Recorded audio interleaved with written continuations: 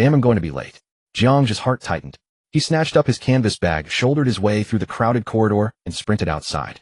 From the school to the Sector 17 processing center, he had to transfer twice on the hover bus. If he were delayed by even a few minutes, that bastard old son would definitely find an excuse to dock his pay. Just as he burst out of the school gate, a shrill engine blast exploded against his back. Every hair on Jiang Zhe's body stood on end, and he slammed his feet to a halt. A crimson maglev sports car drifted sideways in a violent tail swing, its nose screeching to a stop, with its bumper brushing past Jiang Zhe's kneecap. The shockwave kicked up dust from the ground and plastered it across Jiang Zhe's face. Jiang Zhe squinted toward the car, already recognizing the same tired trick. The window slid down. An arm wearing a limited edition mechanical wristwatch rested casually on the sill. Chun Zixuan's face with its perpetually raised chin leaned out. A Clevel Gene Awakener, one of the two school tyrant leaders of Chengnan High. His genetic talent was not particularly high, yet he insisted on flaunting superiority in front of those even weaker than himself. Background car watchwoman. He paraded each one in turn. Well, if it isn't our school's little impurity gene, Chun Zixuan whistled. Running so fast. Are you hurrying off to reincarnate? The students who had just finished class saw the car logo clearly and immediately scattered away.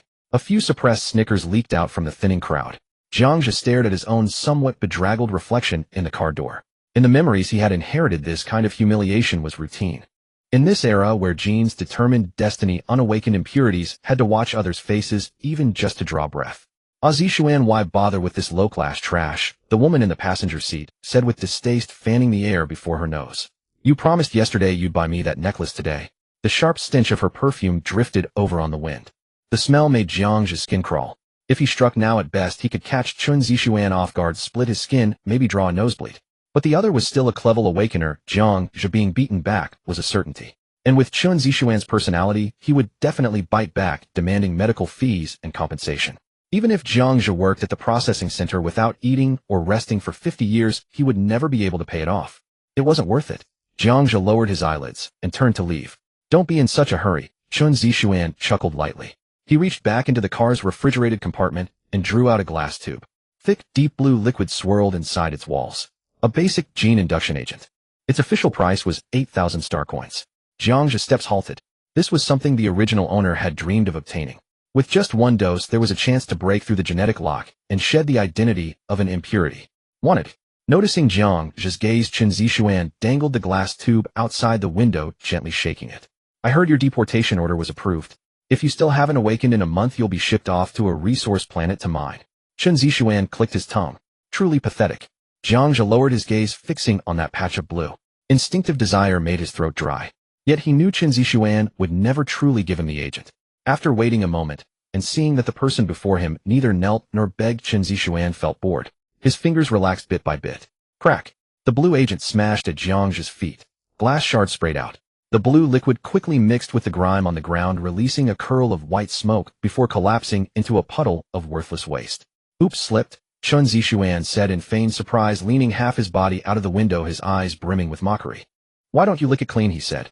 Maybe a miracle will happen. Jiang Zhe kept his head lowered, staring at the bubbling dirty puddle at his feet. His hands hung at his sides, clenched tight. His nails dug into his palms until threads of blood seeped out. It hurt, but that sharp pain barely managed to press down the killing intent surging into his skull. Without strength, anger was the most useless of things. Also, leaving already. Chun Zixuan watched Jiang Zhe's receding back.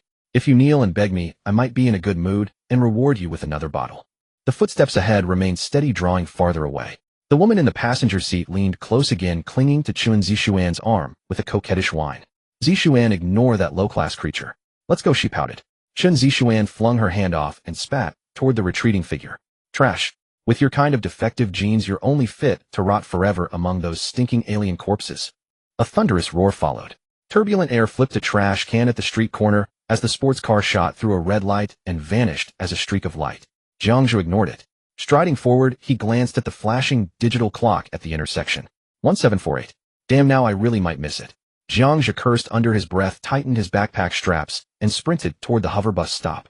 1 hour later, in Sector 17 at the 3rd Biological Processing Center, Jiang Zhe swiped his card with practiced ease and stepped into the changing room.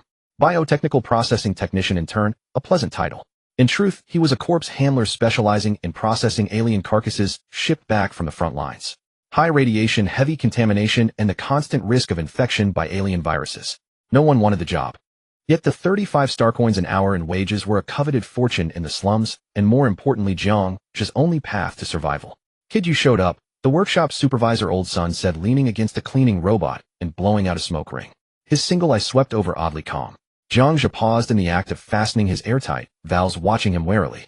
No scolding. No mention of being late. Not even his usual line about docking 50 star coins. "Don't look at me like that," old son said. "I'm in a good mood today." Old son flicked away his cigarette butt and crushed it under his boot. "The military just sent in a big one. Cold storage, 3, a Zerg king worm. It has to be fully dissected before midnight." Jiang Zhe's brows knit together. A king worm, 5th tier Zerg unit, a mobile fortress on the interstellar battlefield.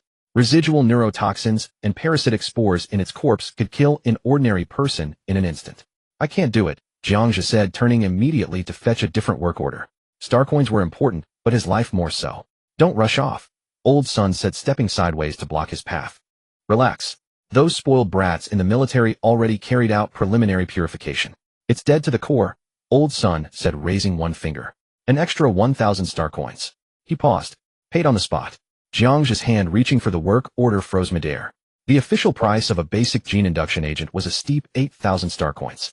Even if he clung to this 35 star coin hourly wage and worked without food or rest until next month's compulsory deportation date, he still wouldn't scrape together enough.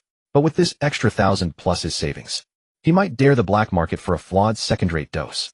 Spend his life as a laborer on a mining planet waiting to die, or risk everything on one gamble. Jiang Zhe turned, fixing his gaze on the flickering electronic eye in old son's face. After a few seconds, he stepped past old son, yanked open the locker, and seized the heavy cutting saw. "I'll do it." Cold storage 3. The heavy metal door slid open with a screech. A plume of white, icy mist mixed with corpse stench spewed out. At the center of the cold room, a monster the size of a small hill lay motionless. Over 20 meters long, its black-purple carapace was riddled with shell craters and charred scars from energy weapons. Even in death, the oppressive aura of a high-tier alien lingered, making the sensors inside Jiang Zhe's protective suit beep incessantly. The cutting saw buzzed to life. Jiang Zhe pressed the blade against the relatively soft abdomen of the king worm. The carapace split open with a crack, and dark green bodily fluids sprayed out, hissing as they ate into his protective suit. He cut, separated, and sealed venom glands with a liquid nitrogen sprayer. The original body had done this work for a year. Muscle memory was far more reliable than the mind of someone who had crossed over only 3 days ago. Time ticked by minute after minute.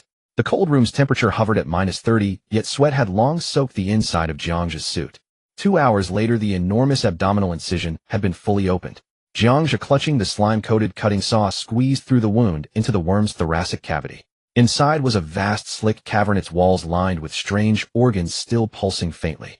Sickly heat seeped from them. The beam of his searchlight carved a path through the darkness. Jiang Zhe stepped along the soft, yielding flesh walls, carefully sidestepping dissolution sacs that still secreted strong acid, heading straight toward the deepest part of the chest cavity. There, within a coral reef-like neural center, a 2-meter diameter sphere floated, casting a faint blue glow. The core brainstem, the most valuable part. Once he cut it free, the 1,000 star coins would be his. "Looks like it really has been inactivated," Jiang Zhe murmured, seeing the dimmed radiance and letting out a quiet breath. Old son, that old fox hadn't lied this time after all. He raised the cutting saw in both hands and edged it toward the neural bundles. At the instant before metal touched flesh, the previously dead-silent neural center exploded with a lance of electric light. Jiang Zhe's eyelids twitched violently. His brain screamed warnings as adrenaline surged. Retreat. Retreat now. But his body couldn't keep up with his reflexes. From that supposedly lifeless brainstem, a jet-black shadow shot forth, silent, traceless. With a wet sound, his protective suit tore as if it were paper. A black bone spike, nearly a meter long, pierced straight through Jiang Zhe's chest. Part of his chest cavity vanished. There was no pain, only an overwhelming glacial chill flooding along the barbed spike into his veins. The cutting saw slipped from his grasp and crashed onto the flesh below. Jiang Zhe's knees buckled, and he collapsed against the meat wall. His vision blurred, everything before him washed into gray-white. Blood foam surged up his throat. Jiang Zhe moved his lips, but no sound came out. 3 days since crossing over, and the trial card had expired. To die like this was utterly suffocating. His consciousness plunged rapidly, darkness swallowed everything. At the bottom of that endless darkness, something suddenly flickered to life. Thump! The heart that had already shattered suddenly beat once. Hunger. An immense hunger. A craving born from the deepest layers of his genes devoured all of Jiang Zhe's remaining awareness in an instant. The blood and flesh that had been pierced in his chest abruptly came alive. Countless flesh buds began to wriggle and climb. The lethal neural spike was swallowed inch by inch into his own tissues. His gray-white pupils gradually filled with scarlet energy. He needed more living matter. The vast nest of king worm flesh around him suddenly exuded an irresistible scent. Driven purely by instinct, Jiang Zhe ripped off the hindering helmet. He pressed himself onto the faintly pulsing tissues of the king worm. Opening his mouth, baring his teeth, he bit down. No one knew how much time had passed before Jiang Zhe's consciousness surfaced from the depths of chaos. His hearing returned first. In the distance he could discern the faint gurgle of liquid coursing through pipes, and the pounding of his own heart thudding like a war drum. Every sound was rendered with microscopic clarity. Next came sight. His vision cleared, and the entire world became terrifyingly sharp. Within the beam of a searchlight, each speck of dust hung suspended, drifting past his eyes in slow motion. Even the minute ridges and pits upon their surfaces were distinct to him. I didn't die. Jiang Zhe lowered his head to look at his chest. There was a ferocious hole torn in the thick protective suit, its edges still bearing traces of corrosion. Beneath the rupture, however, his skin was entirely unscathed, not even a single scar left behind. Moreover, that patch of skin had become strangely resilient, glimmering faintly under the lights. He tried clenching his fist. Crack. The air compressed in an instant, releasing a crisp, explosive pop. An illusion, no, an intuition, that he could easily crush steel rose unbidden in Jiang Zhe's mind. Jiang Zhe's gaze shifted to the corpse of the king bug beneath him. Within its massive chest cavity, those once slick, pulsing tissues were shriveling in large swathes. The gruesome scene instantly jolted loose the memories of his loss of control. Tearing off his helmet, frantically devouring that hunger from the depths of his genes, and the warm current that flooded his body as he swallowed flesh and blood. Jiang Zhe's stomach churned, but after a single dry heave he forcibly suppressed the nausea with sheer will. He had no time to wallow in disgust, and even less right to indulge in fear. Staying alive was all that mattered. Besides, he himself seemed to have changed. Jiang Zhe closed his eyes once more, carefully sensing the transformations within his body. There was no system, as every transmigrator ought to have, nor any floating data panel before his eyes. Yet he could see his own genes. The double helix chain that represented a human being was now entwined by a third pitch-black strand. So that was it. The life essence of the king bug had been converted by this dark helix into energy, repairing his heart and remolding his flesh. This was the secret hidden within his genes.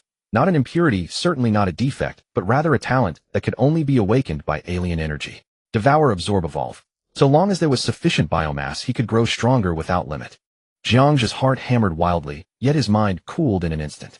No, this was no time for elation.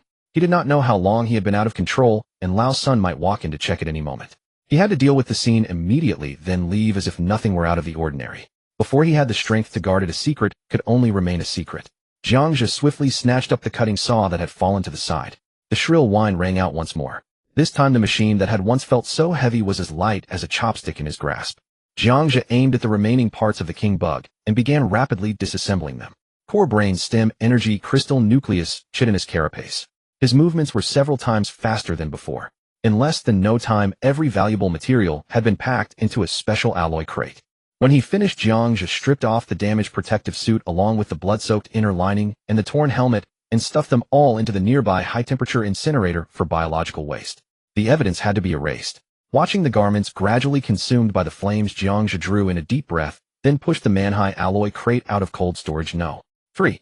The heavy metal door slowly sealed shut behind him with a hiss. In the workshop, Lao Sun was slumped in a chair, feigning sleep. Hearing the noise, he glanced at the digital clock on the wall, a flicker of surprise passing through his eye. There was still more than an hour until midnight. The brat had actually survived. He had originally planned for Jiang Zhe to die inside, giving him the perfect excuse of an intern's operational error causing an accident to delay the delivery by a day. Now it seemed that plan had fallen through. Not bad, kid, you actually got it done. Lao Sun stood up, his tone betraying neither joy nor anger. Everything's in there, right? Jiang Zhe deliberately made his steps unsteady, trembling as he pushed the alloy crate toward him. Lao Sun opened the crate and swept it with a detector, nodding in satisfaction. Not bad.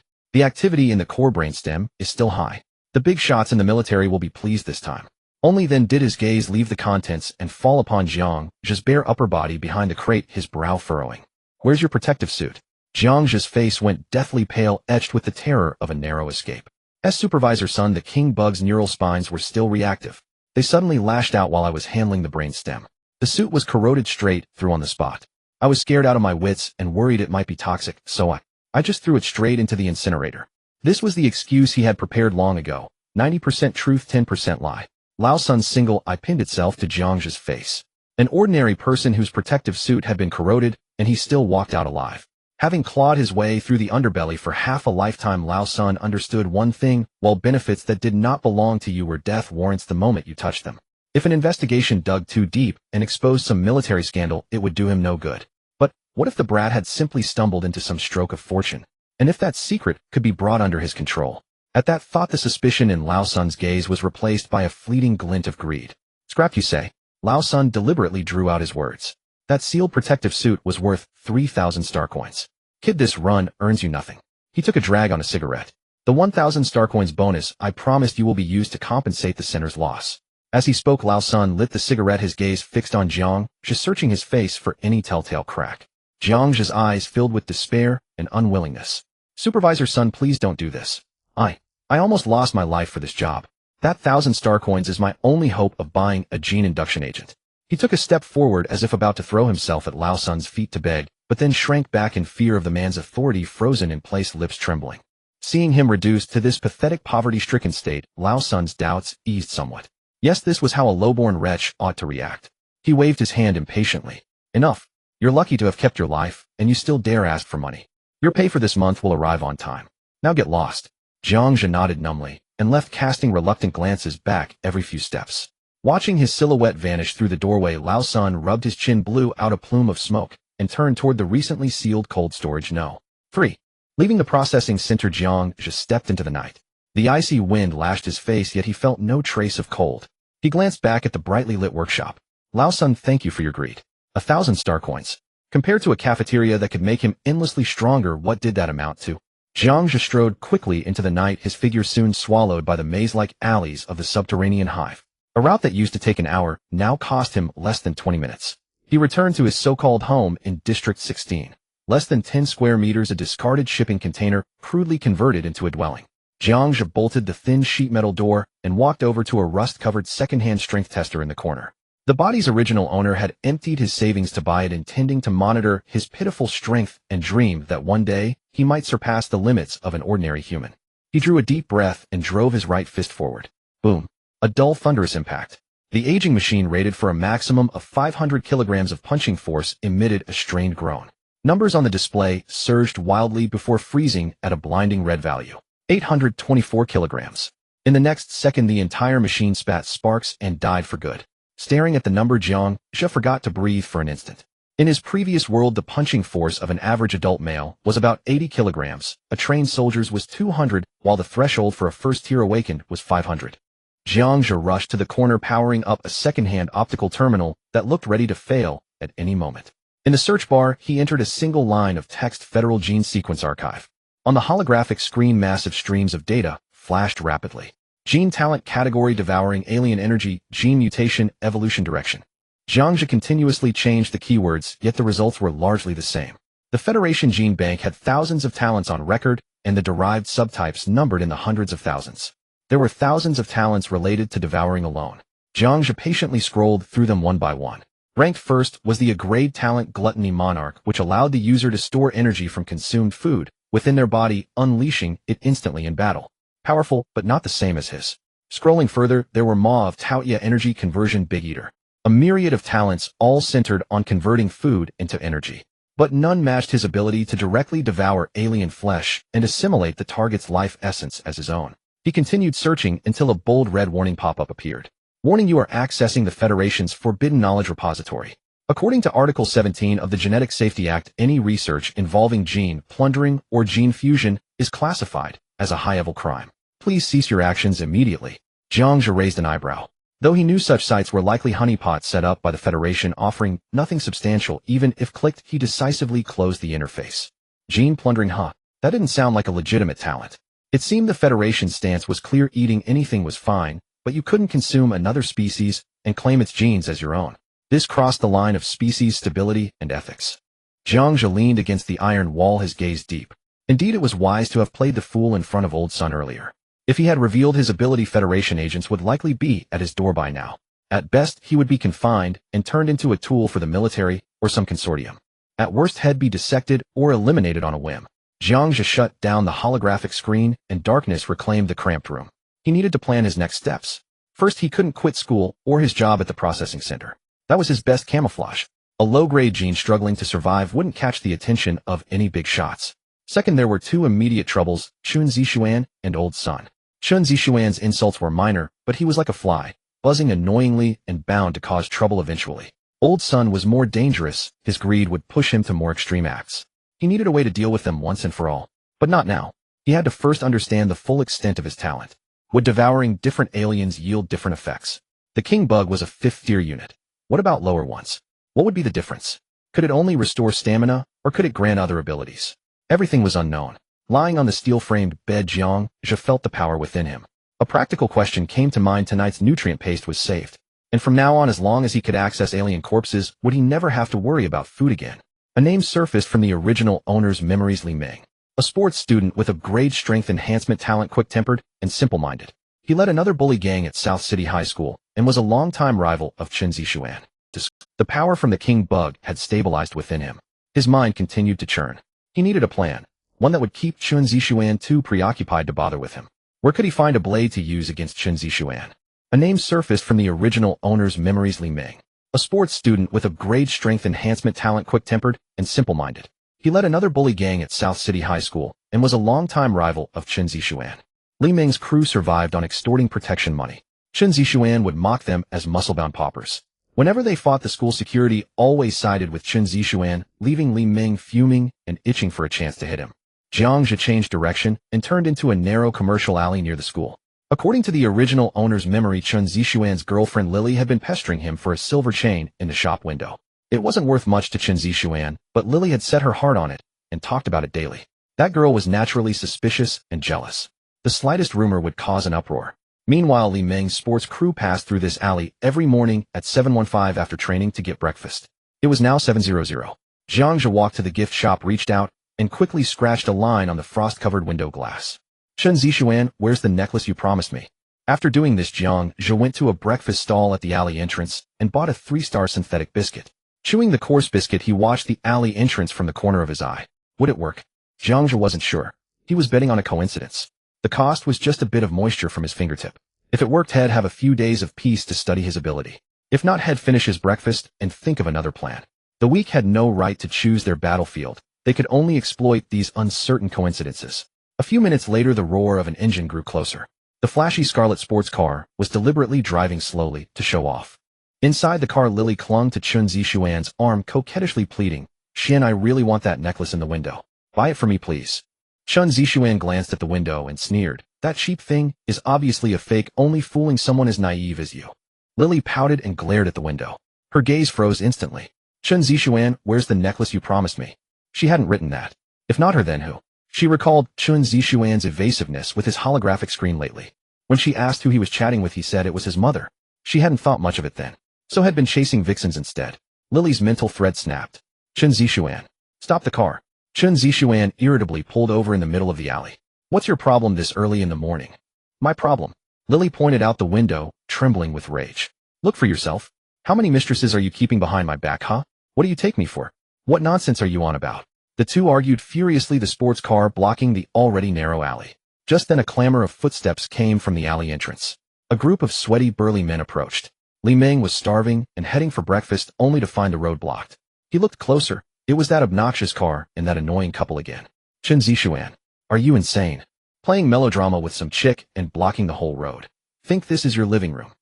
Chun Zixuan, already frazzled by Lily's outburst, had his temper explode at being publicly humiliated by his rival. He stuck his head out and pointed at Li Ming, cursing, "Li Ming, who do you think you are? What business is it of yours what I do? He'll show you whose business it is." Li Ming, quick to anger, didn't waste words. He lunged and punched Chun Zixuan right in the face. Thud! A dull sound. Chun Zixuan and the car swayed violently as blood gushed from his nose.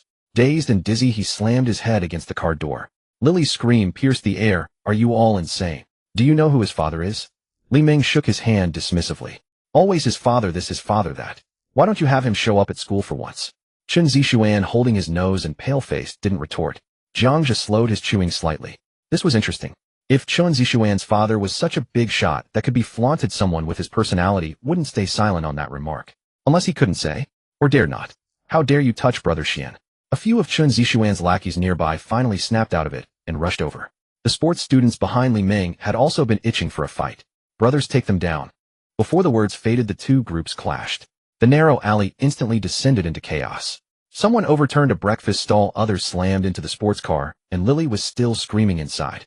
Chen Zixuan's lackeys tried to pull Li Ming away, but he threw another punch. Curses, the thuds of fists and feet, and the clang of metal mingled together. No one noticed Jiang Zhe in the corner. He swallowed the last bite of biscuit, crumpled the wrapper, and tossed it into a nearby recycling bin. Li Ming's earlier words didn't sound like an offhand remark. Unfortunately, he had no way to verify it now. But at least for the next few days, Chen Zixuan would be too busy to bother him. Jiang Zhe turned, squeezed through the crowd, and headed toward the school gates. Once he figured out the limits of his talent, he would deal with both Chen Zixuan and Old Sun one by one. In the 14th district of Donghai City, Chengnan Middle School. The name sounded respectable, but it was actually a third-rate institution. It took in ordinary students from the slums and rich second-generation kids like Chen Zixuan, who had a bit of talent but preferred being local bullies. As Jiang Zhe entered the teaching building, a deafening roar hit his ears. Someone was holding a battered second-hand power gauntlet high in the air, practically shoving it into others' faces, drawing awestruck gasps from the crowd who had never seen such a thing. In a corner, a group huddled around a light brain, watching an underground bare-knuckle fight live stream. Blood and flesh flew across the screen, but they watched with gleaming eyes and howled with excitement. Jiang Zhe lowered his head, pushed through the noisy crowd, and entered the classroom. It was even more chaotic inside. At the back, 7 or 8 students crowded around a desk, slapping cards down with sharp cracks. Damn it. Lost again. Haha, pay up. Pay up. My luck is on fire today. Curses and pounding fists mixed with the shrieks of a few girls swooning over virtual idols. Just as Jiang Zhe reached his seat, a commotion erupted from the hallway. Chen Zixuan is here. What would happen to his face? Looks like he got beaten up. The classroom noise instantly dropped by half. Dozens of eyes locked onto the door. Bang. The door was kicked open, and Chen Zixuan stormed in, cursing, followed by his gang of lackeys. The students who had been shouting fell silent, pretending to read, while their ears perked up like rabbits. Jiang Zhe lifted his eyelids and glanced over. Good heavens. That face, which had once been fairly decent, was now swollen like a freshly steamed bun. One eye was black and blue, swollen into a slit with dried blood under his nose and a split on his lip. It was utterly ridiculous. Jiang Zhe bit his cheek to stifle a laugh. This was even better than he had anticipated. What are you looking at? I'll gouge your eyes out and stomp on them. Chen Zixuan plopped down into his seat, but the sudden movement pulled at his wounds, making him hiss in pain. SSH, damn it. A few lackeys immediately swarmed around him, trying to curry favor. Brother Xian want to go to the medical center. Forget it. That Oxley Meng, it'll destroy him sooner or later. The more Chen Zixuan thought about it, the angrier he got. He slammed his fist on the desk, making the books jump. And that bastard who wrote on the glass. Don't let me catch him, or I'll chop him to pieces. The lackeys quickly chimed in, afraid of being caught in the crossfire. Don't worry, Brother Xian. I've already sent someone to get the surveillance footage from that shop. Yeah, anyone who dares mess with Brother Xian is messing with us. Kill him. The other students exchanged glances, their eyes full of schadenfreude. The bully, who usually threw his weight around because of his family's money, had been ground into the dirt by a commoner. This kind of drama was always the entertainment the lower class loved. Jiang Zhe opened a history textbook and hid his face behind it. Check the surveillance. The 14th district wasn't part of the inner city. Public street cameras were scarce. As for that gift shop, the owner had deliberately chosen a corner location with 2 display windows for maximum exposure. But such shops only ever placed cameras indoors, one at the cash register, one at the entrance. Pointing a camera at the window. Running exposed wires outside was ugly and unsafe, and the lens would be battered by wind and rain, not to mention that students passing by would vandalize it shortly after installation. No one wasted resources when they could protect their assets. As for witnesses, he had gone to the alley very early when the streets were nearly empty and had stood in front of the window for no more than 10 seconds. Even if someone had seen him, they would have just thought he was an ordinary student passing by. Who would connect a defective gene waste with such a prank? Finally, the most crucial point. Even if Chen Zixuan's influence was vast, finding a hidden nobody would take time. And that time was enough for him to grow stronger. The bell rang, and a white-haired history teacher walked in. Class begins. The old teacher said weakly, ignoring how many were listening, and turned on a holographic projection. Several large characters appeared. Federal power structure. Today we continue with the federal power structure. The Federation appears to be a committee system, but in reality, it's a tripod. The government, the military, and the conglomerates. When the word conglomerates lit up, the teacher paused. 30 years ago the Zerg invaded, and the war lasted a decade. The Federation military fought desperately, sacrificing tens of millions of soldiers to hold the Zerg at the border star systems. The old teacher took a sip of water and continued. The war ended and humanity was crippled. That's when the conglomerates stepped in. They monopolized energy, genetic technology, and Stargate routes, devouring all the post-war dividends. The nutrient paste we eat, the unfinished buildings we live in, even every breath of air we take. We have to pay them taxes. The teacher grew more agitated, his face reddening. Exactly. A boy in the back row who had been playing cards suddenly slammed them down and joined in those bloodsuckers. I went to the black market yesterday to buy gene optimization fluid, spent half my dad's savings. And it did nothing. It was all watered-down fake stuff. Yeah, those conglomerate bastards. My brother works in a mine on a mining planet, works himself to the bone, and can't even keep his life. The bruised Chen Zixuan heard this, a flicker of unease crossing his face before he sneered disdainfully. Can't afford real medicine because you're useless. Whose fault is that? A bunch of whining trash. You deserve to rot in the gutter. The sturdy boy who had slammed the card stood up. His fists were clenched tight, veins bulging on his arms. But he didn't rush over. Chen Zixuan often bragged at school that his father worked for Kunlun Industrial. Whether that was true or not, no one could say. After all, no one had ever seen his so-called father show up. But the speed at which Chen Zixuan spent star coins was clear. Sports cars, potions, gear, and his gang of lackeys. None of it seemed like something an ordinary rich kid could casually pull off. So most people dared not disbelieve. Except for Li Ming. Jiang Zhe watched it all coldly. What was the use of cursing? The anger of the weak, aside from annoying the strong, was meaningless. To escape this predicament, only absolute power mattered. The old teacher looked at the agitated students, a trace of sorrow in his eyes, and waved his hand. Done cursing? Then let's get back to class. The classroom quickly returned to its previous chaos. Most people were just venting. Soon they were back to discussing where to drink that night, or how to win some star coins in virtual battles. School let out in the afternoon. As Jiang Zhe walked out of the teaching building, he heard a commotion at the school gate. Li Ming is here again. Is he going to fight? This is going to be good. Jiang Zhe mingled with the crowd and sauntered over. Li Ming was blocking the school gate with over 20 athletes. The sturdy boy Chen Zixuan had cursed at that morning was also there now, emboldened by numbers pointing at Chen Zixuan as he came out and shouted, Chen Zixuan. Say that again. Who's the trash? Chen Zixuan's face turned ashen. He was already fuming from the morning's events, and being publicly challenged sent rage surging to his head. I'm talking about you. Got a problem? Chen Zixuan, with his swollen eyes, sneered contemptuously. Your brother died in the mine because he was worthless. Your trash genes mean your whole family is garbage. They'll kill you. The boy roared and charged forward. Li Ming grabbed his shoulder and stared coldly at Chen Zixuan. Chen Zixuan, watch your mouth. If you've got guts, come at me. Li Ming, you asked for this. The memory of being beaten that morning surged up, and Chen Zixuan roared, waving his hand to order his lackeys to attack. Just as the two groups were about to clash, several school security guards in black uniforms rushed over with batons. The team leader barked at Li Ming. Li Ming, you again. Want to get a major demerit and be confined to campus. Disperse now. Li Ming tried to argue, but the leader pushed him. No more nonsense. Don't cause trouble here. Got it. Li Ming stumbled back 2 steps, his fists cracking as he clenched them. After pushing Li Ming, the leader turned to Chen Zixuan, a fawning smile plastered on his face. Young master, Chen, don't bother with the likes of him. They'll get them out of here so they don't dirty your view. This blatant favoritism sent a chill through all the watching commoner students. Li Ming clenched his fists tighter, but in the end he held back. He was just a commoner. A major demerit could cost him his spot as a sports specialty student. That was his only chance to change his fate. Let's go. Li Ming shot Chen Zixuan a vicious glare and led his group away. The sturdy boy walked last, looking back at Chen Zixuan with hatred burning in his eyes. Outside the crowd, Jiang Zhe took it all in. Perfect. The seeds of hatred had been sown, and under the watering of injustice they had taken root and sprouted. The feud between Li Ming and Chen Zixuan was now thoroughly sealed. In the short term, Chen Zixuan's attention would be consumed by this matter. As for the suspicions about Chen Zixuan's father, that wasn't something to touch now.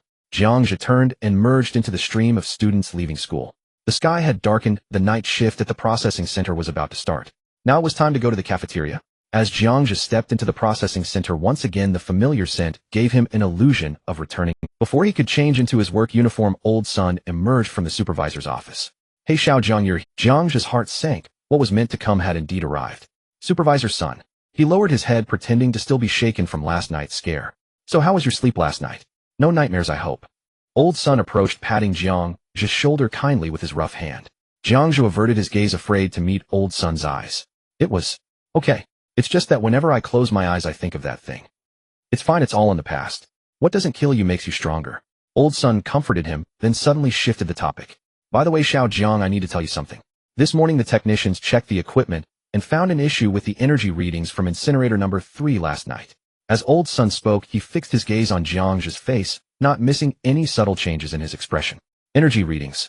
What do you mean? Jiang Zhe looked up in confusion, his youthful innocence evident on his face.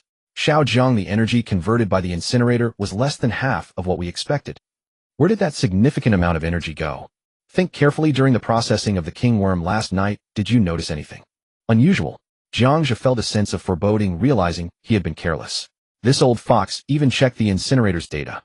At this moment, any hesitation could lead to disastrous consequences. Supervisor Sun, I don't know. That king worm's body fluid was extremely corrosive. My protective suit got a huge tear. It scared me to death. After I pushed it into the incinerator, my mind went blank, and I just randomly pressed the incineration button. It seemed the fire was much larger than usual. Supervisor Sun, I truly didn't mean it. I was just so scared. Please don't dock my salary. I need to save up for a gene inducer. Jiang Zhe's voice grew softer as he confessed to the mistake made in fear. Old Sun stared at Jiang Zhe's face for a good 10 seconds. Eventually, the sharpness and scrutiny in Old Sun's eyes were slowly replaced by a hint of disappointment and disdain. He had initially thought this kid had stumbled upon some treasure. Now it seemed he was just a coward who forgot even the basic knowledge that emergency pressure incineration would greatly reduce energy conversion efficiency. Sigh, is that so? I thought so. Old Sun sighed, patting Jiang Zhe's shoulder again, but this time with much less force. All right, no harm done. You're just lucky to be alive, but with such a small heart you won't accomplish anything. So today you'll go to cold storage number 2 and clean up that batch of newly delivered small exotic corpses. There's not many people over there, so you can calm down and gather yourself. Old Sun waved his hand impatiently and turned back to his office. The moment the office door closed, the fear and anxiety in Jiang Zhe's lowered gaze instantly faded away. Old Sun probably still had his doubts. Cold storage number 2, not many people. Calm down. He likely wanted to observe him once more. Cold storage number 2 was specifically for storing low-value, low-level exotics. Corpses of various shapes hung from iron hooks on sliding tracks, densely packed, resembling livestock in a slaughterhouse. Among them was the blade mantis, resembling a mantis with scythe-like forelimbs. There was also the bursting larvae covered in pus and capable of spraying corrosive acid. For ordinary people, this place was a nightmare. For Jiang Zhe now, it was a rich and varied free buffet. Yet he was acutely aware that there were definitely eyes watching him from the shadows. The hunger originating from the depths of his genes continuously disturbed Jiang Zhe's mind, especially the corpses of the blade mantis, which emitted an extremely tempting aroma. Hold on, Jiang Zhe silently reminded himself. It wasn't the right time. He couldn't afford the cost of exposure. He skillfully donned the protective suit and mask, pushing the specialized processing cart, and began his work. The first task was to dissect these corpses and categorize the tissues by material. Jiang Zhe used a specialized scalpel to slice open the chest cavity of a blade mantis, avoiding the already decaying intestines, separating its hard, chitinous shell from the relatively intact muscle tissue. The blade glided through separating fascia with no unnecessary movements. Just as he was processing the fourth corpse, a damaged jet worm, he followed the procedure to check whether its venom sac still contained any residue. As his fingers pressed through the rotten, blackened tissue of the worm's abdomen, he felt something unusually hard. He paused for a moment, then continued, as if nothing had happened, using tweezers to clear away the surrounding flesh. A crystal the size of a grain of rice, entirely emerald green, lay quietly amidst the blood and flesh. A toxin crystal. This was the essence of the toxin from the jet worm, a material for manufacturing biochemical agents and weapons. On the black market, such a small item was worth at least 5,000 star coins, enough to buy a basic gene optimization serum. According to federal regulations, all valuable biological materials should be first removed by specialized logistics teams before being transported to the processing center. Such things absolutely should not be here. Just then, heavy footsteps suddenly echoed outside the cold storage door. Jiang Zhe's heart skipped a beat. He had no time to think. He quickly used the tweezers to return the toxin crystal to its original position, covering it with nearby rotten flesh to restore its appearance. Then he straightened up, picked up his tools, and resumed the numb demeanor of someone accustomed to the work. Creak. The door of cold storage number 2 was pushed open a crack. Old Sun peeked in through the gap, casually scanning the cold storage. Seeing Jiang Zhe staring blankly at a pile of foul-smelling worm carcasses, he nodded in satisfaction. Hurry up, finish your work, and get off early. Old Sun dropped a remark and closed the door, his footsteps gradually fading away. Only then did Jiang Zhe's tense body gradually relax. Old Sun's sudden intrusion led him to realize something. The king worm from yesterday was indeed a private job arranged by Old Sun. Today's toxin crystal was also something that shouldn't have been here. It had been smuggled and hidden within a low-level exotic corpse. This indicated that there was a complete process behind it. Someone from the military was using the processing center's channels for systematic smuggling, and Old Sun was likely the insider or one of the insiders. Directly taking the crystal? No. Since Old Sun was an insider, he likely had a rough idea of what was in each batch of goods, even if he wasn't completely aware. If even one crystal went missing, he would become the prime suspect. The people behind this smuggling chain were definitely not fools. Knock knock. Jiang Zhe rapped on the door of the supervisor's office. Come in. Pushing the door open, a wave of cheap synthetic cigarette smoke assaulted his senses, stinging his brain. Old Sun was lounging in his chair. On his holographic screen, several scantily clad women were swaying their hips, dancing the trendiest suggestive dance. Upon seeing Jiang Zhe, he didn't even bother to hide the disdain in his single eye. Done with your work? Then get the hell out of here and stop being an eyesore. Instead of scurrying away with his usual obsequious nod, Jiang Zhe stepped forward, quickly pulled a cloth bundle from his pocket, and placed it carefully on Old Sun's desk. Supervisor Sun, I got lucky today. While processing a batch of spitter worms, I found this. Jiang Zhe lowered his head, putting on an expression that was both eager to take credit and somewhat fearful. I didn't think it looked like an ordinary stone, so I didn't dare hide it. I brought it to you immediately. This speech demonstrated loyalty while hinting at his good fortune. It also positioned him as a subordinate who didn't understand the item's value, but knew it was precious. Old Sun's impatience vanished instantly. He casually turned off the holographic screen, plunging the office into darkness. His single eye narrowed slightly, its sharp gaze sweeping across Jiang Zhe's face. His fingers tapped unconsciously on the desk. Tap, tap, tap. Jiang Zhe could feel that if he showed the slightest flaw, this old fox would see right through him. He maintained his bowed posture, controlling his heartbeat and breathing perfectly, portraying the nervousness and anxiety of a young man from the lower strata. After a full half-minute, Old Sun seemed to lose patience, reluctantly reaching out to open the cloth bundle. The moment the toxin crystal core met his single eye, a glimmer of satisfaction finally appeared deep within Old Sun's gaze. This crystal core was in fact deliberately planted by him. Half an hour ago, he had specifically taken a stroll through cold storage No. 2, just to confirm whether this kid had discovered the worm carcass hiding the core. Last night's incident with the king worm had made him feel that Jiang Zhe was a bit uncanny. As a seasoned veteran who had navigated the gray areas for half his life, he never believed in luck, only in things he could control. He had set up this trap to test two things. First, to test if this kid was sharp enough, or rather if his luck was truly that good.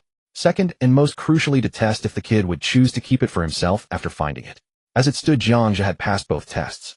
Not only had he found it, but he had also wisely turned it in immediately. This meant that although the kid had a bit of luck, he was essentially a manageable, rule-abiding, clever fool. This type of person was the most useful and the most suitable to take the fall. Ahem. Old Sun cleared his throat, his tones softening considerably. Xiao Jiang, you're pretty good, very sensible. He feigned surprise, pinching the crystal core between two fingers to examine it closely, then slipped it into his own pocket without changing his expression. This thing isn't a good item. Getting involved with it will bring big trouble. Not hiding it was the right move. Smart people live comfortably. Old Sun pulled a 1,000-star coin chip card from his drawer and tossed it casually onto the desk. This is your bonus. Keep today's incident to yourself. If you have this kind of luck again, report it immediately, and you won't be shortchanged. The core was worth 5,000, but he only gave 1,000. It was a warning, and it was the rule.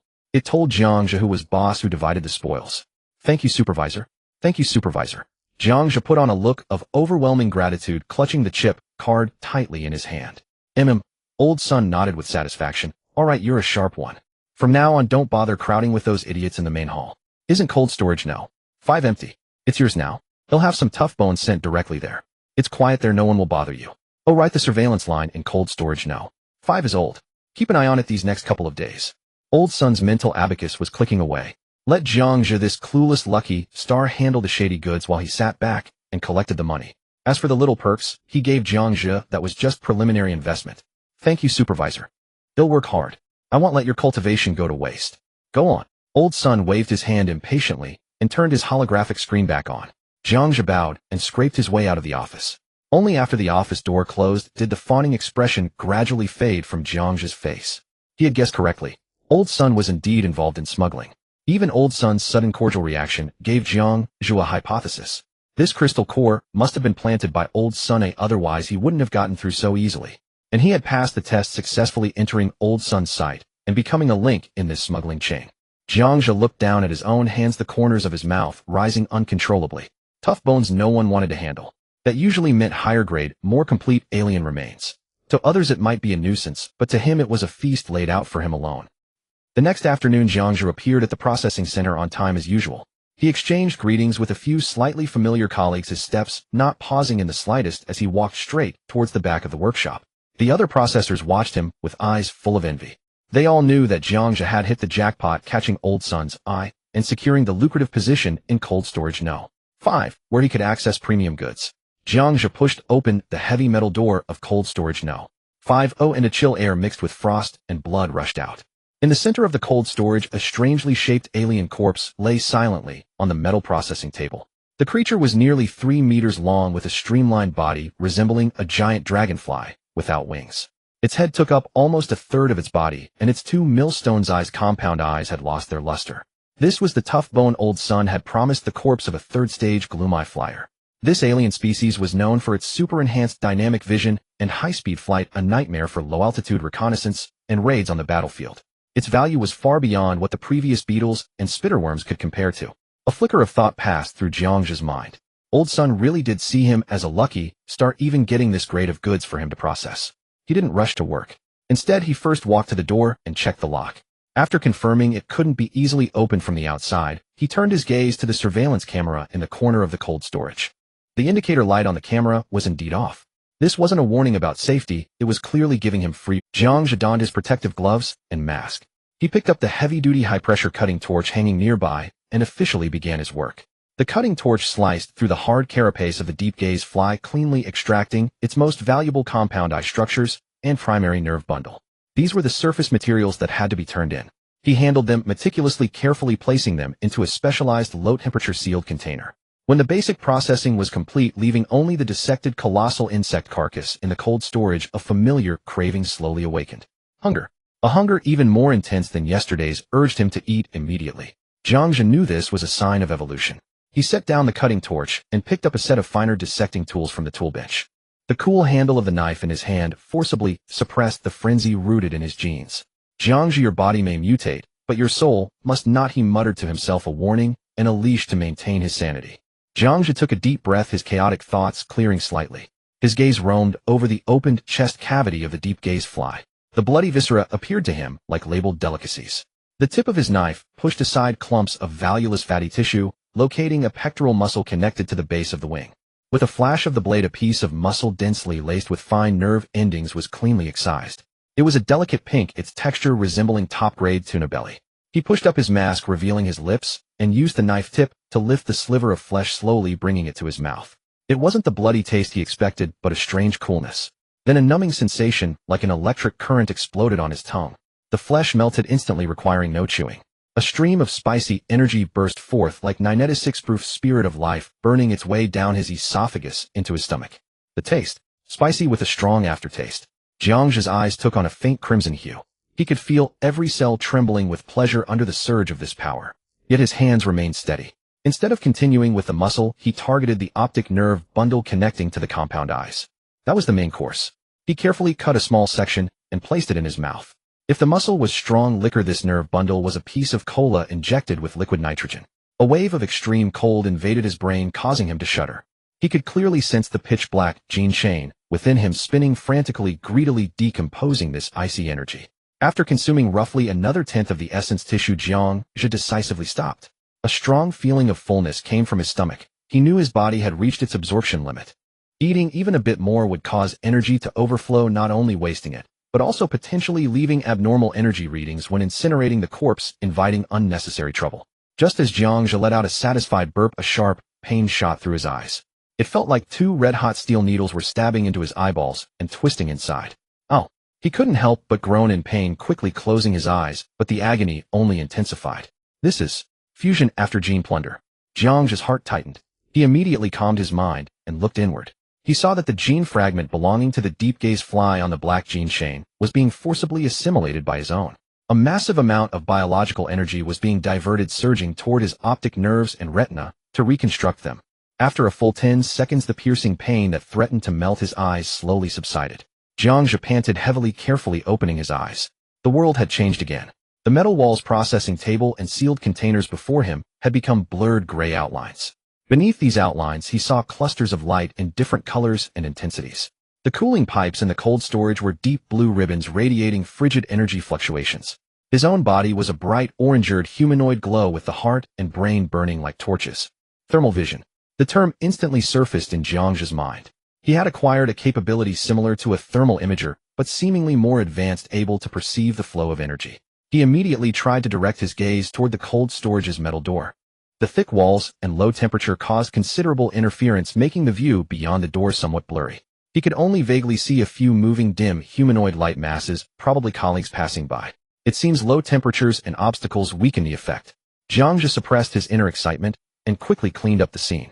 He threw the remaining insect remains along with the cut scraps into the incinerator's feed port and initiated the destruction procedure. Only then did he take off his work clothes and enter the employee locker room. The locker room was empty, most colleagues were still busy in the workshop. Jiang Zhe quietly activated his thermal vision again. This time without the interference of the cold storage's low temperature and thick walls. His vision was clear. The walls became semi-transparent gray, and he could clearly see the wires and water pipes within them emitting faint energy reactions. His gaze swept past the lockers and stopped at the diagonally opposite supervisor's office. He clearly saw two bright humanoid light masses radiating heat inside. One silhouette was familiar, it should be Old Sun. He was turned sideways, seemingly speaking to someone opposite him. The other person maintained a stance with legs apart, hands behind their back, their internal energy reaction a mass of extremely condensed golden light. Old Sun pulled a flat object from his pocket and handed it over. It appeared to be a chip card. The other person reached out and took it without even looking directly, pocketing it. The moment the chip entered the pocket, the mass of golden light suddenly turned its head, facing Jiang Zhe's direction. Jiang Zhe's heart skipped a beat, his scalp instantly went numb, and he hurriedly deactivated his thermal vision. He didn't dare wait a second. He turned and strode into the adjacent shower room, twisting on the faucet. Standing under the water, cold water streaming down his head, Jiang Zhe wiped his face, his mind rapidly calculating what he had just seen. That energy, intensity, and stance. Must be military personnel. Old Sun must have given a chip card. He's indeed part of the smuggling chain, and it seems he hands over the smuggling proceeds to the military. Jiang Zhe closed his eyes, letting the cold water wash over him. Was I discovered? He wasn't sure. High-level awakened had extremely sharp perception. Perhaps the other person had only sensed someone nearby and reacted out of instinctive caution. Or maybe they had already noticed him. Jiang Zhe quickly washed up and changed into clean clothes. Whether or not he was discovered, he had to act as if he hadn't seen anything. He walked out of the locker room and immediately ran into Old Sun, who was coming out of the office. Xiao Jiang finished with the work. Old Sun asked, a cigarette dangling from his lips, squinting. Yes, Supervisor, I've processed everything in Vault 5. Pretty efficient, huh? Jiang Zhe put on an innocent look as if seeking praise. Not bad, faster than I expected. Old Sun nodded with satisfaction, blowing out a smoke ring. Seems like you really have a talent for this. Keep it up and you won't be treated unfairly. He paused, then added, I'll get you a big one when the chance comes. Thank you, Supervisor. I'll make the most of this opportunity. Jiang Zhe felt a secret relief that he seemed undetected, but maintained a grateful expression, repeatedly thanking him. Old Sun waved his hand, signaling Jiang Zhe could clock out. All right, Supervisor. Jiang Zhe replied, turning to leave his steps light. Watching Jiang Zhe's retreating figure, Old Sun pursed his lips. Kid, work hard. My pension depends on you. Over the next 3 days, Jiang Zhe's life appeared to have returned to tranquility. Each day, Old Sun would deliver 1 or 2 alien carcasses of low value to the smuggling chain under the pretense of clearing out inventory. This became Jiang Zhe's most stable and safest sustenance. On the 3rd day after devouring the flesh and blood essence of a clawed burrower, a wave of searing heat surged beneath his skin. He instinctively raised his arm and noticed patches of dark, glossy diamond-shaped carapaces emerging on his forearm surface. They tightly interlocked, forming a small arm shield. Jiang Zhe extended his other hand and knocked firmly. Knock, knock, knock. The crisp sound echoed through the cold storage. The texture was astonishingly hard, far surpassing the density of human bone. He tried to pry at the gaps between the carapaces with his fingernails, but they remained immovable. Then with a mere thought, those diamond-shaped scales retracted like living things, slowly sinking back beneath his skin and vanishing without a trace. His skin returned to its smooth state, leaving not even a mark. Jiang Zhe stared at his arm, his heartbeat quickening. The hyper-regeneration from devouring the queen worm's genes, the thermal vision from the gloom-eye fly, and now the exoskeletal keratin layer from the burrow. This boundless devouring talent brought him immense surprises each time. Yet an even greater revelation came from his thermal vision. As the 3rd gene spiral chain within him solidified, the range of his thermal sight had officially surpassed 10 meters. Within 10 meters, walls of brick and concrete appeared as transparent as glass to his eyes. He could even discern emotional fluctuations by observing subtle changes in human heat sources. For instance, when a person was nervous, their heartbeat accelerated and their body temperature rose slightly. When someone lied, their brain processed complex information while suppressing true thoughts, causing increased blood flow to the nose and a fractional temperature rise around it, by a few tenths of a degree. This was nothing short of a humanoid lie-detecting periscope. Armed with this tool, Jiang Zhe's surveillance plan became far more adept. He no longer settled for merely watching who Old Sun dealt with. He began to eavesdrop deliberately. He would hide in a storage room within 10 meters of the supervisor's lounge, activate his thermal vision, and focus on the two pulsating humanoid heat sources. Though he couldn't hear their voices, he could read their lip movements. He silently memorized the utterly incomprehensible terms: beacon water, rat purification rate, black nest, and stored them all in his mind. Over 3 days, he used this method to observe 3 secret transactions. Once the same tall, upright officer appeared. He seemed to be supplying goods. Jiang Zhe only glimpsed the blinding golden heat source before immediately shutting off his thermal vision. That near discovery deterred any hint of prying. The second time, a middle-aged man in a Kunlun Industries suit arrived, apparently Old Sun's superior. Old Sun maintained an extremely humble posture before him, perpetually half-bowed. Kunlun Industries is involved too. Jiang Zhe's heart tightened. Chen Zixuan's background was Kunlun Industries. Old Sun had ties to the military on one end and colluded with the conglomerate on the other. The third transaction was even more mysterious. A figure entirely shrouded in a cloak appeared. Even thermal vision couldn't penetrate his form, revealing only a blurred humanoid silhouette. This indicated he wore clothing made of heat-insulating or anti-detection special materials. They traded a crystal core of extremely high energy reaction. Jiang Zhe's mind raced, piecing together the fragments. The military supplied raw materials. Tampered alien corpses shipped back from the front lines. Old Sun handled processing and screening, separating valuable parts. Some high-value materials flowed to Kunlun Industries for their secret projects. Another portion went to the mysterious third party in exchange for cash and other resources. And Old Sun was the key link in this black industrial chain, an insider responsible for laundering stolen goods. Jiang Zhe realized he had to be even more cautious. The military, the conglomerate, the mysterious organization. Every thread in this web connected to a behemoth he couldn't afford to provoke. Yet at the same time, he saw opportunity. The more complex the chain of interest, the easier it was to exploit. By finding the right entry point, leveraging the small to move the large, it wasn't impossible to tip the entire balance. After work, Jiang Zhe returned to his cramped shipping container. He opened his optical brain and entered the coded terms he had memorized into an encrypted search engine. Soon a map of the underworld unfolded before him.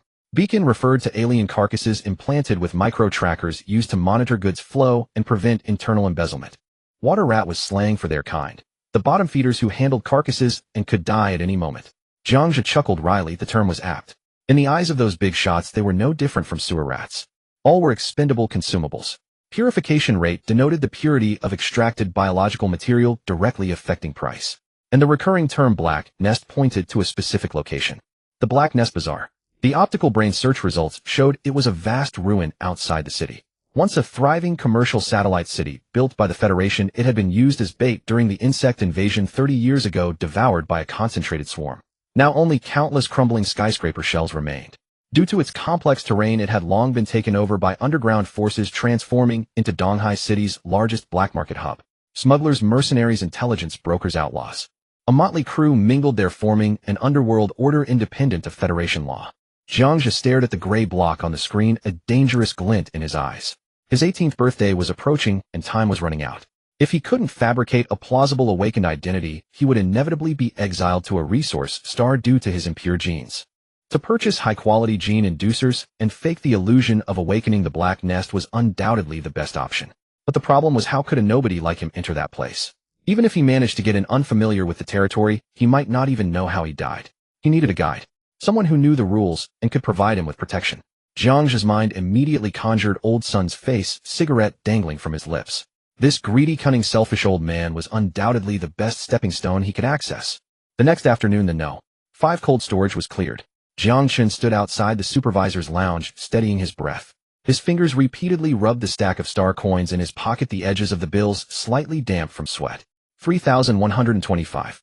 This was all he had now, his only bargaining chip. Jiang Zhe closed his eyes, running through the script in his mind. Every expression, every pause, every tremor in his voice had to be flawlessly executed. Ready, he pushed open the door to the supervisor's lounge. Old Sun was lounging in his chair, legs crossed high, a half-burned cheap cigarette dangling from his lips. Supervisor Sun. Jiang Zhe stood at the door, not daring to step inside. Old Sun didn't even lift his eyelids, still staring at the portable light computer in his hand. Well, Supervisor, I've been working here quite a while. Jiang Zhe swallowed hard, his voice tightening. I'm almost 18 now. If I don't awaken soon, my life is over. Old Sun finally raised his eyelids, exhaling a thick cloud of smoke. His single eye narrowed into a slit, scanning Jiang Zhe from head to toe.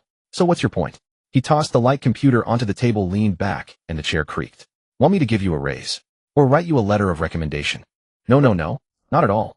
Jiang Zhe waved his hands frantically, pulling out the warm stack of star coins. He stepped up to the desk in 2 strides, holding the money with both hands, and placed it respectfully before Old Sun. Supervisor, this is all my savings. 2,125, what I've saved over these months. Plus the 1,000 you rewarded me last time. I haven't spent a single cent. In total, 3,125. Jiang Zhe pushed the money forward, his fingertips brushing the table before recoiling as if shocked. Old Sun glanced down at the pile of money. The bills were crumpled and reeked of sweat. He didn't reach for it. I want to buy a good gene inducer, take a gamble. Jiang Zhe's voice dropped lower, his head bowed, not daring to meet Old Sun's eyes. But official channels are too expensive. The cheapest ones start at 5,000, and those low-end ones are useless for my impurity genes. I heard there are special channels where you can get better ones at a more reasonable price. Could you be merciful and point me in the right direction? I really don't want to go to the mining planet, Supervisor. I don't want my life to end like this. As the last word fell, Jiang Zhe's shoulders slumped, his head sinking lower, his hands gripping the hem of his clothes tightly. His entire demeanor was that of a cornered underling placing all hope on his boss. Old Sun said nothing. He took a deep drag of his cigarette, exhaling slowly. Smoke swirled, blurring their gazes. That single eye scrutinized Jiang Zhe from behind the haze for a full 10 seconds, only silence. Jiang Zhe remained motionless, head still bowed. Only his shoulders rose and fell slightly, his breathing a bit rapid. Old Sun knew in his heart. This kid was truly desperate. Over 3,000. For someone at the bottom, that was everything he had. But Old Sun had noticed Jiang Zhe's performance these past few days. Quick with work, tight-lipped, never asking too many questions or gossiping. He survived the last time handling the royal insect core, and these days cleaning those tough spots in No. 5 cold storage. He was more than twice as efficient as the previous water rats. Most importantly, this kid was obedient and knew the rules. Old Sun flicked his ash, which landed beside the stack of star coins on the table. Would helping him be a loss? Of course not. An awakened water rat was far more useful than an ordinary person. He could handle dirtier jobs, deal with tricky goods carrying beacons. Those things that would kill an ordinary person on contact. An awakened could endure them.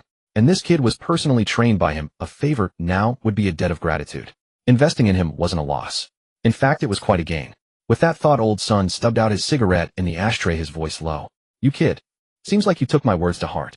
Jiang Zhe stiffened, lifting his head abruptly. The despair on his face instantly transformed into a mix of terror and hope. Supervisor, I just don't want to die on the mining planet without a reason. I know I have impurity genes that am useless, but I really don't want it to end like this. I'm still young, I want to live. All right. Old Sun waved his hand impatiently to cut him off. Don't wail here, it's annoying. He reached out and pushed the stack of star coins back to Jiang Zhe. Take your money back. Jiang Zhe froze, his eyes wide with shock, even a hint of fear at being abandoned. Supervisor, what do you mean? The black market is deep. Old Sun leaned back in his chair, crossing his legs again. Your little money won't even make a splash. Those dealers will see you're a greenhorn and charge you 10 times the price. Your 3,000 will at most buy you a placebo. Jiang Zhe's face turned pale, his lips trembling. Then I am not saying I won't help you. Old Sun pulled open a drawer and fished out an old portable light computer. Supervisor, what do you mean? The black market is deep. Old Sun leaned back in his chair, crossing his legs again. Your little money won't even make a splash. Those dealers will see you're a greenhorn and charge you 10 times the price. Memorize this. Old Sun turned the light computer screen toward Jiang Zhe. This is a semi-public entrance. Once you're in, don't mention I introduced you, got it? Jiang Zhe nodded quickly, his eyes fixed on the string of characters on the screen. His mind raced, etching every symbol into memory. Got it. Look again. Old Sun didn't withdraw the light computer, but held it steady. Jiang Zhe stared at it once more, confirming the order of each symbol. Memorized. Only then did Old Sun take back the light computer and lock it in the drawer. Look at things in there, but don't ask around. Find the dealer, settle on a price, grab the goods, and leave. If you stir up trouble, no one can save you. Jiang Zhe's face grew paler, shrinking his neck and bowing repeatedly. I understand. He bowed again and again, his waist nearly bending to 90 degrees. Thank you, Supervisor. Thank you. I'm so grateful. He'll be careful, I won't cause you any trouble. As he spoke, Jiang Zhe grabbed the star coins from the table and stuffed them back into his pocket, his movements hurried, afraid Old Sun might change his mind. All right, get lost. Old Sun waved. Come to work as usual tomorrow. Don't slack off. He'll be careful, I won't cause you any trouble. As he spoke, Jiang Zhe grabbed the star coins from the table and stuffed them back into his pocket, his movements hurried, afraid Old Sun might change his mind. All right, get lost. Old Sun leaned back in his chair again, pulling out a new cigarette from his pocket and lighting it. What he had given Jiang Zhe was just the entrance to a broker forum on the outskirts of the black market. In there, the place was a mix of fish and dragons with 10 times more swindlers than genuine goods. Whether the kid could find something reliable was up to his luck. If he was lucky, he'd buy a cheap inducer and awaken an E or grade talent, becoming a useful tool. If not, old son flicked his ash. Then it would be a lesson for the kid. Returning to his container shack, Jiang Zhe promptly locked the door. The tiny room was instantly plunged into dimness, with only the faint blue glow emanating from the optical computer screen. Jiang Zhe entered the encrypted string given by old son into the device. After a few seconds, a crack split open in the center of the data stream, revealing a simple input box. Jiang Zhe's fingertips paused momentarily over the virtual keyboard. He needed a code name, one that could represent him without revealing any trace of his true identity. He thought of the all-consuming craving buried deep within his genes. A single word naturally surfaced in his mind: gourmet. He typed in the ID and clicked confirm. A forum interface reminiscent of ancient Blue Star's old-school networks materialized before him. The backdrop was a deep black with various posts and information arranged in a chaotic, disorderly fashion. Jiang Zhe didn't rush to post his own request. Instead, he clicked on one thread after another, browsing through their contents. Wanted military-grade rage gene adjustment fluid, 3 vials, price negotiable, traceable batch number required. For sale, Star Pirate Black Sail navigation charts covering the Meteor Sea region, highest bidder wins. Bounty target, Zhao Hai, warden of the 7th District, EC City. Requirement, arrange an accident to silence him permanently. Reward 500,000 star coins. Recruitment, seeking an information hacker skilled in bypassing corporate firewalls for joint development of privacy data from the Sky Dome Wealthy District. Profits split 7,030. Illegal gene potions, smuggling, intelligence contract, killings, commercial crimes. Jiang Zhe felt a slight chill in his heart, but more than that, excitement. This place, to him, was nothing short of paradise. His future development would be inseparable from it. He spent over an hour meticulously studying the forum's unwritten rules. He discovered that despite the chaos, it had its own order. Transaction parties typically used various ciphers and jargon, and verified accounts placed immense importance on reputation. An ID with a shattered reputation would be instantly blacklisted by everyone, never to gain a foothold here again. For newcomers, this place was rife with traps. Many threads were decoys specifically designed to lure inexperienced rookies into scams, draining their funds, or even tracking them online for offline extortion. After roughly grasping the ropes, Jiang Zhe finally made his move. He created a new thread with a concise title: wanted high-quality gene inducer for personal student use, limited budget, scammers keep out. He deliberately crafted an image of a poor, eager student desperate to awaken. This would minimize the vigilance of potential sellers. No sooner had the post gone up than it received over a dozen replies. Bro, I've got the latest model leaked from a military lab, guaranteed to work in one shot, minimum drank talent. Just 1000 star coins, and since you're a student, it'll give you 20 off. Don't listen to the guy above, military stuff isn't that easy to get. I have an exclusive corporate internal version. Not 100 success rate, but it's stable with no side effects. Flat price of 5000. Kid, take my advice, don't touch those shady potions. I've got stuff from legitimate channels. They're discounted near expiry items, but the effect is guaranteed. Just 3500 as a favor to make a friend. Jiang Zhe scanned these enthusiastic replies, a cold sneer curling at the corner of his mouth. All frauds. Their rhetoric was riddled with holes. Genuine high-quality goods wouldn't be pushed so aggressively or discounted voluntarily. He ignored these fluttering IDs, waiting patiently. Sure enough, after about 10 minutes, when the scammers faded away, seeing no response, a new ID sent him a private message. This ID had a strange name, just one word: Ghost. The private message was equally concise. Got the goods. Blue Moon 3rd Generation Batch 77B4. 3500, no haggling. Mail only. Send your address. Jiang Zhe's eyes narrowed. This ghost was intriguing. Blue Moon was a well-known brand of gene inducer famed for high success rates, but unpredictable side effects. As for Batch 77B4, while Jiang Zhe had no way to verify its authenticity, throwing out such professional terminology was far more credible than claims of military or corporate exclusivity. But the other party had directly proposed a transaction method: mail. Jiang Zhe knew well that mail was a trap. The seller could simply send a vial of glucose, and by the time he realized he had been duped, the seller would be long gone. What he needed wasn't just the potion, but to use this deal to probe a stable black market channel. So it had to be an in-person transaction. He immediately replied, "Mail isn't safe, too many fakes. How can I trust you? Must be faceta-faced, I'll inspect the goods and pay on the spot." Ghost responded almost instantly, "My rule, no faceta-face. Either mail or get lost." A deadlock. Jiang Zhe pondered for a moment, then instead of replying to Ghost, he acted like a frustrated hothead and publicly responded to that earlier scammer who had quoted 3500. 3500 is too expensive. How about 3000? That's all I have. If it works, let's trade in person. I'm free now and am really in a rush. He deliberately made this reply visible in the public area. This was a play for Ghost's eyes. Jiang Zhe was betting that this ghost was desperate for cash. A seller with real connections wouldn't bounce around like a scammer, but if he was strapped for cash, seeing a deal slip away would shift his mindset. Sure enough, within 30 seconds, Ghost's second private message arrived. 3000. Sending the location. Trade in 1 hour. No waiting. Done. Joy surged in Jiang Zhe's heart. The other party's quick concession proved two things. First, he was indeed in dire need of money, and urgently. Second, his bottom line was around 3000, and Jiang Zhe had hit it perfectly. A seller in urgent need of funds often held a weaker position in a deal. This instantly gave Jiang Zhe the upper hand. Soon Ghost sent to coordinate EC City District 18A Rust Alley. That was a typical slum, a chaotic mix of people-sparse surveillance, and an ideal spot for underground transactions. See you in an hour. After replying, Jiang Zhe decisively shut down the optical computer. He stood up and dragged a box out from under the bed. Inside were no weapons, only a few ragged clothes, a peaked cap, an ordinary breathing mask, and a roll of industrial-grade high-strength tape. Industrial tape. Its uses far exceeded those of a weapon. It could bind a person or be used to set simple traps. He was about to meet a black market merchant of unknown identity. Though the man seemed desperate for money, Jiang Zhe would not let his guard down. In the dark world, any lapse in caution could cost a life. What he needed to accomplish was more than just a transaction. It was to firmly seize this thread, with Ghost pulling it into his own hands through this very deal. Area 18 Rusty Alley.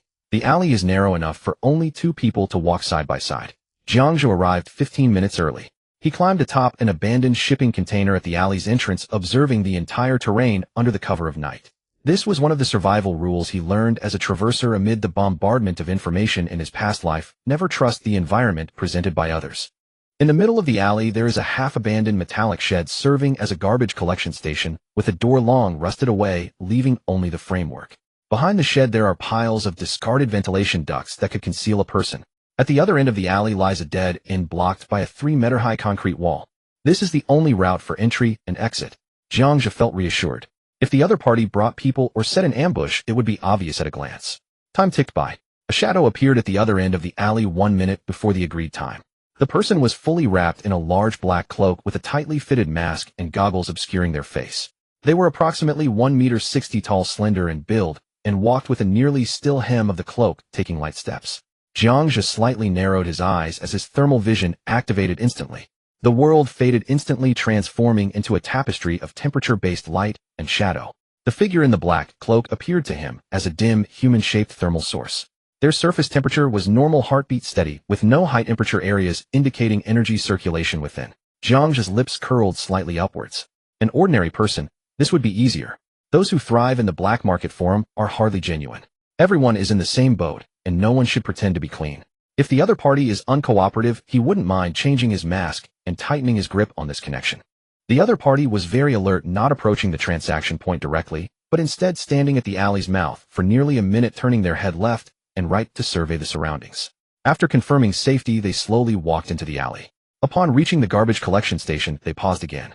This time the pause lasted longer, a full 2 minutes. Jiang Zhe could see the fluctuations in the other party's thermal source, increasing their heartbeat, quickening slightly compared to before. They were tense. 2 minutes later, the person finally moved behind the collection station, leaning against the wall. Jiang Zhe remained still, waiting for another 5 minutes. For those 5 minutes, the person stood there.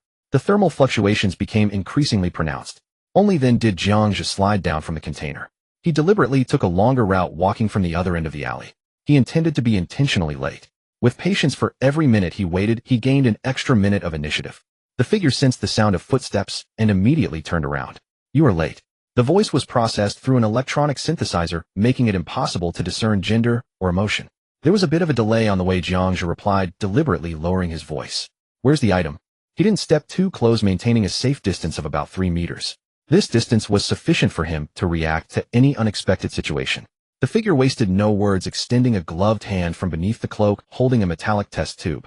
Inside the test tube, a blue liquid glimmered faintly under the dim light. "Blue Moon Generation 3, verify it yourself." The figure tossed the test tube over. Jiang Zhe caught it and immediately stuffed it into his pocket, then pulled out 3,000 star coins from another pocket and threw them over. 3,000, count it. The figure caught the money, quickly counting it with their head down. After finishing, they stuffed the cash into their cloak, disregarding whether Jiang Zhe verified the item, and simply nodded. "Pleasure doing business. If you need anything in the future, you can contact me through the forum." With that, they turned to leave. "Wait." Jiang Zhe suddenly spoke up. The figure hesitated, turning back, their gaze behind the goggles, now wary. "What else is there?" How do I know this item is genuine? This genetic inducer, you can only know the effects after drinking it. If it's fake or problematic, who do I turn to? The figure remained silent for a moment before replying, I have a reputation record on the forum. You can reach out to me if issues arise. After-sales service. Jiang Zhe laughed, the sound echoing starkly in the empty alley. By the time I find a problem, your ID will have been deactivated, right? Besides, who do you think you are?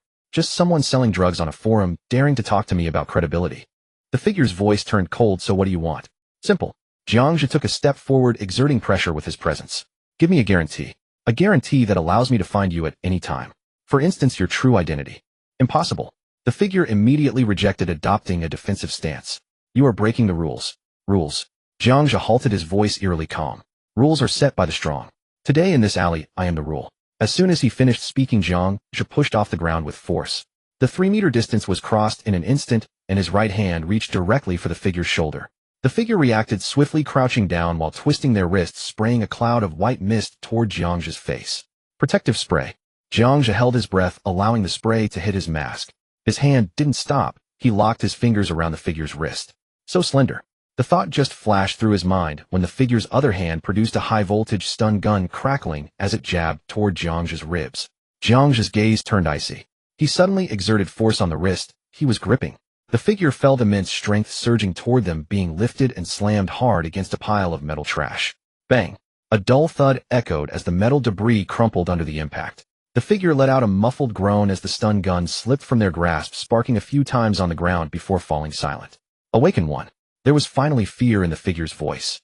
They attempted to struggle, but Jiang Zhe had already pinned their shoulder with one hand, the pressure making their bones groan. Jiang Zhe extended his other hand, swiftly tearing off the mask and goggles. Beneath the mask was a delicate pale face. The black hair was somewhat disheveled, and a pair of large eyes, deeply colored, were filled with fear and defiance. A girl. Jiang Zhe paused for a moment, but the grip of his hand only tightened slightly. Under thermal vision, the girl's surface temperature was rapidly rising, her heartbeat exceeding 120 beats per minute. Her bones creaked under the pressure he applied. Let go of me. The girl's voice was no longer the hoarse synthetic sound, but rather a clear tone tinged with tremor, though her tone remained defiant. Jiang Zhe ignored her, meticulously observing her face. She appeared to be around 17 or 18 years old, with delicate features, her skin pale from long exposure to darkness, but with a good foundation. Her eyes were large, her nose straight, and her lips slightly thin. In his past life, she would have been considered a campus beauty. Unfortunately, the more beautiful a woman is, the more she tends to use her appearance as a weapon or disguise. I will ask you one more time your name, address, everything. I don't know what you're talking about. The girl gritted her teeth, the intense pain causing cold sweat to trickle down her temples. Under Jiang Zhe's thermal vision, the temperature of the girl's nostrils rose by 0.3 degrees, and her heart rate surged from 120 to 140 beats per minute. She was lying. Is that so? Jiang Zhe's other hand began to search her body. You? What are you doing? Shameless. The girl struggled violently, her face flushed crimson, her eyes brimming with humiliation and fury. Jiang Zhe's fingers swiftly swept across her pockets, belt, and boots. The pockets were empty. The belt had no hidden compartments. Inside the boots were 2 banknotes, likely spare change. No ID, no optical brain. Nothing that could reveal her identity. It seemed this girl, having scraped by in the black market, was not entirely without cunning. It appears you're unwilling to cooperate. Having found nothing, Jiang Zhe's gaze grew more dangerous. Since you refuse to speak, I'll have to use my own methods to get to know you. He grabbed the girl by the arm and dragged her deeper into the alley. Where are you taking me? Let me go. Panic seized the girl. She had no idea what this mysterious man intended to do to her. Her body temperature and heart rate soared. Fear had already overwhelmed her anger. She struggled desperately, her feet kicking against the ground in a futile attempt to break free from Jiang Zhe's grip. But his hand was like an iron vice, immovable. To a place where you'll talk. Jiang Zhe pulled a roll of industrial tape from his pocket and waved it before the girl's eyes. It seems this stuff can serve more purposes than just binding cargo. The girl's pupils contracted sharply. She finally realized that this man before her would show no regard for her gender or age. Jiang Zhe led her to a foul-smelling garbage compactor. He pressed the girl against the cold metal casing. The compactor's deafening roar sounded like a death knell, freezing the blood in her veins. I'll give you one last chance. Your name, your address. Jiang Zhe reached out and placed his hand on the compactor's switch. My patience is wearing thin. If you don't speak up, I won't mind crushing you into a metal pancake along with this trash. Feeling the chill and vibration of the compactor at her back, the last shred of the girl's resolve crumbled. She had seen ruthless people before, but in the black market, everyone at least observed some surface-level rules. This man, however, genuinely wanted to kill her. Su Xiaoye. Louder. Su Xiaoye. Where do you live? District 18, Slum West Street No. 3. Su Xiaoya instinctively gave a false address. Jiang Zhe raised an eyebrow. Under his thermal vision, the temperature of Su Xiaoya's nostrils rose again, and her heartbeat became noticeably erratic. Still lying. He tore off a strip of tape with a sharp rip ready to wrap it around Su Xiaoya. Oh, is that so? It seems you're unwilling to cooperate. Su Xiaoya's face turned pale. She hadn't expected to be seen through so quickly. How could this man possibly know she was lying so fast? Was he a retracer? Wait, she shouted hastily. He'll talk. He'll tell the truth. Jiang Zhe paused his actions. District 16, Container Settlement B7. This time her heat signature stabilized, and Jiang Zhe knew it was the truth. Moreover, District 16, his own home, was also in District 16. They lived quite close to each other. Having obtained the answer he wanted, Jiang Zhe finally released his grip. Su Xiaoya scrambled off the machine, rubbing her reddened wrist as she watched him warily. Let's go, Jiang Zhe commanded. Where? Su Xiaoya asked instinctively. To your place, Jiang Zhe said without leaving room for argument. I need to confirm you're not lying and assess your value. Su Xiaoya trembled with rage. But she knew she had no strength to resist this man. Biting her lip, she silently led the way, her mind racing with plans to escape. Alas, she could think of none. They walked one after the other through the narrow passages formed by stacked containers. A few drunken men leaning against a wall whistled at the sight of Su Xiaoya, but fell silent upon noticing Jiang Zhe behind her. The oppressive aura emanating from Jiang Zhe made these low-life thugs instinctively keep their distance. Su Xiaoya led Jiang Zhe through several alleys for over half an hour before finally stopping before a dilapidated container. We're here. A flicker of hope crossed Su Xiaoya's eyes. Perhaps seeing her plight, this man might let her go. Jiang Zhe swept his thermal vision over the container, confirming only a faint heat source inside. No ambush. That heat source was nearly 2 degrees colder than a normal person, with an extremely weak energy fluctuation. A patient, and gravely ill. He gestured for Su Xiaoya to open the door. As the door swung open, a faint medicinal smell wafted out, mingled with the unique scent of someone long bedridden. The interior was Spartan to the extreme. A bed, a table, and a simple nutrient paste synthesizer. On the bed lay a gaunt middle-aged woman. Her hollow eyes stared blankly at the ceiling, a layer of grayish-white film covering her pupils. Blind. Seeing this, Jiang Zhe instantly understood why this ghost was desperate for money. It wasn't for herself, but for this dying mother. Good, she had a weakness. A weakness is the most perfect chain in the world. This raised Su Xiaoya's value assessment in his mind by several notches. What exactly do you want? Su Xiaoya stood before the bed like a lioness protecting her cub, though she herself was trembling. Jiang Zhe didn't answer, simply finding a chair and sitting down. Xiaoya, who are you talking to? The middle-aged woman's weak voice came from the bed. Su Xiaoya quickly turned around soothingly, saying, Mom, it's nothing, just a classmate passing by to ask me something. She dared not speak loudly, afraid her mother would sense something amiss. She couldn't let her mother know about her black market identity or everything she had done. A classmate. The mother extended her bony hand, groping until she held her daughter's. Xiaoya, you're out so late. Did you go? No, Mom, I was just chatting with a classmate, Su Xiaoya said, gripping her mother's hand tightly. You rest well, we'll have him leave soon. The mother sighed and said no more. She knew how much her daughter had sacrificed for her, and that her daughter harbored many secrets. But she could do nothing, only lie in bed, a burden to her child. Jiang Zhe watched the scene in silence. Su Xiaoya, a girl forced to take risks in the black market for her gravely ill blind mother.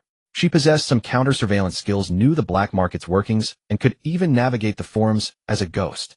This suggested she was no ordinary girl, and likely harbored certain unknown special skills. She might become a stable black market channel, or even more. Just then a forceful knock pounded on the container door. Thump, thump, thump.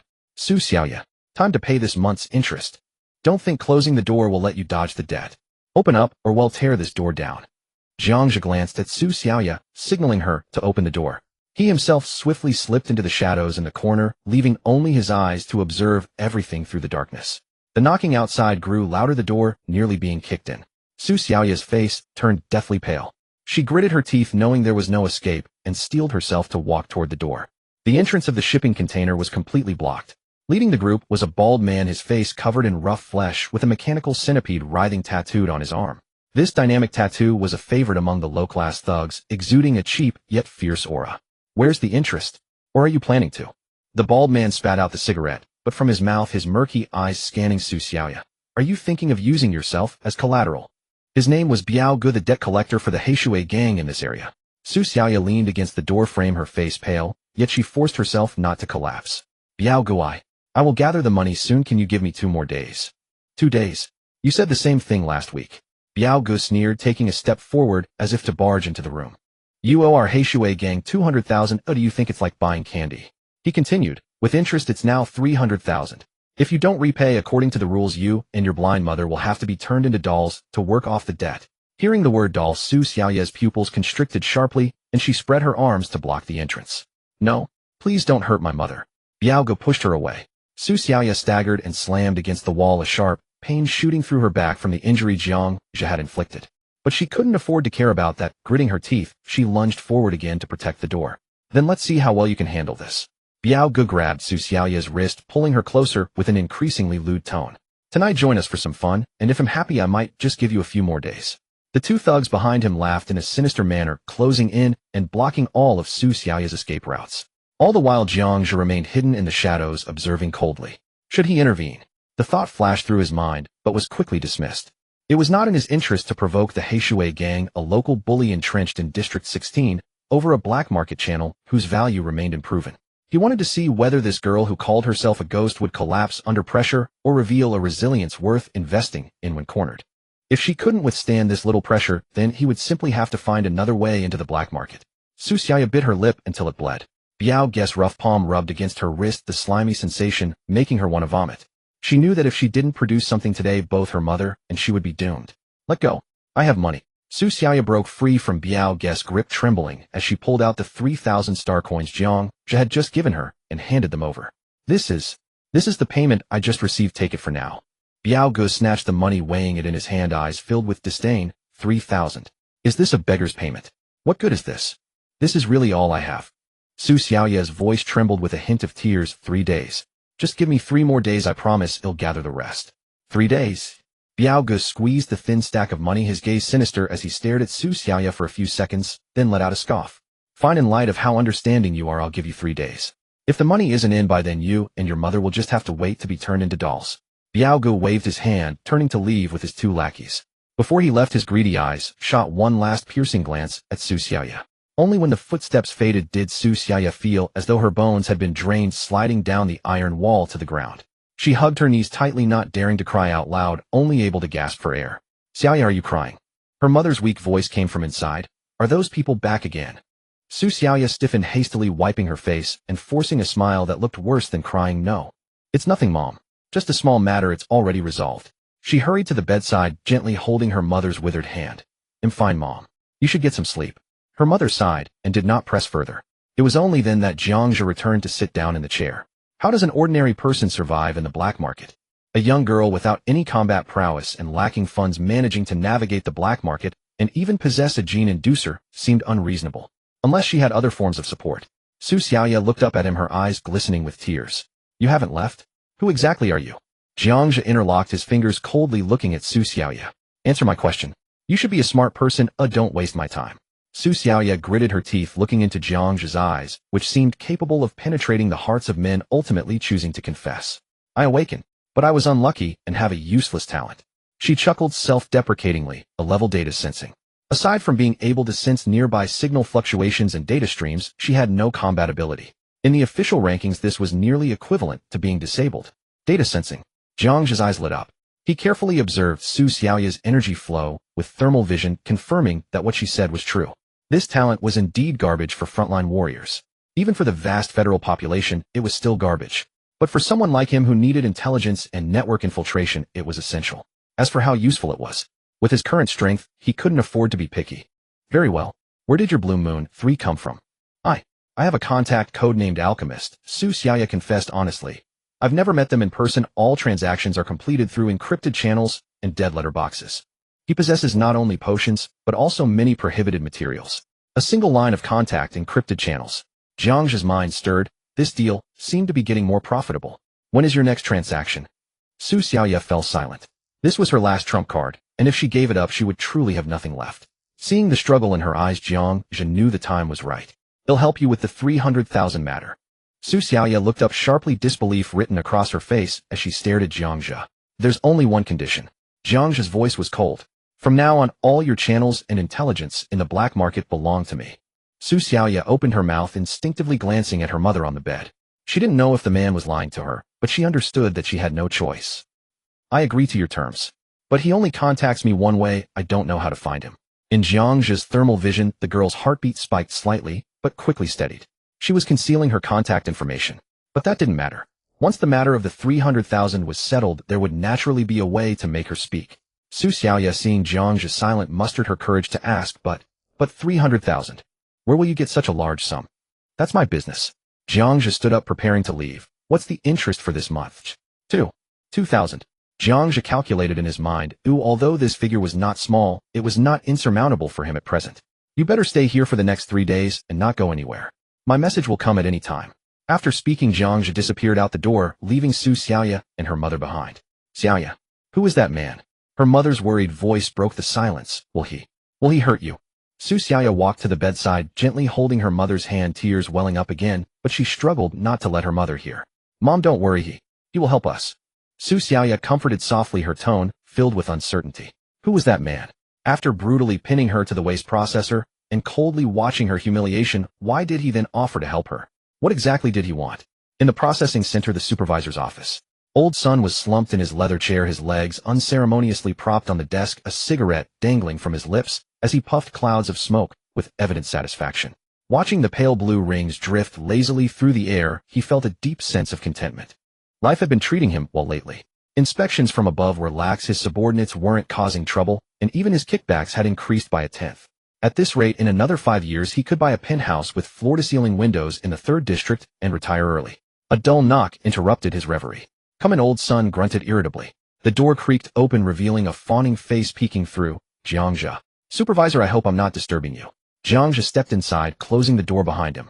Old Sun exhaled 2 streams of smoke through his nostrils, grunting vaguely.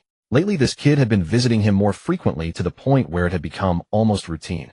He was about to brush him off with another empty promise. But Jiang Zhe's next words made his fingers freeze mid-motion. Supervisor. I succeeded. Old Sun slowly raised his head, his half-closed eyes flashing with a sharp glint. Succeeded? What did you succeed at? It's that lead you gave me last time. Jiang Zhe scratched his head, looking at a loss for words. I spent all my savings on a gene induction agent. And I actually awakened. Old Sun stubbed out his cigarette in the ashtray, his expression obscured by the lingering smoke. At the time, he had thought the kid was just daydreaming and had forgotten about it. In his view, it would have been a miracle if Jiang Zhe's meager savings hadn't been swindled away. Yet he had actually awakened. Oh, Old Sun leaned back in his chair. You actually hit the jackpot. What talent did you awaken? Let's hear it. I don't even mention it. It's just a useless turtle shell. Jiang Zhe looked ashamed, as if embarrassed. Besides being a bit tougher and able to take a few hits, it has no offensive power at all. He rolled up his left sleeve. The skin on his forearm rippled, and a layer of gray-black keratin slowly emerged, looking rough and rigid. A defense talent. Old Sun's brow relaxed slightly. The flicker of vigilance in his heart dissipated instantly. That made sense. The success rate of gene induction agents was low, and the talents they awakened were mostly useless F or E ranks. A pure defense talent at best would be rated D, maybe even E. Such a talent might serve as a meat shield, but dreaming of making a name with it was pure fantasy. Old Sun leaned forward, reaching out to tap the keratin on Jiang Zhe's arm. A dull thud echoed. The sound was muted, not crisp. He pressed harder, scraping with his nail, leaving only a faint white mark. The hardness was passable, but nothing special. However, Old Sun reconsidered, a playful glint in his eyes. A desperate fool in need of money with a harmless talent. Wasn't he the perfect consumable? Seeing Old Sun silent, Jiang Zhe seemed anxious, stepping forward eagerly. Supervisor, I spent all my money on the agent and even owe some debt. Could you assign me some other work? As long as it pays, I'll do anything, no matter how dirty or tiring.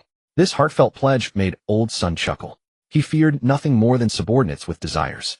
Desires meant weaknesses he could exploit and manipulate. Kid wanting money is a good thing. Old Sun lit another cigarette, taking a satisfied drag. But I'm worried you might earn it, but not live to spend it. He raised his wrist, activating his optical brain communicator. Clear out warehouse 5. Send that rock armor beast over. Yes, that big one. Let Xiao Jiang have a go at it. Ending the call, Old Sun walked over and patted Jiang Zhe's shoulder, his words laden with double meaning. Come on, the opportunity's yours. Whether you seize it depends on your fate. Thank you, Supervisor. Thank you, Supervisor. Jiang Zhe immediately bowed and scraped his face, dripping with gratitude. Watching his groveling, pathetic demeanor, Old Sun's vanity swelled. Enough, stand up straight. You're an awaken now. Old Sun clasped his hands behind his back, striding out with a superior smirk. Follow me. Let's see if your shell is tough enough. The two walked one after the other through the corridor, arriving at the familiar warehouse 5. In the center of the cold storage lay a massive corpse. It was a beast over 7 meters long, pitch black as if carved from a single piece of obsidian. Layers of heavy armor covered its body, each scale gleaming with a cold metallic sheen. Even in death, its savage primal aura was suffocating. Old Sun pointed at the corpse. A fourth-order mutant, the rock armor beast. Its carapace is top-tier material for building heavy mecha. Just this hide alone can fetch 7,000 star credits on the black market. He paused, glancing at Jiang Zhe. But its blood is highly concentrated acid. If your hand slips during dissection and acid splashes on the carapace, those hundreds of thousands go down the drain. And if it gets on you, well, not even bones would remain. He raised 3 fingers, waving them in front of Jiang Zhe. Kid, before you were an ordinary man, slaving away for a few thousand a month. Now that you're awakened, Old Sun won't shortchange you. Do this job well, material integrity above 70%, and he'll give you 10,000. A day's work for half a year's pay. Deal or not? In reality, the standard rate for handling such a high-risk fourth-order mutant started at 100,000. But Old Sun counted on Jiang Zhe's ignorance and desperation. Sure enough, Jiang Zhe's breathing grew heavy, his eyes wide with a look of utter naivety. 10,000. What? Too little. Old Sun smirked. No, I want to do it. I've dreamed of it. Jiang Zhe nodded, frantically afraid Old Sun would change his mind. Old Sun grinned, revealing yellowed teeth. Xiao Jiang, let me be clear. The last unlucky guy who ruined my goods is now a filter in the nutrient recovery tank in the ground nest. You understand what I mean, right? I do. Jiang Zhe replied hastily, sweat beading on his forehead. Thank you for the opportunity, Supervisor. He'll handle it perfectly even if it kills me. Seeing Jiang Zhe's cowering, grateful demeanor, Old Sun nodded with satisfaction. Such fools were the most useful and the cheapest. Work hard. Humming a nameless tune, he strolled out with his hands behind his back. As Old Sun's figure disappeared, the heavy alloy door slowly closed. Jiang Zhe straightened up, reaching back to engage the internal emergency lock. A soft click signaled that unless released from inside, the door would remain sealed for hours. After that, he wasn't satisfied. He activated his thermal vision, scanning every corner of the cold storage. Confirming that the surveillance cameras were indeed off and no hidden heat sources existed, Jiang Zhe turned, his eyes burning with intensity as he gazed at the massive rock armor beast. This wasn't a corpse, it was a feast. He circled the carcass, slowly reaching out to tap its thick back armor. A clear metallic ring echoed. Old Sun was right. It was a tough nut, even harder than the fifth-order king insect he had encountered before. But Jiang Zhe licked his parched lips, a crimson glint rising in his eyes. The stronger it is, the more nourishing it'll be to devour. Caution was Jiang Zhe's cardinal rule. A clever hunter, even when pilfering, must dine with elegance and safety. From a shelf, Jiang Zhe retrieved a clean metal tray, placed it on the edge of the workbench, and activated the cold storage's high-frequency particle cutter. A low hum resonated as the blade vibrated, sending faint ripples through the air. In his mind, knowledge from the processing center's xenobiology anatomy flashed by. Holding his breath, Jiang Zhe steadied the cutter like a rock, the tip gliding along the gaps between the carapace plates. With a sharp hiss, the moment the back carapace loosened, a plume of dark green blood mist erupted. A few drops of acid splashed onto Jiang Zhe's hand, sizzling and instantly producing white smoke. For an ordinary person, the back of the hand would have been burnt through by now, and they'd be writhing on the ground in agony. But Jiang Zhe merely shook his hand casually. The potent acid capable of corroding metal only left a faint red mark on his skin. This acidity, it's manageable. His expression unchanged. Jiang Zhe's movements only grew faster. Obsidian-like carapace plates were peeled off one by one. Jiang Zhe sorted them and tossed them into labeled material boxes. Backplates, belly plates, joint plates, crest plates. These were all treasures in Old Sun's eyes, each fetching thousands of stellar coins on the black market. Yet they held no allure for Jiang Zhe. His target was the flesh essence hidden beneath the shell. As the carapace was completely removed, dark red flesh veined with marble-like patterns lay exposed to the air. But this was the trickiest part. The rock armor beast's muscles were riddled with mines. Dense high-pressure acid vessels buried deep, invisible to the naked eye. One wrong cut would burst the high-pressure acid, ruining the entire piece of meat and potentially costing a pair of eyes. This was why no one wanted to process rock armor beasts. High risk, low reward. A slight tremor meant wasted effort. Jiang Zhe stopped the cutter. This tool wasn't suited for the delicate work ahead. He turned and retrieved a ceramic scalpel from the tool rack.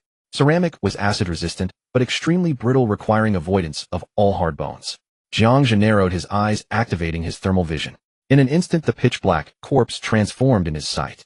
The cold carcass appeared gray-blue, but the acid vessels, still undergoing slow internal chemical reactions, became distinct fluorescent green lines. Where to cut, and where the danger zones lay, were now crystal clear. Good thing this rock armor beast's vessel distribution isn't too twisted. With a flick of his wrist, Jiang Zhe's ceramic knife weaved between the green lines, peeling away the tight muscle layers layer by layer without damaging a single vessel. 1 minute passed then too. A complete core muscle mass was excised and gently placed on the tray. The main course high explosive muscle fibers. Next came the nervous system. Leveraging his visual advantage, Jiang Zhe avoided the acidic cysts enveloping the nerves and precisely extracted the translucent amber-hued nerve bundle. The side dish high conductivity nerve bundle. Finally, the most dangerous part, the secondary heart. This organ was connected to 5 high-pressure aortas, serving as the pump for the entire acid circulatory system. The slightest mistake would cause an immediate explosion. Holding his breath and steadying his focus, Jiang Zhe gently pierced the connecting ligaments with the ceramic blade tip, carefully peeling away the blood vessels. 10 minutes later, a fist-sized heart, still faintly twitching, rolled onto the tray, completely intact. The dessert, the secondary heart. Spinal cord, optic nerves, digestive glands. 3 hours later, only a pale skeleton of the rock armor beast remained while the tray was laden with enticing edibles. From left to right, from dark red to emerald green, from solid to semifluid, each represented a core function of the beast. Jiang Zhe quickly cleaned the scene, stacking the dozen processing boxes in a corner before returning to the workbench. He extended his right hand, pinched the core muscle mass between 2 fingers, and brought it to his mouth. His teeth bit down gently. The tight fibers disintegrated instantly under the pressure. A scalding liquid exploded on his tongue. It surged down his esophagus, and upon hitting his stomach, a burning sensation engulfed his entire body. Jiang Zhe gritted his teeth, feeling the frenzied heat racing through his limbs and bones. It was the savage strength within the rock armor beast's genes, the explosive power to propel a Tinsoften's body into a charge within 0.1 seconds. Before the heat wave subsided, he grabbed the second dish, the amber nerve bundle. A crisp crunch sounded like biting through a juicy cartilage. An icy numbness erupted from the tip of his tongue. Exhilarating. The third dish, the secondary heart. He swallowed it whole with a gulp too tough to chew. Thump, thump, thump. The heart entered his stomach, and Jiang Zhe's pulse instantly skyrocketed to 120 beats per minute, still accelerating. Each beat felt like a drum pounding in his chest, the pumped blood roaring as it scoured the vessel walls. Painful yet exhilarating to the point of numbing his scalp. With just 3 types of tissue, his body already signaled a stinging sensation of being stuffed. But 3 items remained on the tray. A fierce glint flashed in Jiang Zhe's eyes. He grabbed the remaining energy gland, spinal cord, and digestive gland, stuffing them all into his mouth at once. Warm currents, stabbing pains, bitterness. 3 distinct energies exploded in his stomach, clashing violently. Just as his body teetered on the brink of bursting, the pitch-black third gene chain within him shuddered violently. A resonant hum echoed. Like an awakened abyssal behemoth, it opened its maw and devoured the 6 chaotic, raging energies in one gulp. Then a drastic transformation began. Jiang Zhe's bones emitted grinding sounds, a piercing ache swelling from the depths of his marrow, as if molten steel were being poured into his skeleton. Density skyrocketed, hardness soared. The muscle fibers beneath his skin were violently torn apart, then instantly and brutally reorganized, a layer of hard substance attempting to burst forth from deep within his flesh. A guttural roar escaped Jiang Zhe, unable to hold back any longer. He dropped to one knee, his body arching like a shrimp, veins bulging beneath his skin. Rolling heat steamed from his body, forming thick white mist in the cold storage. This process lasted a full 10-odd minutes. When the raging energy was finally fully digested, Jiang Zhe slowly straightened up, exhaling a scorching white breath. He looked down at his hands. With a thought. A layer of gray-black rock-textured stratum corneum instantly appeared on his skin. It spread rapidly along his arms, torso, and legs. In the blink of an eye, a full-coverage bioarmor materialized out of thin air. The chest plates were arranged in a hexagonal pattern, rising and falling slightly with his breath. The armor plates on his forearms and outer calves were thicker, their edges lined with sharp barbs. The helmet extended from the neck automatically, the visor bearing the fierce silhouette of the rock armor beast. Narrow observation slits, a slightly protruding forehead, and shoulder plates standing like blades. Jiang Zhe raised his right hand and clenched it into a fist. A resounding boom echoed as the air before him was compressed and popped. His strength had more than doubled. But what intrigued him more wasn't the power. In his thermal vision, he himself had vanished. More precisely, the heat source from his body was firmly locked within this bioarmor. Jiang Zhe immediately raised his left arm. In his thermal vision, it was void, showing only the ambient temperature identical to the surrounding metal walls. With a thought, he retracted the armor, and the heat source of his arm instantly reappeared. Generating it again made the heat vanish once more. Thermal stealth. This armor could completely seal all heat fluctuations within his body, preventing any outward radiation. This was the ability the rock armor beast evolved deep underground to evade predators that hunted using thermal sensing. And now he had perfectly inherited this ability. It meant that as long as he wore this armor, any reconnaissance method based on thermal detection would be useless against him. Just then a sudden pounding on the cold storage's alloy door rang out. Jiang Zhe's pupils contracted sharply. From outside, old son's suspicious and impatient voice filtered through. Kid, what are you doing? Why is the door locked? Slacking off in there. Jiang Zhe's heart tightened, and the bioarmor instantly retracted beneath his skin. He quickly strode to the door and disengaged the internal lock. Supervisor, I was afraid someone might accidentally barge in and disrupt my work. The door slid open slowly. Jiang Zhe hung his head, his voice laced with tension. This thing is too valuable. I was worried that if I got distracted I'd ruin it, and then I wouldn't be able to afford the compensation. Old Sun stood at the doorway, a cigarette dangling from his lips, eyeing Jiang Zhe with suspicion. Seeing the boy's cowering, terrified demeanor, Old Sun blew 2 streams of smoke from his nostrils, let out a cold snort, and strode into the cold storage with his hands behind his back. Quite a mouthful of excuses. He didn't press further about the locked door. His gaze swept past Jiang Zhe and fixed on the center of the cold storage. When he saw the neatly stacked dozen material crates and the rock armor beast reduced to a clean skeleton, he froze in astonishment. This? You even stripped the meat off?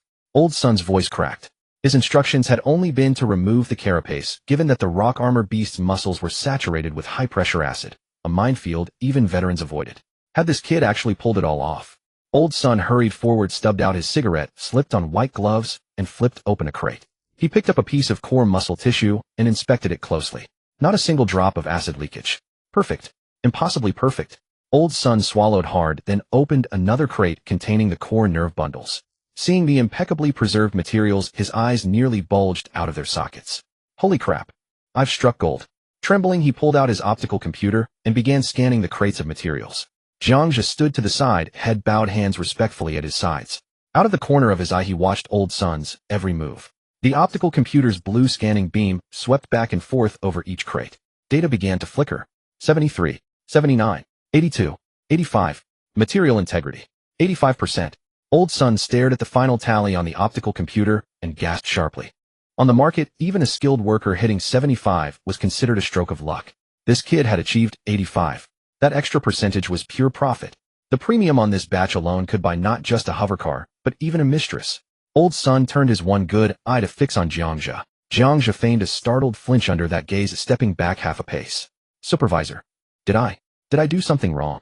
Wrong my ass. Old Sun's previous harshness vanished. Excitedly, he slapped Jiang Zhe on the shoulder. Good kid. I thought you were just some grunt for shelling, but you're a true craftsman. This work is absolutely stunning. Jiang Zhe scratched his head. Thank you for the compliment, Supervisor. I just wanted to earn a bit more, so I was extra careful. Being careful is good.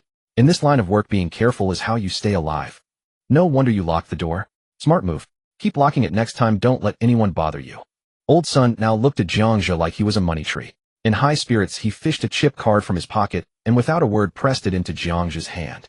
Take it. That's 30,000. Jiang Zhe took the chip card, his hand trembling. Supervisor, we agreed on 10,000. This is too much, I can't. Take it when I tell you to. Old Sun waved his hand with grand generosity. A good craft is worth this price. Stick with me, Old Sun, and you'll eat well and drink well. In truth, the premium on this batch alone was over 100,000. 30,000 was just pocket change. Also, get your talents certified at the official center ASAP. They'll save all the good jobs for you from now on. Jiang Zhe nodded repeatedly. Yes, I'll go tomorrow. Old Sun nodded, hummed a nameless tune, and walked away with his hands behind his back, strutting with an arrogant swagger. He had to hurry and contact the buyer. This batch was sure to fetch a high price. As the footsteps faded into the distance, Jiang Zhe stared at the chip card in his hand, yet he couldn't muster any joy. Getting his talent officially certified. That was indeed a necessary step. But according to the original owner's memories, the Awakener certification had an unavoidable procedure. Genetic band deep scanning. It was a technology capable of unraveling the human gene sequence like peeling an onion layer by layer. His triple helix gene would be exposed the moment it was tested. Once exposed, what awaited him wasn't generous treatment, but a federal warrant, a spot on the dissection table, and a fate of being sliced up for research. He had to find a way out. Either bypass the gene scan or, at the moment of scanning, make the instrument see what it was supposed to see. But that depended on just how good the instrument's eyesight was. If it was a top-tier device from Central City capable of decoding even Gene Locke's head, have to flee tonight.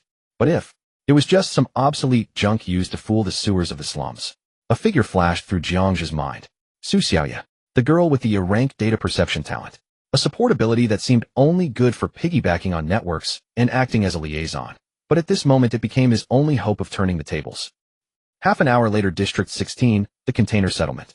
Jiang Zhe stood before the rusty iron door of B7 and raised his hand to knock. Thump thump thump, thump thump. 3 long 2 short, the agreed-upon signal. Seconds later the door cracked open, revealing a pair of wary eyes. Seeing it was Jiang Zhe, Su Xiaoya sighed in relief and quickly stepped aside to let him in. Did you get the money? Jiang Zhe said, nothing, simply pulled out a chip card and waved it before her eyes. Su Xiaoya's breath caught instantly. She reached out to take it, but stopped mid-motion, looking up at Jiang Zhe as she forced herself to calm down. There's 20,000 in here. Jiang Zhe pulled up a chair and sat down, placing the chip card on the table, but keeping a finger pressed on one corner. Now do one thing for me. Do it right, and this money is yours. Su Xiaoya bit her lip, forcing herself to stay composed. Name it. I need to know the exact model of the genetic testing equipment used at the District 12 Awakener Management Bureau. Huh. Su Xiaoya was taken aback, answering instinctively, most of this equipment is uniformly issued by the Federation. I need the exact model, not your guess. Not just the model, but its detection precision parameters. Especially whether it's full genome sequencing or just threshold scanning for dominant gene bands. Su Xiaoya was dazed by the barrage of technical jargon. Though she didn't know why Jiang Zhe was checking this, she sensed a dangerous undertone. Can you find out? Su Xiaoya bit her lip again, sat down directly in front of the optical computer, and plugged in an external data interface. The Bureau's intranet uses military-grade firewalls. She spoke as her fingers danced over the virtual keyboard. Hacking in directly would get us locked in 3 seconds. We'd both be finished. On the optical computer screen, countless streams of data cascaded like a waterfall. Jiang Zhe didn't urge her, he simply watched her back in silence.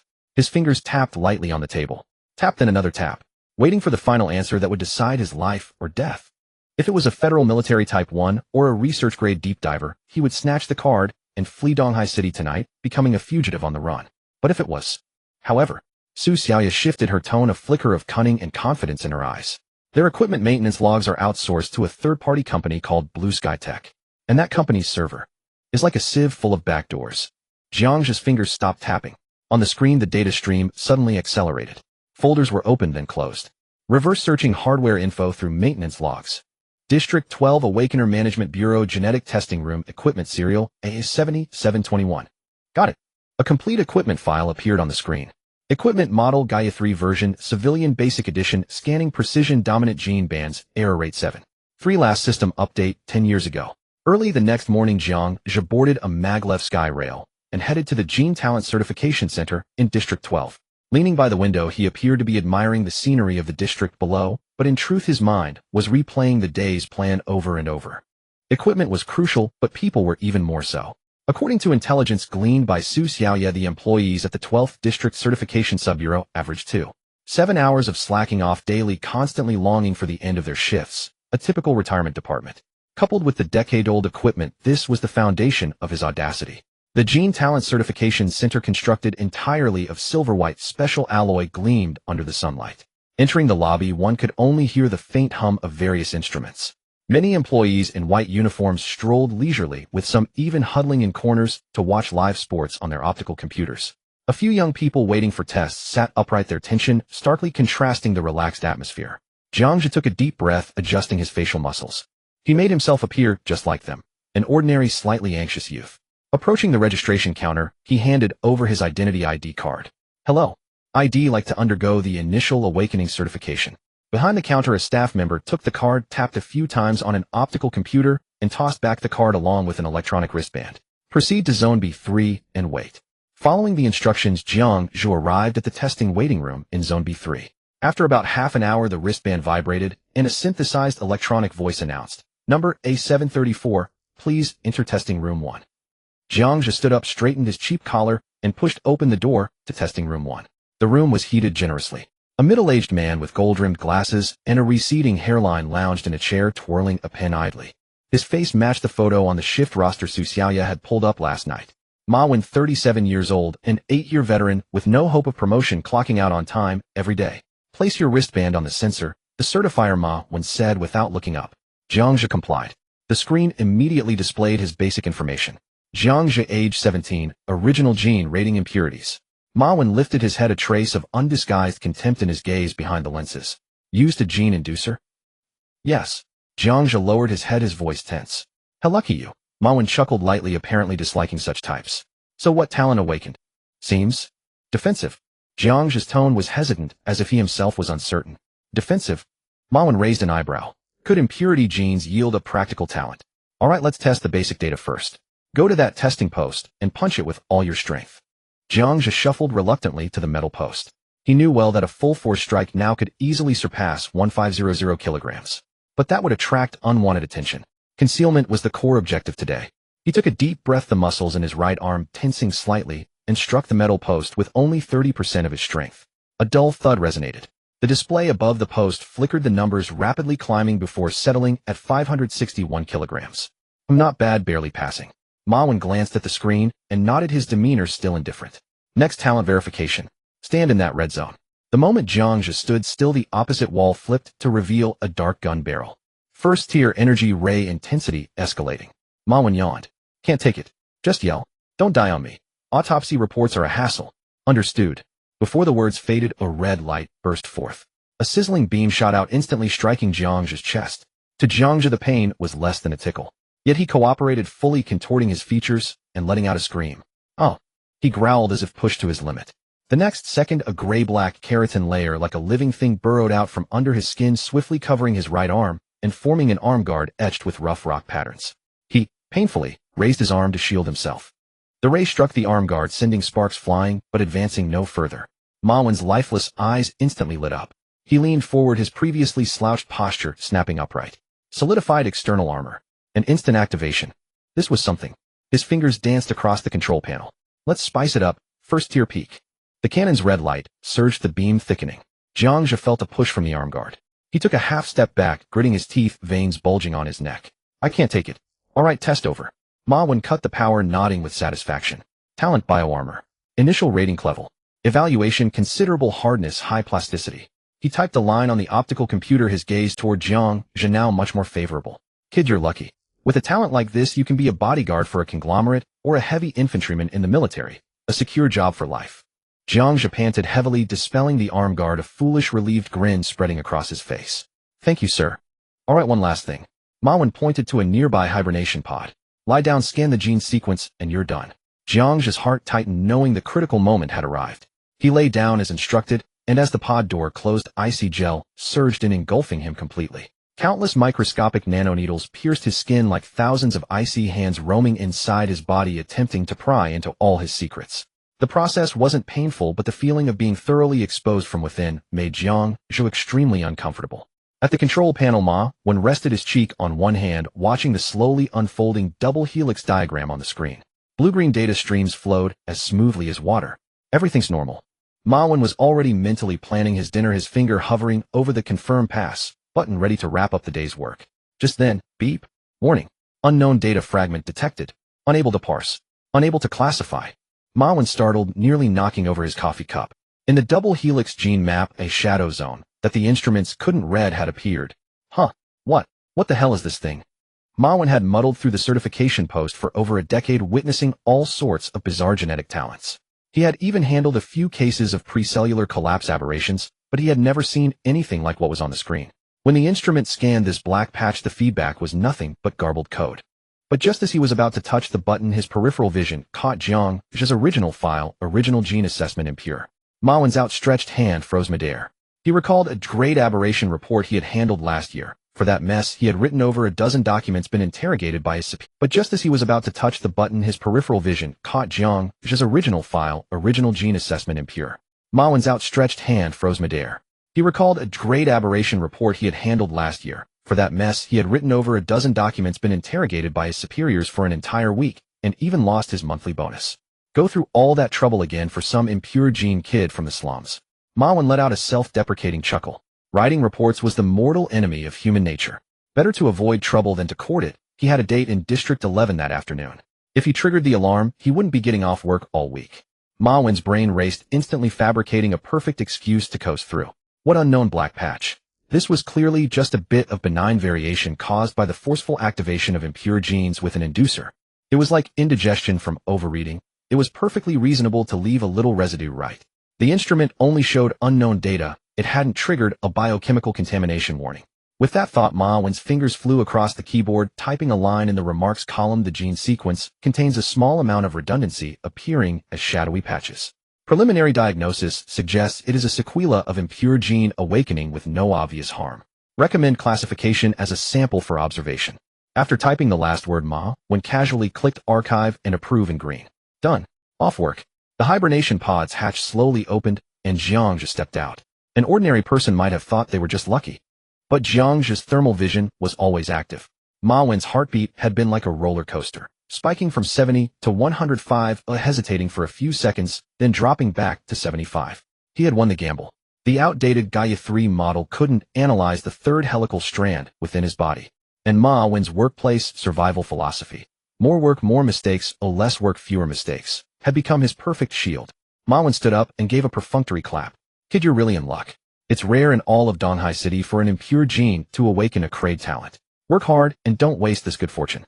He patted Jiang Zhe on the shoulder, putting on the airs of a senior, mentoring a junior.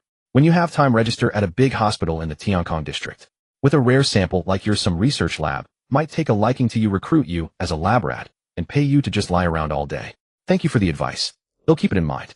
Jiang Zhe played the part of a naive poor student, his face a mask of flattered surprise. Inwardly, he retorted, go to the hospital.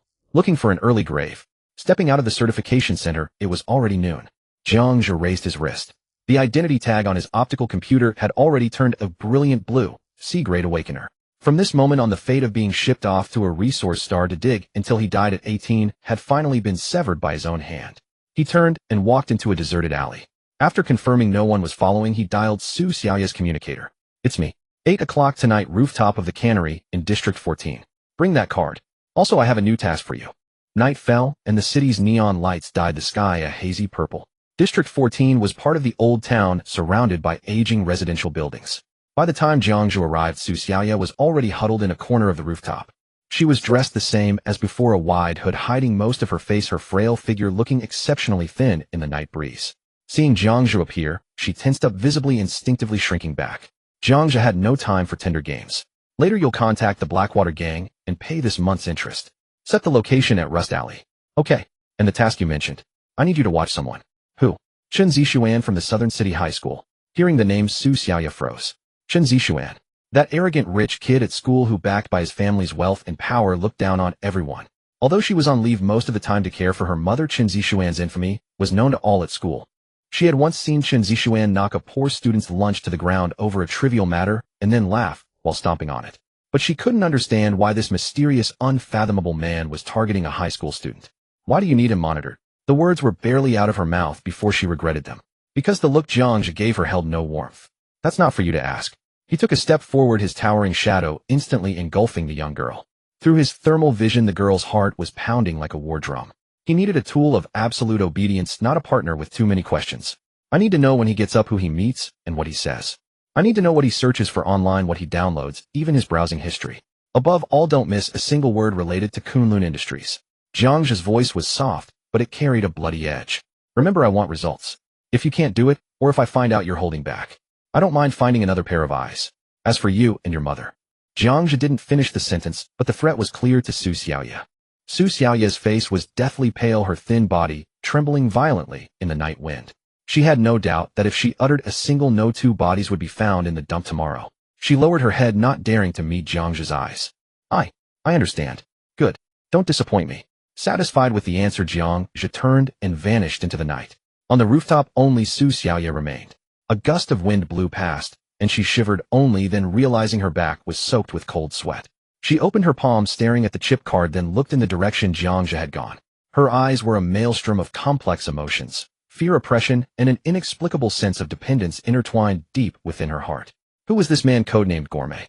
Why was he targeting Chen Zixuan? What was his connection to Kunlun Industries? She didn't know, and she dared not think about it. For now, all she could do was cling desperately to this thorny lifeline, even if it meant her hands were drenched in blood. The air in Rusty Alley was perpetually filled with a musty odor, just like the cheap lives of the people here. Su Xiaoya stepped through the filthy water and walked into the dead end that haunted her dreams. Brother Biao was there, puffing away with 2 lackeys, the glowing cigarette but illuminating the sickening mockery on their faces.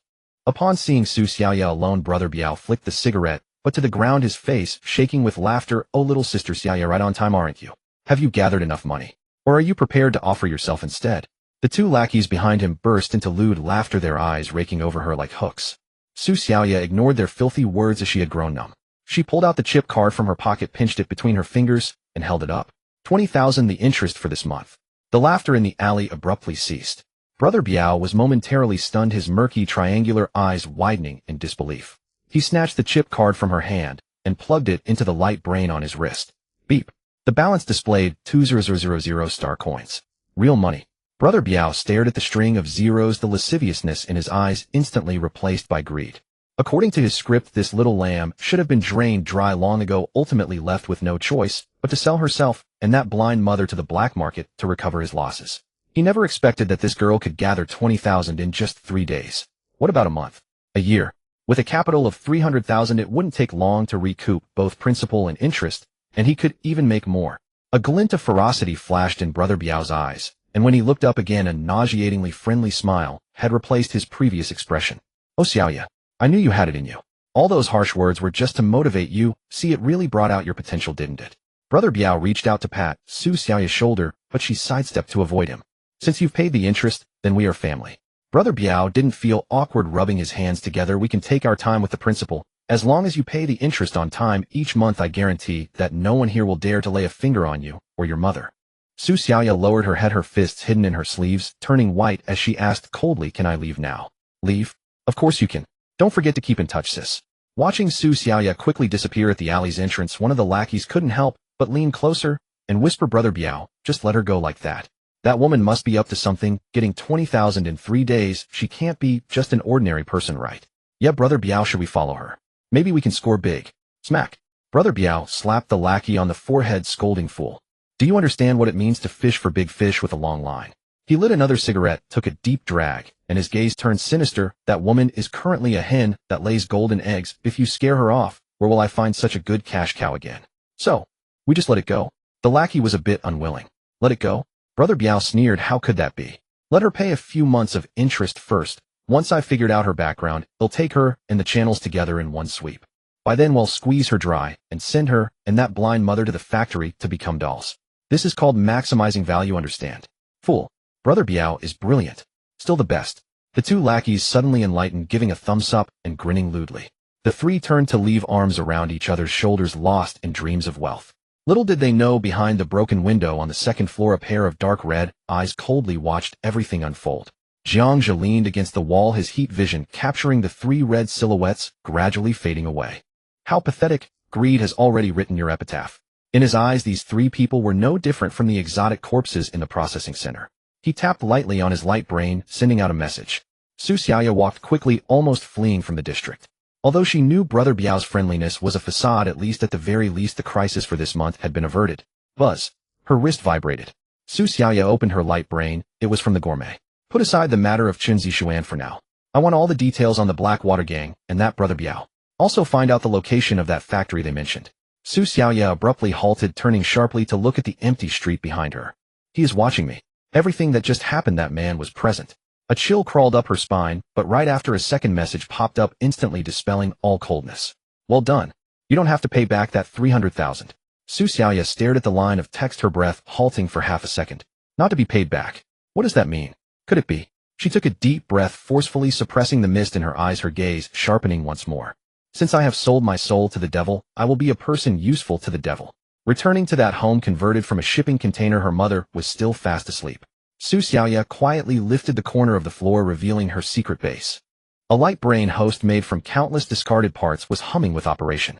Su Xiaoya donned her homemade neural connector, and her grade talent data sensation instantly erupted. The world transformed before her eyes. No longer cold metal and walls, but a myriad of flowing green data streams. She was like a fish swimming into the ocean, quietly burrowing into the Blackwater gang's sieve-like firewall, following those faint signal bands. In this digital world, she was no longer that timid slum girl. She was a true ghost. Several hours later, as the eastern sky began to show a hint of dawn, Su Xiaoya finally unplugged the suction cup and leaned back in her chair, exhausted. A meticulously organized and encrypted detailed document was sent to Jiang Zhe's light brain. Jiang Zhe almost replied immediately. Well done. Looking at these simple 4 words, Su Xiaoya finally relaxed. She knew that from this moment on, her and her mother's fates were tightly bound to this man. Just as dawn broke. In a 2-bedroom apartment in District 14, this was Jiang Zhe's new stronghold. Now that he had a legal crate, awakened identity, living in a shipping container seemed deliberate. He sat on a worn-out sofa, the light screen in front of him displaying the report sent by Su Xiaoya. I must say that girl is a genius at gathering intelligence. The Blackwater Gang's secrets were stripped bare. Organizational structure, cash flow of the underground gambling den, protection fees, as well as that so-called factory. That was an abandoned biochemical processing station on the edge of District 16. The photos were blurry, but it was still possible to see those semi-finished products hanging on the assembly line.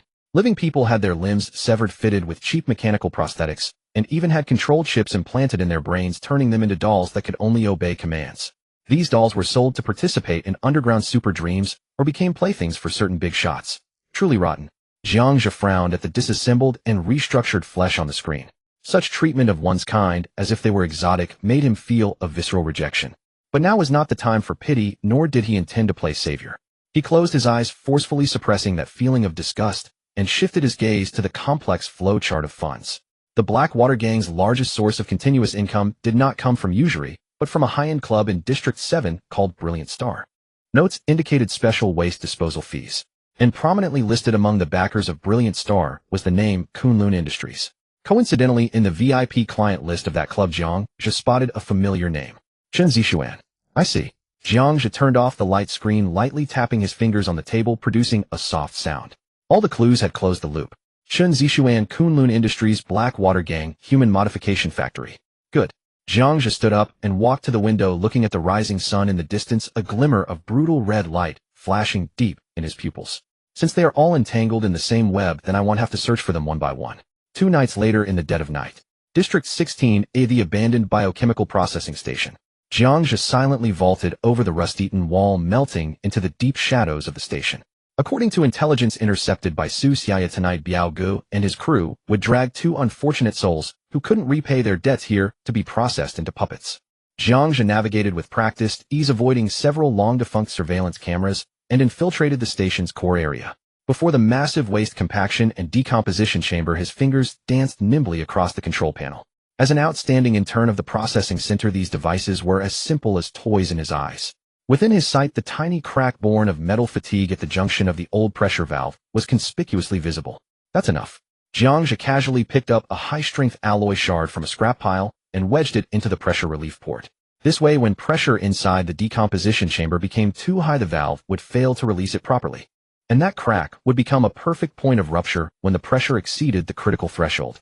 Next, he modified a line of underlying logic code. He redirected all trigger commands for pressure anomaly and emergency discharge to door deadlock.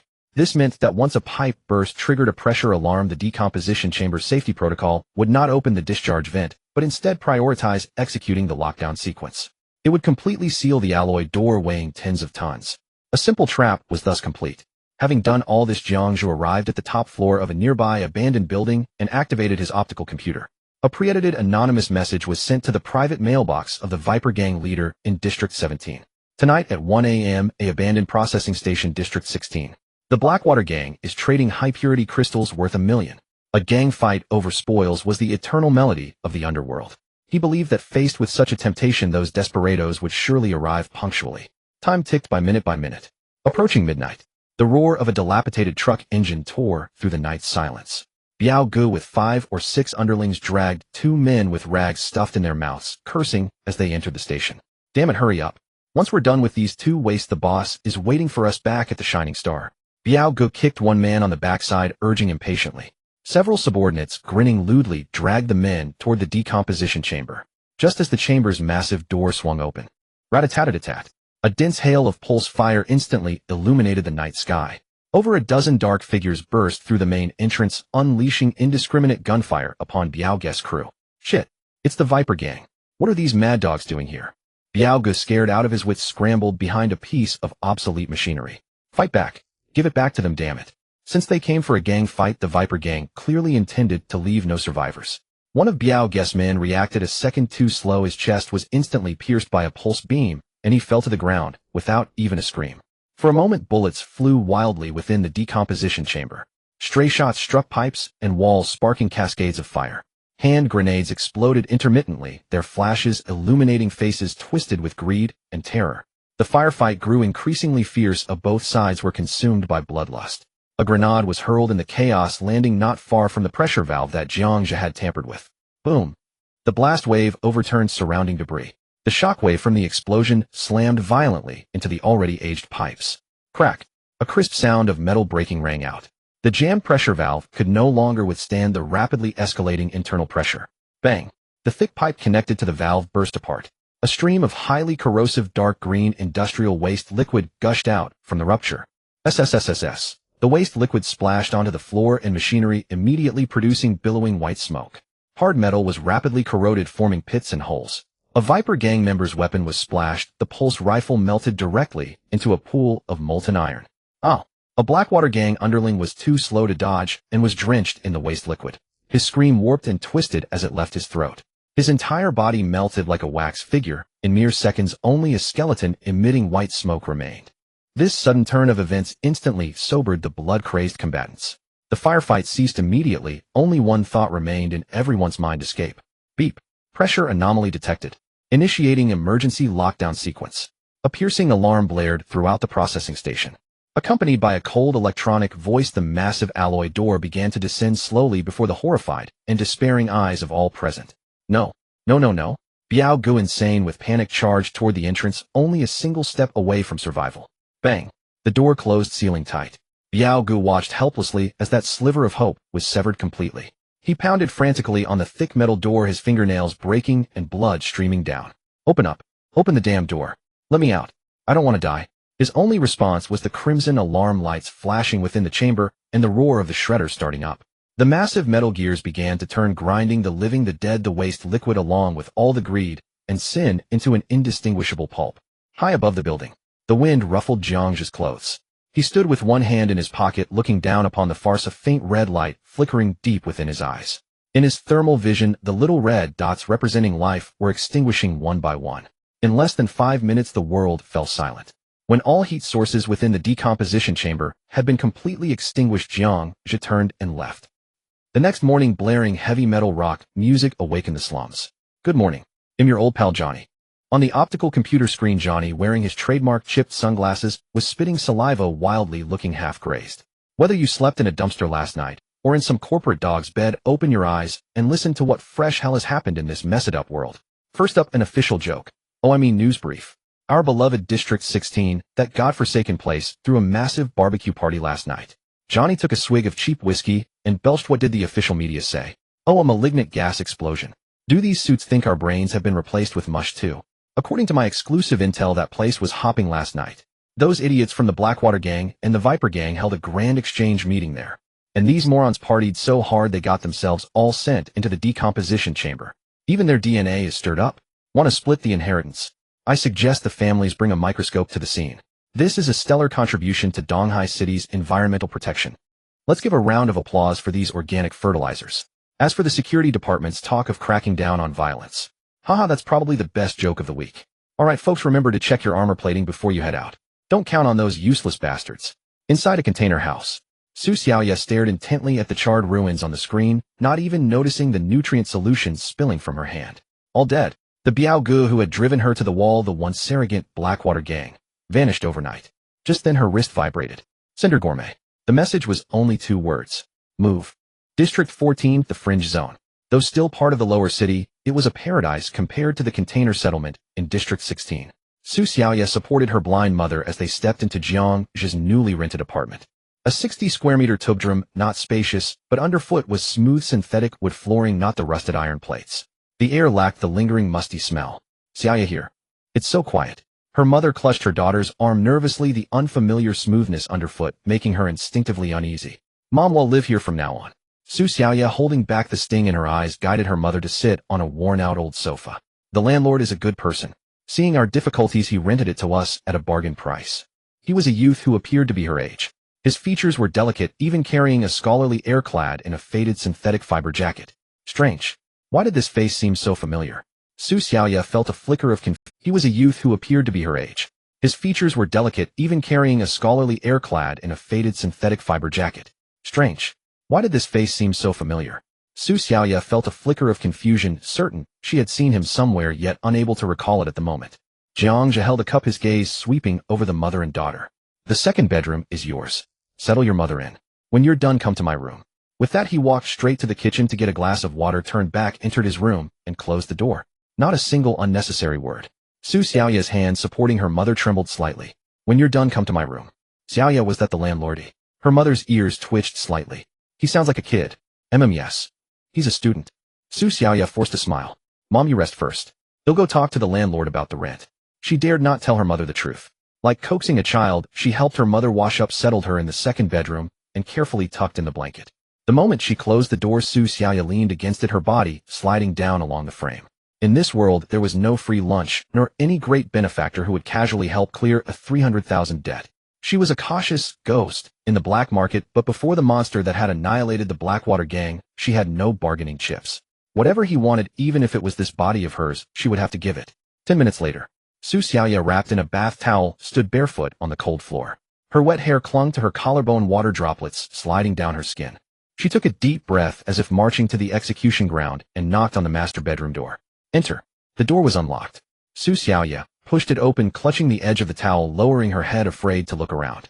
The room was quiet save for the faint hum of the optical computer running. She stole a glance upward and saw Jiang Zhe sitting at the desk, his back to her, intently staring at the optical computer screen. On the screen were several windows titled Federal Gene Talent Database and Detailed Analysis of Crank Talent Bioarmor Application. Close the door. Jiang Zhe's voice pulled her back from her daze. What has Chen Zixuan been up to these past few days? Wah. What? Su Xiaoya thought she had misheard. She had prepared for everything except for this opening line. Hearing this foolish retort, Jiang Zhe turned around, his brow slightly furrowed. If you have hearing problems, I wouldn't mind finding a more astute partner. Or do you think this appearance enhances your intelligence value? Su Xiaoya's face instantly flushed crimson. A mix of shame and inexplicable relief made her wish she could crawl into a hole. She had overthought it. In this monster's eyes, she was probably just a useful tool, her biological attributes as a woman completely ignored. Her long experience surviving in the black market forced her to calm down quickly, though her face still burned. Sorry. Su Xiaoya hastily tightened her towel and stammered out her report. Chen Zixuan. Chen Zixuan has been very quiet lately. Apart from attending classes, he goes home, not even visiting the Shining Star. To keep tabs on him, I also returned to No. 17 high school. She quickly got into gear, detailing her observations from the past 2 days, including Chen Zixuan's social circle and remarks at school, and the key information she had uncovered. Chen Zixuan was the illegitimate son of a shareholder of Kunlun Industries. Jiang Zhe said, nothing, listening quietly, his fingers tapping unconsciously on the desk. The dim desk lamp cast shadows on his profile. That previously blurry outline gradually merged with a memory in Su Xiaoya's mind. Someone who always kept his head down, a transparent figure sleeping in the classroom corner. Su Xiaoya's pupils shrank to pinpricks, her voice trembling. You are Jiang Zhe. No wonder he looked familiar. But how is this possible? The Jiang Zhe who was timid at school, afraid to even breathe loudly, was the gourmet who had left dozens of gangsters in ruins. The immense contrast made Su Xiaoya feel dizzy. Jiang Zhe's tapping fingers stopped. His deep eyes fixed on Su Xiaoya, a faint, enigmatic smile curling at the corner of his mouth.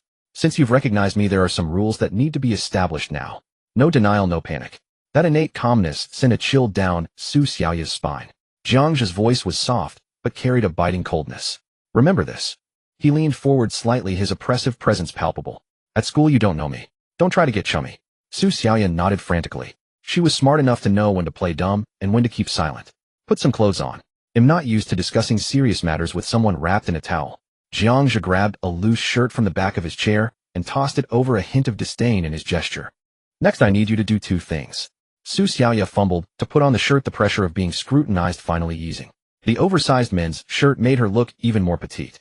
First, continue investigating Chen Zixuan, especially his activities at the Shining Star.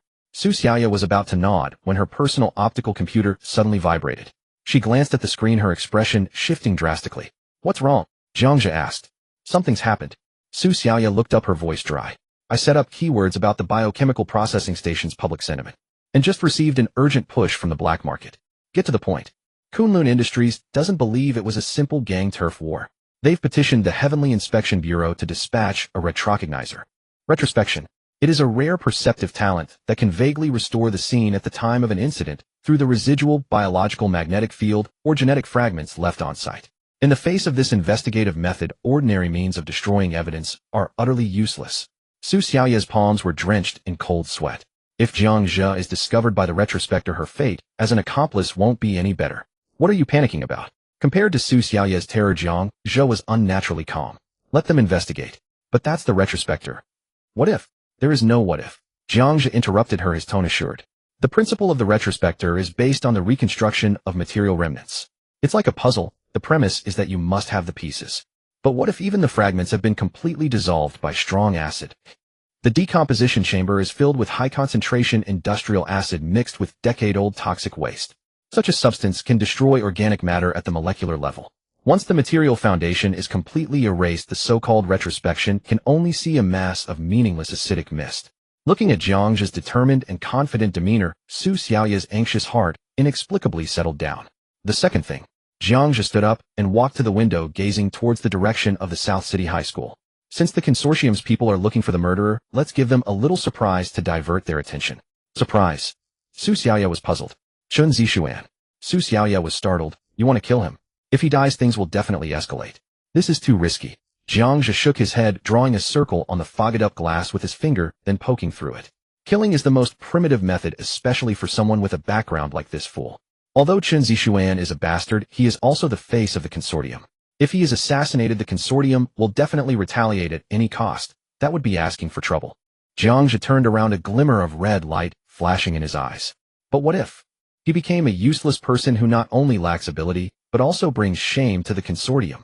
District 16, abandoned biochemical processing station. The once desolate ruins were now brightly lit.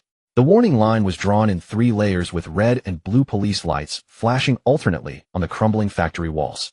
It had been 24 hours since the incident. The previously sealed factory gates had long been breached, and dozens of special vehicles belonging to the biochemical crisis response team were slowly withdrawing. The air still retained a pungent acidic mist, and even with the ventilation system activated, the stench still pierced through the lungs. What a mess this is. Yihong, dressed in a full set of heavy white protective gear, removed her gas mask, revealing a delicate yet weary face. She was the captain of the intelligence department of the Tianjin division and had dealt with many tricky cases in the past, but she appeared somewhat flustered at this moment. To neutralize the acid inside, 3 entire squads of chemical defense soldiers poured in a ton of neutralizing agent, and it took us a whole day to get this far. How much hatred does this murderer have for these people? A man in a gray trench coat stood beside her. He appeared to be around 30 years old, wearing a pair of gold-rimmed glasses. His name was Gu Qing, a senior analyst at the Tianjin division, known for being eccentric. A mess. Gu Qing took a puff from his electronic cigarette, gazing at the corroded ground beneath his feet with a distant look in his eyes. No, Yihong, you're using the wrong words. This is a work of art. A work of art. Yihong frowned in disgust. At least 30 people died here, and not a single complete bone can be found with that kind of stuff all over the place. You call this art? Precisely because nothing can be founded as art. Gu Qing spread his hands, as if embracing the air. The thugs of the Blackwater Gang and the 3rd in command of the Poison Snake Gang, these 2 deadliest foes, fought for 5 years, and in their final moments of life they merged in this way, you within me, I within you, never to be separated. This ultimate reconciliation, is it not romantic? Ugh, Yihong almost vomited. Put away your perverse philosophy. The old folks at Kunlun Industries are pressuring us from above. You're the person in charge, so hurry up and get to work. Gu Qing shrugged, making a surrender gesture as the 2 of them walked to the giant decomposition chamber in the center of the factory. Yihong closed her eyes and placed her hands in a virtual press. Talent. Scene retrospection activated. Invisible ripples spread from her as the center, attempting to capture the residual biological magnetic field information in the air and reconstruct the tragic scene from 24 hours ago. Even a scream or a shadow would suffice. A few minutes later, Yihong opened her eyes, her body swayed, almost falling. How was it? Gu Qing supported her, yet his expression remained undisturbed, as if he had expected this. All noise. Yihong gritted her teeth. I can't see any coherent images. It's too clean here, all traces have been wiped away, even the magnetic field has been disrupted. As expected, Gu Qing released his hand, squatting down, and with his right hand gloved in white picked up a deformed metal piece from the indistinguishable remnants. This acid formula is a mixture of industrial aqua regia and highly active biological enzymes. It can not only dissolve flesh, but also destroy DNA chains and even neutralize biological magnetic fields. More importantly, this acid has been fermenting in the closed decomposition chamber for an entire day. In such an environment, let alone your retrospection, even a deity would have to cover their nose to walk through. Gu Qing stood up, his gaze sweeping across the structure of the abandoned factory, finally resting on a pressure valve atop the decomposition chamber. The pipeline there had burst, but Gu Qing's focus was on the connection point of the valve. Let's go check that pressure relief valve. Moments later at the maintenance platform, Gu Qing leaned close to the already defunct pressure valve and probed it with a probe, then his eyes lit up. As expected, he pointed at a metal block that was almost fused together inside the valve. Look here. This alloy has been manually jammed in. It is perfectly stuck at the rebound point of the pressure relief spring. This means that when the pressure is too high, the valve not only fails to open for venting, but is completely locked instead. Gu Qing pulled out a data cable, forcibly connecting to the half-burnt control panel nearby, his fingers flying over the keyboard. Seconds later, a line of residual code appeared on the screen. Fantastic. Truly fantastic. Gu Qing couldn't help but clap in admiration. The murderer not only jammed the physical valve, but also rewrote the underlying logic. He altered the directive from pressure abnormal emergency discharge to pressure abnormal locked door. What does this mean? Although Yihong didn't understand the technology, she could still sense the anomaly. It means this is not something the thugs from the gang could accomplish. Gu Qing took a puff of his electronic cigarette, the smoke swirling as a hint of fervent reasoning glinted in his eyes. The murderer is very familiar with this old machine. He exploited the machine's own protective mechanism, turning the pressure relief into a lockdown and the stirring into a strangulation.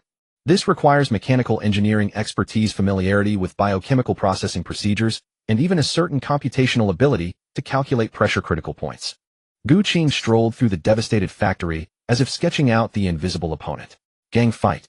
No, this is a meticulously planned massacre. Whoever orchestrated this is stable and psychological quality professional in technical means and possesses an extremely cold style of action. Gu Qing turned around and confidently delivered his conclusion to Yihong, who was taking notes. The suspect profile has emerged. Take note. Male aged between 35 and 50, introverted, meticulous in thought.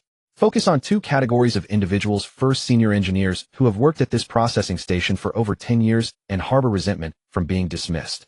Second, former military mechanics or demolition experts who were injured and fell to the lower city. Only they would possess the technical skills to turn industrial facilities into murder weapons along with that cold heart. Gu Qing adjusted his glasses, a gleam of intelligence flashing across the lenses. Go investigate. Find within this scope, the murderer won't escape. While investigating, keep an eye on Kunlun Industries. Although they don't want us to continue, we can take advantage of the case to probe their depths further. In the ordinary apartment of Jiang Zhe in District 14, the curtains were drawn tightly, casting the dim living room in a cold glow from the holographic screen. On the screen, the underground media personality, named Johnny, was speaking with fervor. Hey folks. I take back what I said yesterday. That wasn't a gang war at all. The abandoned factory in District 16 was a living hell. The cleaners from the Celestial Inspection Bureau spent the whole day vomiting in there.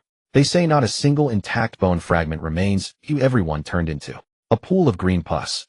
Do you understand that feeling? Johnny took a big gulp of spirits, his expression manic.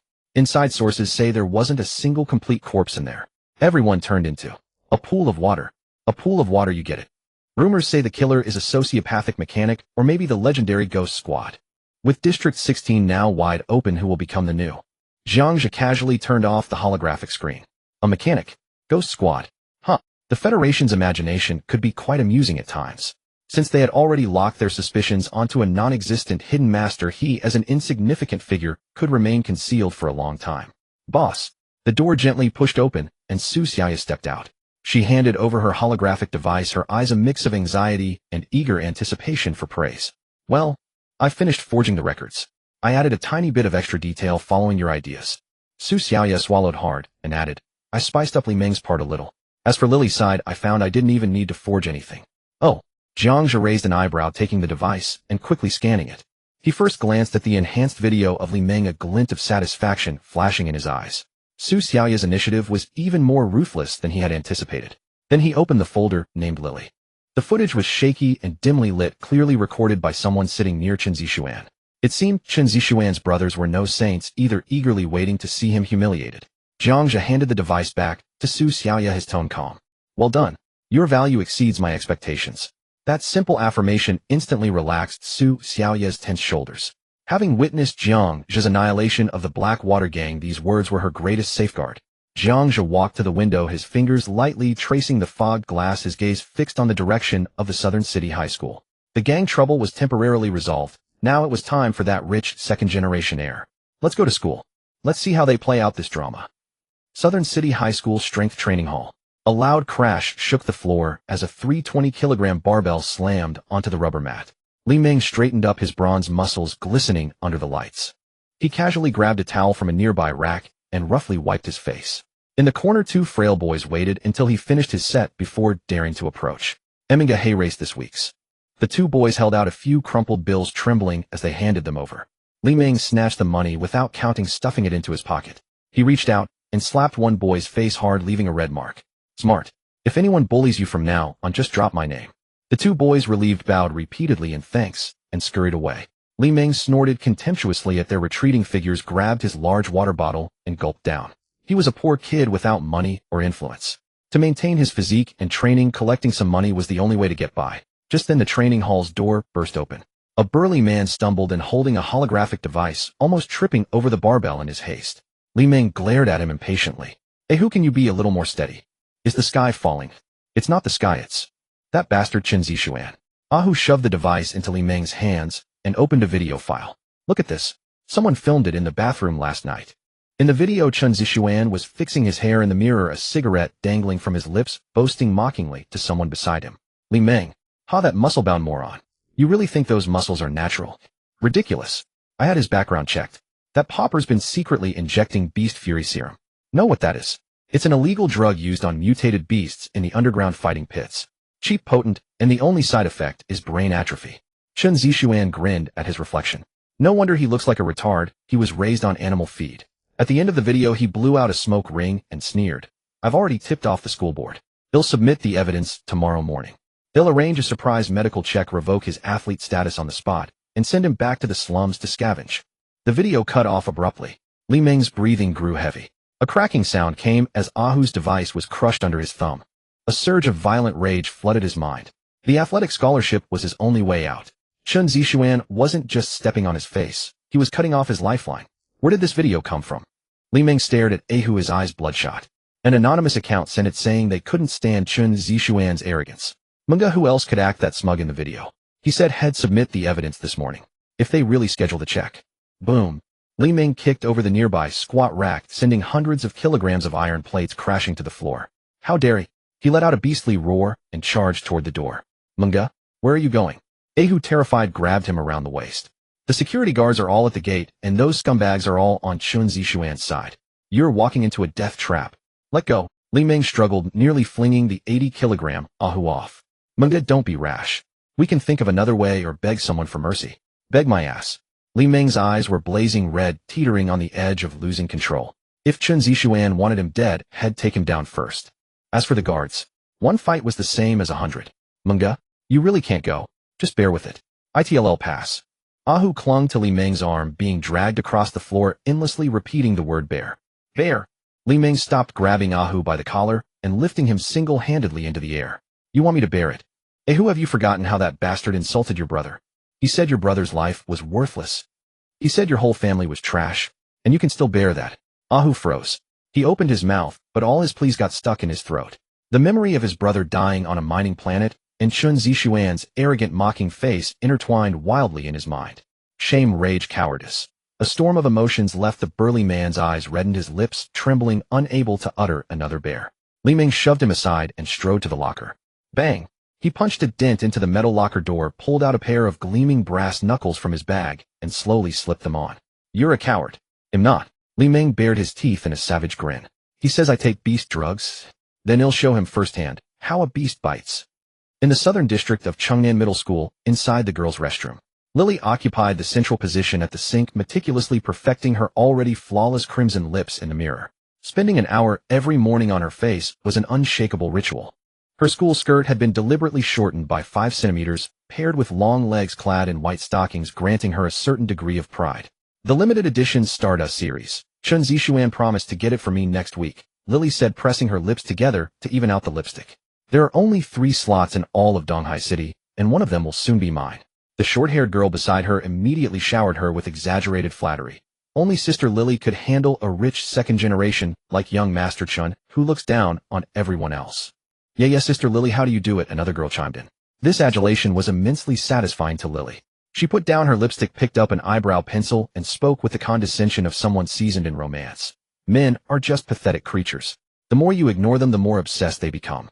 Chen Zixuan might be arrogant outside, but in front of me, he's as tame as a cat. That's right, everyone in school knows young Master Chen listens to Sister Lily the most. Sister Lily, when young Master Chen throws a party, next time don't forget to bring us along. Don't worry, we're all sisters. Just then the short-haired girl's optical brain suddenly buzzed. She glanced down and her entire body froze. Her expression shifted from shock to amusement, finally settling into an uncontrollable excitement. She tapped quickly and forwarded the video to a group chat named Happy Planet without Lily. Buzz. Buzz. Buzz. The optical brains of the girls around her vibrated almost simultaneously. Lily was still imparting her husband-taming wisdom to the mirror. It's not that hard. The key is to maintain a sense of distance, make him feel you're unattainable. No one responded. The once noisy restroom fell into sudden silence. The long-haired girl beside Lily was the first to open the video. After watching only 3 seconds, she quickly covered her mouth, her pupils blazing with the fire of gossip. What's wrong with you all? Lily finally sensed something amiss and turned around in confusion. Nothing. Nothing. The long-haired girl fumbled to hide her optical brain behind her back, but the corners of her mouth were uncontrollably twitching upward. It's just a funny video, pretty amusing. What video? Let me see. Lily frowned and reached out her hand. Really, it's nothing, Sister Lily. Class is about to start, we should. Give it to me. Lily's heart skipped a beat as she grabbed the long-haired girl's wrist. The long-haired girl made a token resistance before letting go. On the optical brain screen, the video had just finished playing once. Lily, puzzled, pressed replay. The background was a luxurious private room at Radiant Star where, amid the glitz and glamour, her proud boyfriend appeared at the center of the screen. Chen Zixuan was clearly drunk, his shirt collar wide open, with a scantily clad bunny girl in his arms. His hand roamed wantonly over her waist. Lily. Huh. Don't even mention that idiot. Chen Zixuan said, cigarette dangling from his lips, his face full of disdain that seemed to leap off the screen. Lily's hands trembled uncontrollably. That stupid woman actually thinks I like her. Chen Zixuan pinched the bunny girl's cheek hard. If she weren't somewhat open-minded and decent in bed, I'd have kicked her out long ago. I spend tens of thousands of stellar credits a month on her. Even a dog I raised would wag its tail. But she dares to give me attitude, pretending to be some pure and innocent girl. Laughter erupted from the video. Someone jeered, Brother Xian, what will you do when you're tired of her? Hearing this, Chen Zixuan smirked dismissively and casually groped the bunny girl's chest, eliciting a coquettish squeal. Tired of her? He'll pass her on to you guys. That woman is so vain. As long as you pay, she'll get on her knees and bark like a dog. When the time comes, brothers line up, everyone gets a turn. We're all about sharing resources. Huh, Brother Xian is so generous. The video cut off abruptly. With a sharp crack, the optical brain fell to the floor, its screen spiderwebbed with cracks. Lily trembled with rage. She looked up at the girls around her, whom she had called sisters just moments ago. Their eyes no longer held admiration. Instead, they gleamed with the excitement of watching a spectacle. The short-haired girl dropped all pretense and sneered.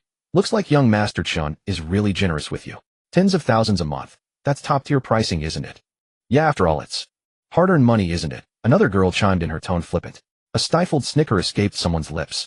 That single laugh shattered the last shreds of Lily's composure. Lily let out a piercing scream, spun around, and bolted out of the restroom. Behind her, unrestrained laughter surged like a tidal wave. I always knew she was a manipulative bitch. Yet pretending to be all innocent. Quick, posted on the forum. Let everyone see.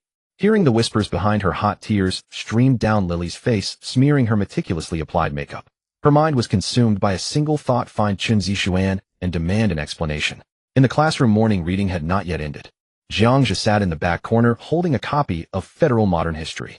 Though his eyes were on the pages, his peripheral vision was fixed on the door. At 8:15 a.m., Chen Zixuan finally arrived.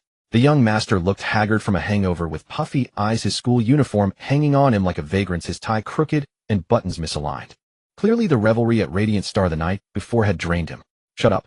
All of you shut the hell up. Chen Zixuan kicked a chair out of his way, sending it crashing into a desk with a loud bang. The surrounding students immediately fell silent, afraid of drawing his attention. Cursing under his breath, Chen Zixuan shuffled to his seat, tossed his bag aside, and slumped down, ready to catch up on sleep. In the corner, Jiang Zhe turned a page, a faint smile curling at his lips. The show was about to begin. 2 minutes later. Bang. The front door of the classroom was slammed open. Chen Zixuan. You bastard. Lily burst in, her hair disheveled, her once perfect makeup ruined by tears. Black mascara streaked down her face like 2 dark scars, making her look both pitiful and menacing. The entire class froze. A few daring students quietly pulled out their optical brains, adjusting the camera angles. Chen Zixuan, nursing a splitting headache, was instantly enraged by the shriek. Damn it. What the hell is wrong with you this early in the morning? What's wrong with me? Lily rushed to Chen Zixuan and slapped him across the face. Slap. The crisp sound echoed through the classroom. The entire class gasped. Chen Zixuan was stunned, his hand on his cheek. After a moment, his eyes turned savage. You dare hit me? What do you take me for, huh? Lily screamed hysterically, her nails clawing wildly at Chen Zixuan's face. You want to hand me over to your friends? Make them line up. Get off me, you crazy bitch. Chen Zixuan shoved Lily away. As an awakened individual, even weakened by indulgence, his strength far surpassed an ordinary girl's. Lily was sent flying, her back slamming hard against the podium with a dull thud. Her forehead struck a sharp edge and blood immediately gushed out. What are you looking at? Turn around, all of you. Chen Zixuan roared at the onlookers, his predatory glare making several students who had been recording hurriedly put away their optical brains. He turned back to Lily, his eyes full of disgust. You ungrateful bitch. Do you want me to make your whole family disappear from Donghai City right now? Lily lay on the ground, blood dripping onto the floor. Her body trembled violently, fear and despair choking her throat, rendering her speechless. At that moment, a thunderous crash came from the back door of the classroom. Boom. The solid wooden door was shattered into pieces by a single kick, sending splinters flying and cracking the doorframe. Through the dust, a bear-like figure stood in the doorway. Li Meng. His eyes were bloodshot, veins bulging on his neck, and he wore a set of knuckle dusters. Chen Zixuan. His roar was more terrifying than Lily's scream rattling the window panes. All the students froze, a few girls turning pale with fear. Chen Zixuan had just dealt with Lily when he turned to see Li Meng's murderous expression. A flicker of fear crossed his face, but he still blustered, Li Meng. What the hell are you doing here? I'm going to cripple you today. Li Meng took 2 steps in a sprint, his massive frame fueled by fury charged straight at Chen Zixuan. With a series of loud bangs, desks and chairs shattered instantly in his path. Several students who were in the way didn't even have time to react before they were sent flying 3 or 4 meters away, crashing to the ground and unable to get up for a long time. Damn it. What are you waiting for? Stop him. Chen Zixuan's face turned pale as he retreated in terror, shouting at those around him. They'll double your monthly allowance. Get him. Several of his usual lackeys who had been trembling with fear earlier immediately had their fear replaced by greed at the promise of double the allowance. Meng, don't be rash. Get lost. Get lost. Li Meng bellowed. In his vision, there was only Chen Zixuan's revolting face. He didn't even bother to dodge the arms reaching out to grapple him. His right fist, clad in a steel knuckle duster, shot forward with a piercing whistle. A crisp crack of breaking bones rang out. The first man's cheekbone collapsed inward, and he spun through the air, crashing into a row of desks. The second lackey tried to grab his waist for a throw. Li Meng didn't even glance at him, swinging a backhanded hook. With a dull thud, several bloody molars splattered onto the blackboard. The man's eyes rolled back, and he slid limply to the floor. Then came the third, the fourth. There were no fancy moves, just pure brute force. In less than 10 seconds, all 7 or 8 lackeys lay on the ground, groaning in pain. The classroom was in complete chaos.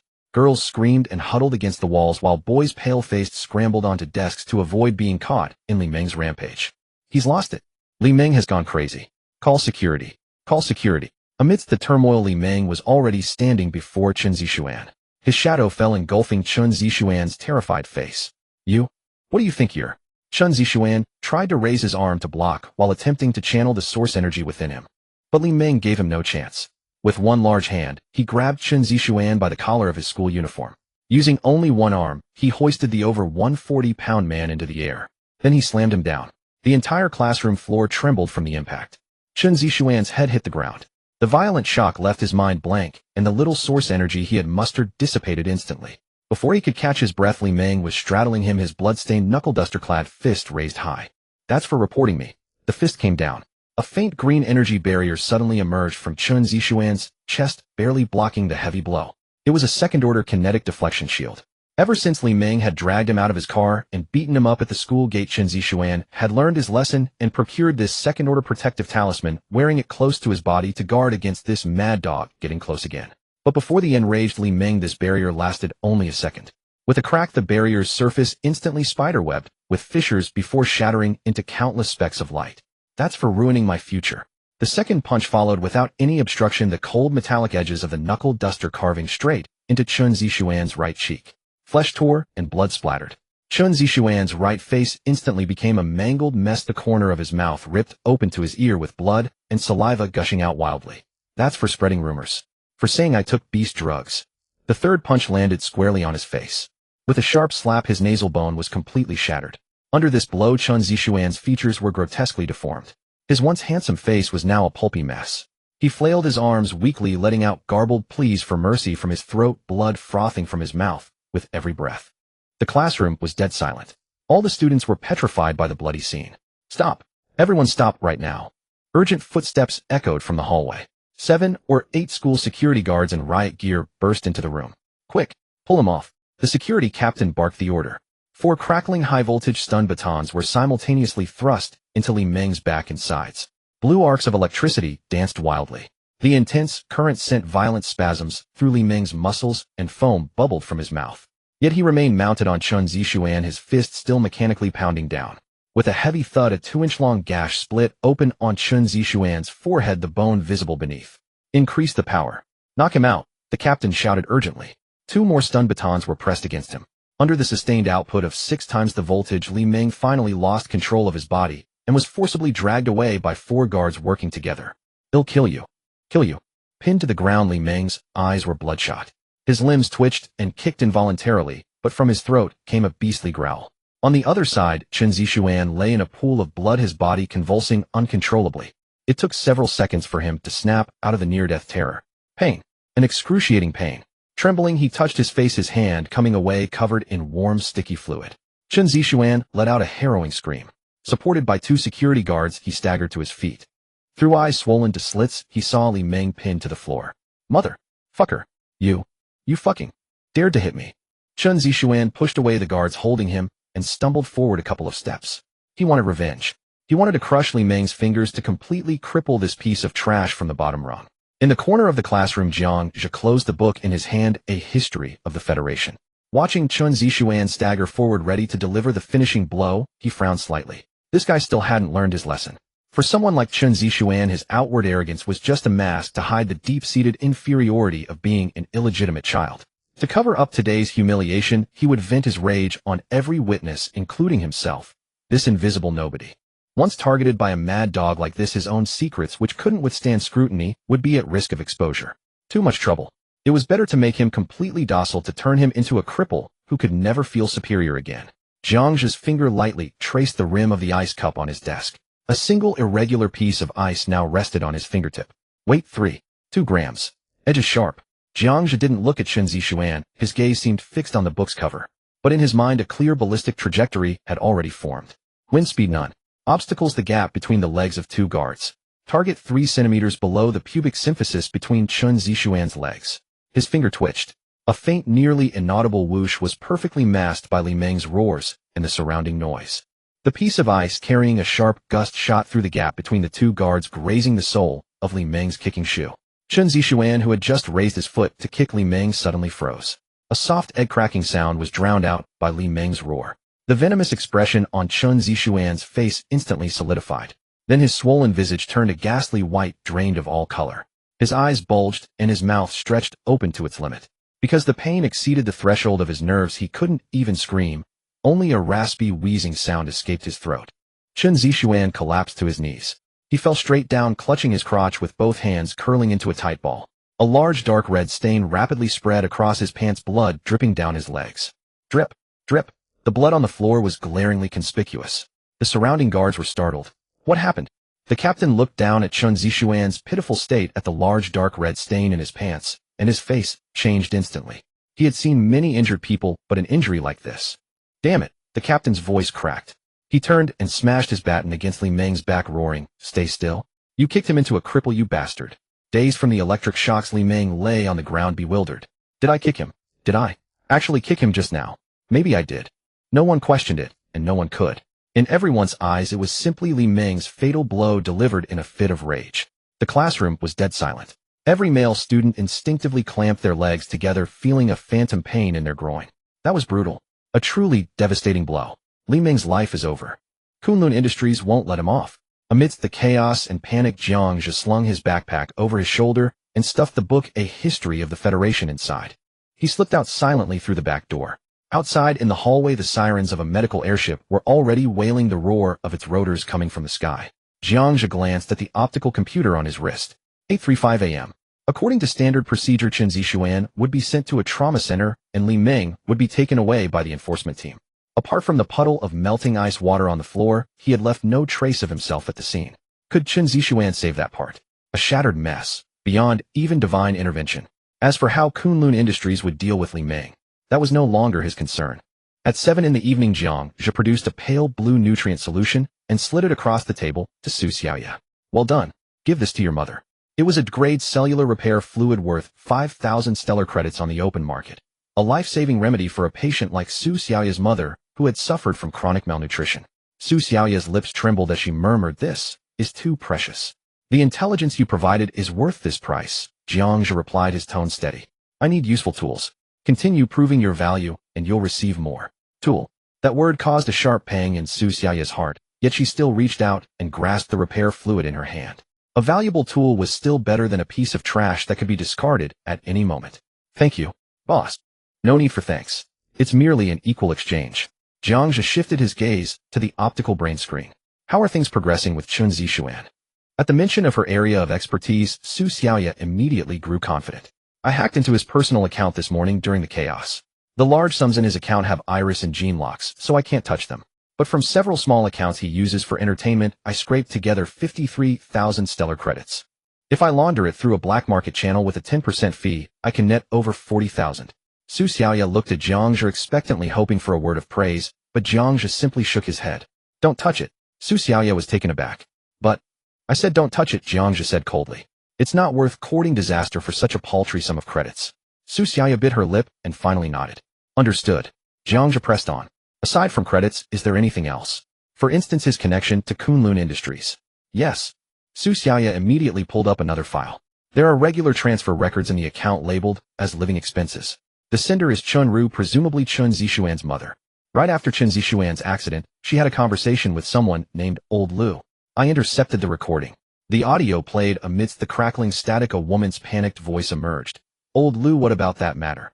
Zixuan is in the emergency room now. The doctor says his core has been damaged. Chun Ru, stay calm. A steady, mellow, elderly voice replied. As long as he's still in Donghai, no injury is beyond fixing. This trifling matter isn't worth losing your composure.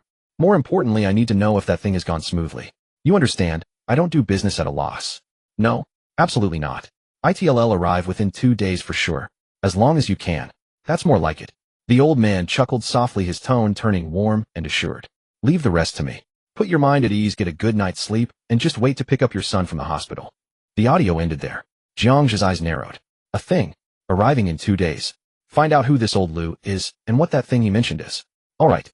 Before Su Xiaoya could finish speaking, an alchemical flask icon suddenly popped up in the lower right corner of the optical brain screen. What is it? It's the alchemist. Su Xiaoya sounded nervous. He sent a message saying he's organizing an online trading session tonight at 10. Jiang Zhe glanced at the time, 9:45. Excellent. He'll go meet him later. Once we're in, you're still Ghost. I'm your newcomer, codename Gourmet. Unless I signal, you don't say a single word. But Su Xiaoya was on the verge of tears. The alchemist's rule is no strangers allowed. He really will kill people.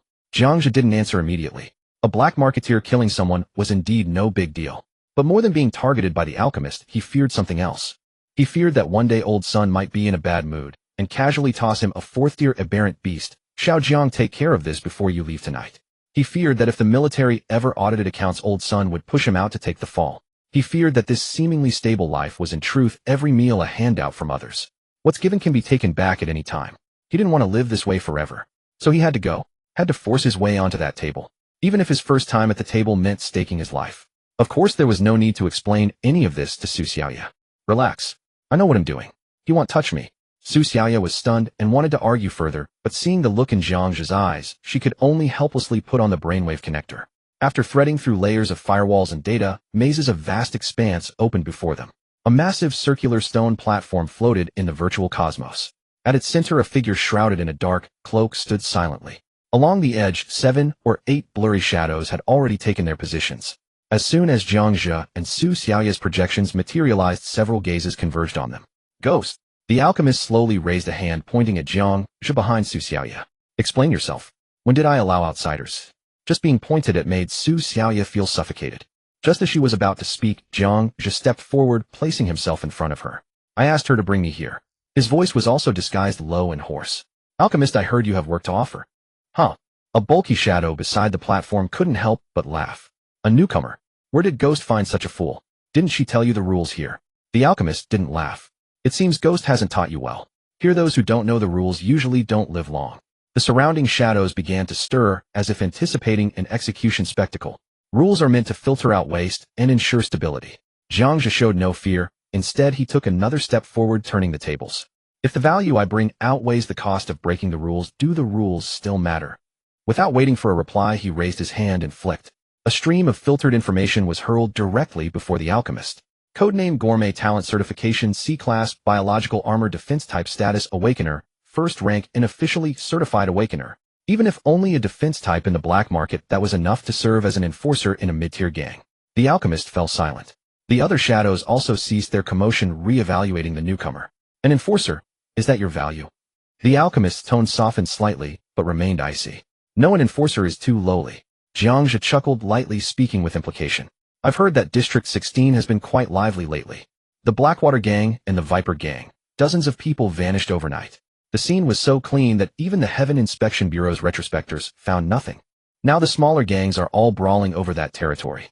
And I have a way to secure that territory. Is that value of interest to you? Jiang Zhe was well aware that saying this might make the other party think he was behind the incident in District 16. But in a place like the black market, to make people take him seriously, he had to first show something that commanded fear. As a black market merchant, the alchemist naturally knew about that incident. The man before him calling himself Gourmet bringing this up at this moment. Could it be? What are you trying to say? Don't misunderstand. I didn't do that. But I do have the ability to secure that territory. After a long pause, the alchemist spoke again. Interesting. You dare to mention the Blackwater Gang's affair in front of me, yet claim you didn't do it. You're quite an intriguing fellow. However, I have no interest in that territory. But I am somewhat interested in you. If you want to play at my table, fine. The alchemist flipped his wrist, and a piece of information materialized before Jiang Zhe. You need to pay an entry fee. Or rather a blood oath. Jiang Zhe opened the file, and lines of information appeared. Mission intercept target: a shipment transported by Silverwing Logistics arriving at berth 7 of Blacktooth Port. Consigner Kunlun Industries Donghai City Branch. Mission requirement: before the handover, retrieve a sample not listed on the manifest. Do not alert the seller or be discovered by Kunlun Industries.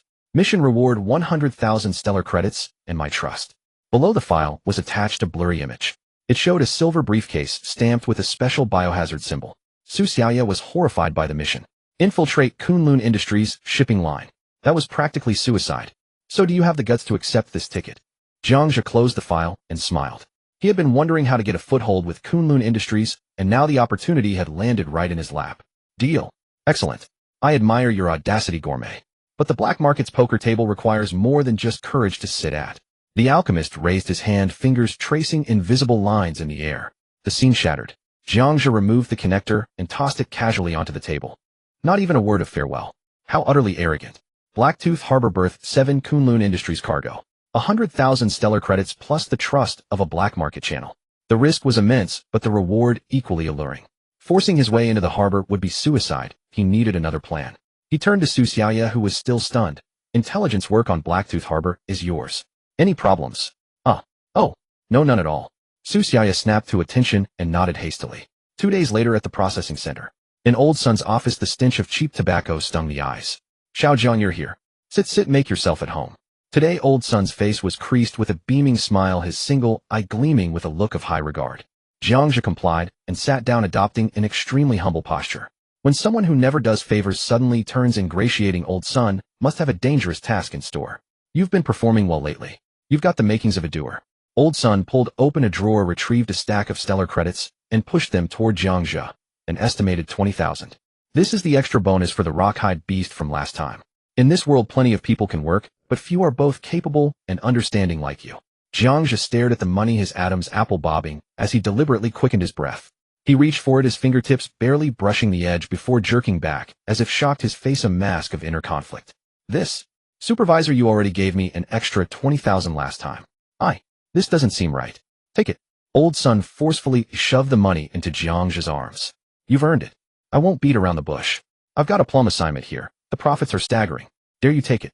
Joy surged in Jiang Zhe's heart. A plum assignment. More aberrants to devour, no doubt. Yes. Whatever you command, Supervisor, I can handle any job. Good. I love your drive. Old Sun let out a hearty laugh and led Jiang Zhe straight to cold storage room 5. The interior was spacious and pristine white, with an empty processing table. Supervisor, the subject? Jiang Zhe asked, feigning confusion. Old Sun grinned, revealing yellowed teeth, and pointed at the air above the operating console. The subject? Isn't it right there lying in plain sight? Jiang Zhe followed his finger, but saw nothing but empty air. Xiaojiang, you're still too green. Old Sun clasped his hands behind his back, beginning to show off. This is a 4th-tier aberrant, a mimic predator. Its hide is made entirely of highly active crystals. Even in death, it refracts light. To the naked eye, it's invisible. This? Jiang Zhe's heart raced. Optical camouflage, a skill for stealth and assassination. He had to have it. But on the surface he feigned terror, stumbling back 2 steps. 4th tier. Supervisor, is this thing dangerous? Fortune favors the bold. Old Sun laughed, clapping Jiang Zhe on the shoulder. Even dead, its nerve reflexes are still active. Yesterday 2 idiots. One got impaled by a bone spike, the other had his fingers bitten off. But I have faith in you. You're a defense-type awakener, thick-skinned and tough, perfectly suited to counter this creature. This job is tailor-made for you. Do it well, and this assignment starts at 30,000. Sell the core and the stealth gland, and you'll get an extra 10%. 30,000 plus commission. Had this old bloodsucker had a change of heart today? No, this was bait. He was testing him, testing the true extent of his bioarmor. Jiang Zhe sneered inwardly, but on the surface he was all hesitation and reluctance. Supervisor. I'm only a crank, what if? What are you afraid of? Aren't you strapped for cash? This opportunity doesn't come to everyone. Old Sun's face hardened as he continued. I'm giving you the chance. If you're not up to it, there's a long line of people waiting to take this job. Then your position. Jiang Zhe hesitated for half a minute until Old Sun's expression was about to crack, then finally nodded through gritted teeth. Fine. They'll take the job. That's more like it. Old Sun's face instantly shifted back to a smile. Do a good job. I'm counting on you.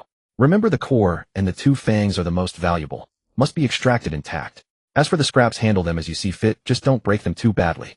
As soon as Old Sun left and closed the door, Jiang Zhe immediately locked the cold storage from the inside. The world shifted in his eyes. In the Redan blue thermal vision, a sleek silhouette materialized clearly on the operating table. It was a chameleon-like creature, hairless, its body covered in transparent crystalline scales.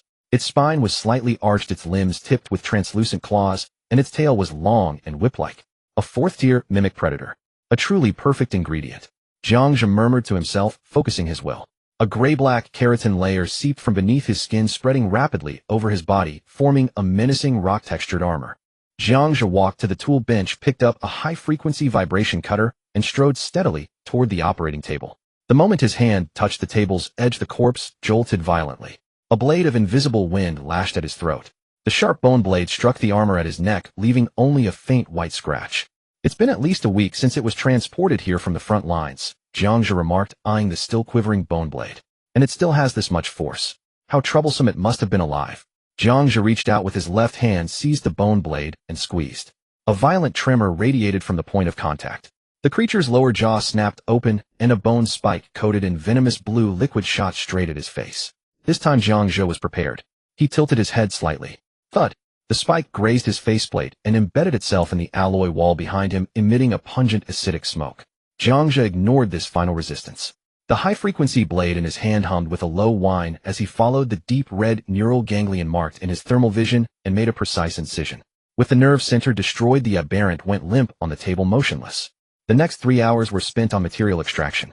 He skillfully removed the core and fangs that Old Sun demanded and tossed them into the material box. Then with the tip of his knife, he lifted a faintly glowing jelly-like tissue from beneath the neck. This was the optical stealth gland. Jiang Zhe used the scalpel to cut off a small piece, leaving the bulk to hand over. Nearby were rows of secondary neural ganglia, resembling black caviar. Truly fine ingredients. Jiang Zhe picked up the gland slice, and as if savoring sashimi, elegantly placed it in his mouth. It melted on his tongue. Cool smooth.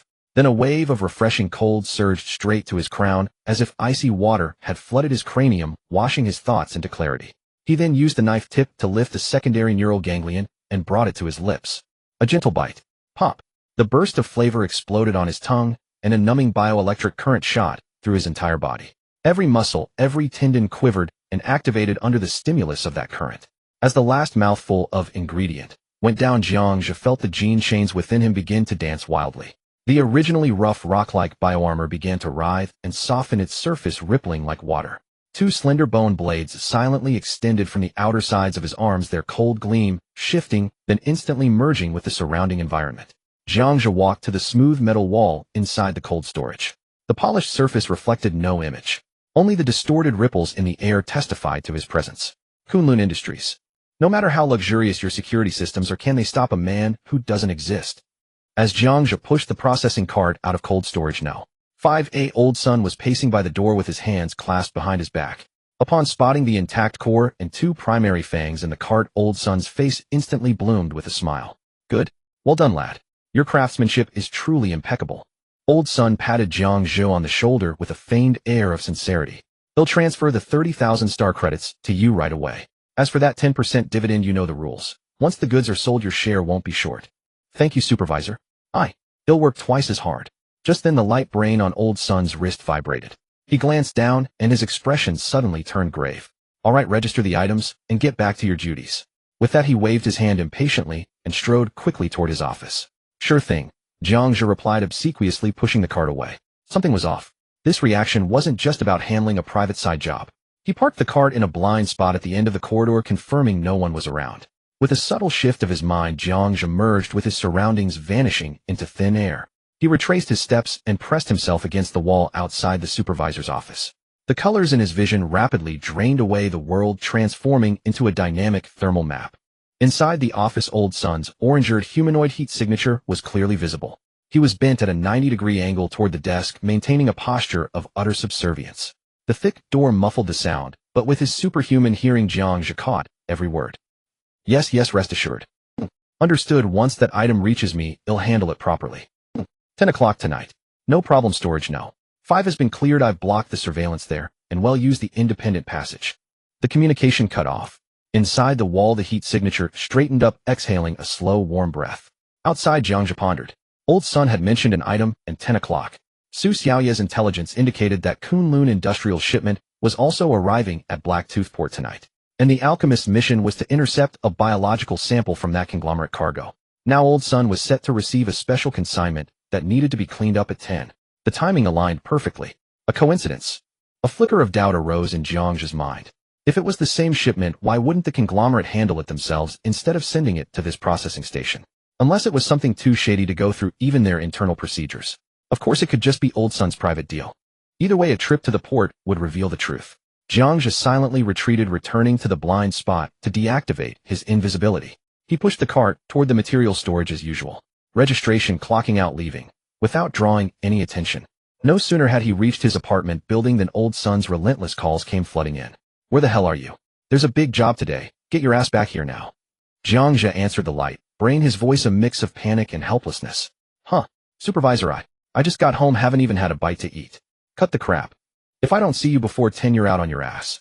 Yes, I'll be there early, rest assured. Hanging up, Jiang Zhe's eyes regained their calm. 10 o'clock, 3 hours left. More than enough. Back in the apartment, the aroma of synthetic meat mixed with rice wafted through the air. Su Xiaoya emerged from the kitchen with a plate of freshly fried rice, looking at him with a hint of nervousness as she wiped her hands on her apron, a glimmer of hope in her eyes. Would you like some? I added some synthetic meat today. Jiang Zhe took the plate, his face etched with feigned exhaustion as he rubbed his temples. I'll eat in my room. I'm beat today, need to catch some sleep after this. I've got to head back to work at 10. Don't bother knocking. Su Xiaoya watched his retreating figure, the light in her eyes quickly dimming. She opened her mouth as if to speak, but ultimately just lowered her head and silently turned to clean the stove. Inside the bedroom, Jiang Zhe set the plate on the table, grabbed the spoon, and quickly shoveled a couple of bites into his mouth before dumping the rest to create the illusion of a meal. Then he moved to the window. Outside, the night was thick as ink, the neon light pollution staining the sky a murky purple. With another mental command, his form gradually faded in the air until it completely dissolved. The window slid open silently, and an invisible figure vaulted out, then reached back to close it. Sliding down the icy exterior pipes, he dropped into the dark alley below. Jiang Zhe avoided the main roads, weaving through the shadows of the city's underbelly. His optical camouflage let him evade all surveillance cameras. Even a security patrol robot passing by him showed no reaction from its electronic eyes. He dashed through filthy back alleys, leaped onto rusted fire escapes, and sprinted across the tangled rooftops of the complex. 30 minutes later, at the periphery of Berth 7, Blacktooth Port, Jiang Zhe crouched atop a towering gantry crane overlooking the brightly lit dock below. Several powerful searchlights bathed the berth in a stark white glow as a massive starship unloaded its cargo. Around the freighter, 3 fully armed Black Shark security squads patrolled in intersecting patterns. His vision had already switched to thermal mode. On a high ground formed by stacked containers, a dozen blue, low-temperature silhouettes lay motionless, snipers in cold source camouflage gear. At the 4 corners of the berth, 48 automated sentry guns swept back and forth at fixed intervals. Security like this would be overkill, even for a gold shipment. Jiang Zhe's gaze swept past the patrols and finally locked onto a silver-gray special container just lowered by the crane. Twice as many guards stood around this container compared to others. On its side, beside the conglomerate's emblem, was a prominent red triangle symbol, the mark of a high-hazard biological substance. and beneath the code a line of numbers only insiders would recognize D13. That was the receiving code for the 13th biological processing station. The alchemist's target, however, was a briefcase. The size difference was enormous, they didn't seem to be the same item. But from this distance, he couldn't tell if the briefcase was hidden inside that container. He'd have to get closer to find out. But what was inside that container that warranted such a massive deployment? Jiang Zhe memorized the patrol routes, time gaps, and blind spots, overlaying them in his mind with the port's three-dimensional structural blueprint provided by Su Xiaoya. A route that maximized shadow coverage while testing the bioarmor's heat insulation capabilities quickly took shape. He slid down the crane's steel frame, landing silently. Pressing himself against the shadows of the containers, he began to move. A route that maximized shadow coverage while testing the bioarmor's heat insulation capabilities quickly took shape. He slid down the crane's steel frame, landing silently. Pressing himself against the shadows of the containers, he began to move. The bioarmor acquired after devouring the rock-armored beast controlled his body temperature to match the environment perfectly. Reassured, Jiang Zhe was crossing an open area toward the next container stack when, woof, woof woof, a sharp bark tore through the dock stillness. He spun around to see a German shepherd in a tactical vest barking furiously at the empty space where he stood. Damn, had accounted for thermal imaging motion detection optical radar, but never expected to be caught by the most primitive biological detector of all. The bioarmor could block heat and refract light, but it couldn't mask the scent of a living human. We've got a situation. Over there. Sector A3. Second squad, move in and investigate. Dozens of security personnel instantly mobilized, raising their rifles as a dozen blinding tactical flashlights swept across the container area where Jiang Zhe stood. Jiang Zhe pressed his back tightly against the icy wall of the shipping container, remaining utterly still. The thermal imaging couldn't detect him. As long as he kept his composure, he would be fine.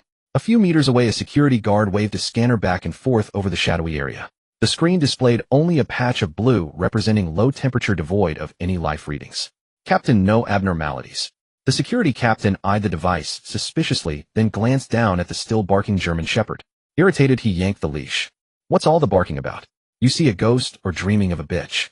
Don't get all jumpy, you nearly scared the life out of me. The dog whimpered in discontent, lying down with a sulk, but its nose continued to twitch incessantly. It had clearly caught a strange scent. Keep your eyes peeled, the captain barked. Higher-ups said this shipment's being watched tonight. Stay sharp. Don't let me take the fall. Jiang Zhe watched the patrol retreat silently, making a mental note. He'd need to figure out a way to acquire an ability like scent lock or pheromone disguise in the future, otherwise anyone with a keen nose would have him dead to rights. Still, the captain's words were intriguing. Someone else is after this shipment too. Interesting. Wonder if I can exploit that. Once the patrol vanished completely, Jiang Zhe melted back into the shadows.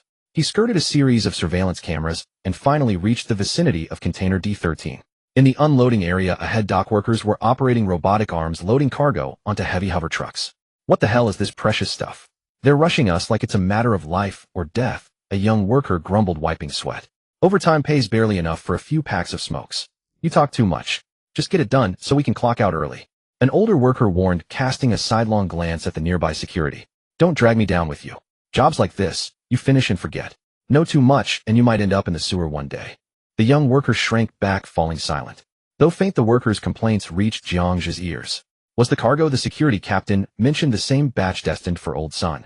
After a brief deliberation, Jiang Zhe abandoned idle speculation. Time was precious. He needed to prioritize locating what the alchemist wanted. Switching his vision, the world transformed into a dynamic heat map. Around the container marked D13, the thermal signatures of the security personnel were significant, at least 20 above the second tier. But the alchemist's target wasn't there. Jiang Zhe patiently worked his way from vehicle to vehicle. Finally, on the fourth transport truck, he spotted the blue glowing metal crate being loaded. Guarding it were only two ordinary security guards with faint life energies. That simplified things. Just as Jiang Zhe was planning how to infiltrate the truck, a thunderous explosion tore through the night over Blacktooth Harbor. A mushroom cloud of orange fire rose from Sector A, and a violent shockwave peppered the containers with debris. Ear-splitting alarms blared, and red warning lights bathed the port in a bloody hue. Enemy attack. Gate 3 in Sector A is breached. Repeat, Gate 3 in Sector A is breached. Armed personnel have infiltrated. Numbers unknown. Requesting backup. Chaos erupted in the docking area. The rapid staccato of gunfire rang out, and energy beams wove a net across the night sky. Go. Reinforce. Leave 2 behind. The rest with me. The once tight security perimeter thinned drastically, with 80% of the guards rushing toward the firefight. The 2 guards watching the 4th transport truck also panicked. One of them took off after the main force. The other stood rooted to the spot, craning his neck toward the explosion. Jiang Zhe watched the lone figure, a faint smile playing on his lips. Perfect opportunity. It didn't matter who was attacking the port, they'd cleared the way for him. Jiang Zhe swiftly circled to the opposite side of the transport truck, his footsteps silent. The remaining guard, lost in thought, muttered to himself, "Who's bold enough to stir up trouble at Blacktooth Harbor?" Before he could finish, a chill of danger crept up his spine. He tried to spin and fire, but a hand covered in gray-black keratin reached from behind and clamped over his mouth and nose. Overwhelming force yanked him backward, throwing him off balance. He struggled violently, attempting an elbow strike, but was met with an icy, piercing edge. A bone blade extended from Jiang Zhe's right palm, driving through the guard's back, piercing his chest and heart. The guard's pupils dilated in disbelief as he looked down at the blood-stained blade protruding from his chest. Life ebbed away with the rupture of his heart. Feeling the body go limp, Jiang Zhe released his grip. He withdrew the bone blade and casually shoved the corpse under the truck. With a single fluid motion, he vaulted silently into the cargo hold. Inside, supplies were haphazardly stacked, boxes labeled mechanical parts and sealed metal canisters. Soon he spotted the silver metal briefcase. Its surface bore a red biohazard symbol and a code SB7749X. Just as Jiang Zhe reached for the case, a section of the warehouse wall collapsed inward. Rubble and twisted rebar flew in all directions, and thick dust flooded the unloading area. A heavy truck with a ram welded to its front burst through the breach, charging into the zone. "That's the truck. Take it." Before the vehicle had even stopped, a hulking man, nearly 3 meters tall, leaped from the passenger seat. The ground cracked and dust billowed. "The Equality Society. You rats actually have the nerve." A security captain guarding the D-13 truck roared as he charged forward. His skin instantly hardened and lightning crackled around his fists with a sizzling hum. "Think a lapdog of Kunlun Industries can stop me?" The giant sneered, crossing his arms as a layer of rock armor encased his body. The next moment, lightning and stone collided with a deafening boom. A shockwave of white energy expanded outward. Several empty containers nearby were sent flying. The security captain was thrown back 3 steps, his feet gouging deep furrows in the concrete. The rock-armored giant merely swayed, brushed dust off his chest, and sneered. "That all you got? Tickling me?" Thermal vision flared instantly. 2 searing crimson blots filled the frame. The 2 figures lifted clear of the ground, hovering 3 meters above the earth. The stone-armored giant ignited a high-luminosity particle stream from his soles, hurtling forward like a human artillery shell. Opposite him, the security captain's body erupted in violent cobalt-andivory lightning, transforming him into a shrieking arc of frigid light that tore through the air, leaving ghostly afterimages in its wake. Boom! Electrical surges surged along fissures in the rocky armor, detonating a wave of charred, scorching heat. Jiang Zhe's gaze pierced through their epidermis, revealing with crystalline clarity the liquid energy swirling violently around a solid core at each man's heart. Source energy, solidification, levitation, flight. The unmistakable hallmark of a Tier 4 awakened. Gods clashing. Jiang Zhe narrowed his eyes. Let them fight. Harder, fiercer, better. So long as he remained untouched, they could splatter their own brains across the battlefield. Yet these people had dared to confront Kunlun industrial Hedon, no mere rabble. He'd have Su Xiaoya dig deep into their origins later. For now, mission first. Jiang Zhe seized the briefcase, only to discover it had not entered optical camouflage alongside him. Its silver metallic surface gleamed starkly amid the chaotic firelight. Does optical camouflage only affect objects in direct contact with my body? He glanced toward the distant battlefield, now a grinding maelstrom where energy beams and physical ordnance crisscrossed, punctuated by relentless detonations. Jiang Zhe scanned the sewer entrance 20 meters away. Exposure was inevitable, but amid carnage of this magnitude, lasers streaked across the sky and severed limbs rained down. Who would notice a fleeting supernatural anomaly? Besides, scapegoats abounded everywhere on site. Without hesitation, Jiang Zhe snatched up the case and sprinted toward the sewer mouth. On the flank of the battlefield, a security officer crouched behind cover, unleashing furious suppressive fire from his energy rifle toward the truck position. In the split-second gap as he reloaded, his peripheral vision caught something that shattered his grasp on reality. A silver briefcase hovering half a meter off the ground, drifting silently toward the depths of the dock. What in the hell? An invisible man? Or some bizarre talent? His rifle barrel instinctively swerved from its target, pivoting toward the floating case. What are you staring at? You want to die? A comrade yanked him sideways, slamming him face first into the mud. SSSSHHH. A stray round screamed past his scalp, embedding itself deep into the container behind him with a shower of sparks. HSSSD. He sucked in a sharp breath, fingers trembling as he touched his forehead, drenched in cold sweat. When he looked up again for the levitating briefcase, it had vanished without trace. Did I hallucinate? Or did the Equalist Society plant infiltrators? Not just frontal assault teams, but thieves too. Suspicion coiled in his mind, but the thunderous exchange of fire left no room for contemplation. He dove back into combat.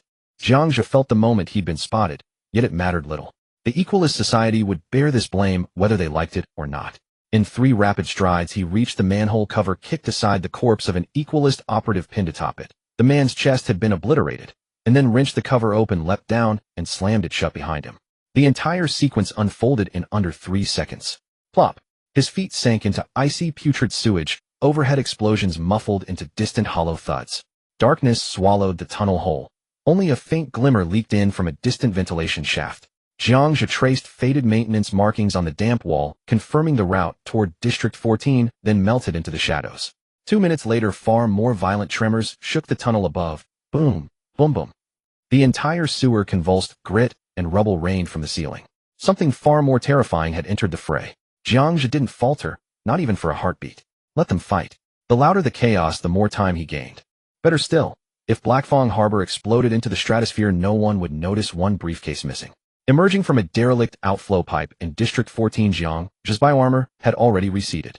He slipped into a blind spot in the surveillance grid and examined his prize beneath the pale moonlight. The case was military-grade alloy, its cipher lock exquisitely engineered. Jiang Zhe probed it with a wire. Nothing budged. Annoying. He abandoned further attempts.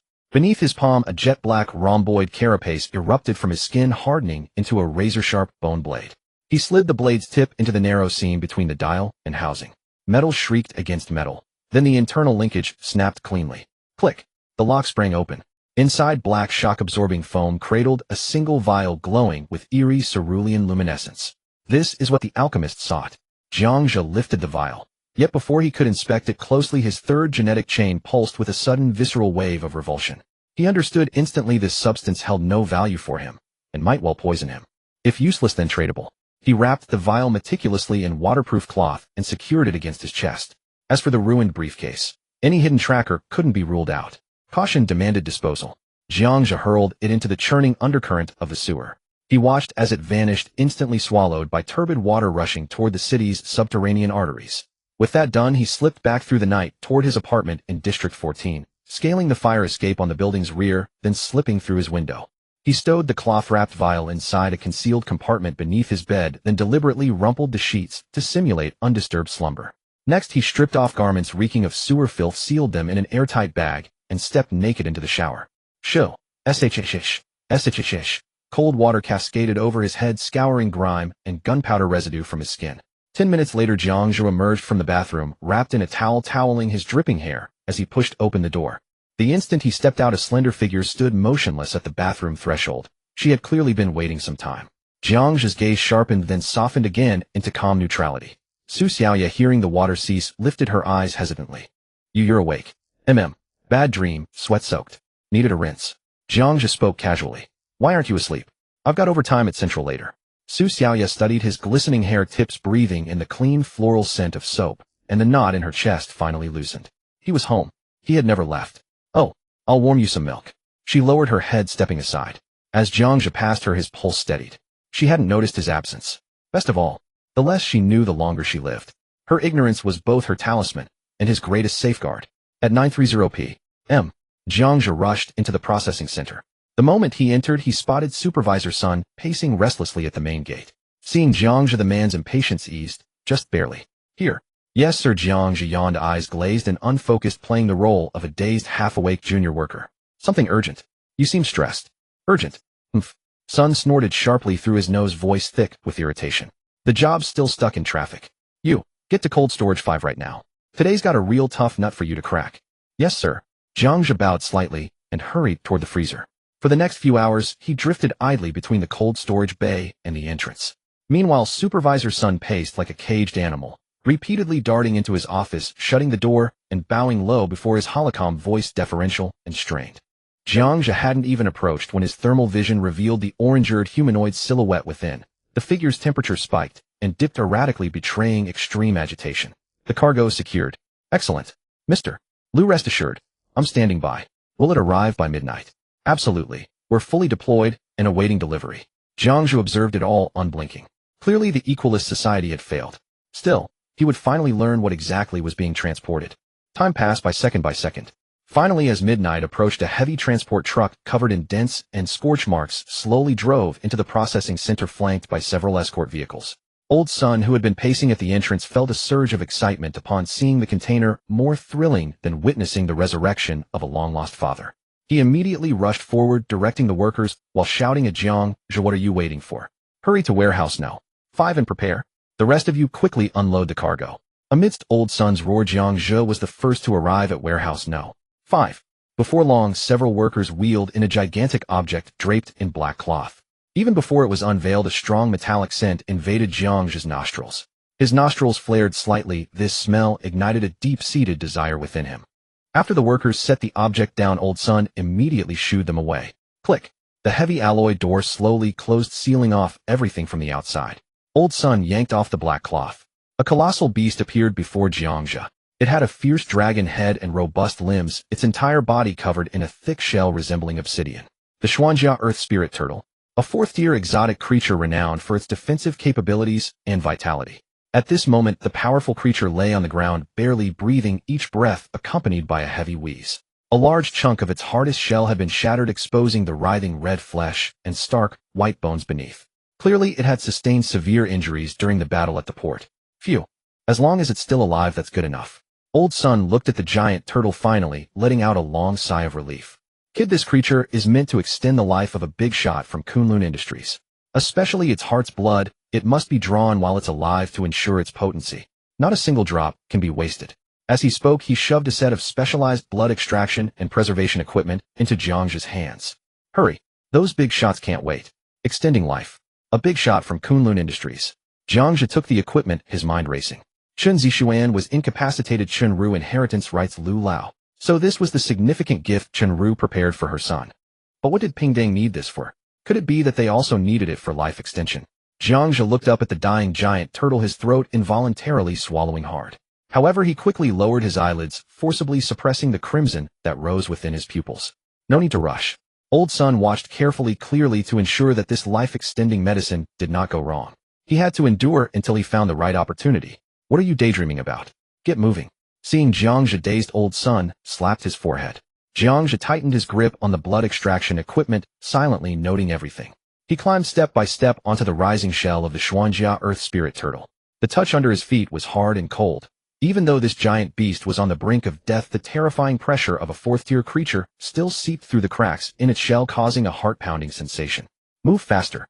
What are you dawdling for? Old Sun paced back and forth below, anxious to the point of wanting to rush up himself, but fearing the dying beast's potential counterattack, he dared only to gesture from 3 meters away. Not a single drop can be wasted. Did you hear me? Jiang Zhe looked up at Old Sun and nodded obediently. Don't worry, Supervisor, I know what's important. He turned around, locating the dark red area exposed beneath the shattered shell. Gripping the long needle tightly, he aimed for the heart and plunged it down with force. Uft! The instant the needle pierced through the tough muscle, an unexpected change occurred. The Earth Spirit Turtle, which had its eyes tightly closed, suddenly opened its murky vertical pupils. Roar! A dull roar exploded in the cold storage. A wave of earthen yellow shockwaves burst forth from the turtle's back. Jiang Zhe felt a massive force surge towards him, instantly losing his balance, and was hurled directly away. Bang! His back slammed heavily against the cold wall, producing a muffled sound. The long needle in his hand also fell to the ground with a clatter. Damn it! Jiang Zhe, hold it together. Old Sun's face turned pale with fright, his voice changing pitch. If you mess this up, we'll both end up tossed into the recycling pool. Jiang Zhe clumsily scrambled up from the ground, a trickle of blood oozing from the corner of his mouth, deliberately feigning a panicked expression. Supervisor, this beast is too strong. I can't hold on. You have to hold on. Aren't you some kind of defensive talent? Use it. Even if it means taking it heating, you need to get the blood out. Jiang Zhe sneered inwardly. Indeed, this was the boss. He gritted his teeth, picked up the long needle, and charged once more towards the turtle's back. This time the Xuanjia Earth Spirit Turtle sensed the threat above, and the remaining energy gathered at the wound on its back. The edges of the shattered shell glowed with a thick earthen yellow hue. Jiang Zhe's eyes narrowed. He could no longer hide his skills, but he also couldn't expose everything. With a focused thought, a gray-black carapace rapidly spread from his chest, covering his right arm all the way to his fingertips. Damn! Old Sun stared wide-eyed. He had seen plenty of class awakeners, but the quality of Jiang Zhe's armor. It didn't look like an ordinary defensive talent. This kid was really lucky. Jiang Zhe ignored Old Sun's gaze, tightening his fingers into a fist, transforming it into a hammer aimed at the earthen yellow defense, striking down fiercely. Boom.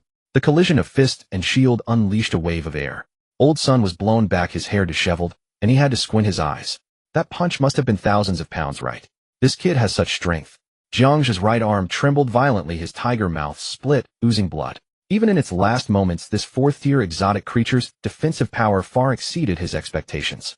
In a pure clash of strength, he gained no advantage. Just as Old Sun thought he was about to be blasted away again, a piece of obsidian-like diamond shell instantly erupted from the skin of Jiang Zhe's left palm. Transforming into a sharp bone blade, he aimed at the defenseless flesh of the earth spirit turtle and plunged it in hard. The sound of the bone blade piercing flesh rang clear. Roar. The intense pain caused the earth spirit turtle's energy defense to momentarily collapse. Seizing the opportunity, Jiang Zhe infused all his strength into his right arm and struck down again with his heavy fist. Crack. The earthen yellow glow shattered in response, scattering like countless specks of light.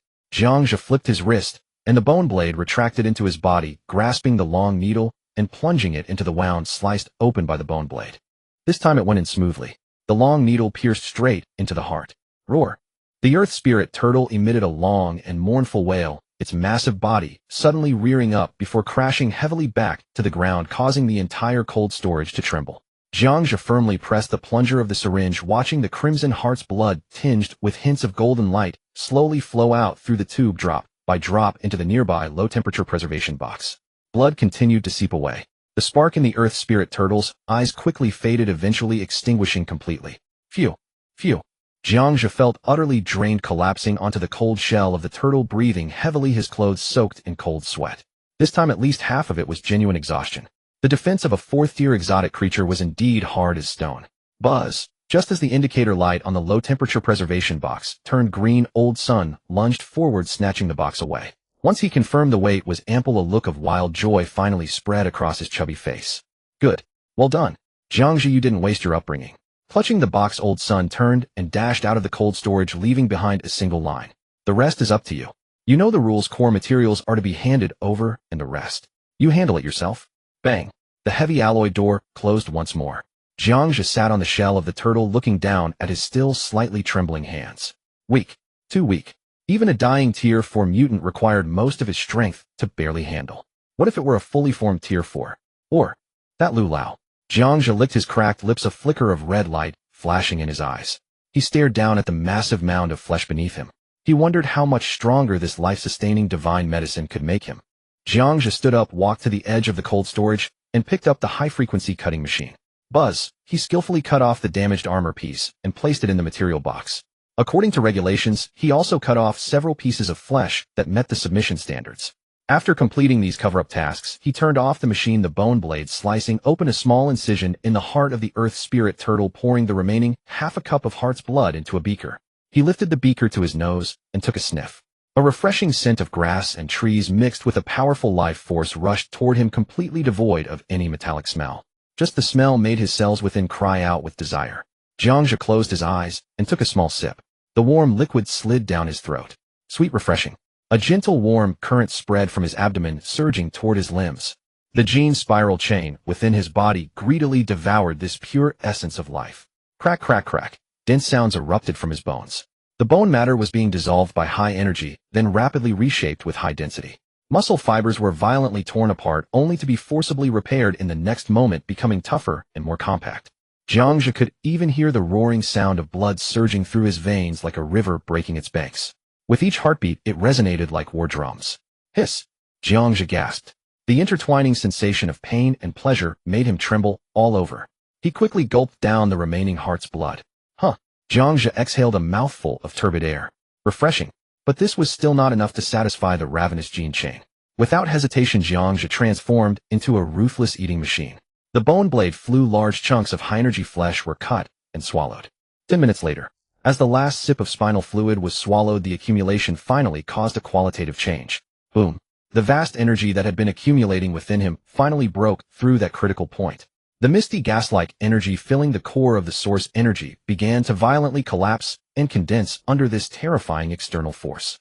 The volume continuously shrank while the density skyrocketed, until at a certain moment, drip, A crisp sound like a water droplet echoed deep within his soul. The last trace of gaseous source energy vanished, completely transforming into a deep, stable pool of azure liquid energy. Immediately, this pool of liquid source energy surged through the meridians, completing a perfect circulatory cycle within his body without any obstruction. The awkward sensation completely vanished, replaced by a smooth flow, as if he was moving his own limbs. Meanwhile, the transformation of his physical body reached its climax. Crack, crack, crack. Dense explosions echoed from his bones as the bone matter was being reshaped by high energy. Muscle fibers were torn and then instantly healed, becoming tougher and more compact. Jiang Zhe suddenly opened his eyes, sharp brilliance shooting from his pupils. Source energy transformed into liquid circulating around him. Second tier achieved. He slowly clenched his fist, feeling the unceasing surge of liquid energy. Within him, a slight smile emerging on his lips. He looked at the giant turtle's corpse beneath him. Taking a deep breath, he bent down, gripping that sturdy hind leg. Taking a deep breath, bending down, gripping the turtle leg, suddenly exerting force. Lift. With a low shout, this hind leg, weighing several tons, was forcibly shifted half a meter.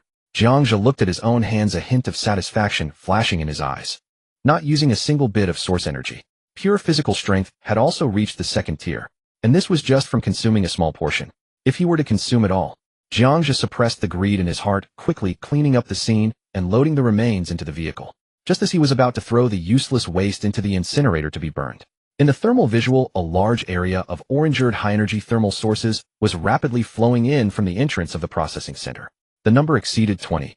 Their movements were synchronized, and the energy fluctuations within each person were not weak. The leader seemed to be a woman, her energy response even more intense. Jiang Zhe's heart tightened. What were these people after? An inspection issue. No, the goods had been safely delivered. Old Sun had run away with the box so quickly. Surely he went to report.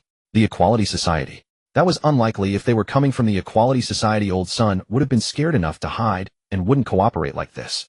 What could it be? Jiang Zhe's mind raced, suddenly recalling the news Su Xiaoya had mentioned earlier. The Tianjin division was investigating the lead on the Blackwater gang massacre. He never expected them to trace it back to the processing center. But fortunately, as long as they weren't blatantly coming for him, there was room for maneuver. Jiang Zhe took a deep breath, his eyes instantly becoming clear and foolish, his shoulders slumping, radiating an air of a submissive employee. He pushed the cart and slowly walked out of cold storage No. 5. As soon as he stepped out, two men dressed in black uniforms blocked his way. Halt! The Tianjin division is conducting an investigation. Not far away, Old Sun was sweating profusely, bowing and explaining to a woman. Investigator, let me explain. This is just a place for processing corpses. That gang conflict from earlier, what does it have to do with us? The woman Yi Hong completely ignored Old Sun's flattery, her gaze falling on Jiang Zhe, who had just come out of cold storage No. 5. She squinted slightly and tilted her head toward her subordinate. Bring him over. Jiang Zhe was flanked by two investigators, pushed into the supervisor's office. As he passed by Old Sun, Jiang Zhe caught a fleeting glimpse of pleading and warning in his eyes. Not a word should be said that shouldn't be. Jiang Zhe slightly lowered his head, indicating submission. This was all observed by Yi Hong.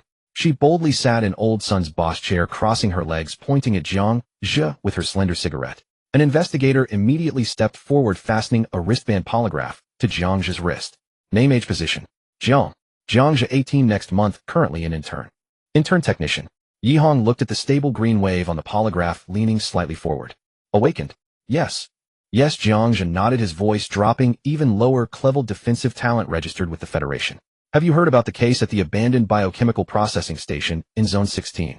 I heard about it. In Johnny's broadcast. It said it was a gas explosion. Gas explosion.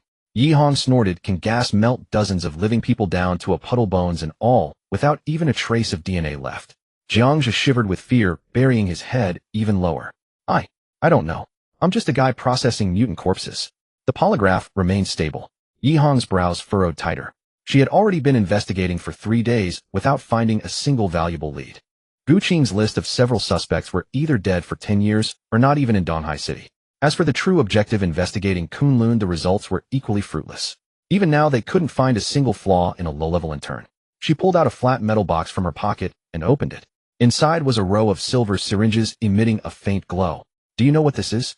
Jiang Zhe glanced at it and shook his head in confusion. This is a neural inhibitor that can allow a person to remain conscious while completely losing control of their body. At that time, whatever is asked, the body will answer. Usually used in conjunction with retrospection to extract the target's memory fragments. Yi Hong stared into Jiang Zhe's eyes and slowly said, "Little one, you wouldn't want to try this, would you?" So she was the retracer from the Celestial Appraisal Bureau that Su Xiaoya had mentioned.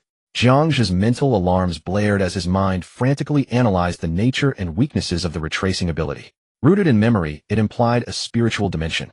Neural inhibitors were merely a physical auxiliary measure. He forcibly suppressed all analytical thoughts, channeling his entire focus into playing the role of a terrified youth. Investigator. Investigator Yi, I really don't know anything. I'm just an intern. Is that so? Yihong stood up, walked over to Jiang Zhe, and looked down at him. Then explained why an intern would still be here at 2 in the morning. Jiang Zhe shuddered as if frightened, and quickly replied it was the supervisor. Supervisor's son arranged it.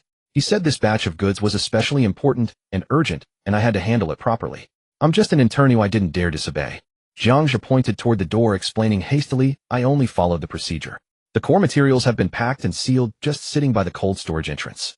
Yihong tilted her head and shot a glance at a colleague. An investigator immediately understood and went out to check. In less than a minute, the investigator returned and nodded to her. Report Team Leader Yi. The material box is intact and all materials are compliant.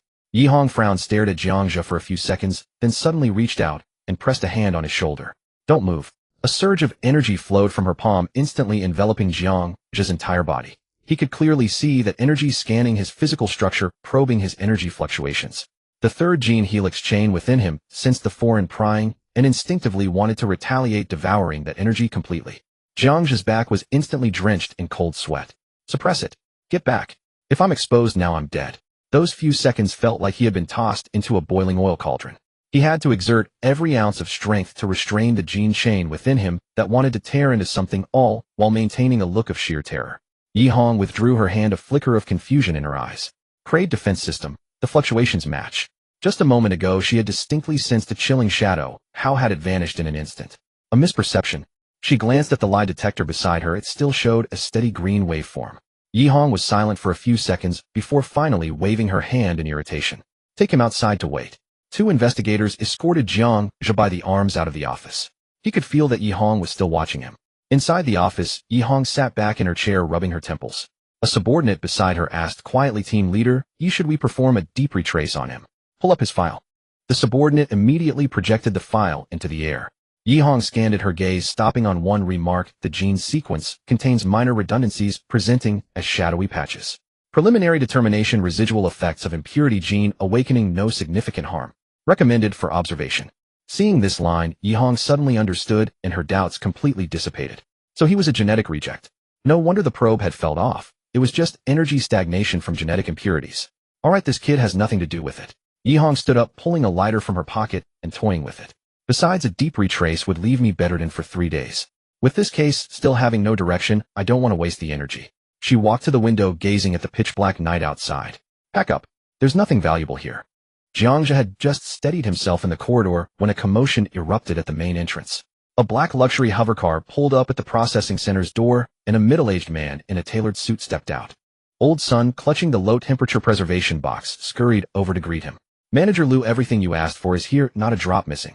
The man called Manager Liu opened the box, glanced at the tube of blood shimmering with golden light, and his tense expression softened slightly. Good. But what's with these investigators from the Celestial Appraisal Bureau? Old Sun lowered his voice and explained quickly, Manager Liu, they're investigating the case of the abandoned factory in District 16. For some reason, they've traced it to us. The Celestial Appraisal Bureau. Manager Liu's face darkened instantly. He handed the preservation box to a bodyguard behind him, straightened his tie, and strode toward the office. Old Sun hurriedly followed, and as he passed Jiang Zhe, he shot him a quick look. You didn't say anything wrong, did you? No. Jiang Zhe shook his head. Supervisor, I just said you made me work overtime. Nothing else. I'm good, well done. Old Sun patted Jiang Zhe's shoulder approvingly before rushing into the office after Manager Liu. Jiang Zhe stood outside the door, catching a glimpse of the middle-aged man's profile through the crack. Arrogant and impatient. Someone from Kunlun Industries picking up goods in the dead of night, and so tense. The old Liu mentioned in Chunru's call probably wasn't the same person. Not high enough in rank. But showing up at this hour meant he was either the executor responsible for transporting this shipment or an errand runner for Chunru. Either way, that face was worth remembering. Inside the office, Yihong was about to lead her team out when she saw Lu Chengji barging in without knocking, and her brow furrowed. You are Kunlun Industries Logistics Manager Lu Chengji. Investigator Yi, the abandoned factory case was commissioned to you by Kunlun Industries. But what's this? Are you helping us investigate or investigating us? Yihong chuckled. She took the cigarette from her mouth and twirled it between her fingers. Manager Lu, you'd better get this straight. I took this case because your people pressured my superiors, forcing me to slog through this godforsaken place for 3 straight days. Now wherever the clues lead, that's where I investigate. She pointed the cigarette at Lu Qingji. If you think I'm on the wrong track, fine. Go withdraw the commission right now. Honestly, I don't want to deal with your mess either. Lu Qingji's face turned ashen. He was used to officials treating him with courtesy, but he'd never encountered such a stubborn hothead. Investigator Yi, watch your attitude. Kunlun Industries is the victim, not the suspect. Yi Hong waved her hand impatiently. Enough. Whether you're the victim isn't decided by your words. It depends on the evidence. She turned to leave, but tossed a remark before exiting. Oh, and Manager Lu, I heard you lost a little something at Blacktooth Harbor tonight. Hope the loss isn't too big. Lu Qingji's pupils contracted, and he let out a cold laugh. Investigator Yi, since you're so diligent, shouldn't the Celestial Appraisal Bureau also look into those Equality Society mad dogs causing trouble at the port? Yi Hong paused mid-step. She turned back, looking at Lu Qingji, as if he were an idiot. Manager Lu, I'm very busy right now. I don't have time for your petty squabbles with the Equality Society. How about this, we end the case here, and you handle it yourselves? Lu Qingji's expression shifted. Investigator Yi, what do you mean by that? Exactly what I said. Yi Hong shrugged. I'm just an employee. If my superiors tell me to investigate, I investigate. If they don't ask, I don't bother. If Kunlun Industries thinks the Celestial Appraisal Bureau's involvement is unnecessary, I can withdraw right now. With that, she didn't wait for Lu Qingji's reply and led her team away. Lu Qingji stood there, his face dark and menacing. Ungrateful wretch. He snorted coldly and left the processing center as well. In the corridor, only Old Sun and Jiang Zhe remained. Old Sun let out a long sigh of relief, wiping the cold sweat from his forehead. Damn, that scared the hell out of me. He turned to Jiang Zhe, forcing a satisfied smile onto his shaken face. Not bad, kid. You did well today, sharp enough not to cause me trouble. Go home. Come to work as usual tomorrow. Jiang Zhe hesitated, then asked cautiously, Supervisor, I haven't had meat in a long time. Could I take some of the turtle scraps home? Old Sun was taken aback, then burst into laughter. Kid, you sure know how to live. Take it. Take as much as you want. Since we've already delivered the goods, the leftovers are just going into the incinerator anyway. Take as much as you can eat. I'll cut some for myself to make soup too. Jiang Zhe's eyes lit up. Thanks, Supervisor. He turned and ran toward Cold Storage Unit 5, his steps noticeably lighter. Old Sun watched his ravenous retreat and shook his head. He had been a little worried that the kid might develop ulterior motives. Now it seemed he had been overthinking. A young man who was grateful for a few scraps. What schemes could he harbor? Ah, youth. Always craving good food. He pulled out his light brain, looking at the payment Lu Qingji had just transferred, a satisfied smile spreading across his face. Still, the more obedient this kid is, the more useful he becomes. At dawn, Jiang Zhe stood before the induction cooker. With a swift motion of his blade, he cleaved the turtle meat into uniform chunks. He plunged them into cold water and blanched them to remove the gamey taste. As the water heated, a layer of grayish-white scum bubbled to the surface. Jiang Zhe deftly skimmed it off, retrieved the meat, and replaced the water with a fresh pot. He tossed in a few cheap, genetically modified radishes, then turned the heat to medium for a slow simmer. Half an hour later, a rich, meaty aroma mingled with the scent of vegetation exploded through the apartment. Jiang Zhe stirred the pot with a ladle. The broth had turned a milky white, with a sheen of golden oil floating on the surface. Just then, the soft sound of footsteps came from outside the door.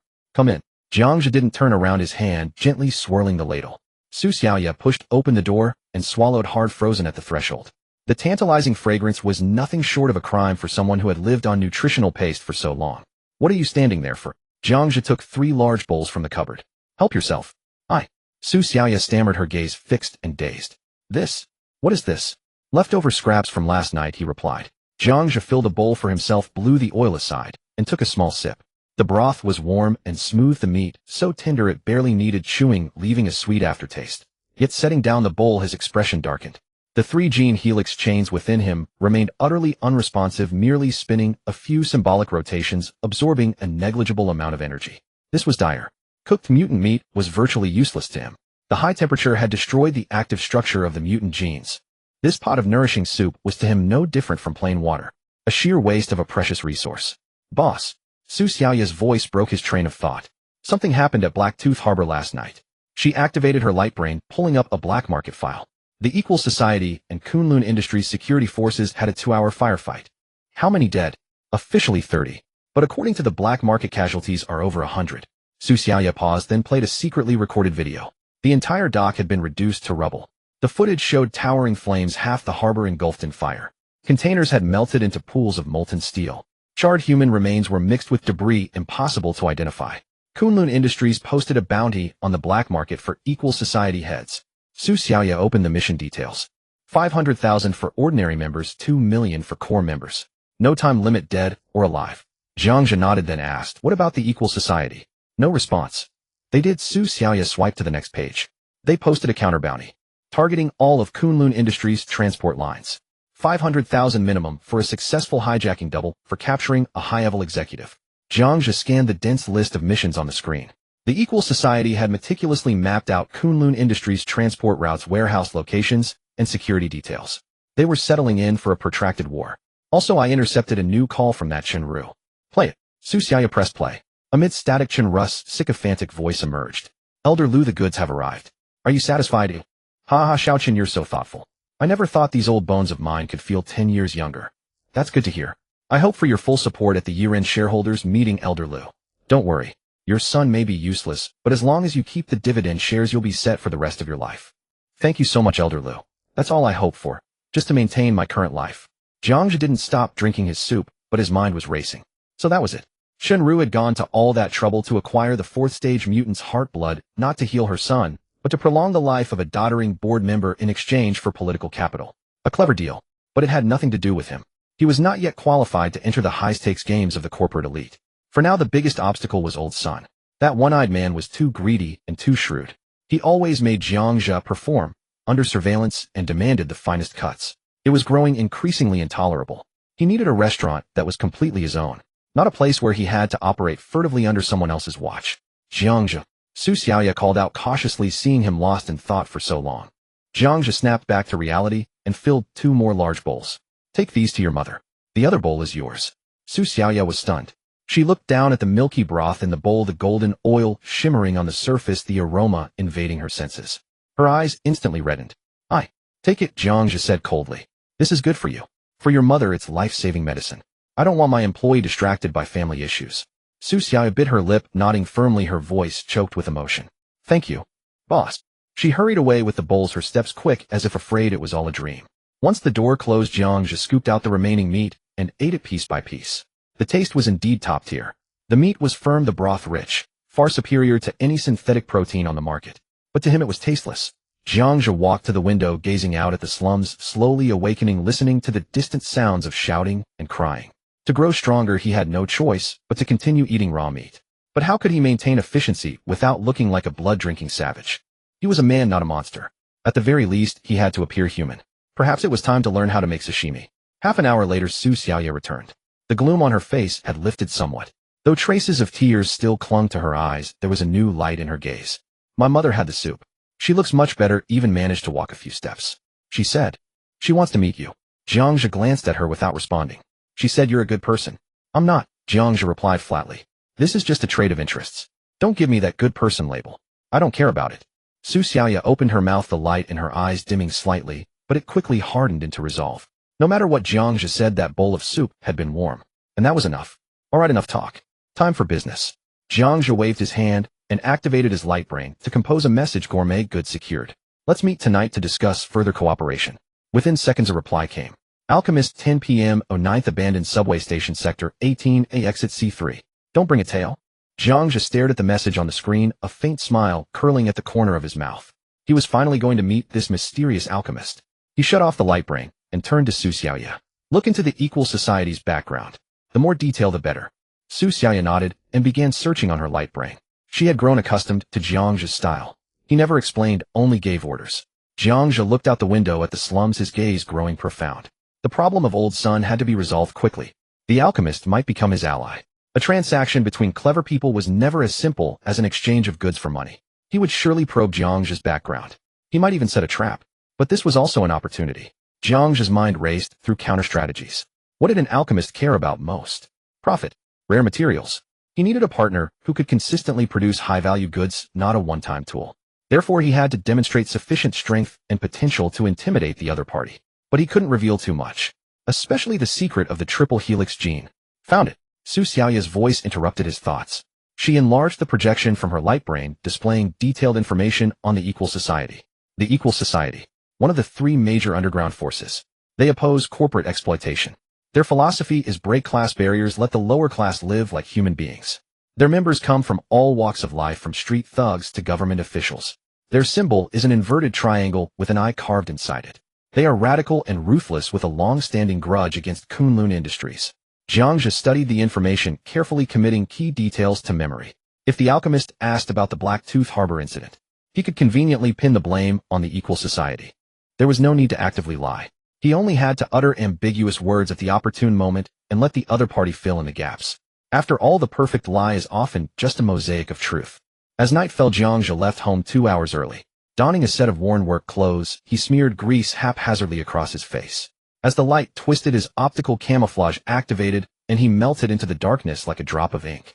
He stealthily made his way to District 18, cautiously taking 3 large detours to confirm he had no tail before slipping into the 9th abandoned subway station. With his thermal vision fully active, the surroundings were pitch black, revealing no suspicious high-temperature heat sources. Jiang Zhe stepped over rubble as he descended. Several rusted steel bars hung from the half-collapsed ceiling. A tall, thin figure leaned against a defunct ticket machine.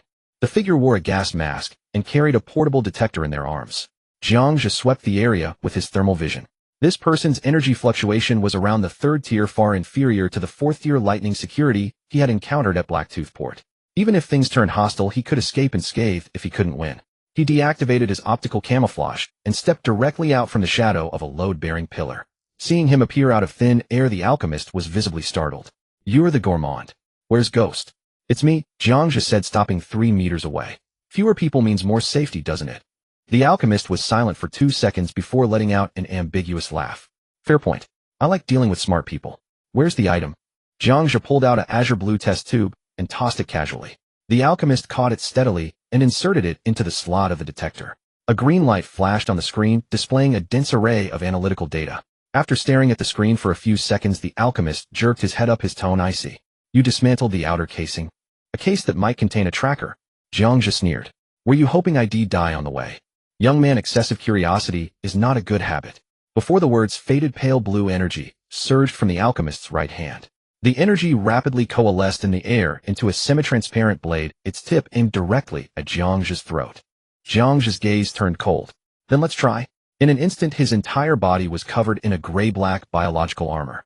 Rhomboid carapaces pierced through the skin on his hands, and 2 sharp bone blades sprang out with a snap. As killing intent plummeted, both men lunged simultaneously. The alchemist's energy blade moved so fast, it left afterimages. Jiang Zhe twisted his waist, barely tilting his head to let the blade tip graze past his carotid artery, severing a few strands of hair. Fast, but not fast enough. In the moment he dodged the throat strike, Jiang Zhe used the violent force of his twisting waist to swing his left bone blade upward, aiming straight for the heart. The alchemist, clearly not expecting such a swift counterattack, hastily retreated half a step. He pulled the energy blade back in front of him. A crisp clang rang out as he barely managed to parry the blow. Seeing the opponent retreat, Jiang Zhe ground his foot and leaped directly onto the defunct ticket machine. He transformed the bone blade from a thrust into a chop, bringing it down with a piercing wind howl. A flicker of gravity passed through the alchemist's eyes. With a single hand, he spread the energy blade wide, forming a half-meter wide pale blue energy heavy shield, and held it firmly above his head. Clang! The bone blade slammed viciously into the energy shield, instantly erupting a dazzling ring of blue shock waves. The violent blast sent rubble flying in all directions, cracking against the walls with sharp sounds. Riding the recoil, Jiang Zhe backflipped through the air. The moment his feet touched the ground, he crushed the thick concrete floor into a web of fissures. Without even a second's pause, the muscles in his thighs bulged again, and he charged forward as a dark blur, crashing into his opponent. Without even a chance to catch his breath, the alchemist instantly dismissed the shield and clenched both hands as if grasping something. 2 energy light blades materialized out of thin air, crossed in an X, and slashed out a deadly air-splitting cold light. This time Jiang Zhe didn't even bother to dodge. He raised his armored right arm, abruptly meeting the cross/Hedon. Clang! A grating screech erupted as countless sparks burst from the armor's surface. 2 intersecting white marks were left on the biological armor, but it had not been breached. Seizing the moment when his opponent's force was spent, Jiang Zhe flicked his left hand, and the sharp bone blade sliced straight for the alchemist's waist. The alchemist reacted swiftly, kicking out at Jiang Zhe's knee while using the recoil to twist his body half a meter away. Rip! He was ultimately half a beat too slow. The bone blade cut through the tactical suit, drawing a string of blood droplets across his side.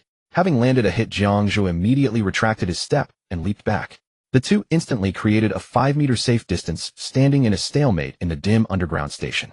The alchemist glanced down at the bleeding gash on his side, then at the healing white mark on Jiang Zhe's right arm. He silently dismissed the energy blade, and a few heavy breaths came through the speaker of his gas mask. Interesting. Very interesting. A class defense type, yet with the strength and speed of an assaulter. The alchemist clapped his hands twice. You've passed the test. Jiang Zhe did not let down his guard. His bone blade remained locked onto the opponent's vital points. If there was any suspicious move, he would strike instantly. Seeing this, the alchemist was not annoyed. He pulled a bearer black card from his pocket and flicked it over. 100,000. That's the agreed payment. Jiang Zhe caught the flying black card with one hand, scanned the balance with his optical computer to confirm it was correct, then retracted his bone blades and shed the thick biological armor. Just out of curiosity, what exactly is that reagent? The alchemist did not answer. Instead, he looked at Jiang Zhe with a scrutinizing gaze. Are you from the Equal Society? Jiang Zhe thought as expected, but kept his face impassive. What do you think? No wonder, the alchemist nodded, seemingly filling in the answer himself. Only you madmen would dare to clash Hedon with Kunlun Industries. But I heard your losses at Blacktooth Port were considerable, weren't they? He said as he turned and walked toward a maintenance passage leading deeper. Let's go. We'll talk somewhere else. My lab can block all signals. Jiang Zhe followed, maintaining a safe distance. I'm just an executor. I have no say in the decisions from above. Since the deal is done, I'd like to discuss future business. The alchemist stopped in front of an alloy door. Stop right there. Whatever fight you have with Kunlun Industries, I'm not getting involved. I'm just a merchant. I only care about profit, not taking sides. Jiang Zhe chuckled. No one's asking you to fight. What I want to discuss is the supply source. I have a stable source of aberrant materials. Every week I can provide at least 3 to 5 second-tier or higher core materials. The alchemist's fingers about to enter the password paused. He turned around and re-evaluated the man codenamed Gourmand before him. Why come to me, your Equal Society? You should have your own channels for processing. Jiang Zhe let out a soft laugh. The organization's bowl is the organization's. It can't feed everyone. One has to fill their own pockets too, isn't that right? The alchemist was taken aback. The wariness in his eyes dissipated considerably. If the other party had been full of lofty ideals, he would have immediately terminated the deal to avoid getting entangled in trouble. But if it was for personal gain, then this business was rock solid. Those who betray their organization make the best partners because they have no way back. Ha ha ha. So you want to keep it all for yourself? You've got guts. Don't praise me too soon. Jiang Zhe interrupted his laughter, getting straight to the point. Just tell me, can your channel handle it? And what about the split? Whether I can handle it or not, seeing is believing, the alchemist said, turning to rapidly input the password on the lock. First take a look at my lab, then we'll talk price. The hidden alloy door slid silently into the wall, revealing a metal corridor illuminated by cold white light. Following the alchemist inside, Jiang Zhe discovered a hidden world. Centrifuges, high-dimensional gene sequence analyzers, constant temperature substance synthesis tables. All kinds of expensive equipment were available. But after a quick scan, Jiang Zhe noticed something was off. Although the workshop was luxuriously equipped, its scale was at most that of a private research institute, utterly insufficient to support the operational volume needed to handle a large supply of goods. This was likely just one of the alchemist's bases, perhaps even a front for meeting guests. So, the alchemist spread his arms, his tone filled with absolute confidence. For a lab like mine, handling your little bit of goods is more than enough. Not bad. Jiang Zhe nodded, but inwardly he raised his vigilance another level. The alchemist walked over to a metal workbench and leaned against it. Since we've shown our cards, let's talk price. According to black market rules, I take 60%. I'm responsible for the channel finding buyers, laundering money, and clearing all potential risks of exposure. Too high. Jiang Zhe shook his head directly. 70 for me, 30 for you. I'm scraping this together at the risk of being hunted by the organization. The alchemist's voice turned icy in an instant. Young man, don't be too greedy. Without my channel, your goods are just a pile of time bombs. If the Equal Society finds out you're dead, Jiang Zhe stood his ground. 60 for me, 40 for you. That's my bottom line. If you think it's too little, I'll find another buyer. I imagine there are plenty in the black market who'd want this deal. 4 to 60, this is your last chance. The alchemist interlaced his fingers, leaning forward, his gaze fixed on Jiang Zhe. If you refuse, I won't hesitate to file a little report to the equalizers, telling them that a member plans to turn the organization's spoils into his personal fortune. Feel free to try. As the words fell, Jiang Zhe took a step forward. This step directly crossed the safe distance. The alchemist flinched involuntarily, a pale blue energy blade springing from his hand, its tip aimed straight at Jiang Zhe's brow. Jiang Zhe didn't even glance at the lethal edge. He simply raised a finger and casually brushed the energy blade aside. Ghost is your subordinate. I don't doubt you could trace my background through her. But I guarantee before you can contact the equalizers, you'll become a corpse. A corpse that even the Heavens Mirror Bureau's retrospectors cannot reconstruct. The alchemist fell silent. From the amplifier of his gas mask came only increasingly heavy, ragged breaths. And besides, what good would reporting me do you? For that so-called black market reputation, Jiang Zhe spread his hands, his tone tinged with mockery. Don't be ridiculous. Reporting me means you're voluntarily cutting off a stable source of income. In this world where even breathing costs money, what's more important than star coins? The two stared at each other for a full 10 seconds. The energy fluctuations around the alchemist surged violently, clearly indicating an intense inner struggle. Jiang Zhe's face was expressionless, but beneath his skin the bioarmor had silently surfaced, the bone blade in his left palm poised to strike. He was gambling. Gambling that those so-called damned rules of the black market were worth less than a piece of toilet paper in the face of cold hard cash. After a long moment, hee. The alchemist suddenly let out a low chuckle. The laughter grew louder, eventually turning into a hysterical cackle that shook his gas mask. Good. A fine madman. You ask what's more important than star coins. There is, of course there is. The alchemist retracted the energy blade, raised his hand, and pressed it on the latch of his gas mask. Click. Accompanied by the soft hiss of air pressure released, the mask was slowly removed. Jiang Zhe's gaze sharpened. It was a half-destroyed face. The left side revealed a man with regular features, exuding an air of scholarly refinement. But the right side looked as if it had been splashed with strong acid. The purplish red flesh was fused together like melted red wax, utterly horrifying. The original right eye, devoid even of eyelids, held a cloudy gray prosthetic, and the withered corner of his mouth was torn all the way to his ear. Jiang Zhe's heart stirred. With the Federation's current medical technology, as long as one had enough money, even severed limbs could be cloned and regenerated, let alone mere disfigurement. This man either had a shady identity that prevented him from seeking medical help, or he deliberately kept this face. Scared, the alchemist casually tossed the mask onto the workbench, pulled out a relatively clean handkerchief, and leisurely wiped the ruined half of his face. Allow me to introduce myself. I'm Li Wei. 5 years ago, I was a professor of biogenetic engineering at Star Sea University. The name rang a bell for Jiang Zhe. He had seen it while browsing Federation gene mapping files. Li Wei was a genius who had shaken the Federation's scientific community, the lead developer of the 8th-generation gene stabilization serum. But the file's conclusion read died along with his entire family in a lab explosion caused by an illegal operation. That explosion wasn't an accident. The arc of Li Wei's mouth grew even more sinister. He turned around, took a bottle of strong liquor from a freezer, unscrewed the cap, and gulped it down directly. The fiery liquid trickled down his mutilated lips, dripping onto the floor. Orson Bio wanted to buy the 9th-generation gene stabilization technology one was about to patent. I refused, so they bribed the head of security to plant military-grade explosives under my lab bench. He raised a finger, jabbing hard at his half-disfigured face. That day was my daughter's 6th birthday. They just came to bring me a birthday cake. By the end of this sentence, Li Wei's voice was trembling uncontrollably, the veins on the hand gripping the bottle bulging. When I crawled out of the rubble, I looked like this. And they? Li Wei clamped his mouth shut, tilting his head back for another large gulp of liquor. Jiang Zhe listened quietly, his expression unchanged. In this world, tragedies happened every day, but he understood the implication in Li Wei's words. Hatred. In this man's eyes, there was indeed something more important than star coins. So you agreed to meet not for that vial of medicine at all. You've been probing me the whole time. Exactly. Li Wei set down the bottle, his cloudy prosthetic eye fixed on Jiang Zhe. You're ruthless enough, greedy enough, and you've got those madmen backing you. Hearing this, Jiang Zhe mentally gave a thumbs up. This guy had indeed mistaken him for a radical member of the Equalizers. This misunderstanding was delightful. Jiang Zhe had no intention of explaining. Shared interests and common enemies were stronger bonds than any oath. Li Wei continued his self-deception. Only you madmen who dare to wage open war against the conglomerates have the power to help me take revenge. 50-50 split. Li Wei held up 5 fingers, his voice hoarse but resolute. This is my final offer. I need money, an astronomical number of star coins to rebuild my lab and pave my path of vengeance. And you need money and channels to feed your ambition. We are by nature the perfect partners. Deal. Jiang Zhe extended his hand and clasped the burn-scarred hand. But I have one additional condition. Name it. I need you to help me set a trap. Jiang Zhe's eyes turned cold. I want to ruin someone. A greedy person who stands in my way. Li Wei raised an eyebrow. The director of that processing center. Sun Dazhuang. It seems your intelligence network runs deeper than I imagined. Jiang Zhe didn't deny it. A minor player. Li Wei waved his hand dismissively. As long as you don't expose me to the public eye, I can provide technical support, forge evidence, or even supply some colorless, odorless custom-made toxins. I don't need you to take action.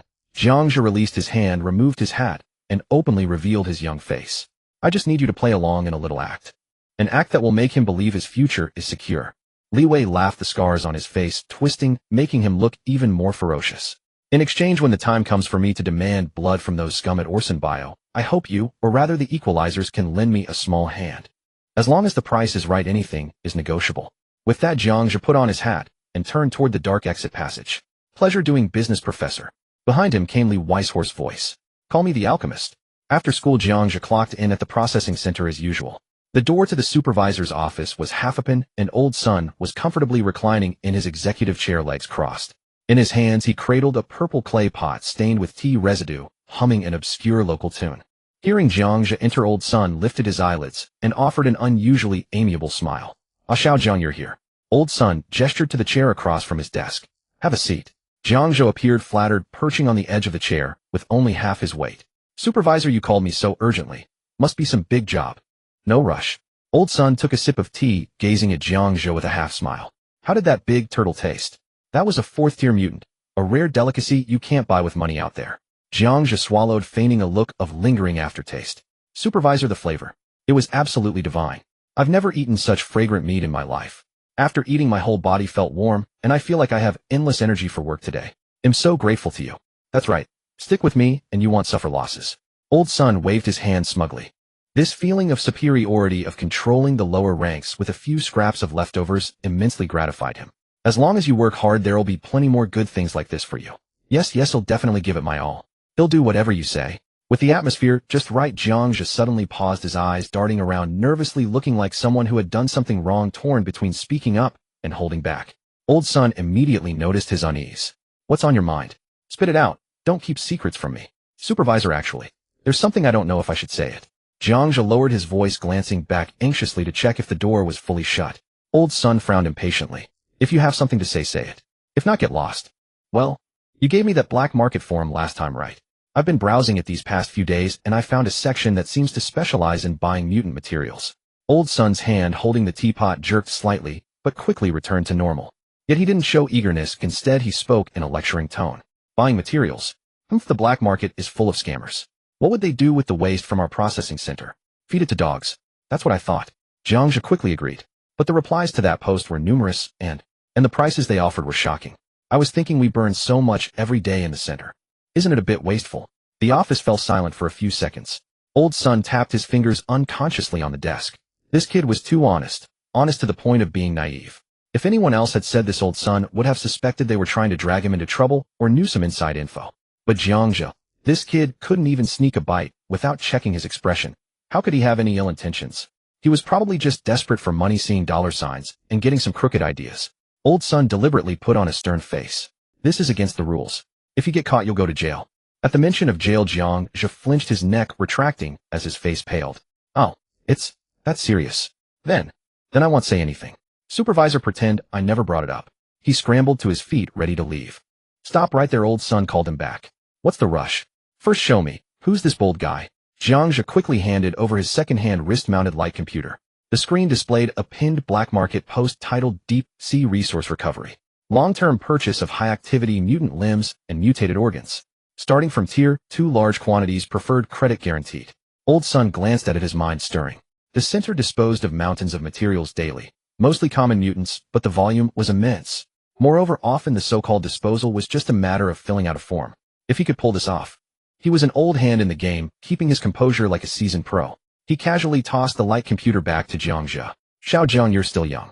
Don't let these numbers blind you. You might earn money but lose your life. You're right, Supervisor. Jiang Zhe looked terrified. They'll delete it right now and never look at it again. Hey, hold on. Old Sun cleared his throat, seizing the opportunity to save face. Since it's for market intelligence, keeping an eye on it won't hurt. Copy that contact info for me. I want to see which reckless fool is behind this.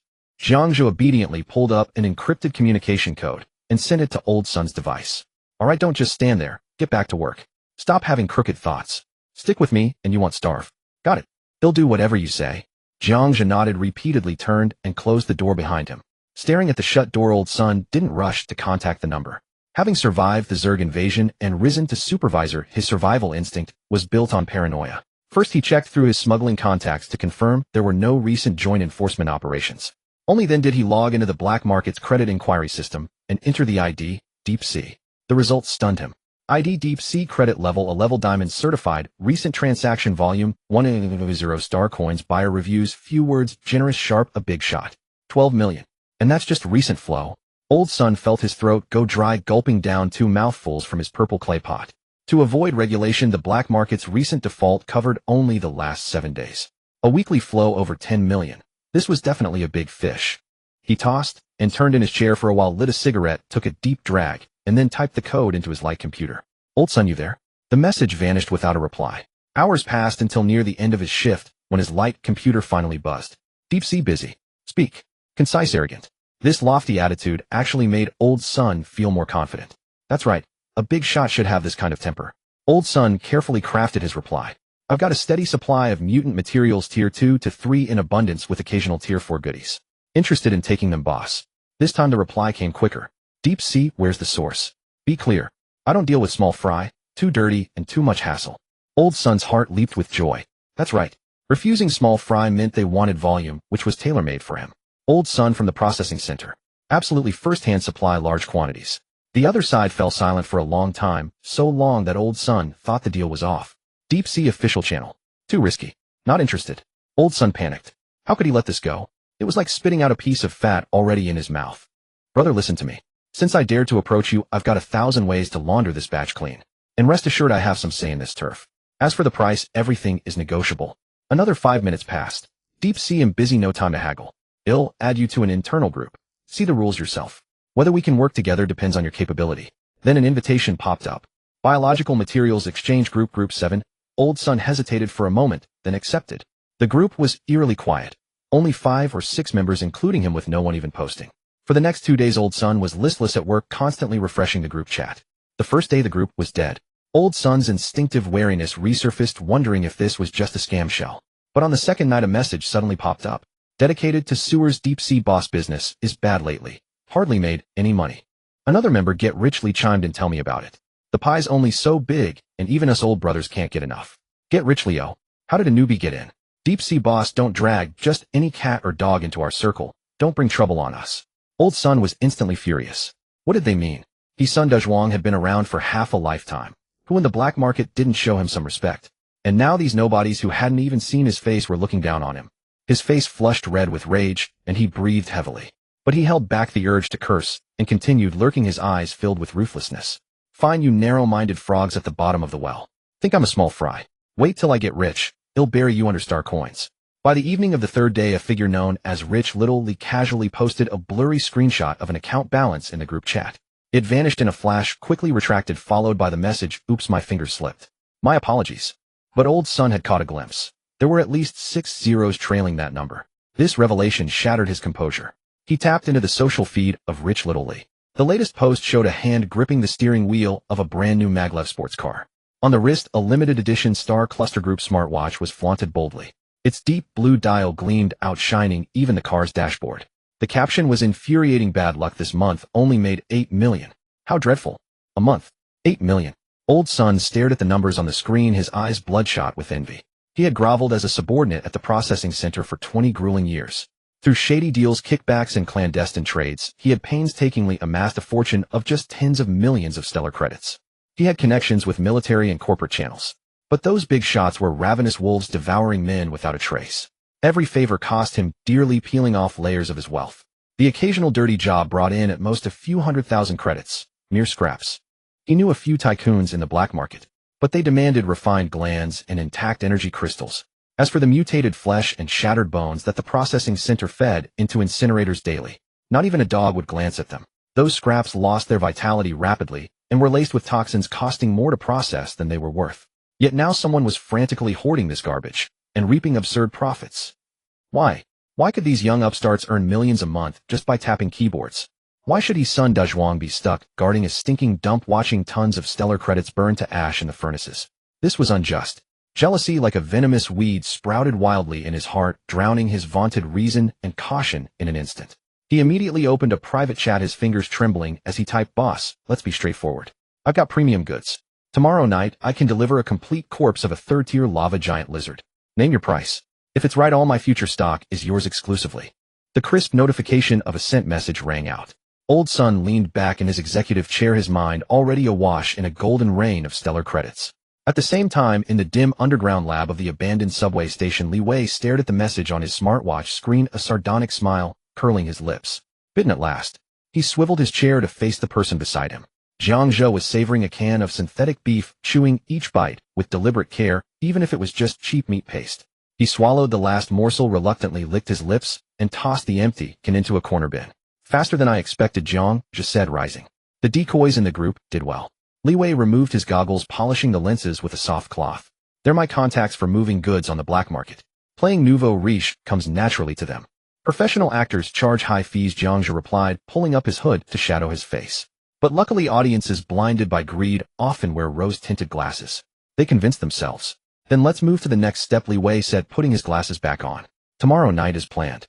The following day at 6 in the evening. Normally, Old Sun would be brewing health tea in his office, admiring beauties on his smartwatch. But today he was at the unloading zone, surprisingly donning a protective suit. On a specialized heat-resistant transport board lay the corpse of a third-tier mutant, a lava giant lizard. Though dead for over 72 hours, its dark red, thick scales still radiated scorching heat, warping the air for meters around. Supervisor, this thing is too hot.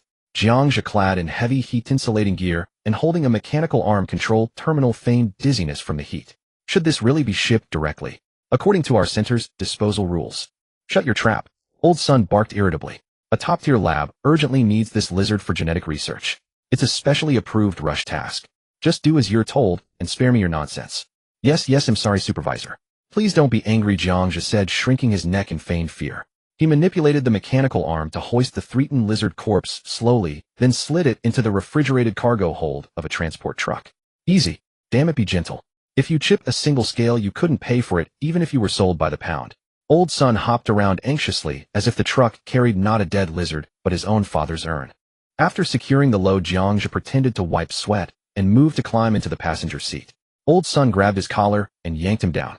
That's enough. You're done here. This transport is classified. I'll handle it personally. Jiang Zhe blinked, scratching his head. Supervisor, sure you don't need me to drive? No. Old Sun shot him a wary glance. Stay here and alter the incinerator logs. If anyone asks, say this corpse has been processed and burned to ash. Got it. Jiang Zhe sneered inwardly, but plastered a fawning smile on his face. Of course, Supervisor, I'll get right on it. Smart kid. Old Sun nodded approvingly, patting Jiang Zhe's shoulder. Keep it up and win this. This task is done, there'll be a bonus for you. With that, Old Sun climbed into the driver's seat. He floored the accelerator, and the refrigerated truck kicked up a cloud of dust as it sped out of the processing center's gate. Watching the taillights vanish, Jiang Zhe raised his wrist and murmured into his smartwatch, come out. Minutes later, a petite figure emerged from the shadows. Su Xiaoya wore a baggy hoodie, her head covered by a hood, clutching a portable smart computer. Jiang Zhe led her past colleagues and surveillance cameras straight to Old Sun's office door. The door's lock required both iris and fingerprint verification, but against Su Xiaoya it lasted barely 30 seconds. With a soft beep, the electronic lock disengaged and the door swung open. Jiang Zhe slipped inside and drew the curtains. He has a hidden smartwatch in the cabinet. Focus on encrypted partitions and hidden folders. Leave it to me. Su Xiaoya quickly bypassed the cabinet's security, connected her terminal to Old Sun's smartwatch, and her fingers danced across the virtual keyboard. This old fox has solid defenses. He's using a military-grade firewall shell, Su Xiaoya muttered, excitement gleaming in her eyes. But it's an outdated version. Give me 3 minutes. 2 minutes and 40 seconds later. Found it, Su Xiaoya exclaimed. A hidden folder disguised as system logs appeared on the screen. Opening it, Jiang Zhe's pupils contracted. It was an electronic ledger detailing not only Old Sun's years of embezzling waste materials, but also every transaction with the black market and the garrison's logistics. Times, locations, amounts, intermediaries, all meticulously recorded. In the latest entries, Jiang Zhe also spotted the name Kunlun Industries. This old dog casts a wide net, he muttered. In the 18th district, an abandoned factory. Lao Sun parked the cold chain truck at the entrance of the dilapidated warehouse, his heart racing wildly. This place was desolate and devoid of any human presence, truly an ideal spot for a transaction. Soon a gray SUV without license plates drove in, kicking up dust. The car door swung open and a middle-aged man in a black jacket stepped out. He was stocky with a buzz cut and had an ordinary appearance that would make him unrecognizable in a crowd. Is this person from the deep-sea boss? Lao Sun rubbed his hands as he got out of the car, cautiously approaching. Just call me Alpha. Where's the goods? They're all in the truck, absolutely fresh. Lao Sun hurried to the back of the truck and yanked open the heavy door. A wave of scorching heat mixed with the scent of blood hit him. Alpha jumped into the truck without hesitation, taking out a special probe to insert between the scales of the giant lizard. After glancing at the red readings on the probe, Alpha jumped down and pulled out a palm-sized transfer device from his pocket. The quality is good and the core energy is well preserved. Without looking up, Alpha continued. As previously discussed, it's 800,000. You know the rules. Anonymous account, instant transfer. 800,000. Lao Sun stared at the transfer device, feeling as if his breath had stopped for a moment. If this lizard had gone through official channels, he would be lucky to receive 15,000 as a labor fee, and that might even be reduced by various deductions above. Now with a simple flip, it directly multiplied by more than 5. I understand. I totally get it. Lao Sun quickly took out his anonymous card and handed it over. Ding! A crisp sound rang out and a long string of pleasing zeros appeared on the electronic screen. Lao Sun looked at his balance, and his chubby face glistening with oil broke into a smile full of wrinkles.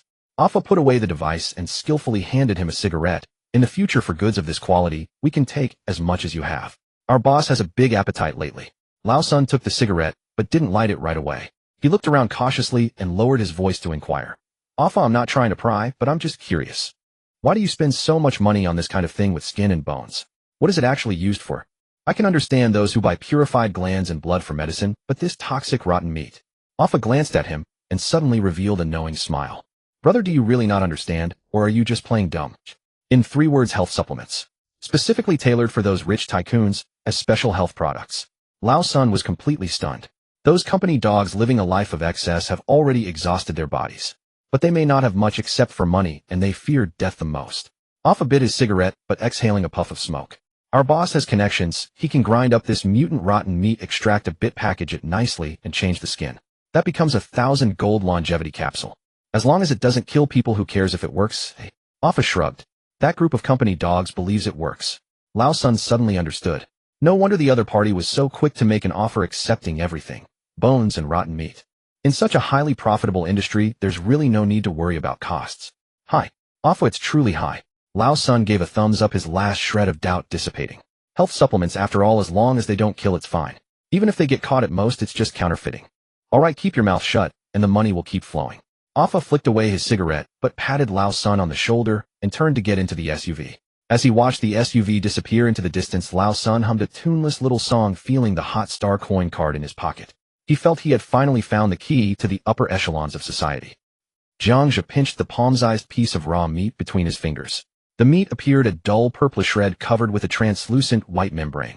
Even after being removed from its body, the piece of living flesh from the hind leg of a second-tier spiked beast still retained its vitality, twitching slightly at his fingertips. He tilted his head back slightly and put the meat into his mouth. The moment his teeth broke the membrane, an intense burst of freshness exploded in his mouth. Next came a numbing sensation akin to chewing on Sichuan pepper. This unique spiciness stimulated his taste buds, sliding down his esophagus into his stomach. The texture is a bit dry and the aftertaste is slightly sour, barely passing. Jiang Zhe squinted, feeling the heat radiating from his stomach.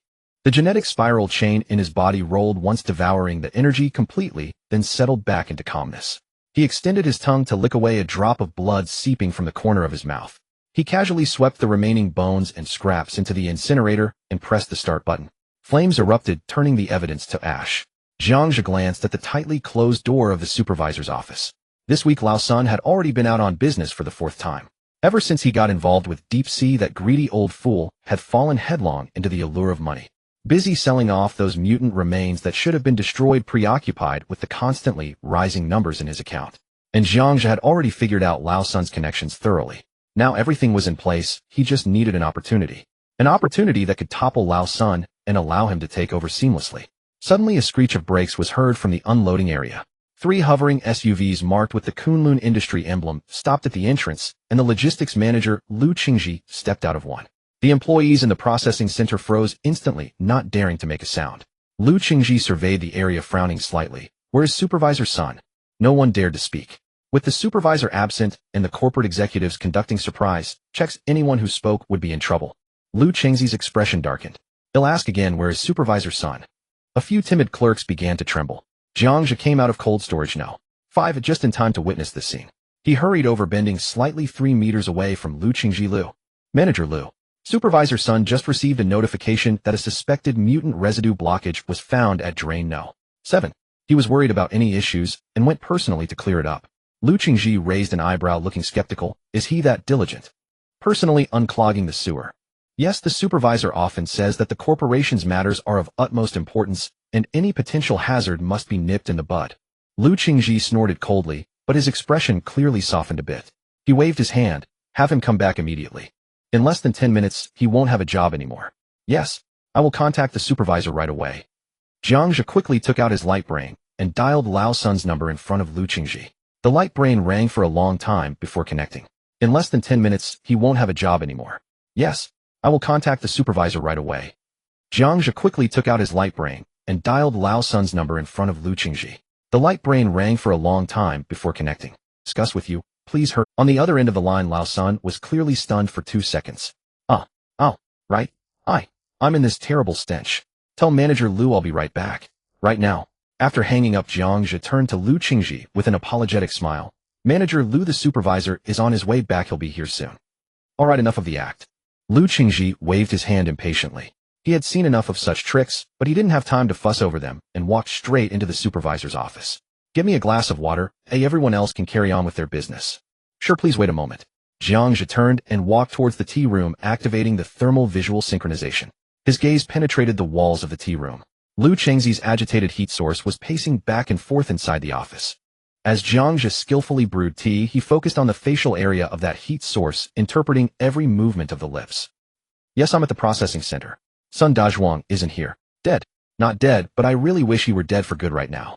That subject has malfunctioned and must have the sample destroyed immediately. Yes, absolutely no traces left. The guys from the Heavenly Inspection Division have been too aggressive lately. We can only use the incinerator here. Jiang Zhe understood. Lu Qingji had come to destroy the incriminating evidence, yet Old Sun had chosen this exact moment to falter.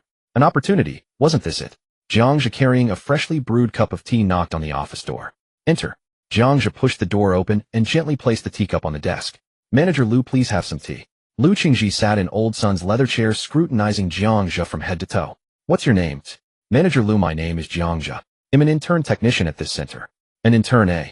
Lu Qingji was somewhat surprised and threw out a sudden question. Was that excuse you made for Sun Dazhuang your own idea, or did he teach you that? This was a life-or-death question. Admitting it was his own idea would reveal a deep and calculating mind, making him untrustworthy. Claiming Old Sun taught him would label him foolish and incompetent. Denying it outright was the only solution for survival in the workplace. Jiang Zhe looked up, his eyes clear and sincere. Manager Lu, you flatter me. The supervisor really did go to deal with the hazard. Even if I had 10 times the nerve, I wouldn't dare deceive you with such a matter. Lu Qingji gave a non-committal grunt and stood up. Let's go. Show me the scene. At cold storage, no. A pile of over a dozen alien corpses awaiting disposal formed a small mountain. Lu Qingji swept his gaze over and frowned. Why are so many still unprocessed? Several veteran employees lowered their heads, none daring to speak. Jiang Zhe interjected, reporting to the manager a few third-tier aberrants were mixed into this batch. Their toxicity and residual energy reactions are too intense, and the acidic blood inside is extremely prone to splashing and causing injury. At the center, not many dare to perform the disassembly directly. Not many. Lu Qingji laughed in exasperation, his gaze sweeping over the cowering veterans. So do you dare? I handled more than half of these. Lu Qingji didn't take Jiang Zhe's words seriously at all. He bypassed the crowd and looked directly at the nearest disassembly table.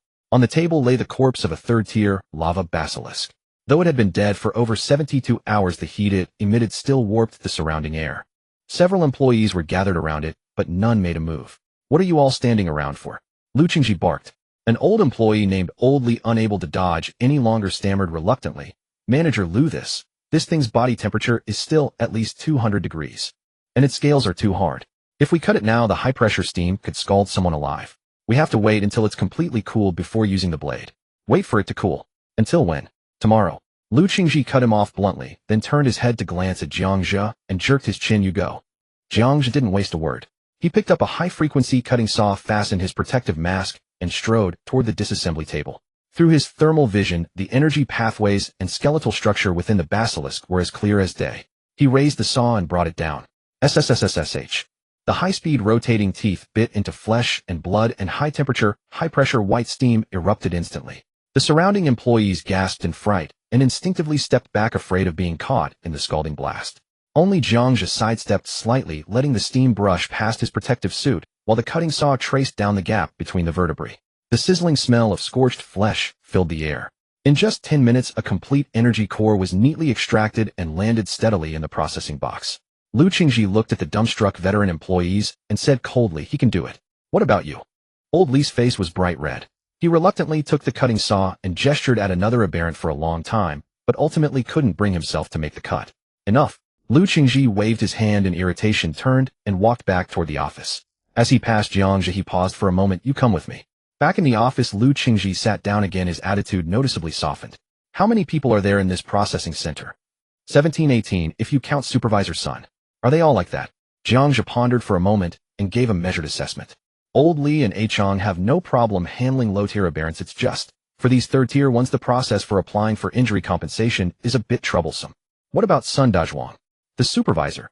He's mainly responsible for coordinating relationships and external liaison. Coordinating relationships. Lu Qingji asked no more. He had already figured it out. In the entire processing center, only 3 or 4 people actually did the work. And this young man before him was the most capable of them all. What's your intern salary? 35 star coins an hour, working 4 hours a day. 4,000 a month. Lu Qingji was taken aback, then shook his head. Sun Dazhuang certainly knows how to control costs. He stood up, walked over to Jiang Zhe, and patted him on the shoulder. Xiao Jiang, right. Keep up the good work.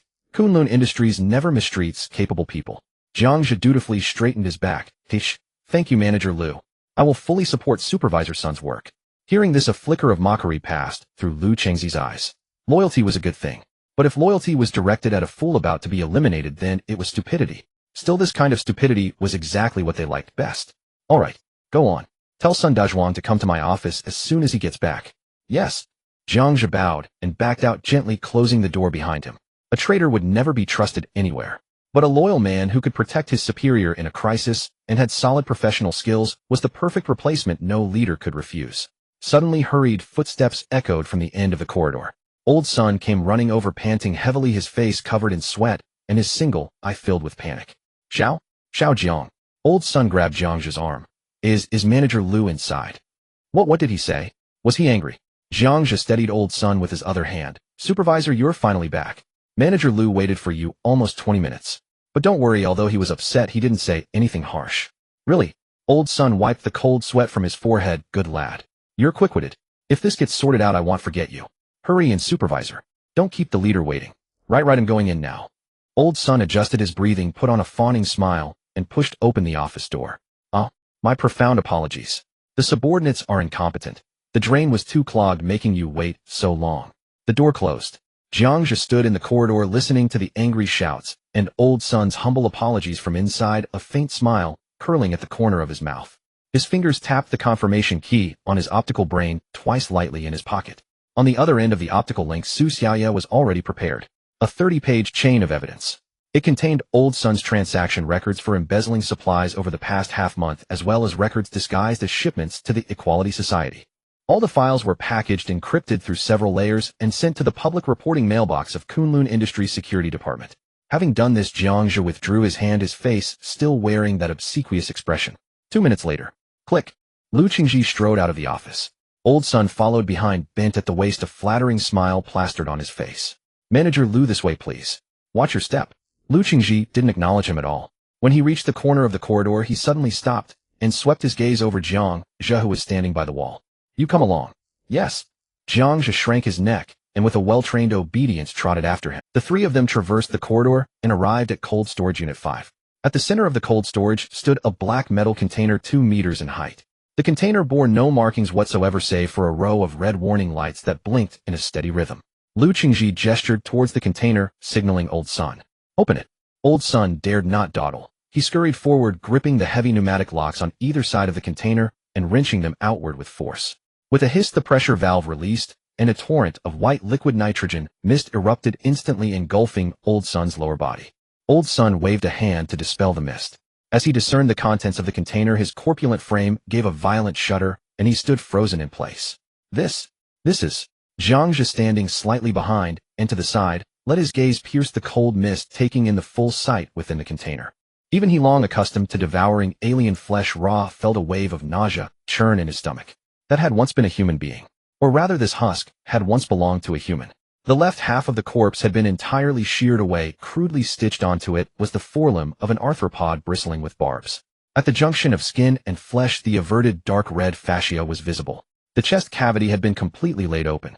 Where the heart should have been, there was only a void replaced by a tangled mass of red crystalline tubing. The lower jawbone had been entirely removed, forcibly replaced with a rusted metal respiratory valve. Jiang Zhe lowered his eyelids, concealing the bone-deep chill that surged within his gaze. What exactly was Kunlun Industries doing?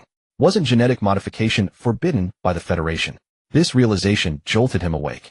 If his secret of infinite devourment were ever exposed, his fate would likely be no better than that of this corpse. Dispose of it quickly. Lu Qingji produced a handkerchief covering his nose and mouth, as if a single glance longer would soil his eyes. Old Sun was drenched in cold sweat, his legs trembling. Having muddled through this trade for half his life, he knew the rules all too well. Having witnessed such a corporate secret, if he failed to display the loyalty of a faithful dog, he feared he would not leave the cold storage alive today. Old Sun turned and delivered a kick to Jiang Zhe's leg, cursing loudly. What are you standing there for? Didn't you hear Manager Lu? Get this thing into the furnace and burn it. Jiang Zhe stumbled from the kick, murmuring a servile assent. Yes. Yes, Supervisor. He hunched his back, walked to the container, and grasped the corpse's icy ankle. The touch was stiff. The transplanted alien appendage twitched faintly, scraping against Jiang Zhe's arm and sending a sharp sting through him. Jiang Zhe exerted his strength, hoisting the gruesome corpse onto his shoulder, and staggered towards the high-power incinerator in the corner. The furnace door swung open, the orange-eared flames casting their light upon Jiang Zhe's expressionless face. If this was the end of the week, then he would never be weak. With a roar, the corpse was hurled into the chamber. Accelerant sprayed, and the flames surged, devouring the pitiful husk. For a time, the cold storage was filled only with the crackling sound of bursting fat. Just then, a sharp communication alert shattered the silence. Lu Qingji frowned, raising his wrist. The instant he saw the caller ID, his face darkened. The security department's private line. He answered the call, uttering not a single word, only listening quietly to the report from the earpiece.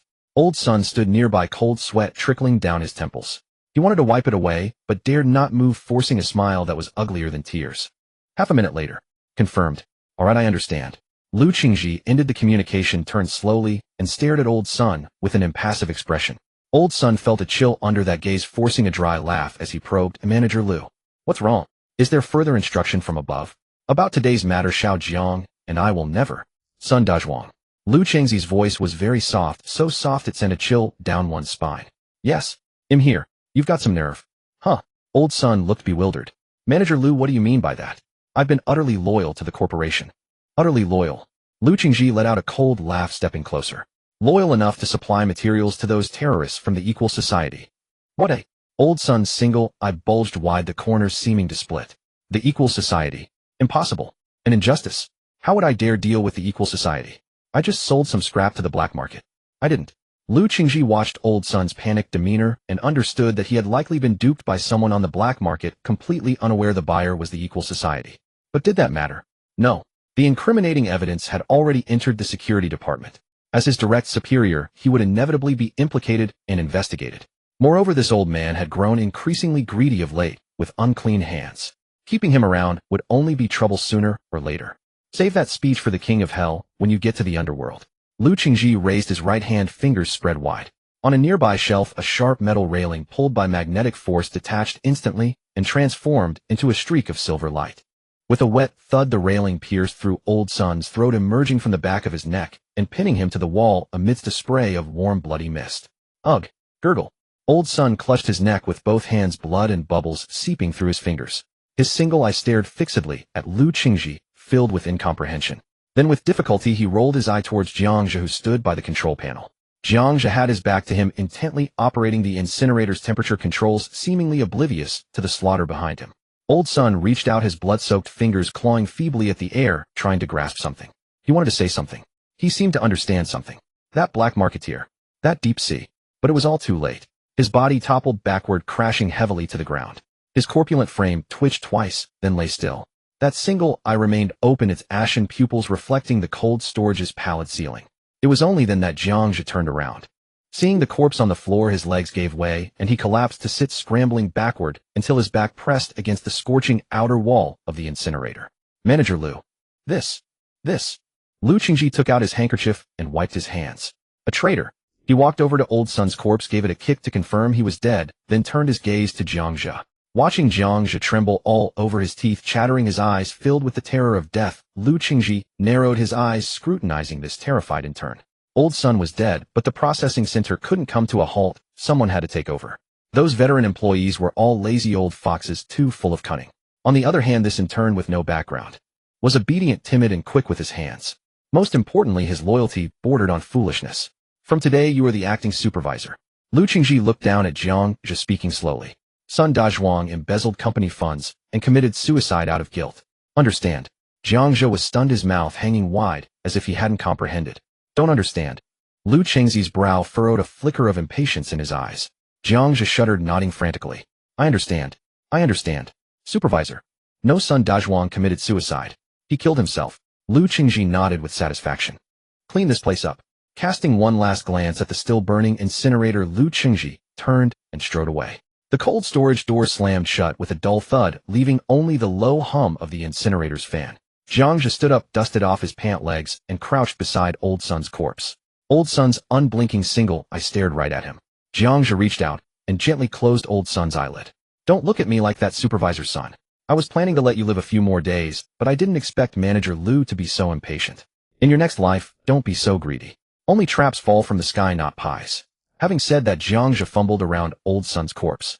Soon a bearer bond star coin card and the black magnetic card representing the supervisor's position appeared in his hand. On it lay the over 3 million in payment that Deep Sea had paid Old Sun this week, along with Old Sun's life savings. Now they all belonged to the Jiang family. Jiang Zhe pocketed the cards, grabbed Old Sun's bulky ankle. The corpse, weighing nearly 100 kilos, felt as light as nothing in Jiang Zhe's hands as he lifted it with ease. That kick you gave me earlier, I know you were warning me not to say the wrong thing. But it's a pity it was too late. After all, you were in my way. And besides, I still remember that time you tricked me into dealing with that queen bug. You always used to watch me work. Today you can go in and experience it for yourself. With a thud, Old Sun was thrown into the furnace chamber that had just consumed the modified body. Fuel ignited, and the flames surged once more. The high heat consumed all evidence of the crime along with the greedy soul. Jiang Zhe stood before the furnace fire, the flames dancing in his dark pupils. He pulled out his portable light brain, typed a line, and sent it to Li Wei. Channel is clear. We'll rendezvous later. In the processing center hall, a dozen workers were scattered around the equipment, some smoking, some joking. The sound of unhurried footsteps echoed. They lazily glanced up. It was Jiang Zhe, the intern who was always timid, barely daring to breathe. Old Li spat out his cigarette, but grinding it out with his shoe, and yelled, Xiao Jiang, where's Old Sun? Manager Lu just left, and he's already slacking off. The brothers are waiting to start work. Is he paying for the delay? Laughter erupted around them. The skinflint probably got chewed out by Manager Lu and is hiding in the bathroom, cleaning his pants. Normally Jiang Zhe would shrink back and scurry away along the wall. But today he stood straight in the center of the hall. The dim ceiling light cast down, making his young face eerily calm. He raised his hand and clapped softly. Clap, clap, clap. The crisp applause echoed through the empty workshop. The murmurs faded, then fell silent.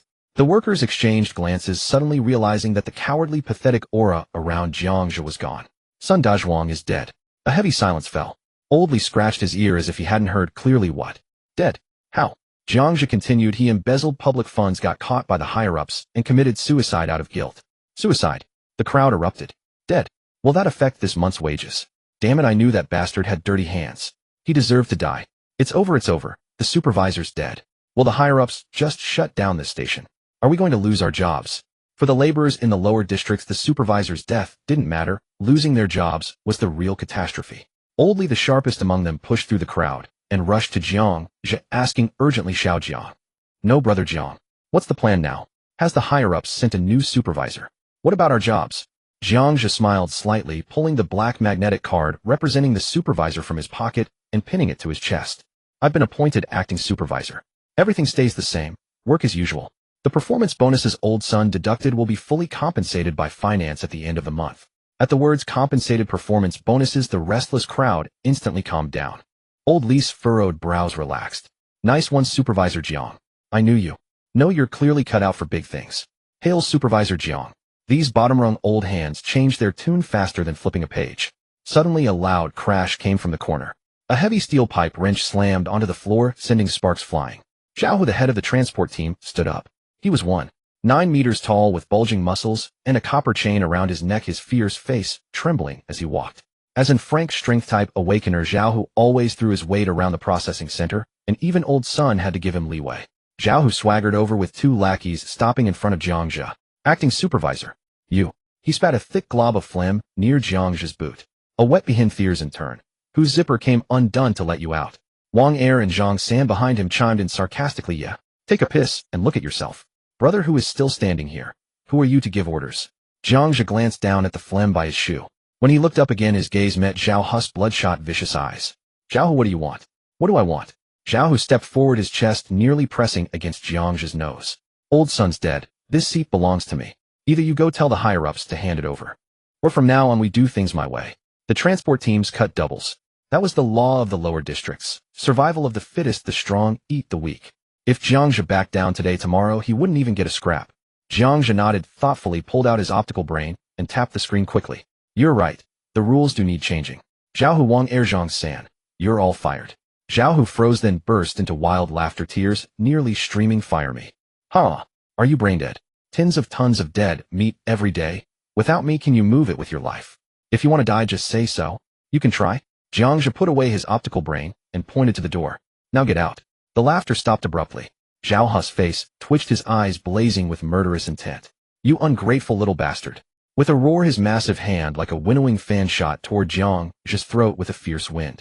A strength awakener's hate-fueled strike could crush an ordinary person's neck bones like a cookie. Just as that hand was about to touch Jiang Zhe's collar, Jiang Zhe spread his fingers and grabbed Zhao Hu's wrist in reverse. His movements were so fast no one could see them.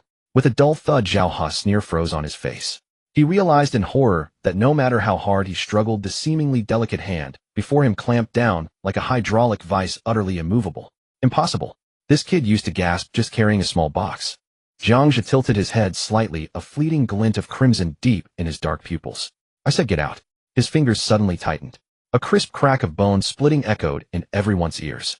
Zhao Hu's radius and ulna shattered instantly under the immense grip, broken bone shards piercing flesh as blood spurted out. A blood-curdling scream unlike any human sound tore through the hall. Zhao Hu's knees buckled, and he crashed to his knees before Jiang Zhe. Cold sweat soaked his vest, his face twisted into a mess of agony. Everyone's eyes widened.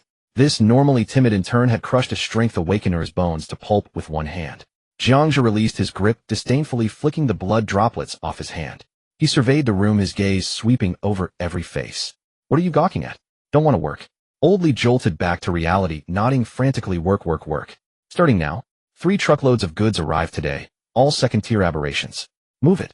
Jiang Zhe rolled up his work sleeves as he spoke, and strode. What are you gawking at? Don't want to work. Oldly jolted back to reality, nodding frantically. Work. Starting now. 3 truckloads of goods arrived today, all second-tier aberrations. Move it. Jiang Zhe rolled up his work sleeves as he spoke, and strode to a heavy transport truck. With one hand, he grabbed a second-tier aberration weighing hundreds of pounds, and casually tossed it aside. It landed steadily on a floating cart. This sight was even more visually stunning than crushing an awakener's bones. The entire processing center sprang into action, everyone burying themselves in work, their breathing subdued. That night in the alley outside the processing center, the wind howled, rattling rusty iron sheets against the walls. Zhao Hu, drenched in cold sweat, crouched next to an abandoned container, biting down on a rag. Wang Air fumbled to wrap bandages around him. The broken bones had been roughly splinted, but the agony still made Zhao Hu convulse. Brother, who will that kid really come this way tonight? Wang Air whispered while tying the knot. Nonsense. Zhao Hu spat out the rag, his eyes filled with venom. This is the only way back to his rat hole. I'm going to kill him tonight. Go get that barrel of accelerant. He was going to burn that little bastard alive. Suddenly Zhao Hu felt a chill breeze at the back of his neck. Then his body went out of control. He tried to curse, but found his jaw wouldn't obey. He tried to turn his head, but his vision began to spin. He saw the pitch-black night sky above the withered tree trunks, in the distance the gravel-strewn ground. The view kept spinning. He saw 2 familiar figures, Wang Air and Zhang San. They were staring in terror, their mouths wide open, looking at him. No, they were looking behind him. The view continued to fall. Zhao Hu saw a pair of familiar work boots, and a headless muscular body standing upright. Around that bodice neck hung a thick copper chain, and from the severed stump a fountain of crimson sprayed. Whose body was that? With a thud, his vision hit the dusty ground and rolled twice.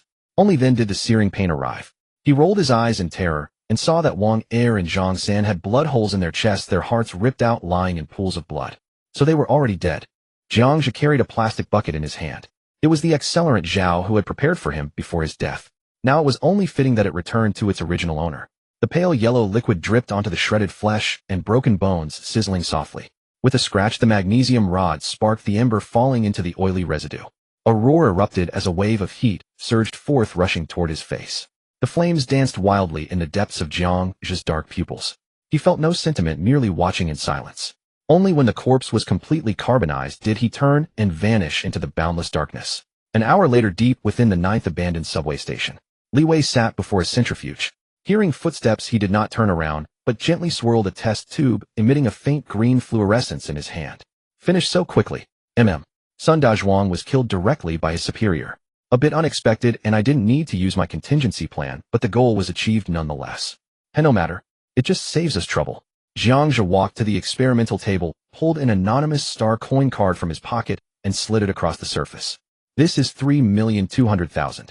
The principal you advanced to set up the trap, to lure old Sun in. Li Wei glanced at the card on the table, and pushed it back with a broad gesture. Take it back?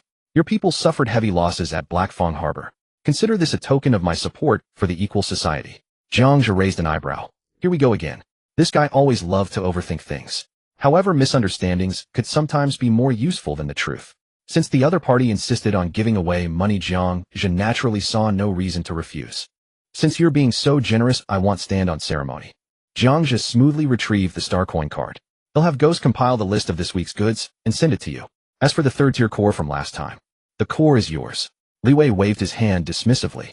Compared to such trivial gains, I value your worth more, or rather your future potential. Sun Dazhuang is dead. What are your plans next? Stick to guarding that processing center as a supervisor for life. I don't believe you'd be content with that. Jiang Zhe pulled over a chair, sat down, and crossed his legs. Easy money, peace, and quiet. What's not to be content with? Stop pretending. Li Wei let out a cold laugh. We both know that the supervisor position is nothing but a dog to be butchered whenever they feel like it. Sun Dazhuang is the prime example. You surely want more than this. Jiang Zhe was noncommittal. Power and status. Who doesn't want them? Excellent. Li Wei tapped a point in the air, and a holographic projection instantly unfolded. The image displayed a magnificent architectural complex suspended beneath the clouds. Silver-white spires pierced straight into the sky. A line of text was written on it: Starcy Institute of Biology. If you want to climb higher, take the exam for this school. Jiang Zhe glanced at the name, rapidly sifting through relevant information in his mind. Starcy Institute, one of the top 10 elite academies in the Federation, the holy land of biogenetic engineering. Sounds like you're more eager than I am for me to climb up. Give me a reason I must go. Jiang Zhe leaned back lazily in his chair.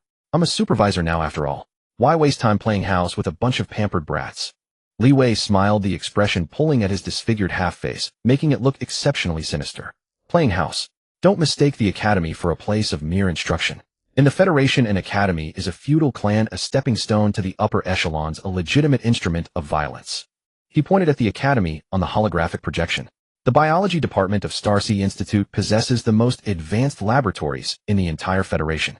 Its alumni network spans the military's general staff, political circles, and powerful positions in major conglomerates.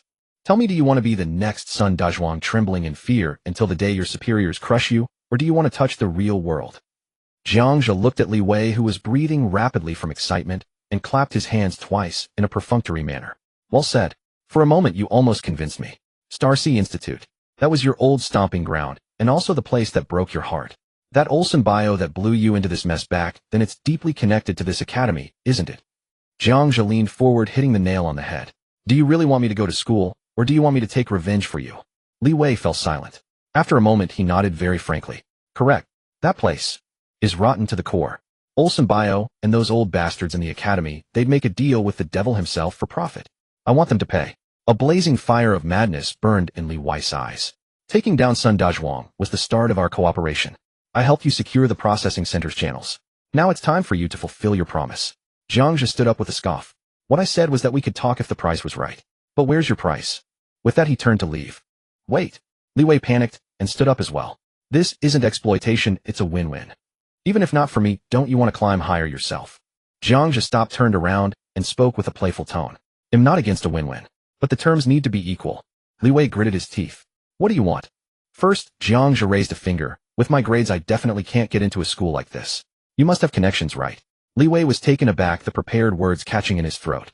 He looked at Jiang Zhe, his eyes evasive, but finally shook his head. I can't give you a spot. Jiang Zhe frowned. What do you mean? Li Wei pointed to his own disfigured face and smiled bitterly. I'm a dead man now. My letter of recommendation would be a death warrant. The moment my name appears in your file, Olsen Bio's assassins will find you the next day. Seeing Jiang Zhe's face darken, Li Wei quickly changed the subject. But there is another way. Starcy Institute grants 100 special recruitment slots every year. It's called the Genius Tournament. Jiang Zhe stroked his chin, finding it troublesome. Sounds like a hassle. Competing in an arena against a bunch of kids. Why would I want to expose myself? You? Li Wei was choked, almost unable to breathe. He hadn't expected this seemingly ambitious young man to be so cautious. Jiang Zhe stroked his chin, finding it troublesome. Sounds like a hassle. Competing in an arena against a bunch of kids. Why would I want to expose myself? You? Li Wei was choked, almost unable to breathe. He hadn't expected this seemingly ambitious young man to be. In the image, a four-tier mob behemoth as tall as a three-story building was roaring at the sky. Its massive mouth, lined with thousands of ring-shaped, serrated teeth, snapped shut, crushing an armored mech into scrap metal. The grinding screech of special alloy twisting mixed with the desperate screams of the pilot sent chills down one's spine, even through the screen. In the distant background, high-intensity acid was corroding the earth. Human Awaken fought a frenzied battle in the mire, severed limbs flying alongside metal fragments, while a kaleidoscope of colorful entrails and blood dyed the entire river red. The Crimson Star hunting zone on the Federation's frontier. Li Wei's voice was low, carrying a hint of intimidation. There are no rules, no laws there. The only hard currency is mutant heads and the points earned from slaughter. If you can survive there and accumulate enough points, Starsea Institute must grant you an admission spot. But I must warn you, even if you're lucky enough to pass, those favored children of heaven will treat you like a stray dog that crawled out of the mud. Even so, Li Wei stopped mid-sentence, because he realized Jiang Zhe's reaction was a bit off. A faint layer of bloodshot tinged Jiang Zhe's eyes, and his Adam's apple involuntarily bobbed. There. We can eat freely. I mean kill freely. Li Wei was taken aback. Though he found Jiang Zhe's focus somewhat peculiar, he still nodded. As long as you have the skill, no one will stop you, even if you wipe out all the xenomorphs. Excellent. Jiang Zhe settled back into his chair, the aberrant hue in the depths of his pupils fading away. That reason convinces me. You have access to the Crimson Star route, don't you? Li Wei tapped the console a few times, pulling up a holographic flight path. I do. There's a monthly flight to the hunting zone. Getting a spot isn't hard. But are you sure you want to take the path meant for hardened criminals? With your current strength, you'd just be dessert for the xenomorphs. Jiang Zhe raised an eyebrow. Hardened criminals? What do you mean? Li Wei, thinking he was afraid, explained coldly. After the Zerg invasion was repelled, the Federation's front lines have been short on manpower. That's why they gave these felons a chance to atone in the hunting zone. Hearing this, Jiang Zhe felt even more at ease. A criminal route meant less scrutiny and a more chaotic environment. For someone like him who thrived in the shadows, it was the perfect camouflage. Moreover, it was a hunting ground where he could devour and evolve to his heart's content. You don't need to worry about that. As long as non-criminals can go too. As for strength, the special recruitment exam is 6 months away. That's more than enough time. Seeing he couldn't dissuade him, Li Wei dropped the subject. Suit yourself. When you think you're tough enough, come to me for the ticket. With an agreement reached, Li Wei breathed a sigh of relief, but Jiang Zhe raised a second finger. Second, about your personal grudge against Olsen Biotech. I can provide intel and help you with some troubles, but I'm not your enforcer. Don't expect me to risk my life for you. The words were blunt and left no room for sentiment. Yet Li Wei replied with startling decisiveness, rest assured. My vengeance must be exacted by my own hands. If I let you do it, what meaning would my suffering have? He turned, opened a temperature-controlled cabinet, and tossed over a sealed cryobox. Inside was the core of a third-tier lava giant lizard. Just deliver the goods on time, and keep an eye on Starsea Academy's movements for me. In return, I'll provide you with gene serums and everything I know. Jiang Zhe caught the box steadily and stuffed it into his backpack. Fair enough. Since the door was wide open, Jiang Zhe saw no reason to be polite. Su Xiaoya had been a great help recently, hacking into the processing center. It was time to give the little girl some material bonus. Jiang Zhe sauntered over to the lab bench, his fingers gliding over rows of test tubes before stopping at a few pale green vials. Su Xiaoya had been a great help recently, hacking into the processing center. It was time to give the little girl some material bonus. Jiang Zhe sauntered over to the lab bench, his fingers gliding over rows of test tubes before stopping at a few pale. Yeah, she's been doing well lately. Jiang Zhe casually grabbed a few more vials of source energy supplement. What, having second thoughts? Li Wei lowered his gaze and murmured, it's just a few vials. Take them. I just think she's lucky. If my daughter were alive, she'd be about her age. Jiang Zhe turned his head, intrigued. Is that why you took her in as a subordinate? When Blackwater Gang was hounding her for debts, why didn't you step in? I can help for a while, but can I help for a lifetime? Li Wei gave a bitter smile and shook his head. Some roads must be walked alone. Jiang Zhe nodded and said nothing more, but helped himself to a laser scalpel for dissection. It would be handy for cutting through fascia. Li Wei watched his nearly stripped lab bench, his eye twitching, but in the end he held his tongue. With his backpack bulging, Jiang Zhe finally stopped. He raised a third finger and waved it in front of Li Wei. As for the third condition, Li Wei immediately sat up straight, bracing himself for a heavy price. But Jiang Zhe flipped his wrist and withdrew his hand. I'll owe you this one. I haven't thought of it yet. When the day comes that you've avenged yourself, or I'm dead and need someone to collect my body, well, settle it then. Li Wei stared into Jiang Zhe's eyes for a long moment, then extended his hand. Deal. Their hands clasped in the dim light. A pact far from sacred was thus sealed. With business concluded, Jiang Zhe hoisted his heavy backpack and headed for the iron door. Just before leaving, he paused. Since I've taken so much from you, hey, race, a free piece of intel. That manager from Kunlun Industries, Lu Qingji, came to the cold storage today and burned a failed human specimen right in front of me. The left half of its body was grafted with arthropod xenomorph limbs, and its heart was replaced with a transistor. Jiang Zhe recalled the scene. Before he could finish, Li Wei knocked a beaker off the table. Jiang Zhe looked back in confusion to see Li Wei muttering to himself. Arthropod xenomorph. Transistor heart. That's the Babel project. A taboo the Federation sealed a decade ago. To think Kunlun Industries has revived it. They're trying to modify human genes. Jiang Zhe walked back to Li Wei, frowning. Modify human genes. What does that mean? Exactly what it sounds like. Li Wei's composure cracked. They want to forcibly alter human genes to create a new breed of human so everyone can awaken a rank or even strength talents. Jiang Zhe spread his hands and probed. Genetic ascension. Isn't that a good thing for society? A good thing? Li Wei sneered, slamming his hand on the lab bench. You're oversimplifying this. Back then, the previous giant Russell Bio sold the same lie to the entire Federation. And what happened? They didn't create new humans. They triggered a catastrophe. At first, just a few test subjects escaped. Russell Bio tried to cover it up, claiming it was a regional flu, and quietly quarantined those blocks. But the contamination from xenomorph genes couldn't be contained. The infected skin turned black and hardened, sprouting exoskeletons and bone spurs. They could tear apart armored riot vehicles with their bare hands. In the later stages, flesh fungi crawled up the skyscrapers. A megacity of tens of millions became a full-blown monster nest. The Federation military fought until they were bloodshot but couldn't hold the line. In the end, they dropped an antimatter annihilation bomb and vaporized the entire city to ashes just to stop the contamination from spreading. Li Wei panted heavily, his eyes locked on Jiang Zhe. From that day on, any experiment attempting to modify the fundamental human genome is a capital crime in the Federation with zero tolerance. And even if they get lucky and succeed, once the tampered genes enter the human gene pool, the contamination is irreversible. Genetic collapse in future generations is inevitable. That's too technical. Get to the point. Jiang Zhe, somewhat lost, cut him off. In simple terms, Li Wei took a deep breath, forcing down his anger. The first generation might become superhumans, but their offspring could be born as those genetically twisted monstrosities. This contamination will be passed down through generations, eventually destroying all of humanity. Genetic contamination, genetic collapse, deformities. Was Li Wei talking about himself? A storm raged within Jiang Zhe, but his face remained calm. If the risks are that high, what's Kunlun Industries hoping to gain by restarting the project under threat of death? Li Wei slumped back into his chair with a bitter laugh. If I could figure that out, I wouldn't be the wreck I am today. Jiang Zhe nodded in agreement.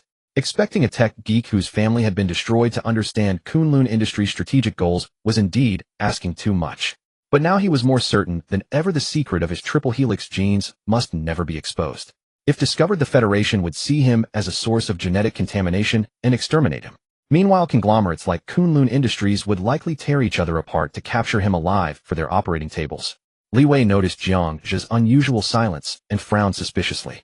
Wait, your equal society is always prattling on about resisting the conglomerates. Didn't they even teach you about such a famous historical event as Babel? You know my grades. Why would I care about that? Sensing Li Wei's suspicion, Jiang Zhe quickly changed the subject. Isn't your goal revenge? Why are you so concerned about this grand matter of all humanity? Li Wei was momentarily stumped. But considering Jiang Zhe's recent demand for a guaranteed admission spot, he indeed didn't seem like someone who would study history. I want revenge, but that doesn't mean I want to watch all of humanity perish. Li Wei snorted. Understood. Jiang Zhe gave Li Wei a reassuring look. They'll report this intel to the organization. They'll act when the time is right. Li Wei felt somewhat relieved and sank into thought. Jiang Zhe lingered no longer. He turned, pulled open the iron door, and walked out. He had little interest in saving the world. But if he could use the Equal Society or the Federation to see Kunlun Industries fall and skim some benefits along the way, he would be more than happy. Emerging from the abandoned subway station, it was already deep into the night. A gust of winter wind tightened Jiang Zhe's grip on his backpack straps. The secrets Li Wei had thrown out about the Babel project and genetic ascension still churned in his mind. Yet this oppressive mood lasted only seconds before he forcibly suppressed it. Without even a lead to contact the Equal Society, worrying about a conglomerate's grand scheme to annihilate humanity was a waste of energy. Strength was the only hard currency. Since Li Wei's channel was open, he wouldn't have to worry about medicine or money for now. What truly troubled him now was the mess at the processing center. Old Sun was dead, and those troublemakers like Zhao who had turned to ash. Though he was the acting director in name, he didn't even have a single employee to move bodies. Need to hire some people. Jiang Zhe rubbed his chin, pondering whether to take a trip to the labor market. Passing by a repair shop, he stopped. A heavy truck carrying scrap had broken down on the roadside, its overloaded bed pressing the rear shock absorbers nearly to the breaking point. Several mechanics were huddled around a small table, gambling fervently. One of them, holding a card, gestured with his chin toward the truck's rear. That big idiot still holding it up. What a beast is his spine, made of titanium. Let him hold it if he wants. Cripple Wong's been bragging that this fool has endless strength. It's a free show for everyone. TCH, this is a loss. They'll have to give Cripple Wong a 20% discount. A fool straining himself isn't worth watching. Why not tell him to stop and fix the truck? Did you get motor oil in your brain? If we fix it, and Cripple Wong skips out on the bill, what then? No star coins, no repair? Jiang Zhe followed their gaze, a flicker of surprise crossing his eyes. Under the heavy truck's rear beam, a giant of a man crouched like an iron tower. This hulk was actually holding up the massive chassis with nothing but his bare shoulders. Sweat streamed down his back, pooling into a puddle at his feet. His tattered work boots had cracked the asphalt road into a web of fissures. This wasn't a man, it was a human jack. Jiang Zhe did a quick mental calculation. The truck and its ore weighed at least 20 tons. The weight on the rear was a conservative 3 or 4 tons. Judging by the sweat on the ground, had been holding it for well over 10 minutes. He didn't seem too bright, but that explosive strength and endurance. He was the perfect employee for hauling aberrations at the processing center. Jiang Zhe walked to the back of the truck and crouched down. Hey, big guy. The giant lifted his head with difficulty, his eyes dull, veins bulging at his neck. Wah. What? How long have you been holding it? Don't remember. The giant panted heavily. The driver went to get parts. Told me to hold it for a bit. Said, head, give me 20 star coins. 20 star coins. Jiang Zhe let out a cold laugh. For such absurd weight-bearing work, loading cargo at the spaceport paid more than that per hour. The driver was clearly taking advantage of a simpleton, and judging by the mechanic's attitude, the guy never planned to come back and settle up. Stop holding it. That driver's not coming back. Jiang Zhe said casually. No. Can't. The giant shook his head, a stubborn look on his face. I promised. If I let go, the truck breaks. I'd have to pay for it. TCH. A real blockhead. Still, in this world where only profit mattered, sometimes a fool looked more agreeable than a clever man. Jiang Zhe didn't waste words. He raised 5 fingers.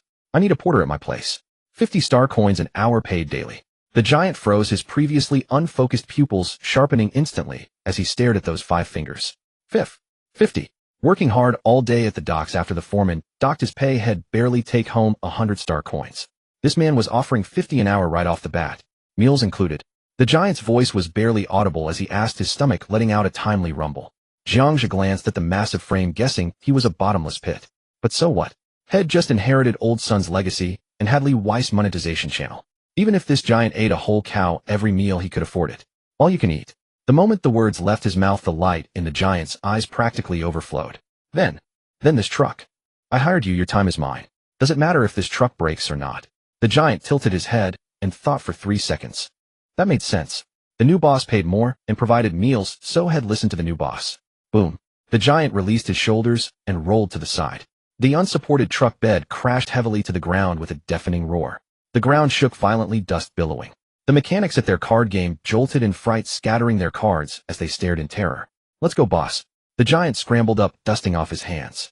His tometer to frame cast a long shadow enveloping Jiang Zhe completely. Jiang Zhe nodded in satisfaction. What's your name? Shigandang. Good name. Follow me. Back at the apartment, Jiang Zhe pushed open the door and set his bag on the table. Su Xiaoya, hearing the noise, emerged from the guest room. She started to greet him, but was startled back a step by the giant behind him, who filled the doorframe. This is new porter Shigandang. Jiang Zhe didn't elaborate. He pulled a metal cooling case from his bag and tossed it to Su Xiaoya. Catch. Su Xiaoya fumbled to catch it. Opening it, her breath quickened. Inside the box lay over a dozen vials.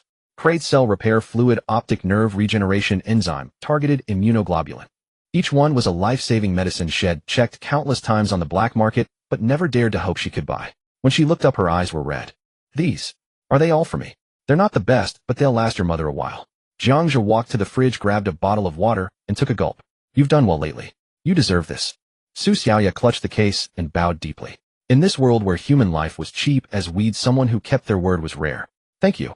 Enough, no drama. Jiang Zhe waved a hand, pointing at Shigandang, who still stood dumbfounded at the door. Make some food. This big guy must be starving. Okay, got it. Su Xiaoya wiped her eyes, stashed the medicine in the guest room, and dashed to the kitchen. Boss, I'm not picky. Anything to eat is fine.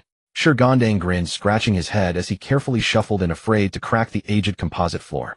Jiang Zhe sat on the sofa watching Su Xiaoya busy in the kitchen and the timid Shigandang. He spoke. Su Xiaoya, from now on the processing center's accounts are yours. Su Xiaoya paused mid-action, turning around in surprise. Holding the accounts meant controlling the center's cash flow. That trust weighed heavier than the entire case of medicine. Also, Jiang Zhe pulled a nameless chip card from his pocket and flicked it onto the table. 2 million. Enough to upgrade your optical computer and decoding equipment. Su Xiaoya's eyes widened as she waved her hands frantically. That's too much. I don't need that much. 500,000 is enough to build a data matrix. Take it. Jiang Zhe's tone was firm. Keep a bigger budget. Use the best equipment, but don't let it fail at a critical moment. Su Xiaoya bit her lip, dried her hands, walked over, and solemnly pocketed the chip card. Speed up on that channel I asked you to investigate. Jiang Zhe glanced at Shigandang, not stating things outright. Su Xiaoya understood and nodded firmly. Understood. Shigandang, you'll rough it in the living room tonight. They'll arrange a place for you tomorrow. Sure thing, boss. Shigandang grinned, thumping his chest. I can sleep on the floor. This is way better than a shipping container. Stick with me, and at least you'll never go without meat.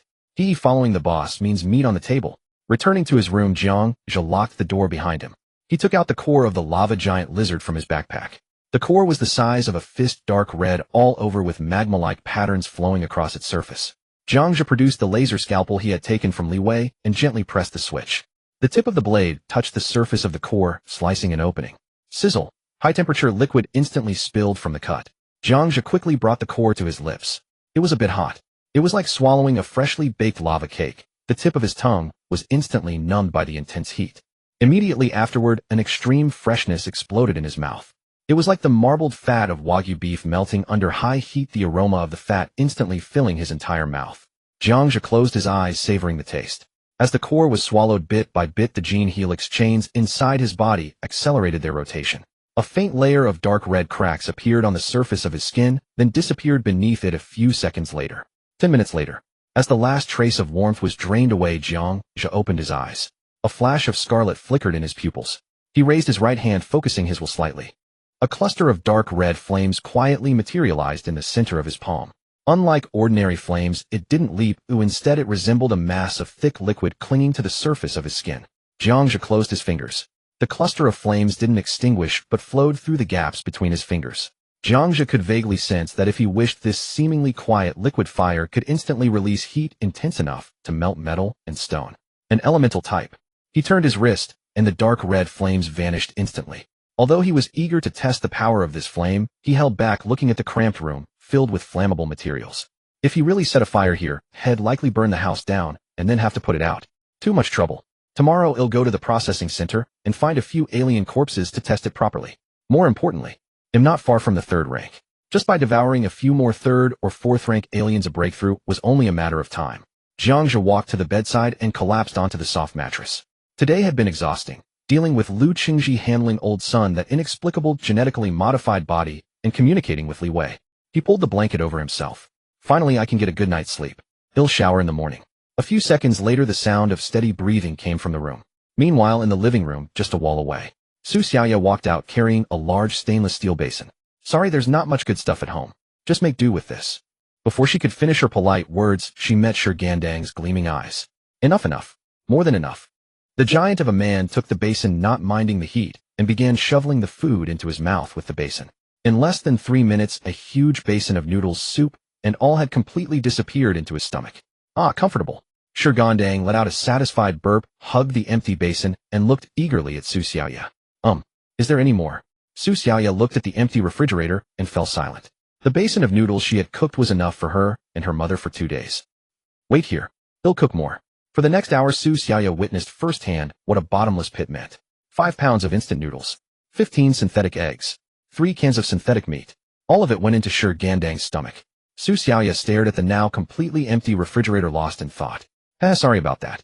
Shigandang scratched his head sheepishly. I eat a lot and digest fast.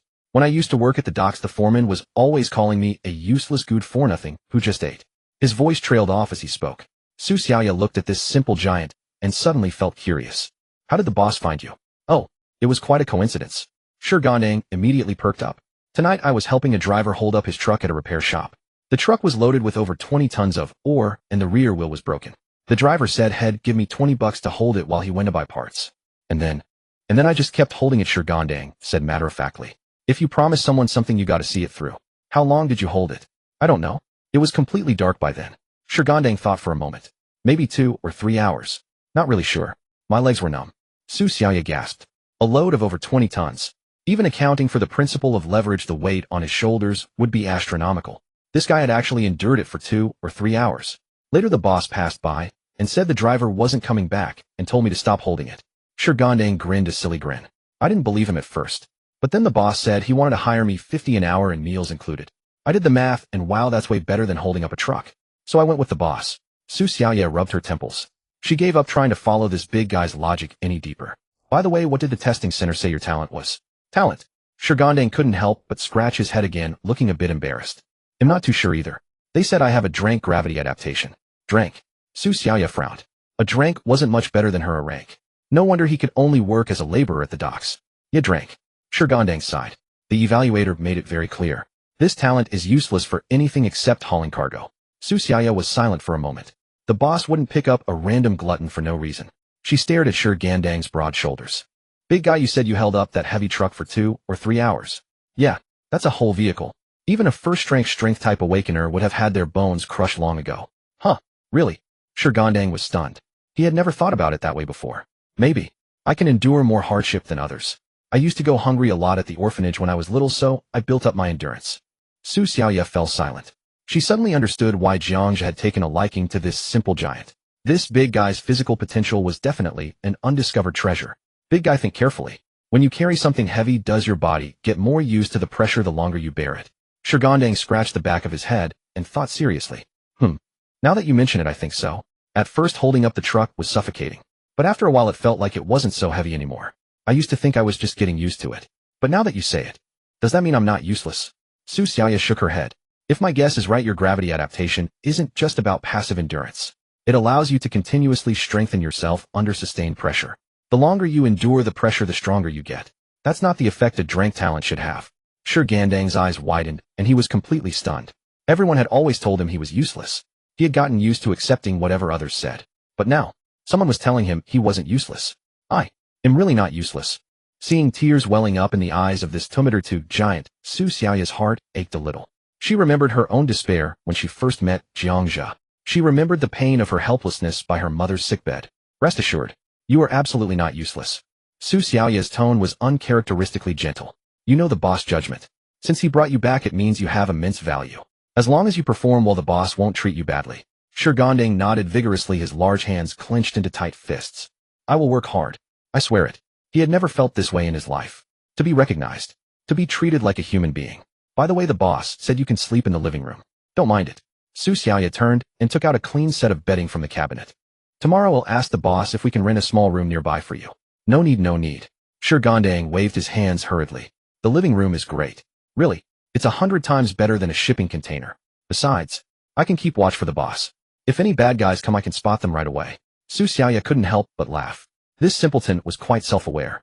All right then, you're on duty tonight, Mr. Watchman. Leave it to me. Shigandang happily took the bedding and spread it on the floor. After Su Xiaoya closed the door and returned to her room, he lay flat on the floor, staring straight at the ceiling.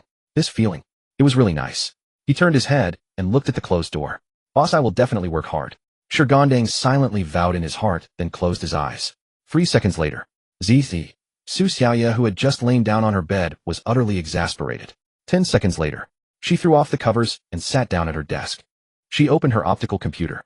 Beside it were the cooling box filled with potions and the 2 million bearer star coin card. She had to select the new equipment before dawn. The sound of her tapping soon merged into the thunderous snoring. The next morning, Jiang Zhe finished washing up and stepped out of his room. After Sun Dazwang's death, even the air in the apartment seemed to flow more freely. In the living room, Shigandang was clambering up from the floor, rubbing his bleary eyes. Boss, morning. Sleeping here is really comfortable. Jiang Zhe offered a faint smile. Glad you like it. Wash your face, and it'll take you to the workplace later.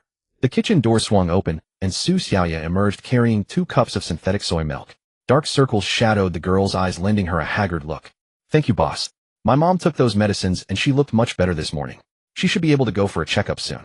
Jiang Zhe accepted the soy milk and took a sip. The taste was mediocre, but it was warm. It's what you deserve. No need to thank me. He paused, studying Su Xiaoya's dark circles. What's up with your eyes? Didn't get enough rest. Su Xiaoya gave a bitter laugh and shot a glance at Shigandang. It's nothing. It's just that brother Shi here was a bit loud last night. I barely slept. Shirgandang scratched his head with a sheepish grin. Ah, was I snoring? Sorry. It's fine. Jiang Zhe waved a hand. We'll use the company account to rent him a single room nearby today. Also get ready. We're heading to the processing center together. Su Xiaoya blinked puzzled. Boss, aren't you going to school today? No. After becoming the acting supervisor, there was no need to maintain the disguise of a high school student. As for the academy, the channels Li Wei provided were sufficient. Su Xiaoya nodded, wisely refraining from further questions. Get ready, and well set off. Jiang Zhe turned to Shirgandang. When we get there, try not to speak. Keep your face tense. Got it. Okay, got it, boss. Though Shirgandang was perplexed, he decided to follow orders. An hour later at the processing center, Jiang Zhe stood in the center of the hall, scanning the workers who had gathered sparsely. Is everyone here? Old Li counted the heads and scurried over, his face wreathed in smiles. All here. Supervisor Jiang, everyone's waiting for your instructions. Dozens of veteran workers looked up in unison, covertly sizing up the high schooler who had risen overnight. Jiang Zhe activated his light brain, projecting a list. Starting today, there will be some adjustments to the processing center's personnel. He stepped aside and pointed at Su Xiaoya behind him. Su Xiaoya, the new administrative assistant. From now on, all accounts and material inventory in and out of the center require her electronic signature to be valid. Anyone caught embezzling or selling off assets. Jiang Zhe's gaze swept over the workers in the front rows. Sun Dazhuang is your example. Su Xiaoya stepped forward, expressionless, scanning the crowd below. Dressed in a fitted black work uniform with her hair tied high and a cold stare, she exuded the aura of an unyielding inspector. The workers averted their eyes, and a few old employees with dirty hands shrank back. Damn, they'd gotten a thorny accountant. Skimming the cream would be tough now. I'm not done yet. Jiang Zhe raised his hand, pointing at the entrance. The originally translucent doorway was abruptly blocked by a massive shadow. Shirgandang, the new head of the transport team. Shirgandang strode in his Tumeter 2 iron tower frame, filling the hall. Instantly, the crowd fell into dead silence. Faced with that oppressive muscular silhouette, no one dared to look twice. Zhao He's fate was still fresh in their minds, and no one wanted to be the second target of the new boss crackdown. From now on, he's in charge of heavy cargo dispatch. Assistant Su hired 2 more employees to assist him. Understood. Su Xiaoya lowered her head, quickly recording on her light brain. All right, everyone get to work. With the rules set, Jiang Zhe waved his hand and headed straight for the cold storage area. Old Li trotted after him, beaming. Supervisor Jiang, today's shipment has arrived. Jiang Zhe stopped and turned to him. Any big catches? Old Li glanced around to ensure no one was listening before speaking. Yes. A perfectly intact lava giant lizard. Jiang Zhe's heart stirred. Another lava giant lizard. Perfect for testing the flammability head acquired last night. Which cold storage? Number 5, the one reserved for you. Old Li gave a fawning smile. Shall I prepare the tools for you? No need. They'll handle it myself. Jiang Zhe strode quickly to cold storage 5 and pushed open the heavy metal door. A 5-meter-long dark red giant lizard carcass lay on the stainless steel dissection table. Jiang Zhe licked his dry lips as the triple helix genes within him stirred restlessly. Just as he was about to begin, a loud clang rang out. The alloy door behind him was suddenly pushed open from outside. Old Li poked his head in, flustered. Supervisor Jiang, someone from the Celestial Inspection Bureau is here. Jiang Zhe's heart sank as he silently cursed his carelessness. After becoming supervisor, head let his guard down, forgetting even basic precautions like locking the door before feeding. Fortunately, he hadn't started yet, otherwise the consequences would have been dire. But the Celestial Inspection Bureau. Again. Suppressing his hunger, Jiang Zhe turned and followed Old Li out of the cold storage. At the hall entrance stood a man and a woman. The woman was familiar investigator Yi Hong, looking like an overworked office drone. The other was a man who appeared to be around 30, dressed in a crisp black trench coat, with silver-rimmed glasses, his hair meticulously combed back. Jiang Zhe's gaze darkened. This guy was no ordinary person. We meet again, Yi Hong said, waving weakly. Jiang Zhe plastered a naive smile on his face and hurried over. Officer Yi, what brings you here in person? Didn't you already investigate last time? I didn't want to come either. Yi Hong rubbed her temples and stepped half a pace to the side. It's this guy who insisted on taking a look. From our bureau. Before she could finish, the trenchcoat man stepped past her and extended his right hand to Jiang Zhe. Gu Qing, senior analyst of the Celestial Inspection Bureau. Nice to meet you. I'm Jiang Zhe. I've heard so much about you. Alarm bells rang in Jiang Zhe's mind. Heard so much about him. They had never met before. Moreover, the way Gu Qing looked at him. But Jiang Zhe's fake smile betrayed no flaw. He immediately reached out with both hands to clasp Gu Qing's. Officer Gu, you flatter me. I'm just an intern. Oh no, I lucked into the acting supervisor position. I'm hardly famous. Their hands met. Gu Qing's fingers were cold and dry, his grip moderate. But Jiang Zhe noticed that the other man's thumb was pressing against the radial artery on his wrist. Was he taking his pulse to detect lies? or sensing the source energy fluctuations within his body. Jiang Zhe exerted a little force to pull his hand back, but it didn't budge at first. He looked up, meeting that scrutinizing gaze, and let a hint of unease show in his eyes. Officer Gu, what's this about? Gu Qing stared at Jiang Zhe for 2 seconds before finally releasing his thumb. Nothing. Jiang Zhe flexed his wrist, his expression uneasy. It's all thanks to Manager Liu's promotion. Im Young So ill rely on your guidance officers. Why was this guy here? Yi Hong had already confirmed last time that he had nothing to do with the factory case. Could it be because of that genetically modified body? Or because Old Sun's death was too convenient? Officer Gu, what brings you here today? Gu Qing let out a light laugh, said nothing, and began pacing slowly through the hall. His gaze swept over Shi Gandong, who was hauling cargo, and then over the closed cold storage doors. Yi Hong yawned and trailed behind Gu Qing, speaking listlessly. Don't mind him. The guy's got OCD. He sees every place as a crime scene. Jiang Zhe chuckled along as he followed them. Suddenly, Gu Qing stopped, turned, and locked eyes with Jiang Zhe. Jiang Zhe, how did your predecessor's supervisor's son Dazhuang die? Jiang Zhe met Gu Qing's scrutinizing gaze, maintaining a simple-minded smile on his face. Director's son.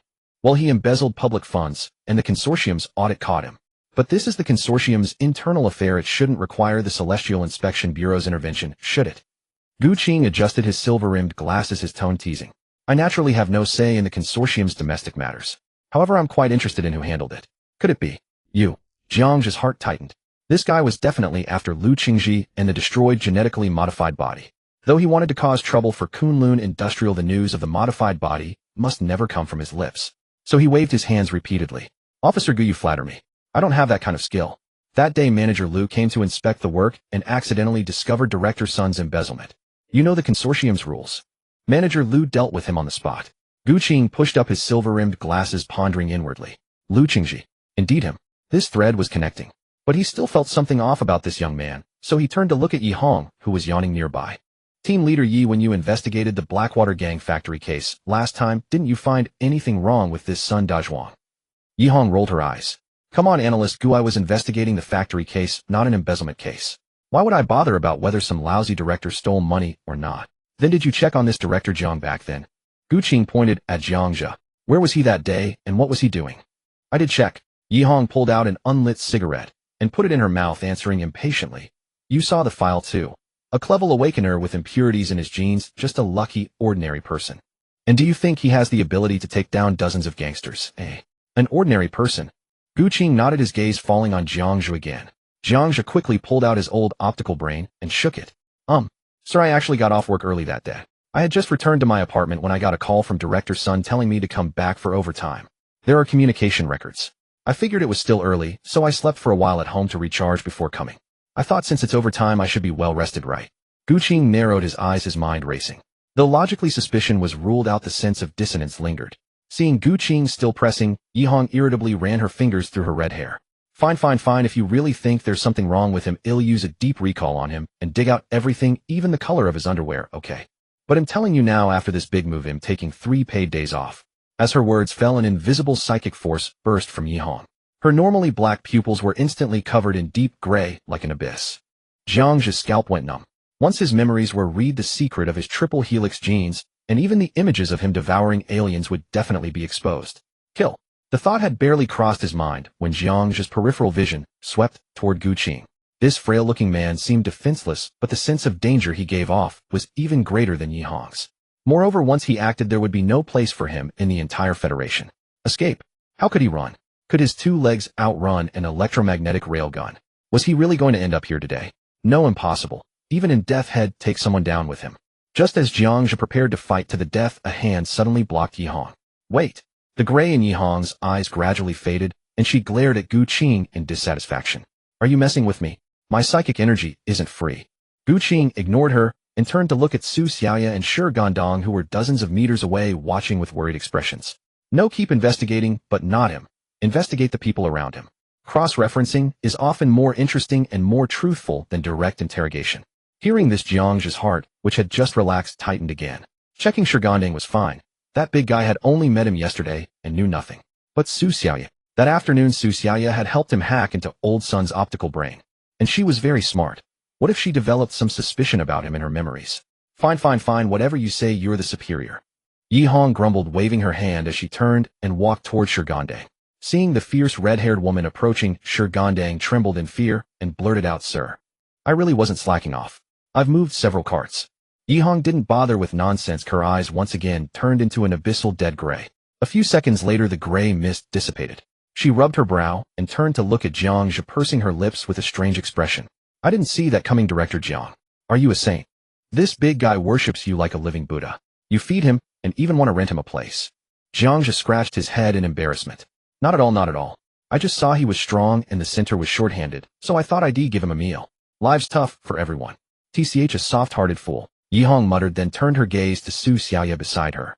Cold sweat seeped from Jiang Zhe's palms. Su Xiaoya stood still, her face slightly pale. She understood the principle of recall and was even more afraid that the things she had helped her boss do would be exposed. "Don't be scared, little sister." Yihong walked up to her, her tone unusually gentle. "Just relax. Think of it as taking a nap or having a dream." Her deep gray pupils opened again. This time it took an unusually long time. 10 seconds. 20 seconds. Jiang Zhe's breath nearly stopped.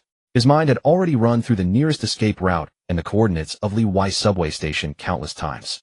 If anything went wrong, he'd immediately create a dust explosion, then jump into the treatment center's waste pool to make his getaway. Perhaps only the lawless Crimson Star could offer him a sliver of hope. An agonizing minute finally passed. The dead gray in Yihong's eyes slowly faded and her face was noticeably paler from the heavy exertion. But when she turned to look at Jiang Zhe, her eyes were filled with amusement. Well, you're a dark horse." Yihong clapped her hands. "I really misjudged you last time." Jiang Zhe's heart sank. It was over. But he still tried to make one last struggle. "Team leader, you can't say things like that. It could get someone killed. Using this little girl's skills to hack into your superior's optical brain, gather evidence, and then use the consortium's hand to kill and silence him." Yihong clicked her tongue, stepping closer, and pointed her index finger at Jiang Zhe's chest. "That's dirty and ruthless enough. Looks like that fat director I met last time didn't die in vain. I take back what I said. You're not a saint at all." Hearing this assessment, Jiang Zhe's heart, which had been hanging in the air, dropped back into his chest, though his face still showed panic. "Officer Yi, you really can't say things like that. Enough with the act. I didn't say I was going to arrest you." Yihong waved her hand, pulled a matchbox-sized black block from her waist, and pressed it casually. A translucent light screen instantly expanded, enveloping her, and Gu Qing blocking all sound and sight from the outside. Inside the light screen, Gu Qing ignored the praise me look on Yihong's face and asked directly, "What exactly did you find?" Yihong shrugged helplessly. "In that big guy's memories, Jiang Zhe is just a merciful living Buddha, boring as hell. As for that little girl, she's a bit interesting. The night I came to check, this guy went straight to his room with dinner after getting home. Before he left, the little girl even bumped into him taking a shower." But Yihong changed her tone. Sun Dazwang's death was entirely orchestrated by this guy behind the scenes. To climb the ladder, he threw his boss under the bus. But then again, this kind of dog-eat-dog drama happens every day inside the consortium. As long as it doesn't threaten Federation security, we don't need to clean Kunlun Industrial's house for them. She paused, her gaze sharpening. "And there's another unexpected bonus. That little girl used to owe a loan shark from the Blackwater gang. I have a strong suspicion that the bloodbath at that black factory, even if he didn't do it himself, is definitely tied to him. Should we intervene?" Gu Qing listened, fell silent for a moment, and looked through the light screen at Jiang Zhe, who was anxiously waiting outside. From the moment Yihong prepared for the recall, Gu Qing had been observing Jiang Zhe's micro-expressions. The panic, the trembling, the cowering. It was too textbook, too perfect, as if it were a fake. There was no such perfect, ordinary person in this world. Perfection to the extreme was a disguise. "Take him back." No need." A faint smile curled at the corner of Gu Qing's mouth. "He's cunning. A good actor knows how to bide his time and understands how to use the rules. And he's not aligned with the consortium. Maybe he can be our inside man. Besides, I've always felt there's a certain sin about this kid." "Scent." Yihong sniffed hard. "The smell of blood or rotting flesh?" "No, it's the scent of a kindred spirit." "Pervert." Yihong rolled her eyes and lightly tapped the black box, causing the isolation field to dissipate instantly. Gu Qing walked up to Jiang Zhe and suddenly smiled. It was a perfectly standard smile, yet it sent a chill creeping up Jiang Zhe's spine. "Manager Jiang, congratulations. Your suspicion has been cleared." Gu Qing extended his hand and kindly straightened Jiang Zhe's slightly askew collar. Jiang Zhe cooperatively let out a sigh of relief. "Thank you, sir, for your keen insight." However, Gu Qing suddenly leaned close to Jiang Zhe's ear, his voice dropping to an extremely low whisper. "The method for handling trash was quite clean. You left no unnecessary traces. That's good. If there's a chance, we could exchange ideas on how to make the craft of cleaning more artistic." Jiang Zhe's pupils constricted slightly. This guy had indeed noticed something. Lowering his voice as well, he replied cryptically, "You flatter me, sir. A poor child learns housekeeping early, a sweep often enough, and you naturally know how to hide dust under the carpet. But my methods are rather crude and unrefined, afraid to offend your eyes. However, if you ever encounter stubborn stains that are hard to deal with, I do have some rustic tricks. A glimmer of light flashed in Gu Qing's eyes. He patted Jiang Zhe on the shoulder, and a metal card slid smoothly into Jiang Zhe's coat pocket. Then he straightened up and resumed his official demeanor. Pack it up. Yi Hong glanced at the two of them with bewilderment. Though she sensed something was off since Gu Qing said there was no issue, she couldn't be bothered to dwell on it. The two of them walked out one after the other, disappearing beyond the processing center's main doors. Watching their retreating figures, the guileless look on Jiang Zhe's face gradually faded. Boss, are you alright? Su Xiaoya rushed over, her eyes brimming with worry. The commotion just now had truly frightened her. She feared Jiang Zhe might be taken away on the spot. Shigandang also scratched his head and lumbered over, his voice deep and rumbling. Boss, who were those two in uniform? Their presence was so intense. It's nothing, just a routine inspection. Jiang Zhe waved his hand, signaling them to relax. Then glancing at the workers who were peeking over, he said sternly, work finished. Don't you want a day's performance bonus? At the mention of bonuses, the workers scattered like startled birds. Xiaoya, Shigandang, go keep an eye on the warehousing. Don't let anyone slack off. Having dismissed them, Jiang Zhe turned and strode quickly into the office that once belonged to Old Sun, locking the door behind him. He leaned back in the chair, reached into his pocket to touch the metal card, and let out a soft sigh. This hurdle had been barely overcome, but the real crisis was only just beginning. Since Gu Qing had offered a means of contact, feigning ignorance and not reaching out would likely result in an arrest warrant and a swift return. It seemed he had no choice but to meet with him. But before that, he had to clear another obstacle. Lu Qingji. Since the Heavenly Inspection Bureau had come so openly, Lu Qingji would certainly get wind of it. If he didn't report proactively, it would be seen as harboring ulterior motives, a death sentence. He had to contact Lu Qingji immediately. Furthermore, he had to use Gu Qing as a protective talisman. Jiang Zhe picked up the old optical brain that had belonged to Sun Dazhuang and dialed Lu Qingji's communication line. Beep, beep. On the other end at Kunlun Industries headquarters, Lu Qingji was holding a glass of red wine, staring at the caller ID displayed on the light screen, Sun Dazhuang. His pupils shrank instantly, and his fingers tightened around the wine glass. A dead man. A timed message set before death. Or some clueless fool who found his optical brain and was trying to blackmail him. Trying to threaten me. Since you want to play, I'll play along. He tapped the air with his finger and accepted the call. The light screen flickered open, revealing a young, panicked face. The murderous intent in Lu Qingji's eyes vanished instantly, and his tense lips relaxed. Manager Lu, it's me, Xiao Jiang. The one you promoted at the processing center yesterday. Oh, it's you. Why are you using Sun Dazhuang's optical brain to contact me? I don't have your contact information, sir. The people from the Heavenly Inspection Bureau just came again. The situation is extremely urgent, so I had no choice but to use Supervisor Sun's optical brain to reach you. And this time it wasn't an ordinary agent. It was a senior analyst named Gu Qing. They're here investigating Old Sun's death. What a... Lu Qingji's wine glass jerked abruptly, spilling a few drops of red liquid onto the expensive carpet. What did they ask? Did they check that? Cargo. No, they didn't. Jiang Zhe quickly shook his head. But they grilled me on everything that's happened at the processing center these past few days. Don't worry, sir. I stuck to the story that Old Sun was executed internally by you for embezzlement. I claim to know nothing else. They did a full investigation. That team leader named Yi Hong even used her ability to probe 2 employees, but they didn't find anything. Jiang Zhe paused here. But I felt. On the surface, they were looking into Old Sun's death, but really they were after that cargo from yesterday. That Gu Qing kept lingering near the cold storage. Lu Qingji set down his wine glass, his fingers drumming unconsciously on the desk. Those mad dogs from the Heavenly Inspection Bureau had a tenacious bite. To divert their attention, he had deliberately thrown them the District 16 factory case. Yet just days later, they had already turned their focus back.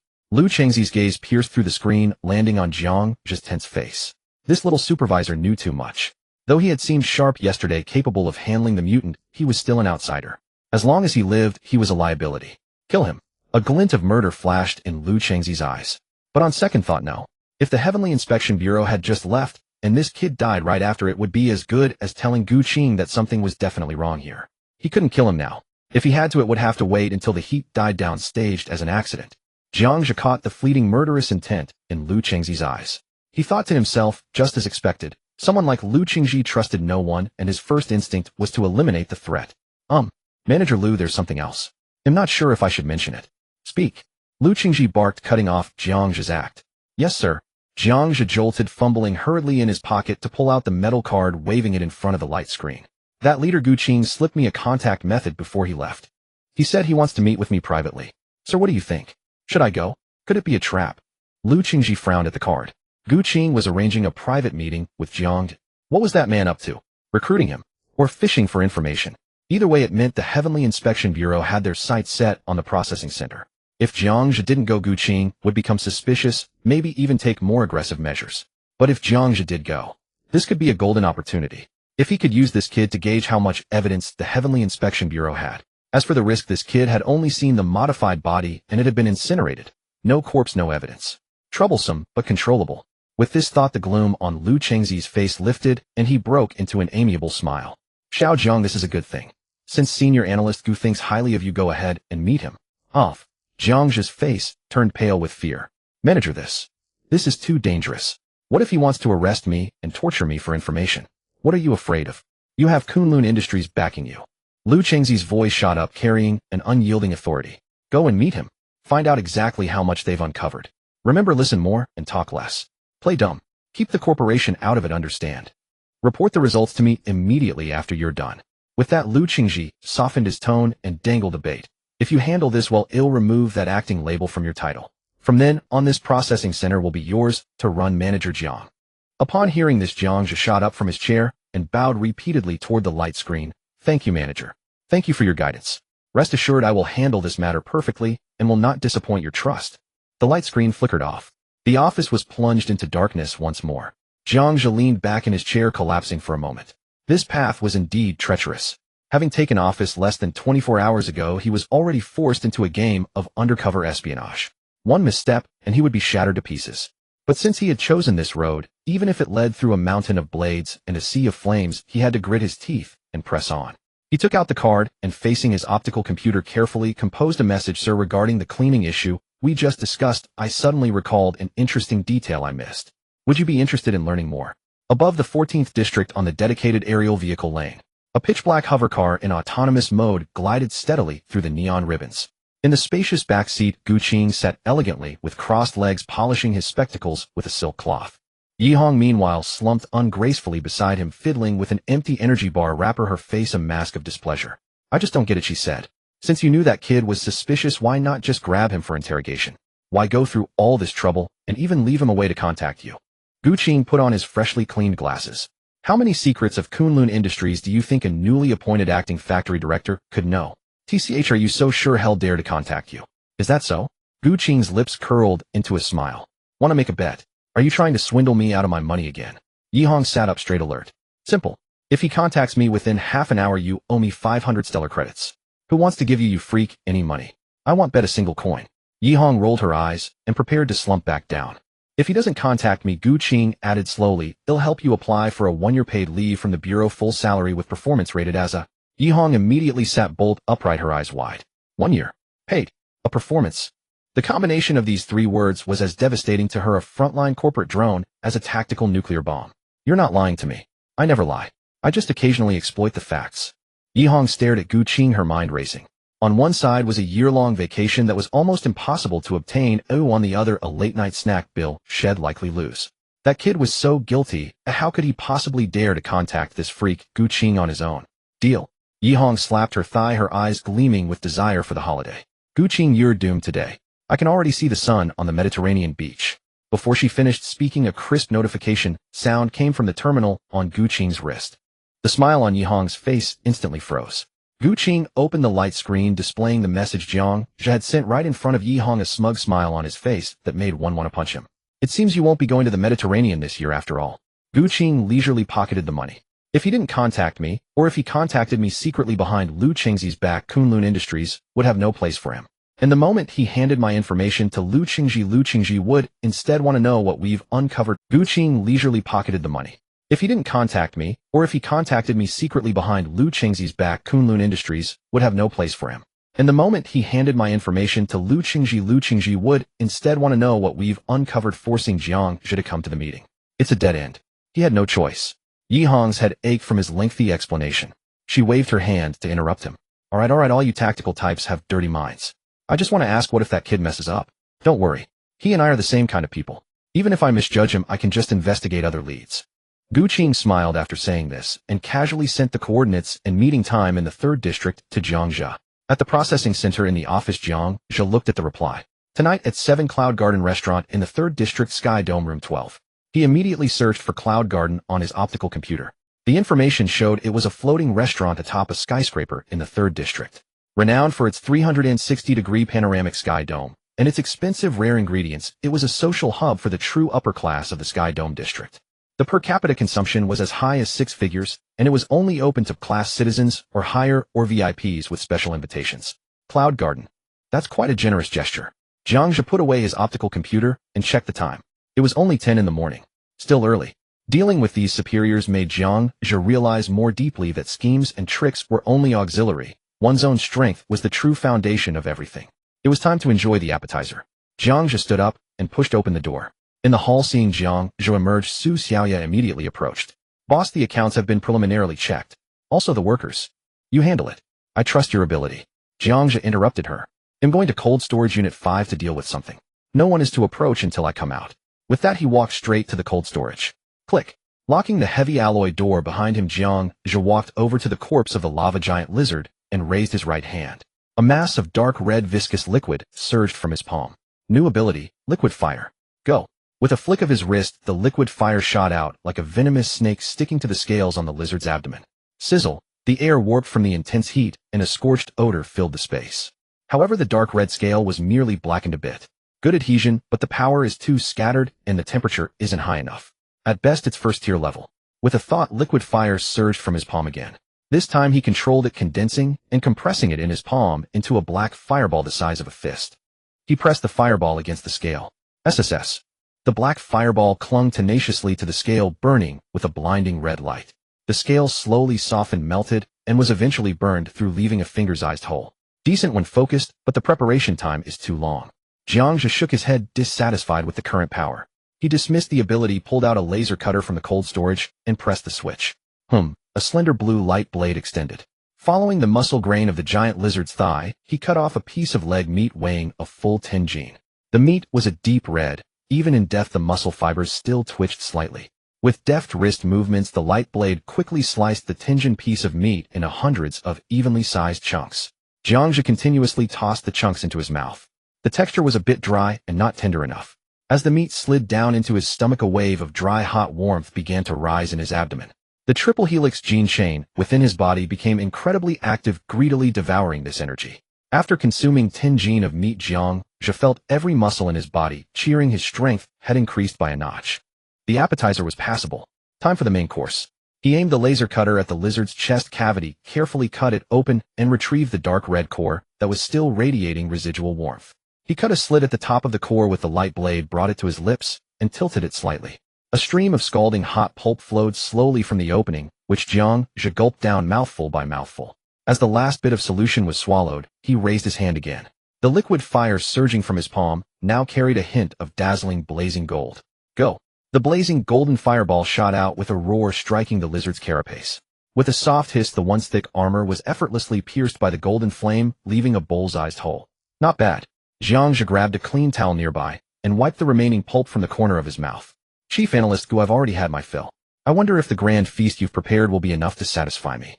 In the office, Su Xiaoya was cross-checking the account ledger. Seeing Jiang Zhe enter, she promptly stood up to report. Boss, the accounts are all settled, no major issues. However, a few senior employees below think you won't last long as acting manager. They expect someone else will eventually take your place. Jiang Zhe casually poured a glass of water. That's normal. Nobody likes being suddenly managed by a young man. Should we rein them and make them recognize the current situation? No need. Jiang Zhe blew on the steam rising from his cup. Let me first remove the word acting from my title. For now, maintaining stability is enough. Su Xiaoya nodded. Understood. Also about Shirgande. Has someone been trying to pry information from him? Yes, a few old-timers try to cozy up. Su Xiaoya paused, a flicker of admiration in her eyes. But he remembered your instructions this morning. No matter what anyone said, he wouldn't utter a single word, just focused on his work. Plus, with his imposing physique, those people didn't dare go too far. Good. Jiang Zhe set down his glass. Keep an eye on him.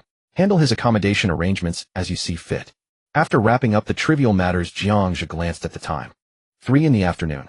I'm heading out. Su Xiaoya looked up, puzzled. Who are you meeting? Is it a formal occasion? Jiang Zhe thought for a moment. Though Gu Qing had requested a private meeting, his own stance was still unclear, so he replied, I suppose it's formal. Su Xiaoya looked him over from head to toe. Boss, I have to remind you. This outfit is hardly formal enough. Jiang Zhe glanced down at his work clothes dusted with a bit of grime and let out a quiet laugh. You're right. I need to change. Sector 3 Cloud Garden. This was the boundary zone between the Sky Dome district and the wealthy enclave. An anti-gravity floating structure 800 meters tall pierced the sky. A massive disc-shaped restaurant hovered serenely above the clouds, its glass curtain walls refracting cold, opulent light like the eye of a god gazing down upon the mortal world. A driverless taxi pulled up at the entrance. The door opened, and a black cloth shoe stepped out first. At the sight, the two waiters at the door were visibly taken aback. Those who dined here were either wealthy or powerful or wielded immense influence. But this man's attire, they had never seen anything like it. Jiang Zhe wore a sharply tailored black mouse suit buttoned all the way to the top collar hook. His entire demeanor exuded a somber, rigid, and murderous solemnity. This outfit was a vintage find from an old-era clothing store. The moment he saw it, Jiang Zhe knew it was the one. Facing an agent of the Celestial Inspection Bureau, an institution that wielded violence, any brand-name attire would only make him look like a nouveau riche. Only this old-fashioned garment symbolizing rules and order could serve as the finest psychological armor. Sir, please show your reservation code. The waiter quickly masked his surprise, approaching with impeccable professionalism. Jiang Zhe said nothing, simply pulled up his optical brain and projected the invitation. The moment the waiter saw it, he bowed even deeper. Sky Dome Room 12, this way please. Anyone who could book a Sky Dome room was no ordinary person. And someone who dared to dress like this to such a place was often even more untouchable than the usual big shots. The transparent elevator shot upward under the push of gravitational waves, the dazzling city below, transforming into a flowing river of neon light. Jiang Zhe stared at the cold, rigid reflection in the glass, slowly and deeply regulating his breathing. He didn't activate his thermal vision to scan the building. In front of a senior analyst like Gu Qing, any superfluous fluctuations of source energy or probing behavior would be tantamount to self-exposure, confirming the environment at the cost of arousing suspicion was not worth it. Tonight, unless absolutely necessary, he would rely solely on his wits. Sky Dome Room 12. It was less a private room and more a miniature garden built among the clouds. Beyond the massive floor-to-ceiling windows, the starry sky and sea of clouds seemed within arm's reach.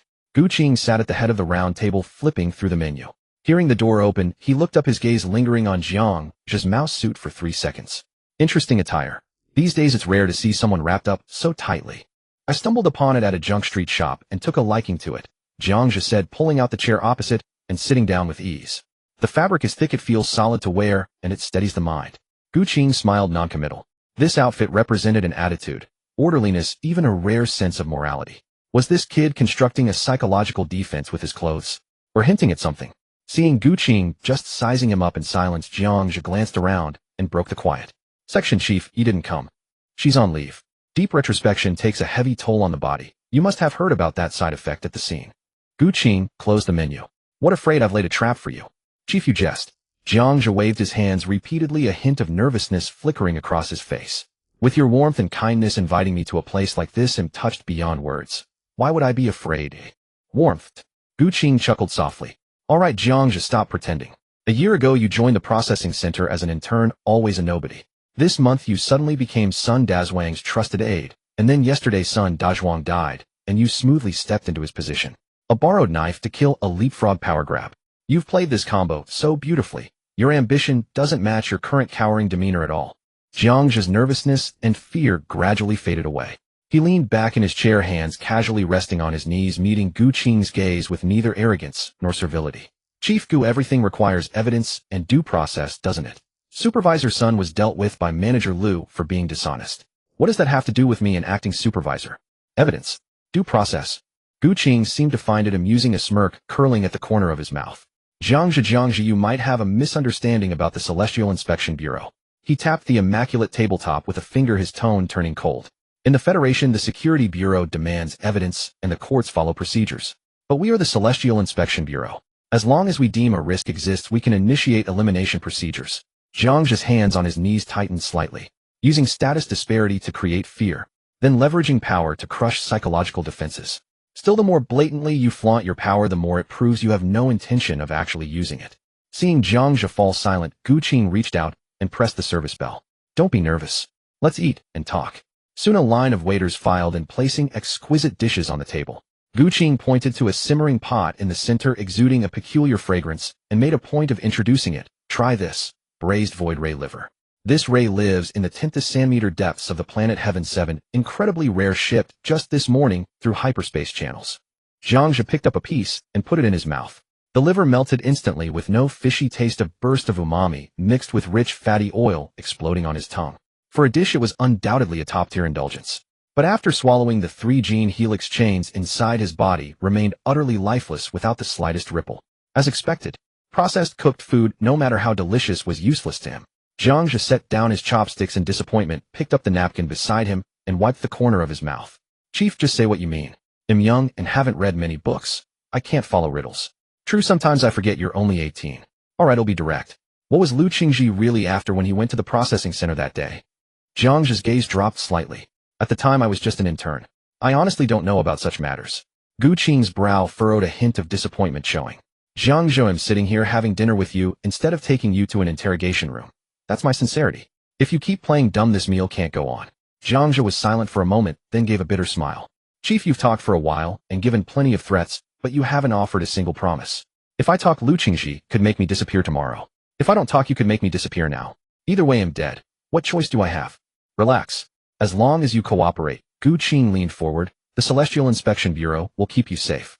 I can give you resources to secure that supervisor position, or even higher. Keep me safe. Jiang Zhe shook his head with a light laugh. Can you assign someone to guard me around the clock? Even if you could, having a Celestial Inspection Bureau bodyguard by my side would immediately expose me. What value would an exposed informant have for you?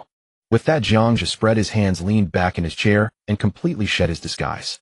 Chief, don't pay me with empty promises. Let's be practical, shall we? Gu Qing looked at the 18-year-old before him, the admiration in his eyes growing ever stronger. He reached for a bottle of warmed, aged yellow wine on the table and personally filled Jiang Zhe's glass. The liquor was rich, steam rising. Since you don't want to be a pawn, then drink this cup. Gu Qing raised his own glass. Let's change the way we cooperate. Jiang Zhe gazed at the steaming cup of yellow wine. The clear liquid reflected his impassive face and the smiling eyes of Gu Qing across from him. Director, your words are rather abrupt. If I drink this wine, I fear I won't be able to leave Cloud Garden alive. Jiang Zhe looked straight at Gu Qing, his tone neither servile nor arrogant. My stomach is weak. I can't handle such strong liquor. Gu Qing stared at Jiang Zhe for 2 seconds, then suddenly raised his own cup and downed it in one gulp. I know you submitted a report to Lu Qingji.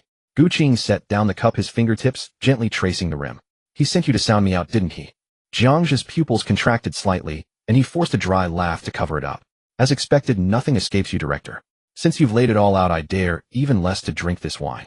When gods clash, just don't let a minor pawn like me be the sacrificial offering. Don't worry, I won't make things difficult for you.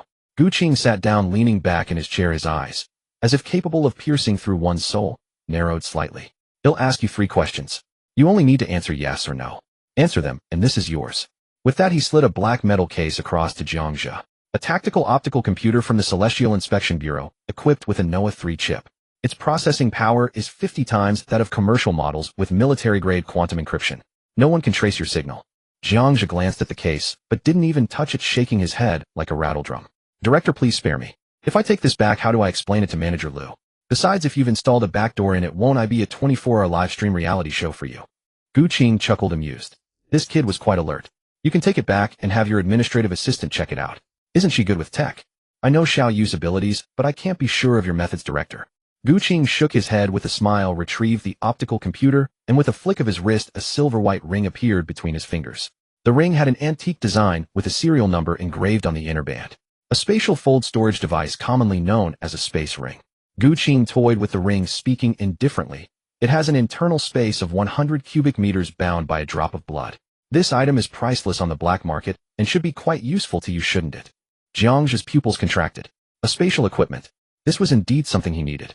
With it, he could pack the alien corpses and feast on them anytime, anywhere. If he ever ended up on a battlefield like Crimson Star's storage space of 100 cubic meters would be practically a second life. This doesn't have a locator, does it? Don't worry. My personal belongings are cleaner than your connections. Gu Qing placed the ring on the table and slid it to the center. Now can you answer my questions? Jiang Zhe glanced at the ring, but still didn't take it immediately. Director, go ahead. But I'll be upfront and just a newly appointed acting supervisor. I don't know much. If I can't answer, don't blame me. That's enough. Gu Qing raised one finger. Is there a secret project hidden inside Kunlun Industries? Jiang Zhe was silent for a moment, weighing the options quickly in his mind, then nodded. Yes. He added, Director, why ask such a redundant question? Which major power doesn't have secrets? Gu Qing smiled non-committally and raised a second finger. Does this secret involve the Federation government? Jiang Zhe hesitated briefly, first shaking his head, then nodding. Gu Qing caught the fleeting hesitation. Director, your words are getting more confusing. Jiang Zhe frowned, looking troubled. How could a conglomerate's every move not involve the government? But as for involving them, I haven't seen any military or government personnel coming and going. Gu Qing nodded thoughtfully. The headshake meant it wasn't rebellion or military collusion. The nod indicated an association with some Federation rules or technology. It seemed for now it was only being researched internally, not spread, and without official backing. Gu Qing suddenly leaned forward, resting his chin on one hand, his aura turning icy cold. He raised a third finger. If this secret were exposed, would its impact on humanity be good or bad? Jiang Zhe opened his mouth, but was momentarily at a loss. Good. Bad. Digging out a heart and stuffing it into red crystal pipelines, stitching it together with arthropod aliens. How could that be good? But he couldn't directly say bad, as that would reveal he knew the specifics of genetic modification. So Jiang Zhe spread his hands and said with a rogue's grin, Director, this question is beyond me. I didn't even finish high school. How would I know its impact on society? Gu Qing stared into Jiang Zhe's eyes for a full 10 seconds. Jiang Zhe met his gaze calmly, his eyes showing only confusion and a longing for the ring. Heh. Gu Qing let out a soft laugh, and the silver ring seemed to be pushed by an invisible force, sliding across the smooth table to Jiang Zhe's hand. Jiang Zhe pointed at the ring, looking at Gu Qing with confusion. Director, does this mean the questions are over? Yes, it's yours. I've understood enough. Gu Qing leaned back in his chair and gestured to the cup of yellow wine, now nearly cold. Now can you drink this wine? Without another word, Jiang Zhe raised the cup and downed it in one gulp. The fiery liquid slid down his throat, igniting a warmth, yet it was far less exhilarating than devouring an alien. How does it taste? It's a fine thing. Jiang Zhe smacked his lips, set down the cup, and said frankly, but it's too strong for a growing student like me. No matter. You'll get used to it with practice. Gu Qing picked up his chopsticks and pointed at the nearly untouched feast on the table. Have some more. This meal cost me half a month's allowance. No thanks. Jiang Zhe stood up and put the ring into his front pocket. The ingredients here are too refined. A poor soul like me would get indigestion. Enjoy your meal, Director. There's a mess waiting for me back at the center. Gu Qing didn't stop him, but as Jiang Zhe turned to leave, he said calmly, when you go back, report to Lu Qingji as you normally would. Don't make anything up. Just tell the truth. Jiang Zhe paused mid-step and nodded. Understood. With that, he pushed open the heavy solid wood door of the private room and strode out. Only when the sound of his footsteps faded into the corridor did Gu Qing's lips curl into a playful smile. So it will definitely have an impact on society. He picked up a piece of crystal-clear fish and put it into his mouth, chewing slowly. Since it's not purely for profit or power struggles, it seems Kunlun Industries is crossing the line. Mechanical intelligence, genetic modification, or biochemical experiments. What kind of monster are you people creating? How intriguing. In the hovering taxi, Jiang Zhe leaned back in the rear seat, spreading his palm. The cold silver-white ring lay quietly in his hand. 100 cubic meters. With a thought, he controlled the capillaries at his fingertip, forcing a drop of crimson blood out onto the ring. The blood was absorbed instantly. The antique patterns on the ring glowed for a moment before fading. The next second, Jiang Zhe's perception stretched infinitely, forcibly cutting into an independent dimension. A cubic space roughly 4.6 meters on each side materialized in his senses. Jiang Zhe grabbed a complimentary bottle of water from beside the seat. Store. The bottle vanished into thin air. In the dimensional perception, it floated silently at the center of the cube. Release. The bottle reappeared in his hand. Jiang Zhe gripped the bottle tightly, the tension of the evening finally easing slightly. With this item, his future operational flexibility would grow exponentially. But this ring was still too hot to handle. Gu Qing had given it so readily. It couldn't have been just for 3 trivial answers. Accepting the ring was like branding Celestial Inspection Bureau informant onto his forehead. For now, Gu Qing hasn't connected the clues to extremes like Project Babel or human-animal fusion. Jiang Zhe closed his eyes, tapping his fingers rhythmically on his knee. But secrets once cracked are only a matter of time before they collapse. In a two-party game, a pawn caught in the middle is the easiest to sacrifice. A third party must be introduced to counterbalance. The equal society might be a good choice. But before that, there was still one hurdle to overcome. Jiang Zhe adjusted his seating position and dialed Lu Chengxi's communication. Just a second later, a holographic screen popped up revealing Lu Chengxi's somewhat gloomy face in the carriage. As Jiang Zhe was about to report, Lu Chengxi's voice preemptively cut in. Not bad, it seems you haven't spoken out of turn. Jiang Zhe was taken aback. Manager, what do you mean? On the other side of the screen, Lu Chengxi scrutinized Jiang Zhe's naive expression, his taut, nerves slightly relaxing. He wasn't actually monitoring, that remark was merely a bluff to test the boy. If Jiang Zhe had been turned by the Tianjin division or revealed the secret of the modified body, his reaction would not have been this foolish bewilderment. It's nothing. Lu Qingji leaned back in his genuine leather chair, twirling a metal pen with his fingertips. Let's hear it. What did Guqing ask you? I want to hear the exact words without missing a syllable. Yes, Jiang Zhe quickly nodded, sitting up straight. Guqing asked me 3 questions, but I'm a bit slow-witted and didn't quite grasp what he was trying to get at. Speak. The first question he asked was whether there was a secret project hidden within Kunlun Industries. As Jiang Zhe observed Lu Qingzi's expression, he answered truthfully. I figured that with such a large conglomerate, if there weren't any commercial secrets, he certainly wouldn't believe me. Lu Qingji let out a disdainful scoff. This hesitation would perfectly mislead Guqing. The people at the Tianjin division, being inherently suspicious, would likely believe the conglomerate was involved in some commercial monopoly or tax evasion, thereby overlooking the second question was whether this secret involved the federal authorities. Jiang Zhe's face contorted with confusion. Manager, I truly didn't know how to answer. I hesitated for a long time, shaking my head and then nodding. In the end, all I could say was that I hadn't seen any military personnel come and go. Lu Qingji let out a disdainful scoff. This hesitation would perfectly mislead Guqing. The people at the Tianjin division, being inherently suspicious, would likely believe the conglomerate was involved in some commercial monopoly or tax evasion, thereby overlooking the real issue of gene modification. As long as the investigation veered off course, there would be ample time to maneuver. What about the third question? The third one. He asked me whether the exposure of this secret would have a positive or negative impact on humanity. Jiang Zhe scratched his head. I said that question was beyond my understanding. I haven't even graduated high school. How would I know about humanity's impact? I told him I didn't know. Very good. Lu Qingji casually tossed the pen onto the desk, the gloom in his eyes dissipating. These 3 answers seemed to have revealed everything, yet they actually conveyed nothing substantial. Admitting to a secret was meaningless. The vague background in the second question allowed the Tianjin division to imagine wildly. The third question, pretending to be foolish, merely proved that Jiang Zhe was just a peripheral figure unable to access core technology. Since Guqing's attention had already been drawn to the processing center, why not? Jiang Zhe. Here. Tomorrow morning, the HR department will issue a formal notice. Remove the word acting from your title. Starting tomorrow, you will be the official director of the processing center in District 16. Do well, and as long as you don't break the conglomerate's rules, a bright future awaits you. Jiang Zhe's pupils dilated, and the joy on his face nearly overflowed the screen, his voice trembling with flattery. Thank you, manager. Thank you for your guidance. I will work hard and never let down your expectations. All right, I'm hanging up. The screen went dark and the carriage returned to its dimness. Jiang Zhe leaned back in his chair, letting out a soft sigh. He understood Lu Qingzi's intentions clearly. An official director. Just a promotion in name only. But this was exactly what he wanted.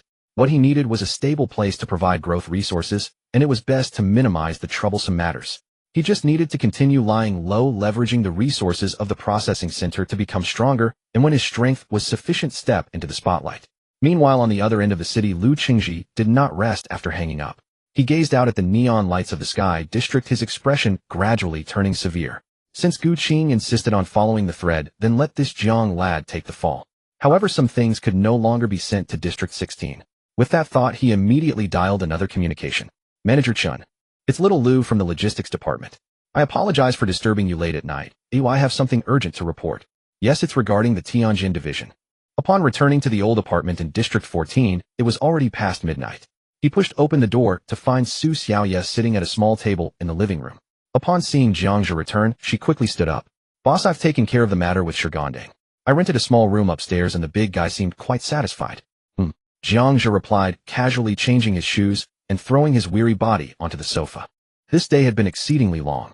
The relentless pressure from the Tianjin division, Lu Qingzi's scheming, and then the banquet at the Cloud Garden.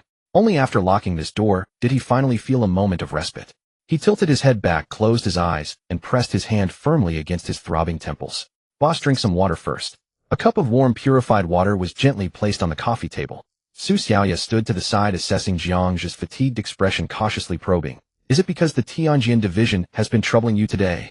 Jiang Zhe kept his eyes closed, not saying much. Su Xiaoye bit her lip, hesitated for 2 seconds, and stepped forward half a pace. How about I help you massage your head? I specifically learned acupressure to take care of my mom. Although I'm not exactly professional, it should help relieve some tension. As she spoke, the cool tips of the girl's fingers had already reached Jiang Zhe's forehead. No need. Jiang Zhe suddenly opened his eyes. At the moment his head turned, he avoided Su Xiaoye's hand, his gaze turning icy. Su Xiaoye's hand froze in midair, a hint of astonishment flashing across her face. She then retracted her hand like a chastised puppy looking downcast. I'm sorry, I just wanted to repay you. If it weren't for you. Jiang Zhe stared at her with drawn hand, alarm bells ringing in his mind. Massage. Physical contact. This had already crossed the boundaries that should exist between superiors and subordinates. Did she think that by saving her and giving her some preferential treatment, she could attain a familial status? Such thinking was dangerous. Once subordinates begin to believe they can rely on emotions rather than abilities to maintain relationships, they become less useful. This budding sentiment must be thoroughly crushed. Xiaoya. Jiang Zhe straightened up, slightly leaning forward, looking at the girl with a compelling intensity.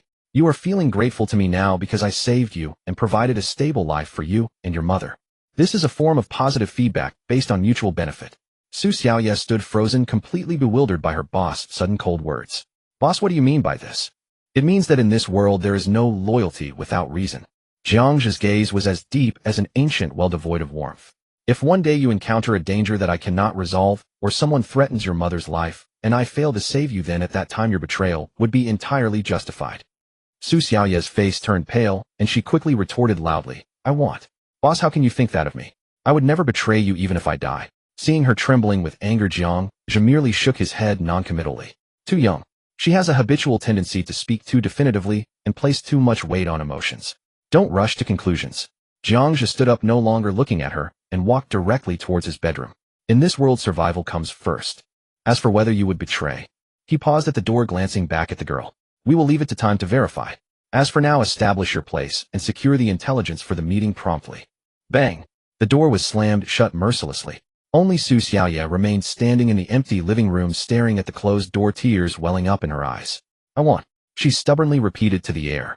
Time will prove everything, you cold-blooded bastard, boss.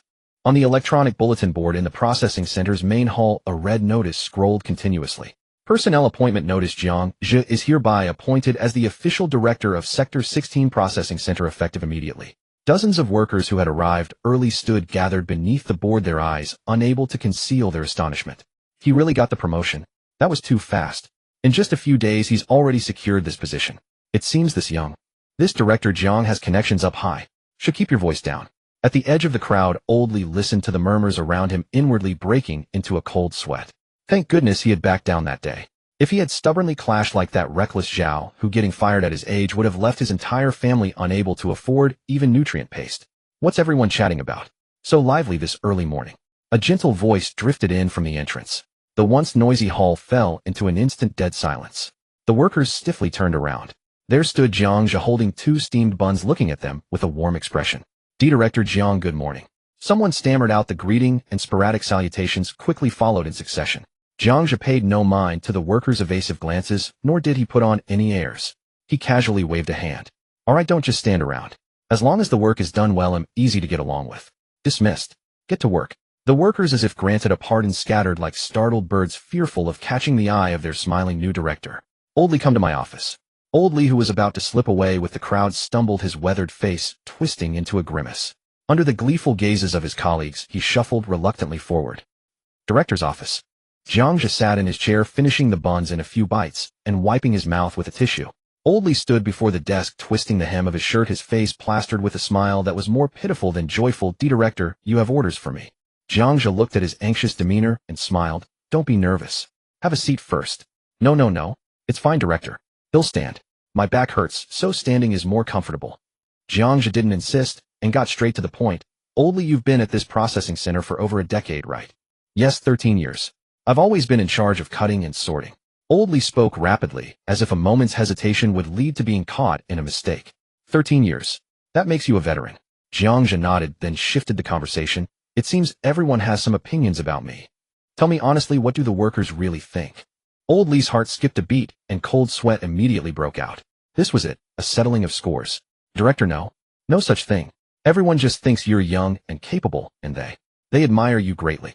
As for me, my loyalty to you is as true as the sun and moon. I've never spoken a bad word about you. He was genuinely terrified.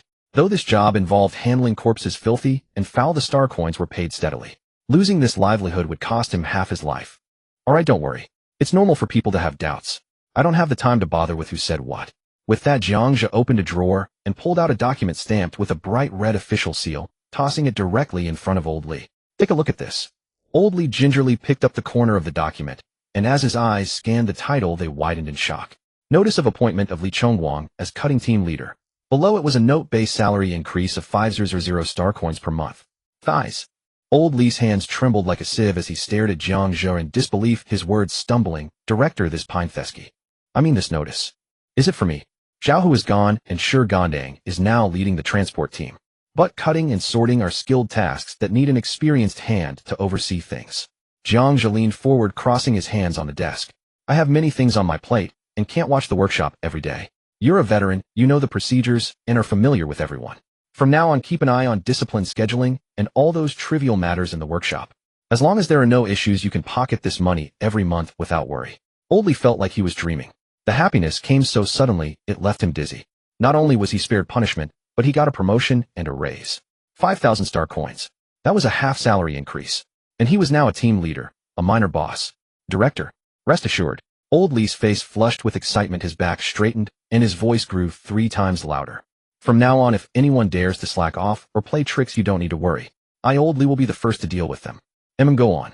Show everyone your appointment letter, and do a good job. Yes. Thank you, Director. Thank you. Old Li clutched the appointment letter, bowing in gratitude as he backed out his steps, seeming 10 years younger.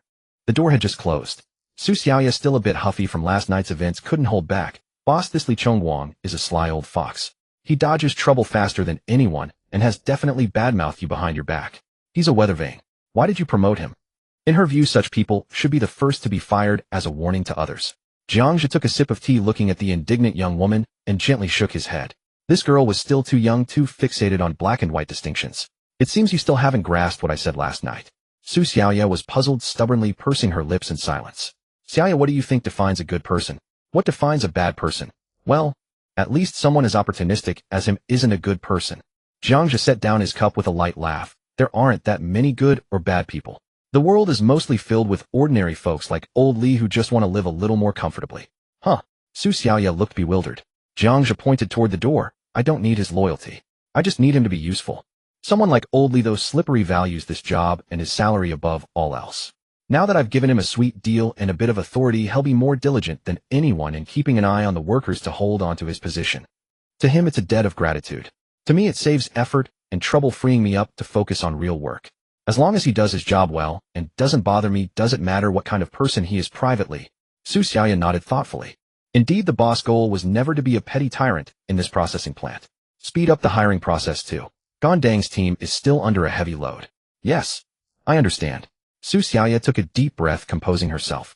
She suddenly realized that when Jiang Zhe had said last night, there is no loyalty without reason, it wasn't coldness. It was his principle for survival. Just then the optical computer on the desk rang.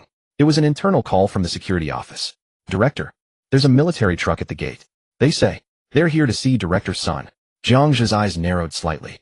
Indeed, after their long collaboration with Old Sun, it was about time they showed up. Got it. Let them drive to the parking lot. He'll receive them personally. Ending the call, Jiang Zhe stood up and straightened his collar. Xiaoya, handle things at the center. Processing center parking lot. A heavy armored transport vehicle painted in deep green camouflage slowly came to a halt. Jiang Zhe stood on the steps waiting quietly. The door opened, and a black tactical combat boot was the first to step onto the ground. Following that, a tall, well-built man jumped down. The man removed his sunglasses, revealing a pair of sharp eyes. Their eyes met. It was him indeed. The military strongman he had seen trading with Old Sun through thermal vision that day.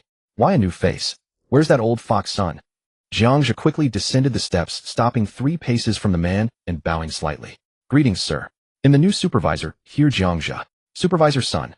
Due to some personal reasons, committed suicide out of guilt the day before yesterday. Suicide out of guilt. The man sneered, pulling a pack of cigarettes from his pocket and tapping one out to hang from his lips. That old bastard valued his life more than anyone. Would he have the guts to kill himself? A guilty conscience can drive people to do desperate things. The man rubbed his fingers together, and a cluster of deep crimson flames burst into being out of thin air, lighting the cigarette. He took a deep drag, and through the swirling smoke his predatory eyes locked onto Jiang Zhe. He's dead, but the business lives on. Since you've taken his place, you know the rules. A little, but I wouldn't dare pretend to know it all. Jiang Zhe turned sideways and gestured. Sir, there are too many eyes and ears here. How about we talk in the office? The man glanced at the workers peeking from a distance, snorted dismissively, and strode forward. Lead the way. In the corridor, only the sound of their footsteps echoed. How old are you? The man suddenly asked. 18. An 18-year-old supervisor. The man blew out a smoke ring, his tone playful. Lu Qingji handed you this position. Looks like you're not clean either. Were you involved in old Sun's demise? Jiang Zhe's spine tightened, but his steps remained steady. Admitting it would reveal him as scheming, a subordinate who eliminated his boss. Who would dare cooperate with that? Denying it would make him seem weak and incompetent. How could he have taken over this business? In a flash, Jiang Zhe's expression unchanged, he gave an ambiguous reply. Supervisor Sun's accounts were problematic. It was only a matter of time before he was caught. I just happened to be able to relieve some pressure from Manager Lu. How you sure know how to wash your hands of it. But in a place like Kunlun Industries, those two clean don't live long, and those two dirty die fast. Someone like you is just right. Entering the office, the man unceremoniously took old Sun's genuine leather swivel chair. He propped his legs directly on the desk, his exoskeleton combat boots clacking sharply against the surface, leaving a glaring scratch. Jiang Zhe pretended not to see it, naturally picking up a cup of warm water and handing it over with both hands. Sir, please moisten your throat.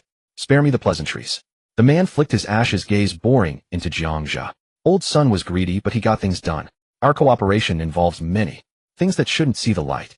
With a change of personnel, I'm very uncomfortable. Jiang Zhe sat across from him, hands crossed on his knees, his expression calm. Habits can be cultivated, sir. What Supervisor Sun could do, I can do too. What Supervisor Sun dared not handle, I might handle even more brilliantly. Oh, the man raised an eyebrow. Quite the bold talk. So tell me, how does the process work? Where does the goods go? How do you balance the losses? Jiang Zhe shook his head, speaking honestly. I know some of it, but not everything. The man's face darkened, the surrounding temperature subtly rising, but Jiang Zhe continued. But I don't need to know it all. Sir, you bring the things here, and he'll take care of cleaning them up. Jiang Zhe pointed to his own eyes, then to his ears. As for where these things come from, that's outside my business scope. In this position, being blind and deaf is the way to live long. Don't you agree? After a long silence, the ferocity in the man's eyes faded, replaced by a scrutinizing assessment. Dealing with old Sun before was a hassle. That old codger always tried to curry favor with the military, prying into this and that. He would have replaced him long ago, if not for old Sun's genuinely skillful methods. But this young man before him was perceptive. You're Jiang Zhe. The man's tone softened considerably. Yes, you're indeed smarter than old Sun. That fat fool old Sun always thought knowing others' secrets was leverage. But leverage is only valuable when you're alive. Your lesson is well taken. Enough, save the flattery. The man waved his hand. Since you know the rules, let's talk about the price. What cut did you give Supervisor Sun before? 40-60. The man held up 4 fingers. He got 40, I got 60. This ratio was already dancing on a knife's edge. After all, the main risk fell on the processing center. If caught, the supervisor's head would roll. Old Sun taking 40% was already risking his life for hard-earned money. But Jiang Zhe shook his head. The man's eyes narrowed, and in that instant Jiang Zhe felt a scorching, murderous intent, as if the very air might ignite. What? Not enough? No, sir, you misunderstand. Jiang Zhe's expression unchanged, he held up 3 fingers. 30-70. You get 70, I get 30. The man was stunned for a moment, then let out a scoff. Kid trying to win me over with a low price. I Chai Feng may love money, but I won't take advantage of a child. Fair is fair. I wouldn't want to be stabbed in the back one day. You worry too much, sir. Jiang Zhe leaned forward slightly, his eyes clear and sincere. Supervisor Sun took 40% because he had to spend money greasing the distribution channels. I've just taken office, my channels aren't fully set up yet, and my risk tolerance isn't as high as his. This 10% isn't for you. It's my way of buying peace of mind, a path to longevity. Oh, the man grew interested. And how do you buy it? I'm timid and want to live a long time. It doesn't matter if I take less money, what matters is a steady long-term flow. Don't you agree? Jiang Zhe met the man's gaze, his eyes clear, but his mind racing with calculations. Star coins were indeed important to him, but compared to those mutants, star coins were just waste paper. As long as the corpses entered the processing center, they entered his stomach. Devouring genes, strengthening his body, acquiring abilities. Those were priceless treasures. Using 10% of the profit to earn the trust of this military big shot, ensuring a stable and high-quality supply of ingredients. This was an incredibly good deal. As long as the supply kept flowing, head even agreed to 1090 split. The man's hand holding the cigarette paused midair, his hawk-like eyes locked onto Jiang Zhe. Jiang Zhe returned his gaze calmly without flinching. After a long moment, the man suddenly threw his head back and laughed, the sound shaking the windows. Ha ha ha. Good. A fine timid one. A fine steady flow. He stubbed out his cigarette and stood up. If that fool old Sun had even half your wisdom, he wouldn't have ended up like this. Kid, you're my kind of people. The man pulled a pitch-black metal business card from his pocket and tossed it onto the coffee table with a crisp ding. The card was minimalist, bearing only 2 gilded characters and an encrypted communication code, Chai Feng. Remember this, captain of the 3rd Special Operations Brigade, Red Dawn Army. As long as you keep your mouth shut and do good work, the military won't mistreat its own. As for fools like old Sun, dead is dead. Chai Feng turned and strode towards the door. Just as his hand touched the handle, he paused and glanced back at Jiang Zhe. There's a batch coming in tonight fresh from the deep space veil. Don't disappoint me. Also, about you spying on me half a month ago, don't let it happen again. The door slammed shut with a bang. Inside the office, Jiang Zhe slowly sank back into his chair. So he had been detected back then. Good thing Chai Feng hadn't tipped off old Sun, or had been dead for sure. But the military connection was made. He couldn't count on Chai Feng to back him against the conglomerates and the Tianjin Bureau, but having this supply channel was more than enough. Jiang Zhe stepped out of the office, bypassing the workshop to head toward the transport area. The corpses of ground worms were piled up like a small mountain. Gandang was clumsily maneuvering a forklift, the metal forks repeatedly failing to align with the center of gravity, leaving him drenched in sweat from frustration. This giant of a man possessed innate brute strength, but he clearly had yet to grasp such mechanical tasks. Due to the excessive tilt of the forks, a nearly 200-kilogram worm corpse slid down the stack and crashed heavily onto the ground. Damn it! Gandang muttered a curse, scratching his head in irritation. Jiang Zhe approached without a word, bent down and grabbed the corpse. Without any visible exertion, he flung the alien carcass 3 meters into the air, with one hand landing it steadily atop the forklift. In the same motion, he pushed the tilted pile of remains, instantly evening out its stress points. Gandang stared wide-eyed. He knew the boss was formidable, but he hadn't expected such strength. Boss, strength alone isn't enough. You need to learn how to use your head, Jiang Zhe said, shaking off the slime from his hands, his tone calm. Work hard these few days. When the People Xiaoya recruits arrive, you'll need to learn how to manage them. Huh, me? Can I do it? Gandang lacked confidence, thinking he was only good for physical labor. Management. Wasn't that the domain of educated folks? If I say you can, Jiang Zhe said, pointing toward the cold storage. Come on, let's go find Old Li. In cold storage now. 3A. Old Li stood with his hands on his hips, pointing at a few cutters and barking orders with an air of authority. Move it. If you can't handle this little work, get the hell out and eat your nutrient paste. A young worker nearby tried to argue, but Old Li silenced him with a glare, forcing him to obediently lower his head and work. When Old Li saw Jiang Zhe and Gandang enter, his stern demeanor instantly melted as he scurried over. Supervisor, what brings you here? It's cold and stinky in here. Don't dirty your shoes. Spare me the pleasantries, Jiang Zhe said, scanning the area. Old Li, is the work going smoothly? Old Li immediately puffed out his chest and thumped it loudly. Rest assured, the troublemakers left by Sun Dazhuang, I've straightened them all out. Everyone now knows this processing center belongs to the Jiang family. No opposition. Oh, come on. Even if they had 10 times the guts, they wouldn't dare. Besides, with me, Old Li around, those brats can't stir up any trouble. Old Li grinned, his face crinkling with wrinkles, but his gaze unconsciously flickered to the side. Jiang Zhe smiled faintly, instantly switching his vision. Under thermal sight, Old Li's heartbeat accelerated, noticeably glowing a restless deep red.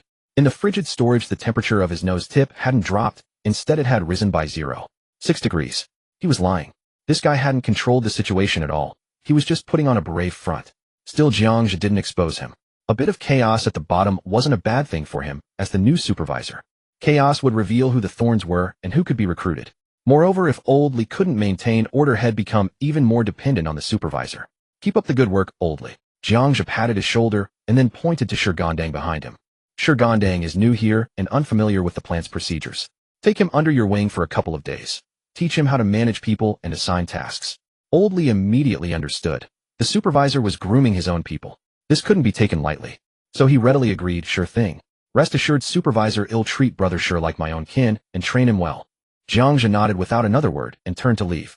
Old Li respectfully saw him to the door, bowing and scraping. Take care, supervisor. Jiang Zhe waved a hand. Just do your job well. That's what matters. As he stepped out of the cold storage, he saw Su Xiaoya waiting at the entrance with a light brain device. Boss, I've got leads on the people you wanted. Let's talk in the office. Inside the supervisor's office, Su Xiaoya projected a list into the air. As per your requirements, I've found 2 helpers for Gandang. Both veterans, clean backgrounds, strong and highly obedient, but forced into retirement due to stagnation in their abilities. Jiang Zhe glanced at the profiles and nodded. Handle it as you see fit. Also recruit 2 sharper interns and place them in Old Li's cutting team. Cutting team.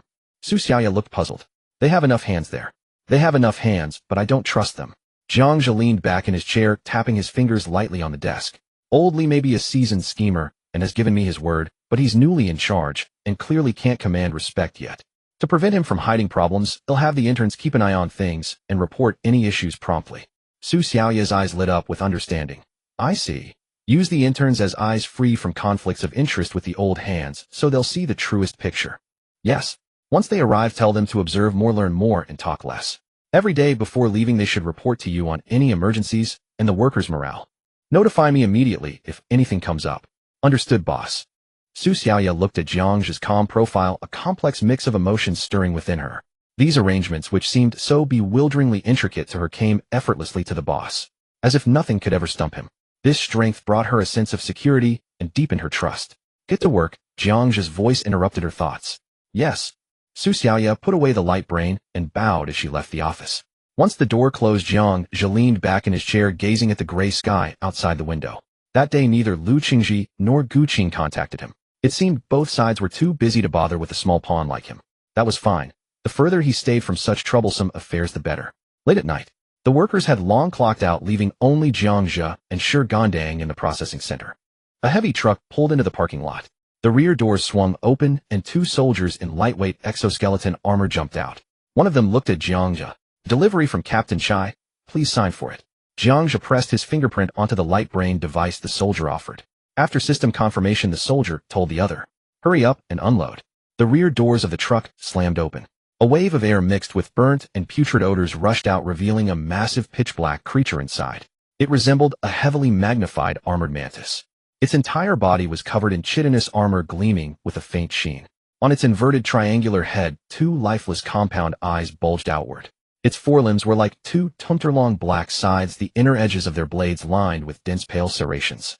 Wow, what a beast! Shi Gandang tilted his head back, staring at the corpse that nearly filled the truck, unable to hold back an exclamation.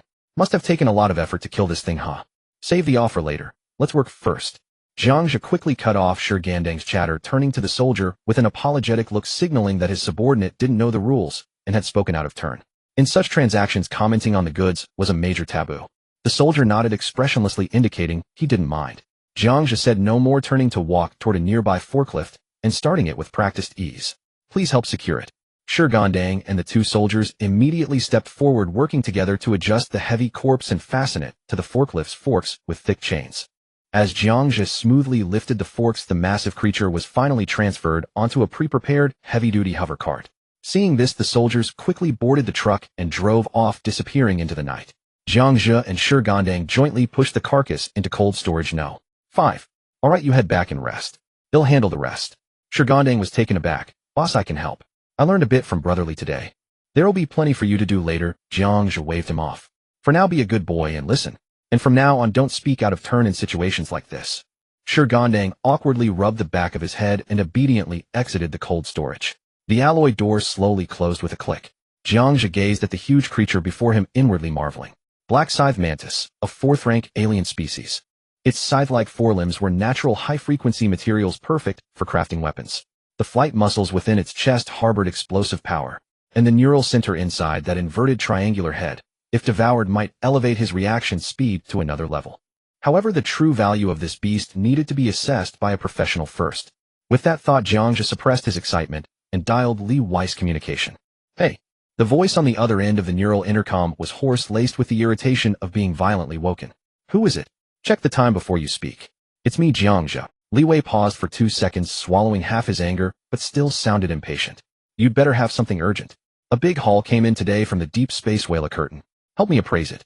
What's going to sprout legs and run away by dawn? Why now? A black scythe mantis. At those words, a frantic rustling came from the other end of the intercom. Li Wei snapped awake instantly. A black scythe mantis. The fourth order kind. Wait. In less than 10 seconds, the call switched to video mode. Li Wei was draped in a black jacket, his hair disheveled. Quick, sweep the camera from head to tail. Steady. The camera panned over the black scythe mantis. An inverted triangular head, a chitinous thorax gleaming with an eerie light, and tundra-long dark serrated forelimbs. How's the integrity? Li Wei pressed. One penetrating fatal wound on the thorax. The rest is basically intact. Li Wei licked his dry lips.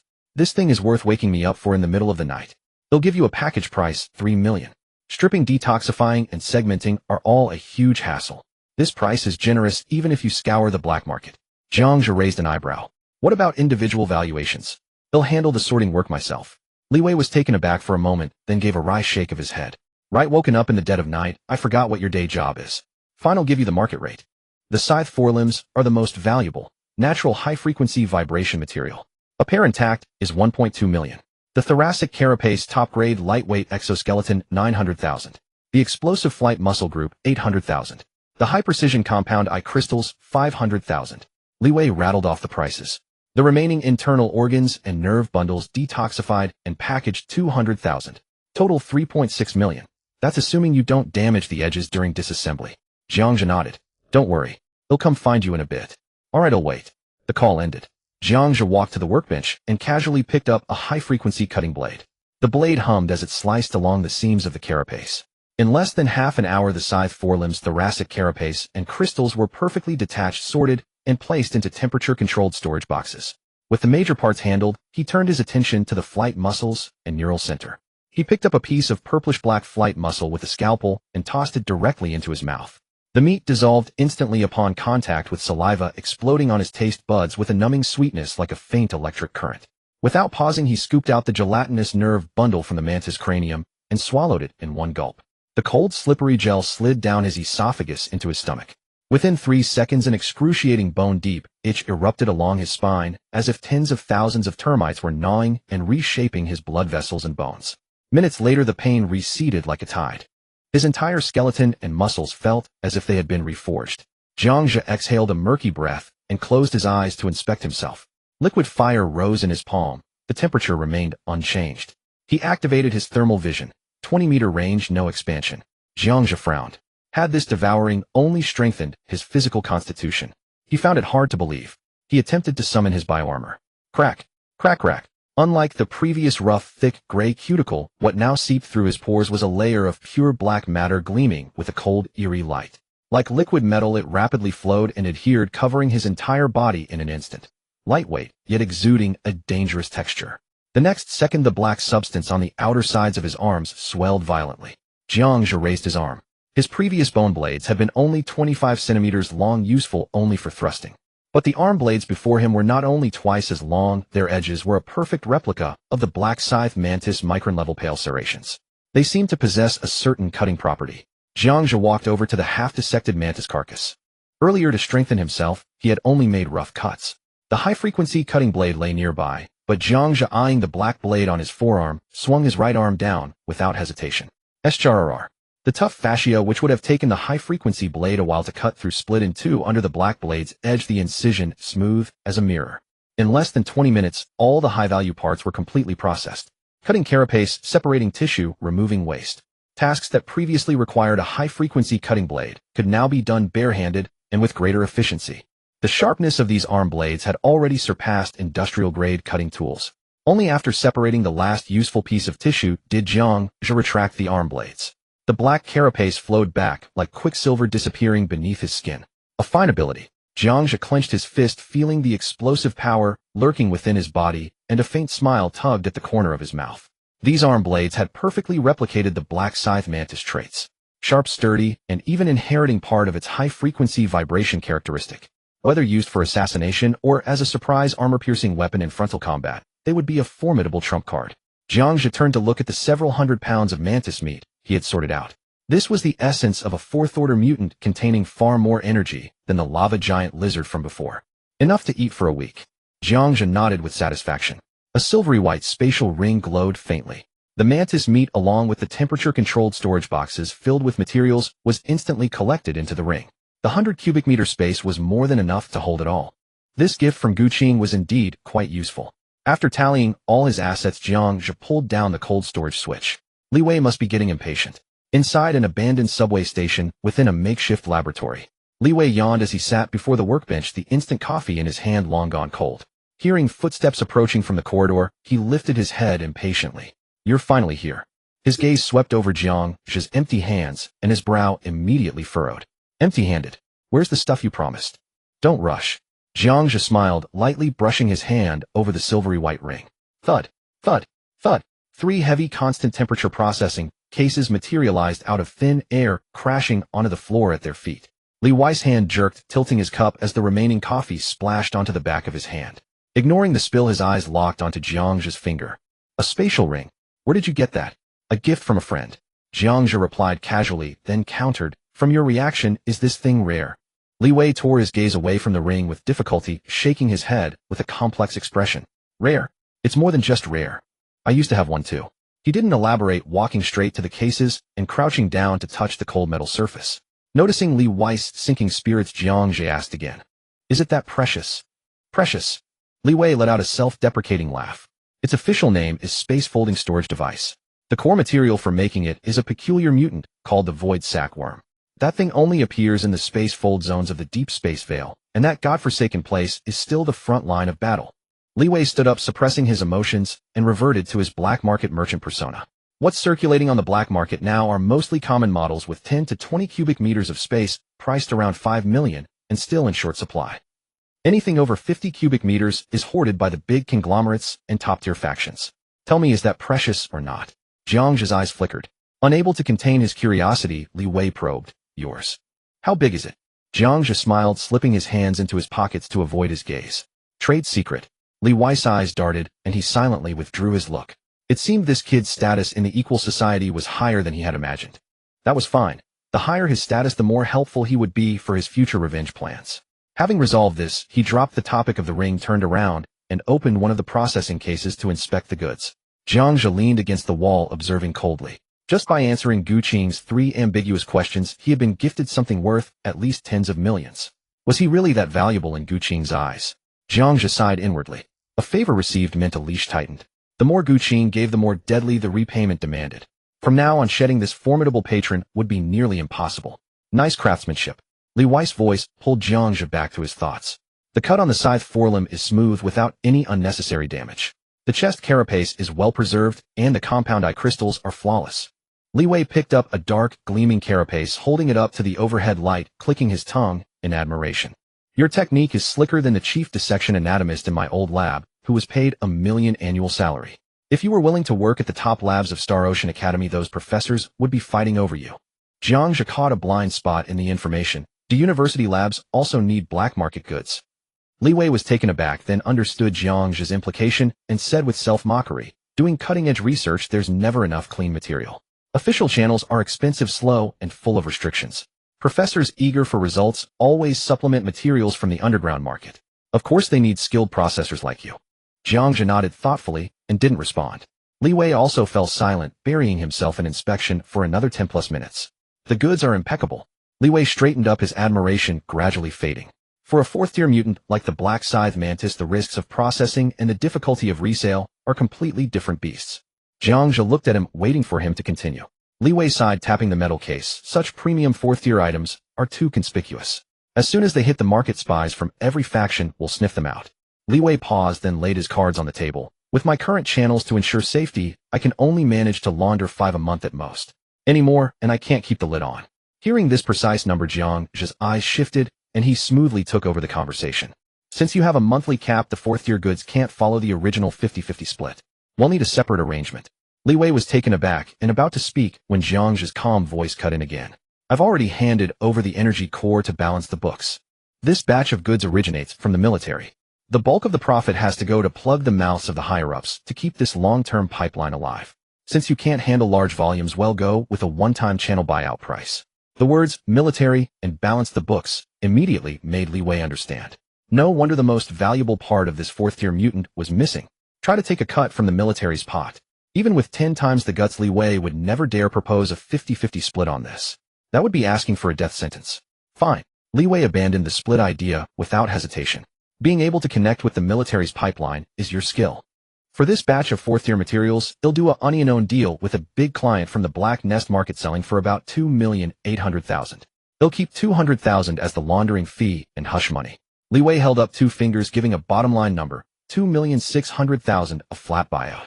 Search the entire Black Nest market, and you won't find anyone who pays faster than me. Jiang Zhe nodded. Agreed.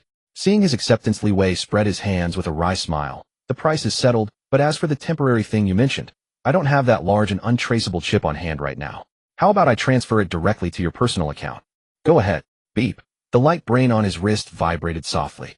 Your account, ending in 7749, has received 26000 star credits. Current balance, 14605,342 star credits. Pleasure doing business. Jiang Zhe put away his light brain and said casually, they'll give you a heads up for this kind of goods in the future. After a few more exchanges, Jiang Zhe turned and left. The morning wind blew cold against his face, carrying a hint of chill. As he walked, he reconstructed his next route in his mind. Li Wei was reliable, but his appetite was too small. The list of black market merchants left by Sun Dazhuang needed to be contacted as soon as possible. As for the Equal Society, relying solely on Xiaoya to investigate slowly was too inefficient. With the conglomerates and the Equal Society locked in fierce conflict, and him wearing the skin of a manager, rash contact would easily make him a target. It seems the Black Nest market is unavoidable. Stepping out of the subway station ruins, the sky was just beginning to lighten. Standing beside a pile of construction debris, Jiang Zhe directly dialed Chai Feng's comm. The busy tone rang for a full 20 seconds before it was answered. Hello. Chai Feng's thick morning grumpiness came through the light brain. Who the hell is calling this early? Captain Chai, sorry to disturb you so early. Good news. That batch of goods from last night has been taken care of. The line went dead silent. What a... Chai Feng's roar made Jiang Zhe quickly pull his wrist half an inch away. You're telling me you sold it? I only stuffed the damn thing into your cold storage last night, and now you're saying it's done. You can trust my channels and skills. Jiang Zhe's tone was steady. The whole thing sold for 3,600,000. According to the 70-30 split, your share is 2,520,000. Should I transfer it now or discuss it in person? The line fell into another profound silence. After a full 5 seconds, Chai Feng squeezed out a sentence through gritted teeth. Wait there. They'll come find you. At 8 in the morning, the workers at the processing center had yet to arrive. A military green armored vehicle rammed violently into the parking lot. The screech of brakes tore through the early morning, and the gusting wind shredded the fallen leaves into fragments.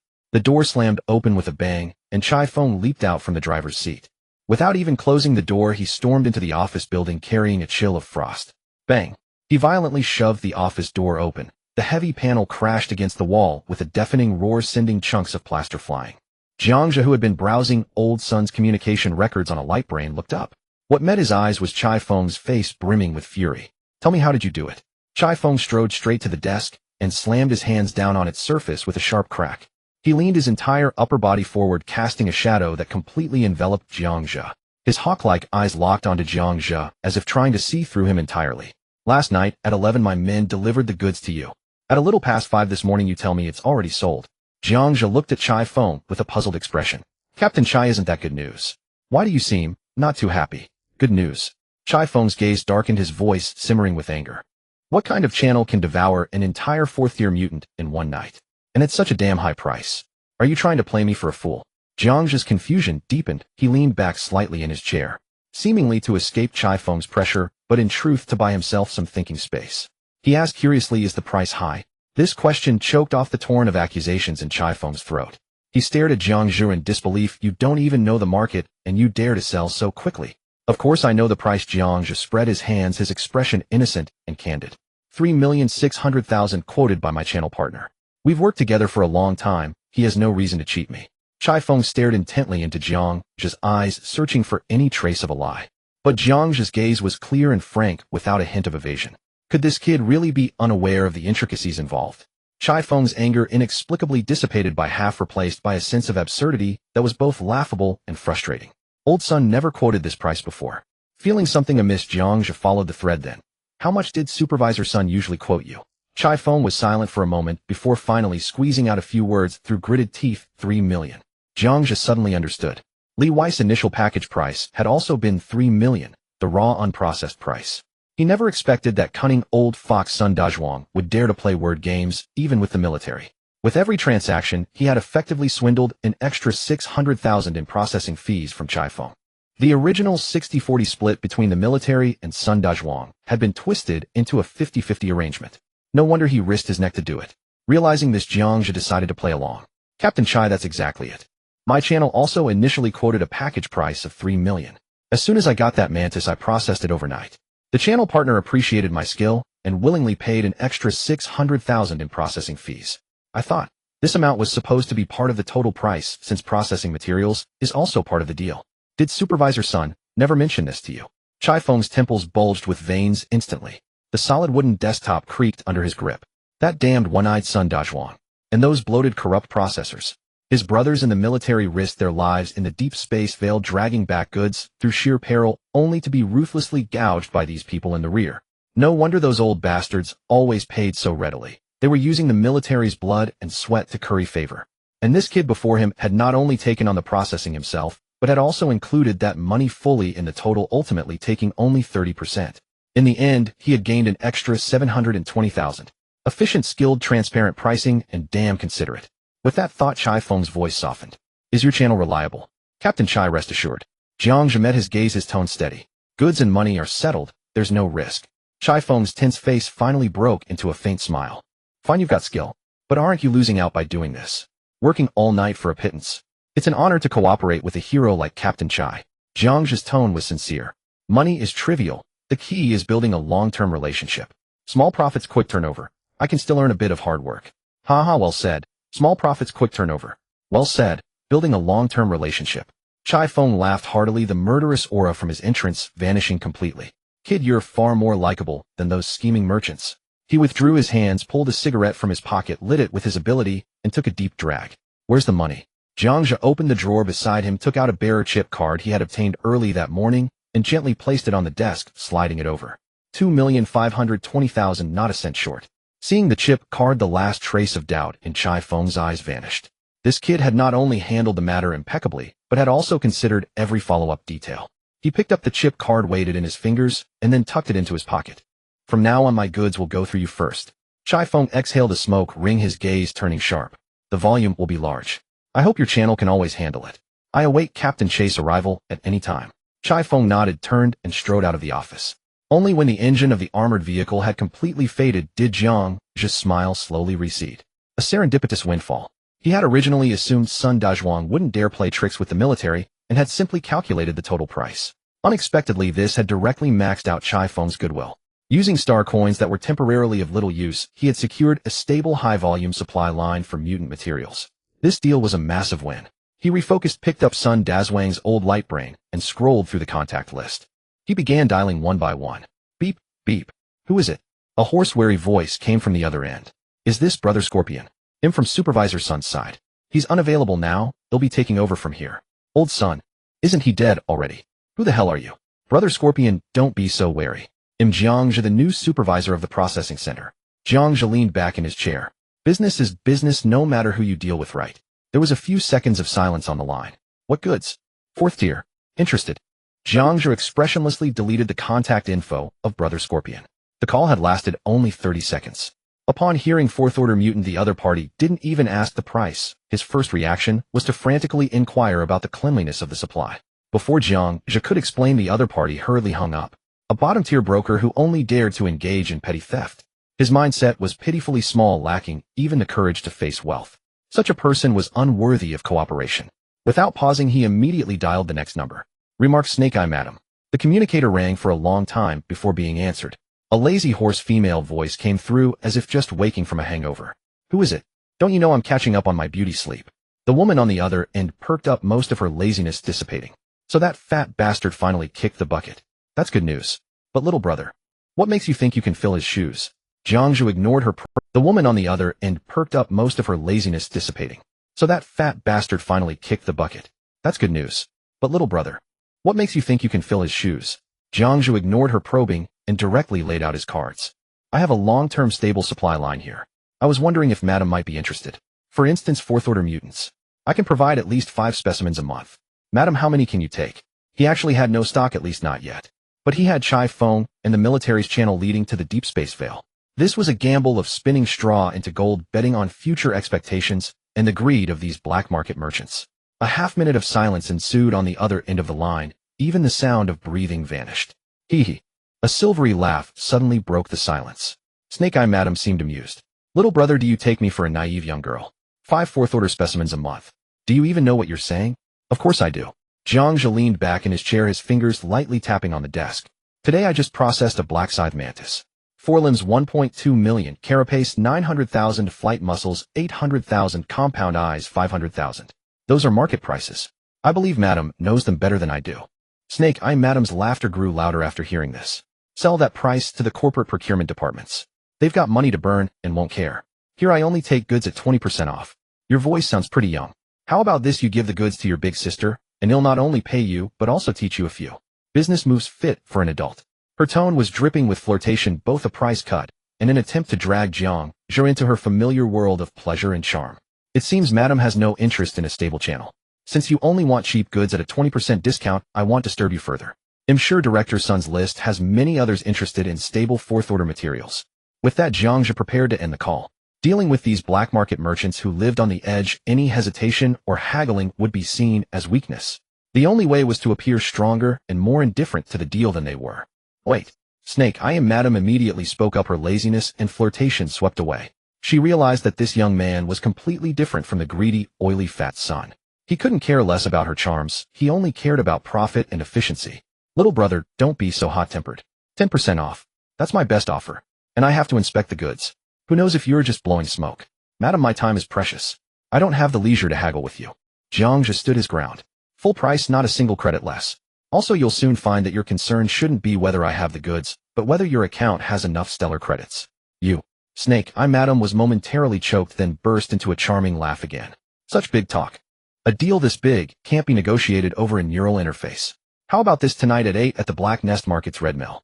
Dare to come? Jiang Zhe pondered for a moment. The Black Nest Market, that lawless zone. He would have to go there sooner or later. Whether to expand his sales channels or to find clues about the equal society, he had to see it for himself. Rather than stumbling around blindly like a headless fly, he might as well use this opportunity to let a local guide lead the way. Send me the address. Hee gutsy. Big sister will be waiting for you. At 9 in the morning, workers gradually arrived for their shifts. Su Xiaoya walked into the director's office carrying a stack of documents and immediately saw Jiang Zhe leaning back in his chair, constantly making calls. Before him were two neural interfaces. One his own, the other the old relic left by Director Sun. Su Xiaoya stood aside, quietly listening. Boss Black Shark being this cautious won't make you any money. Let me give you a reference. Just now Snake Eye Madam took a quota of 2 specimens a month. At full price. You're saying Snake Eye agreed to full price? She's notorious for squeezing people dry. Jiang Zhe chuckled lightly. Well, don't believe me. You can ask Madam to verify. But Boss Black Shark, if you're not interested, I'll call the next client. There are over a dozen people on the list waiting. He was leveraging scarcity and competitive pressure, using a yet unfinalized verbal agreement to pry open another potential buyer. He was certain that these black market merchants would rather believe it existed than miss out on such an opportunity. Deal. Black Shark took the bait. He'll take it. 1 specimen a month. No 2. But we have to talk face to face. Pleasure doing business. Tonight at 8 Red Mill Black Nest Market. Snake Eye Madam will be there too. Hanging up, Jiang Zhe picked up the neural interface again. Looking at that face calm to the bone, Su Xiaoya's heart skipped a beat. Jiang Zhe keenly caught her gaze and lifted his eyes. Something else. Su Xiaoya quickly averted her eyes and immediately reported on business. Boss, the 2 helpers. Looking at that face calm to the bone, Su Xiaoya's heart skipped a beat.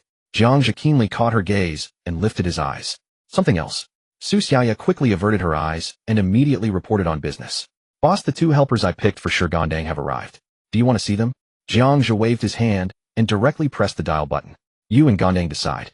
If they can work, keep them. I'm tied up here. Report to me after you've decided.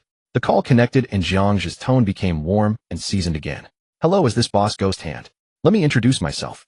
I'm Jiang Zhe, the new director of the processing center. Director Sun's business we can continue, and on a larger scale. By the way, Snake Eye Madam and Boss Black Shark will both be at the Black Nest Market tonight. Watching Jiang Zhe's effortless and adept demeanor, Su Xiaoya said nothing more. She quietly stepped back and gently closed the office door behind her. As Su Xiaoya stepped out of the office, Shigandang sidled up to her and lowered his voice to ask, "Where's the boss?" "The boss is busy with important matters and told us to go ahead with the interviews." Su Xiaoya waved the light brain in her hand, her tone lacking confidence. "Interviews?" Shigandang's eyes widened into saucers. I don't know how. In all his life, he only knew 2 things: work and eat. Interviewing others felt harder than carrying a hovercar on his back. Su Xiaoya's heart was also racing with uncertainty. Her forte lay in dealing with data. Interviewing 2 veterans was entirely beyond her expertise. But as the boss' trusted aide, she couldn't afford to back down. It's okay, Gondang. She cleared her throat. Be confident. We're just interviewing 2 movers. How hard can it be? Shigandang scratched his head, half understanding. All right, I'll listen to Sister Su. They pushed open the door to the temporary meeting room. 2 men sat behind a long table, their backs ramrod straight, hands resting on their knees, eyes fixed forward. Seeing these 2, the momentum Shigandang and Su Xiaoya had mustered inexplicably waned by half. They braced themselves and pulled out chairs to sit down, feeling as if they were the ones applying for a job. Su Xiaoya cleared her throat, pulled up a hastily downloaded interview Bible on her light brain, and began in what she thought was a professional tone. Gentlemen, I'm Su Xiaoya, the administrative assistant. This is Shigandang, leader of the moving team. Please introduce yourselves. No sooner had she spoken than the man on the left shot up, his combat boots clacking together sharply. Reporting, ma'am. Yu Wu, former corporal of the 7th Marine Division. 3 years of service specializing in combat and heavy weapons operation. His voice boomed, making Su Xiaoya's ears ring. Seeing this, the man on the right stood up with equal vigor, his voice even louder, reporting, "Ma'am. Jiang Zhe, former first-class private of the Federal Frontier Guard Reconnaissance Company. 4 years of service specializing in stealth reconnaissance and vehicle operation." Su Xiaoya and Shi Gandang exchanged glances, both seeing bewilderment in each other's eyes. "Ma'am, the processing center was hiring movers, not forming a suicide squad." Su Xiaoya felt the interview Bible in her hand might be useless, but she pressed on with the questions. Yu Wu, is it? What do you know about our processing center? What are your future career plans?" Yu Wu stared straight ahead and answered loudly, reporting, "Ma'am, I don't know much. My future plan is to resolutely obey orders and complete all tasks." Su Xiaoya opened her mouth, but was instantly at a loss for words. She could only frantically signal Shi Gandang with her eyes. After a long pause, Shi Gandang finally came up with a question. How much can you carry?" Yu Wu was visibly taken aback. He clearly hadn't expected such a down-to-earth question, but answered immediately, reporting, "Ma'am. Standard load is 500 kilograms, maximum load is 1200 kilograms. Jiang Zhe immediately raised his voice, reporting, "Ma'am. My maximum is 1300 kilograms. The air fell silent. Su Xiaoya rubbed her temples and moved to the next question. If you had a disagreement with a colleague at work, how would you handle it?" Jiang Zhe reporting, "Ma'am. A soldier's duty is to obey commands, follow the team leader's instructions." Yu Wu reporting, "Ma'am. Same here." Shi Gandang scratched his head, thinking both men seemed fine. The stiff QA dragged on for half an hour. Su Xiaoya went through every question in the Bible, receiving nothing but reporting, "Ma'am," and textbook answers. Zero useful information. Just as she was about to end this ordeal, the door opened. Jiang Zhe strode into the room. After securing the underground black market channels, he had a rare moment of leisure. Stepping out for some fresh air, he saw that Su Xiaoya's interview was still ongoing. As he entered, he witnessed the absurd scene of cross purposes and wide-eyed stares. "Boss." Su Xiaoya and Shi Gandang sighed with relief and quickly stood up. Jiang Zhe and Yu Wu also rose, their gazes fixed on Jiang Zhe. They secretly appraised this overly young director. "Everyone sit down." Jiang Zhe pulled out the chair at the head of the table and sat down. His gaze swept over the two men. Jiang Zhe and Yu Wu quickly took their seats, still maintaining perfect military posture. "Why did you both leave the military?" Su Xiaoya was puzzled. Their resumes were clear, so why was the boss asking redundant questions? Yu Wu answered in a loud voice, reporting, "Sir. Genetic potential exhausted, combat capability stagnated, triggering mandatory retirement clause." Jiang Zhe followed, reporting, "Sir, same situation." Jiang Zhe nodded. Under his thermal vision, both men's heartbeats were steady, and their noses showed no abnormal temperature rise. "A personal question." Jiang Zhe leaned back in his chair. "You both served on the front lines. The Qishao Army's patrol posts in the deep space veil. Are they in the Shattered Star Belt or the Silent Corridor?" Su Xiaoya and Shi Gandang looked utterly bewildered. What was all this about? In truth, Jiang Zhe didn't know or care about the answer. He had never even seen what the deep space veil looked like. He threw out this question solely to test their principles. Jiang Zhe's eyes lit up as if seeing a chance to shine, and he immediately spoke, reporting, "Sir. The Shattered Star Belt has already been taken. The Qishao Army's main force is currently stationed in the Kuiper Corridor, while the Silent Corridor defense line belongs to the Ghost Fleet." He spoke with great authority, full of details like an insider. Jiang Zhe listened, nodded noncommittally, and turned his gaze to the other man. "Yu Wu, what about you?" Yu Wu first shot Jiang Zhe a glare as if scolding him for being talkative. After a moment of silence, he shook his head, reporting, "According to Article 67 of the Federal Secrecy Regulations, all military intelligence during service is classified as top secret. No comment."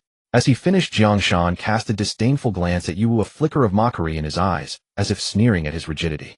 Su Xiaoya also thought Yu Wu was being ungrateful. The boss had just asked casually, and he had to throw regulations back at him. Only Jiang Zhe's smile remained unchanged. In his thermal vision, the heart rate of the garrulous Jiang Zhe was 7 faster than normal. A true veteran, even after discharge, would never reveal frontline deployments to a processing center director they'd just met, especially for a low-level mover job, unless he was desperate to stay, or he had a mission and was trying to build rapport this way. The question was who sent him, Lu Qingji or Gu Qing. Jiang Zhe stood up. "That's enough. You're both hired. Welcome to the 16th District Processing Center." "Yes, sir." Both men stood at attention. Jiang Zhe said no more and turned to Su Xiaoya. "Xiaoya, handle the rest." With that, he walked straight out of the meeting room. He didn't tell Shi Gandang and Su Xiaoya who was problematic. Some things required them to observe and stumble on their own to grow. Moreover, given Yu Wu's rigid demeanor, Jiang Zhe was certain that in private Yu Wu would confront Jiang Zhe about leaking military secrets. A conflict was inevitable. A nail laid out in the open was never a threat. Let Yu Wu that stubborn stone grind against him. Let's see what comes out. He had enough patience to see what game the person behind this nail wanted to play. Evening. The orangered afterglow of the setting sun bathed the processing center in a warm light. Workers left in 2s and 3s heading home. The factory area, once bustling all day, gradually grew quiet. Jiang Zhe, his form concealed, stood in the shadows, silently watching the parking lot. Just as he expected, Yu Wu blocked Jiang Shan, who was about to mount his hoverbike. Jiang Shan, do you even know what you're doing? Jiang Shan leaned against the door, pulling out a cigarette and lighting it. What did I do? Heading home after work. Got a problem with that. Have you forgotten the Federal Secrecy Act? Why did you spill those classified details today? Jiang Shan blew out a smoke ring. Oh, come on, Yu Wu, why are you so rigid? We're retired now. Why cling to those old rules? That's called betrayal. Yu Wu grabbed Jiang Shan by the collar, his eyes bloodshot. That intel was about our brothers' lives. Not for you to trade for trust. Give me a break. Jiang Shan shoved Yu Wu away, growing impatient. If the supervisor could ask those questions, he's got his own channels. I just went along with him to build rapport, make life easier down the road. Jiang Shan patted Yu Wu on the shoulder, speaking earnestly. Brother, times have changed. We're just working now, not fighting for the Federation. Stay flexible, you get me. With that, he ignored Yu Wu's livid face, started the bike, and roared off with a thunderous engine. Yu Wu stood there for a long time, then let out a heavy sigh and turned away. From the shadows, Jiang Zhe stroked his chin. Interesting. But loyalty was never about words. Sometimes a pledge of allegiance with enough weight was more useful than any oath. And Jiang Shan, what kind of pledge will you offer me? He raised his wrist. The holographic screen glowed, showing the time as 1730. 2.5 hours remained until his 8 o'clock meeting with Madame Snake Eyes. Plenty of time. Jiang Zhe returned to the supervisor's office and opened the wardrobe. He pushed aside the retro Zhongshan suit that symbolized dignity. He changed into a black hooded windbreaker and loose cargo pants. Pulling up the hood, most of his face was hidden in shadow. At 7:40 p.m., the Black Nest Market. From a distance, the entire market looked like a gigantic deformed steel ant nest. The insect swarm 30 years ago had gnawed away everything here, leaving only vast concrete skeletons. Now people had built countless suspended walkways and stilted houses on these skeletons using scrap metal shipping containers and alien carapaces. The broken buildings connected, forming a three-dimensional chaotic complex of scrap metal. At the market entrance, several guards wielding modified rifles stood by the barricades, collecting a 10-star coin entry fee from each person. A plainly dressed man just paid, and a guard waved him through impatiently. Jiang Zhe, with his optical camouflage active, stood less than half a meter from a guard, watching coldly. The Black Nest Market. A place had wanted to come for the gene inducer, but it had been delayed until now. It indeed had its own order. Order was good, the worst was chaos. Jiang Zhe passed through the barricade, silently stepping into this lawless zone. Weaving through the bustling crowd, his ears filled with shouts and arguments. Suddenly, he overheard two mercenaries talking by the roadside. Heard the news, eh? Last night old Third lost his shirt at the gambling den. Who cares? So where we heading for fun tonight? Where else? The Red Mill. I heard that Snake Eyes woman just got some new goods. Pricey but damn smooth. Let's go, or we'll miss out. The two mercenaries, arms around each other's shoulders, walked past Jiang Zhe with smirks.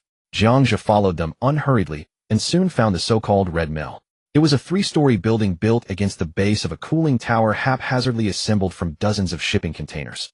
Four heavily armed guards stood at the entrance, glaring fiercely at every guest coming and going. Jiang Zhe watched this deep in thought. He circled to the building's side shadow, silently climbed to the second floor, and slipped in through a half-open ventilation window. Inside, the building was far more decadent than it appeared from outside. Red carpets, dim lighting, and the air thick with the scent of perfume and pheromones. Jiang Zhe spent 10 minutes mapping out the entire building's layout. He planned 3 escape routes and tampered with the electrical panel on the second floor. After finishing, he turned his gaze to the most heavily guarded VIP room on the 3rd floor. By then the time was 2013. Inside the room, smoke swirled. Several people sat around a round table. A woman lounged in the main seat. Silver-white, short hair, a trace of red at the corner of her eyes. She wore a blue-black tight nanofiber suit with faint light flowing at her shoulders and neck, outlining her curves. A metal token dangled between her fingers, her gaze distant, seemingly drunk, yet sober. Undoubtedly, she was Madame Snake Eyes. In Jiang Zhe's thermal vision, her heat distribution was even, her heartbeat steady and strong. She was a skilled fighter. To her left sat a bald, burly man with a scarred face. His body radiated astonishing heat, and his muscle density far exceeded normal. Clearly a strength type awakened. That must be Black Shark. To Madame Snake Eyes' right sat a figure completely shrouded in a wide cloak. In thermal vision, that person was just a blurry human silhouette, their body temperature identical to the room's. Jiang Zhe suddenly recalled that this attire matched the mysterious man who had traded with Old Sun back then. So that mysterious man was Ghost Hand. Is that Jiang kid coming or not? Black Shark slammed his glass on the table impatiently. Ghost Hand let out a sinister chuckle. Snake Eyes, you sure that kid has the goods? Don't tell me we've been played. Madam Snake Eyes pursed her red lips, a flicker of ruthlessness flashing in her eyes. If he dares to toy with me, I'll go to that processing center, dismantle him piece by piece, and feed him to my darlings for dinner. In this territory, no one dares to mess with me. As her words faded, a young, slightly mocking voice sounded out of nowhere right by her ear. Sister, it's not a good habit to badmouth people behind their backs. Everyone in the room's pupils contracted sharply. Black Shark sprang up, his hand already gripping the explosive pistol at his waist. On the other side, Ghost Hand drifted half a meter backward like a wraith. Two short blades coated with a dark green venom appeared in his hands, their tips pointing at the voice's source. Madam Snake Eyes' hair stood on end. She ducked low, sliding across the ground rapidly, instantly putting 3 meters between herself and her seat. When she looked up, the flipping metal token in her fingers was gone, replaced by a poisoned azure dagger. Behind where she had just sat, the air rippled. A young man in a black jacket and hood slowly materialized. He just stood there as if he had been there all along. No one knew how he got in. The guards at the door, the lookouts in the hallway, even the infrared sensors in the room. None had reacted. Jiang Zhe chuckled lightly, ignoring their defensive stances, and walked straight to the empty chair. He picked up an unopened bottle of liquor from the table and poured himself a glass. He gently swirled the amber liquid in the glass, his gaze sweeping over the frozen trio. Why is everyone so tense? Have a seat. Jiang Zhe raised his glass in a distant toast to the 3 startled figures. Got held up on the way. He glanced at the other empty seats around the table, a slight smirk curling on his lips. Looks like only 3 of you are interested in a stable source of income. Oh well, opportunities are for the clever. Let's not wait. Our business can begin. Snake Eyes stared at the figure that had materialized out of thin air. The veins on the back of her hand bulged. Her usual languid, coquettish demeanor was completely gone. How did you get in? Where were the guards at the entrance? The hidden sentries in the corridor? Had those infrared sensors all become mere ornaments? This question also burned in the minds of Black Shark and Ghost Hand. Black Shark, his face a mass of coarse flesh, reacted most directly, gripping the blaster pistol at his waist and drawing it an inch from its holster. Ghost Hand shrank back into the shadows of the corner, 2 short blades gleaming with a greenish venom sliding from his sleeves into his palms. Facing 3 gazes filled with murderous intent, Jiang Zhe merely let out a soft laugh and drained the contents of his cup. Madam, I apologize for startling you. That was indelicate of me. Allow me to drink a cup in penance. This act choked the prepared assault of the 3, lodging it firmly in their throats. Was he not afraid? Or did he simply not consider them a threat? Snake Eyes suppressed the shock and anger rising within her, her red lips curving into a slight smile. Little brother, your method of arrival is certainly unique. But Sister's Moulin Rouge isn't a place just anyone can waltz into. Of course, Madam's security is indeed tight. Jiang Zhe set down his cup, his tone shifting abruptly. But the wiring in the distribution box on the west side of the 2nd floor is a bit old. You'd better replace it, or it might short-circuit and cause a fire. Also, your 26 guards include 2 third-rank awakened. One is stationed at the stairwell on the 3rd floor, the other should be in the surveillance room. Also, those infrared surveillance probes need an upgrade. Oh right, Jiang Zhe added as if recalling something. I listened for a while on the 1st floor. Your patrons are quite generous. A Bloody Mary goes for 800 stellar coins, and the minimum charge for a booth is tens of thousands. Madam, you must be coining it in. With each point, Jiang Zhe enumerated the expressions of the 3, soured further. This was no longer an infiltration, it was outright contempt. The other party had strolled leisurely through their territory, and they had remained utterly oblivious. The seductive smile on Snake Eyes' face completely crumbled. You were late just to investigate my establishment. Madam, don't put it so harshly. Jiang Zhe spread his hands, his expression innocent. When doing business, one must always assess a partner's capabilities, isn't that right? You seem to know all about me, Snake Eyes sneered. But we still know absolutely nothing about you. Black Shark had already leveled his pistol, aiming it squarely at Jiang Zhe's head. Kid, you know all about Snake Eyes and her background, but you know nothing about me, Black Shark, and you dare act so arrogantly. Ghost Hand in the corner remained silent, but the killing intent locked onto Jiang Zhe grew more palpable. Facing the gun barrel and the blades, Jiang Zhe leaned back into his chair. What do you wish to know? The source of the goods, or their quality? The 3 exchanged glances. They had to test this young man's depth. A finger twitched beneath Ghost Hand's cloak. It was a signal. You 2 go first, I'll find an opening. Snake Eyes and Black Shark harbored their own ulterior motives. Neither wished to be the first to strike. In the stalemate, Snake Eyes' gaze flickered, landing on Black Shark's face. Her red lips parted silently, mouthing 2 words. Women. Black Shark was taken aback at first, but quickly understood. The top hostesses of the Moulin Rouge usually wouldn't even give him a glance. Greed overpowered caution. A ruthless glint hardened in his eyes as he decisively pulled the trigger. Bang! The gunshot was deafening within the private room. A special armor-piercing round crafted from the shell of a second-rank hardened beetle tore through the chamber, hurtling straight for Jiang Zhe's brow. Snake Eyes and Ghost Hand watched the scene intently. However, the bloody spray they anticipated never materialized. Simultaneous with the gunshot, Jiang Zhe raised his idle left hand. A cold, lustrous black, liquid-like substance surged upwards, instantly covering his entire palm. Clanged. A crisp sound of metal striking metal. The armor-piercing round, capable of penetrating 5 centimeters of steel plate, was halted by the black armor. The warhead, deformed by the impact, clattered onto the carpet nearby. Jiang Zhe lowered his hand. Brother Black Shark, don't be so agitated. Resorting to gunfire before negotiations have even begun is hardly the mark of a wise man. As his words fell, Black Shark stared at his trusty weapon, which had never failed him, then shifted his gaze to the unscathed Jiang Zhe, his mind a complete blank. Snake Eyes' fingers clutching her venomous dagger trembled slightly, her pupils constricting sharply. Bioarmor. And high-density bioarmor capable of withstanding armor-piercing rounds at that. Just who is this kid? Ghost Hand shrank back even further. He knew better than anyone that against that shot he could only rely on dodging with all his might. Taking it hidden would mean certain death. Taking it hidden. He dared not even think of it. Jiang Zhe slowly rose to his feet and walked step by step towards Black Shark. Thud, thud, thud. The heavy footsteps pounded against the nerves of the three. Jiang Zhe stopped beside Black Shark, reaching out to place a hand on the man's rigid shoulder. Black Shark rolled his eyes to scan his surroundings. Ghost Hand was cowering in the corner, feigning death, and Snake Eyes remained utterly silent. Black Shark gritted his molars, cursing inwardly that the promised support from those two bastards was all bullshit. This kid had shrugged off an armor-piercing round without a scratch, his strength unfathomable. Yet he hadn't retaliated, instead coming over to put a hand on his shoulder. This was an offer of a way out. Having grasped this, Black Shark followed the slight pressure on his shoulder and flopped back into his chair. To show his sincerity, he promptly slapped the troublesome blaster pistol onto the table and pushed it forcefully to the far end. In the corner, Ghost Hand silently retracted the short blades that had slid from his sleeves. The movement was subtle, but Jiang Zhe's gaze still swept over. Ghost Hand's eyelid twitched, and he bowed his head even lower. At that moment, bang! The private room door was violently forced open by the guards outside. "Boss, we heard gunfire." The guard captain, his face tense, swept his gun muzzle across the room. Seeing Black Shark voluntarily seated, even adopting a ceasefire posture, Snake Eyes felt a chill run down her spine. This brutish bull, though hot-tempered, was always shrewd. His swift capitulation could only mean that the young man was far beyond their imagination, and the situation hadn't yet reached a point of no return. Since Black Shark had conceded if she were to order her guards to attack, it would be sheer suicide. Snake Eyes turned her head and barked sharply at the doorway. "Who told you to come in? Get out." "But boss, just now." "I said get out. All of you wait outside the door. No one enters without my order." The guard captain quickly withdrew with his men, thoughtfully closing the private room door behind him.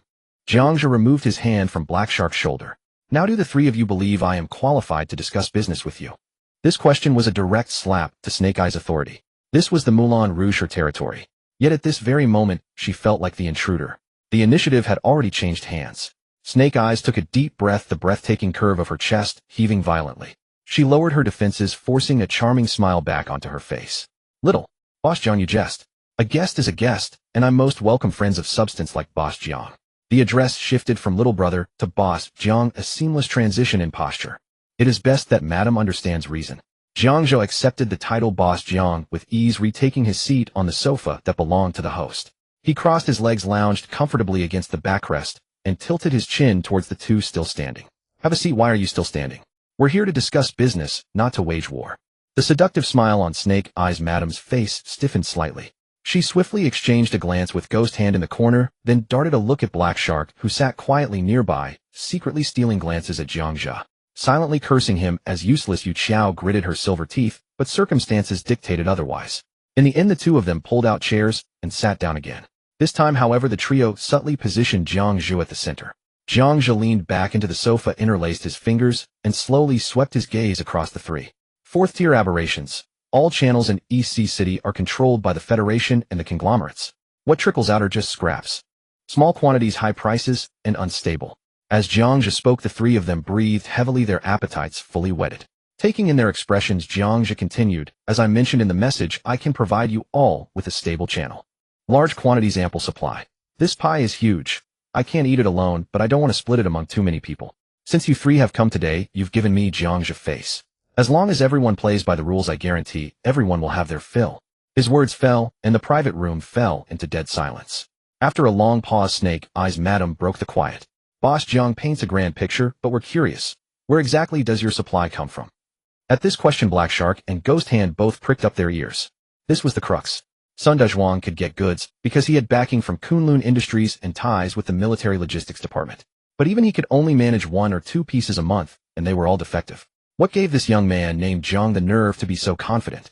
Upon hearing this, Jiang Zhe suddenly smiled. Madam, you should ask Sun Dezhuang that question. He picked up his wine glass and swirled it gently. Where old Sun gets his goods, I get mine. At these words, the three of them were inwardly shaken. So it was the military. But that didn't add up. Impatient Black Shark couldn't help but interject. Since it's all from the military channel, how come that fat bastard Sun can't get much in a month, but you? That's because my partner doesn't like dealing with greedy people. Jiang Zhe cut him off directly. What do you think Sun Dezhuang is really like? The three remained silent, but the contempt in their eyes said it all. Greedy, short-sighted, outwardly tough, but inwardly weak. Someone always trying to scoop more from their partner's bowl will only end up with scraps. Jiang Zhe clinked his glass against the table. A soft sound, yet it made the three of them flinch. Countless thoughts flashed through the minds of Snake Eyes Madam Black Shark and Ghost Hand. No wonder. This kid had definitely hooked up with a high-ranking military official. The higher-ups despised Sun Dezhuang's insatiable greed and incompetence, so they simply disposed of him and replaced him with a younger, more ruthless, and more rule-abiding agent. No wonder he was so confident. No wonder he dared to storm into the Red Mill alone. A military power broker. This was a far more formidable backing than any East Sea city conglomerate. Realizing this, the trio's mindset subtly shifted. Regardless of how much of his story was true, anyone bold enough to wave the military banner was no reckless fool coming to die. What about the price? Ghost Hand, who had been playing dead, finally couldn't hold back. How will the quotas be divided? Snake Eyes Madam followed up immediately. Though Black Shark said nothing, his eyes were filled with a burning desire for profit. Watching the change in their attitude, Jiang Zhe's lips curled slightly. Fear only brings temporary compliance, but profit forges lasting loyalty. Instead of answering right away, he put on a slightly naive and troubled smile. Of course he'll make sure everyone profits. But I'm young and inexperienced, and I don't know much about the black market's ins and outs. Jiang Zhe scratched his head, looking a bit embarrassed. As a gesture of goodwill for this cooperation, I'm willing to voluntarily give up 0.5% off the market price. I only ask that we share information in the future. Since I'm new here, I'll rely on your guidance, esteemed seniors. His words landed. Snake Eyes Madam Black Shark and Ghost Hand stared unblinkingly at Jiang Zhe's harmless face, practically screaming inside. Young, inexperienced, and asking for their guidance. This kid's heart was blacker than ink. But grievances aside, business was business. Snake Eyes Madam's mind raced.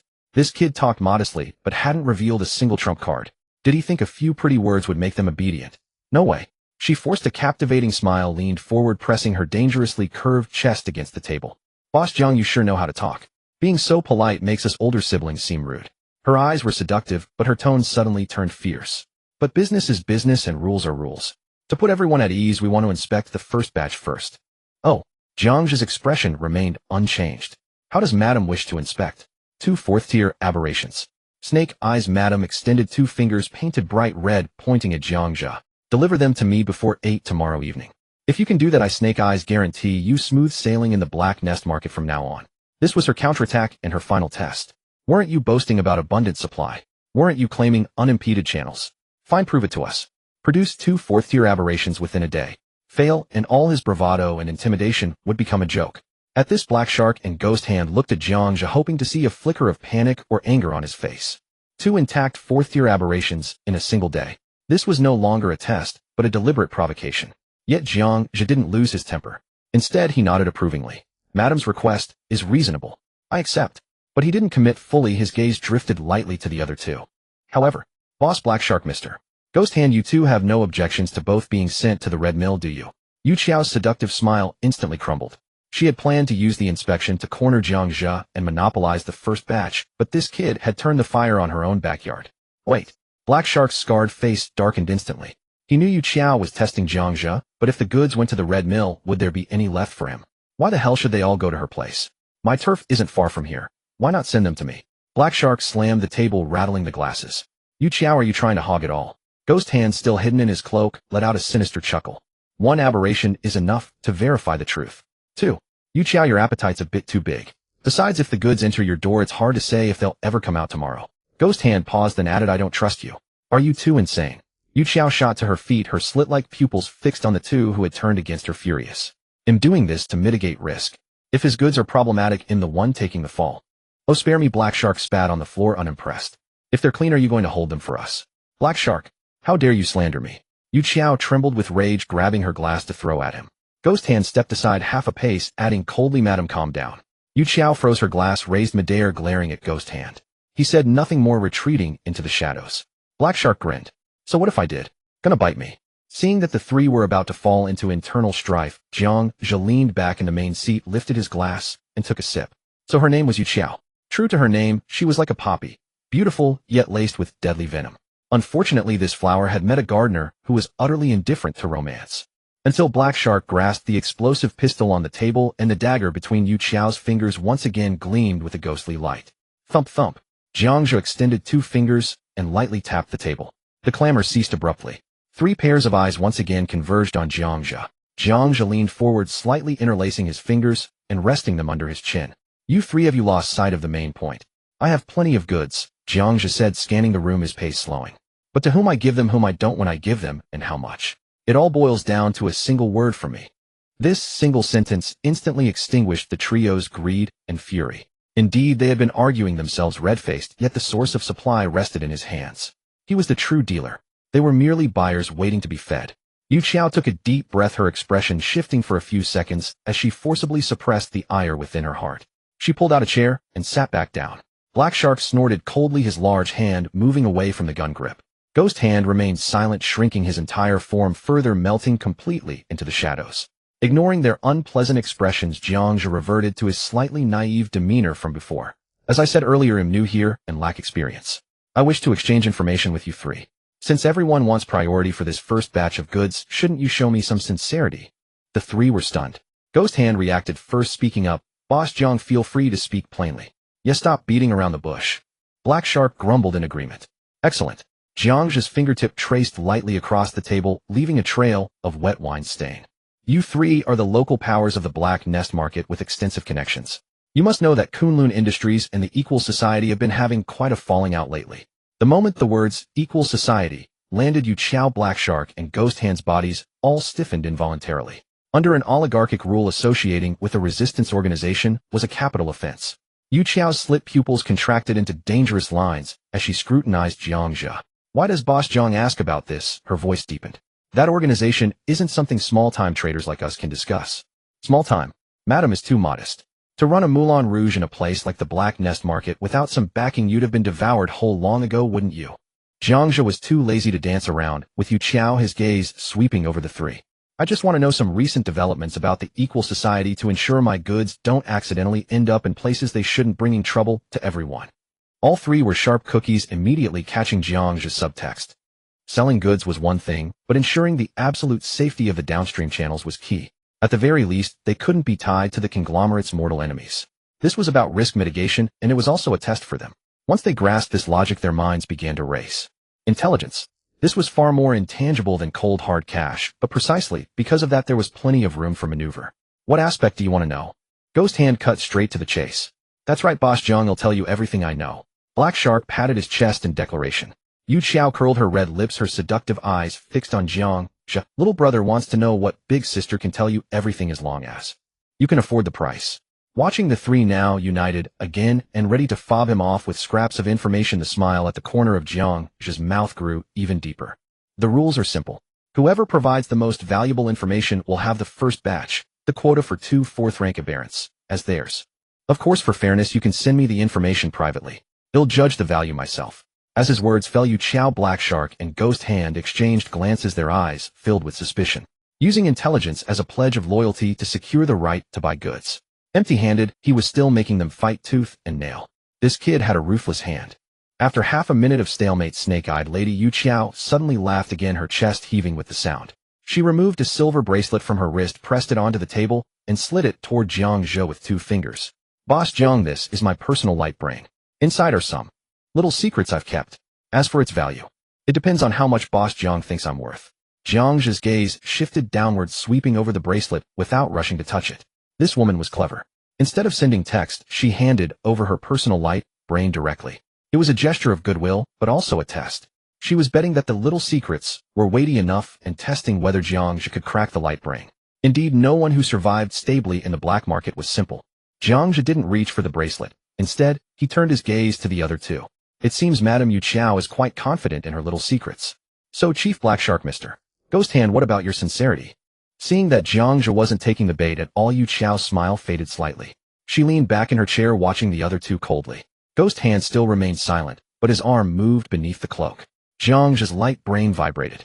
He opened the interface with one hand and quickly scanned the received encrypted file. It contained some locations of the Equal Society's strongholds and a list of a few peripheral members. Somewhat valuable. But, just that. It was roughly the same as the intelligence Su Xiaoye had handed over to him in the past 2 days. Unsure if he lacked more or was unwilling to share. Mr. Ghost Hand is swift, Jiang Zhe commented indifferently, his gaze shifting to Black Shark, whose face was full of brutish flesh. And Chief Black Shark? Black Shark frowned deeply at the question. Well, he scratched his bald head, and after holding out for a long while finally blurted out in a muffled voice, this kind of thing isn't something you can just pull out. You'll have to give me some time to dig it up right. Seeing Jiang Zhe silent, he grew anxious and slammed his hand on the table. 2 days. Just 2 days. I swear I'll get you something more detailed than theirs. At this, Yu Qiao let out a snicker. Black Shark, if shouting louder meant better intelligence, then every bum in the slums would be an intelligence tycoon. Looks like Big Sister is going to take the top prize this time. What did you say, you bitch? Black Shark roared, gripping the table's edge as if to lash out. Enough. Jiang Zhe chuckled inwardly. He had been waiting for Black Shark to say that. Since Chief Black Shark needs time, I can't play favorites.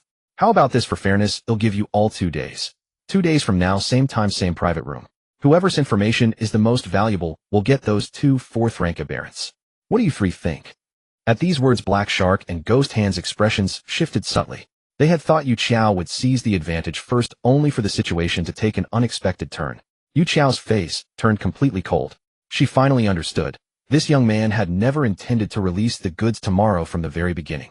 Black Shark was the first to slap his chest in assurance. Fine. It's settled then. Ghost Hand let out 2 chilling dry laughs, a tacit agreement. Then it's decided. Jiang Zhe rose to his feet, as if oblivious to Yu Qiao's grim expression. I await the good news from the 3 of you. Black Shark stood up, shooting a vicious glare at Ghost Hand and Yu Qiao before leaving, as if to say, don't even think about competing with me. Ghost Hand gave a slight nod, his gray cloak swaying faintly as he silently dissolved into the shadows beyond the door.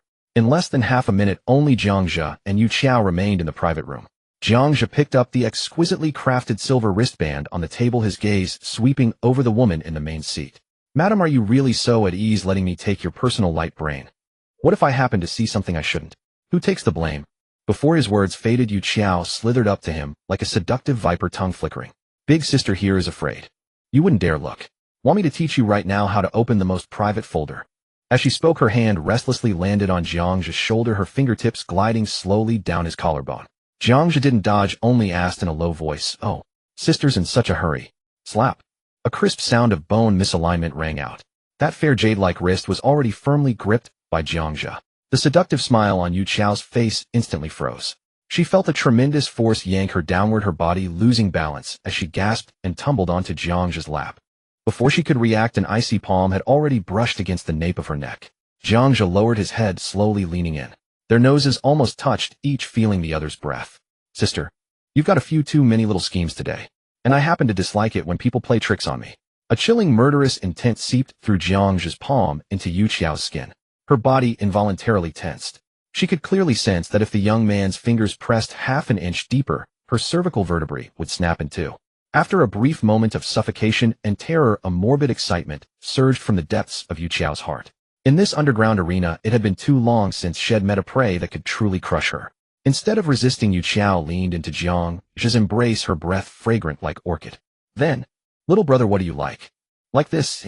She arched her chest, pressing the softest part tightly against Jiang Zhe's arm. Or, like this? Jiang Zhe calmly activated his thermal vision. In his sight, the woman's heart was pounding at high frequency, and the temperature at the tip of her nose was abnormally spiking. With her lives pulse in someone else's grasp and death imminent, she still flaunted her charm. A true-born mad actress. Unfortunately, he wasn't a patron in the audience. Jiang Zhe released his grip, letting Yu Qiao slip from his lap and fall to the floor. Under the woman's somewhat bewildered gaze, he straightened up, picked up the silver wristband from the table, and toyed with it in his fingers. Sister's secrets greatly intrigue me. Priority rights to purchase 2 fourth-tier aberrant creatures in exchange for 2 days of access to your light brain. This deal shouldn't be a loss for you, madam, should it? With that, Jiang Zhe didn't spare Yu Qiao another glance and turned toward the door. Wait. Yu Qiao jerked her head up, her silver hair disheveled. You're leaving just like that? Aren't you afraid I've set a trap for you? Jiang Zhe paused, not turning back. If it's just a trap, then it's only worth a trap's price. If the little secrets inside are interesting enough. Jiang Zhe tilted his head. He'll come back to thank you. His voice faded as he vanished completely beyond the door. The door closed. Yu Qiao slowly rose from the ground, her seductive smile long gone. She raised her arm, revealing a glaring purple bruise on her wrist. So ruthless. Not a hint of chivalry. She muttered a curse under her breath, but her eyes churned with barely contained excitement. Madam. The guard captain cautiously pushed the door open.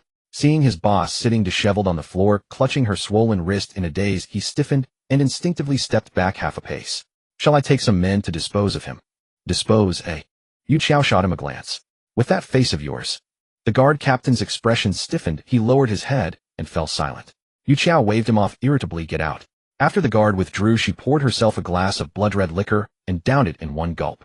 The fiery liquid seared her throat, yet it couldn't quell the turmoil within her. She walked to the wall, tapping 3 times lightly on an inconspicuous oil painting. A hidden compartment sprang open, revealing a communication device. She scanned her fingerprint. A purple-tinged screen lit up.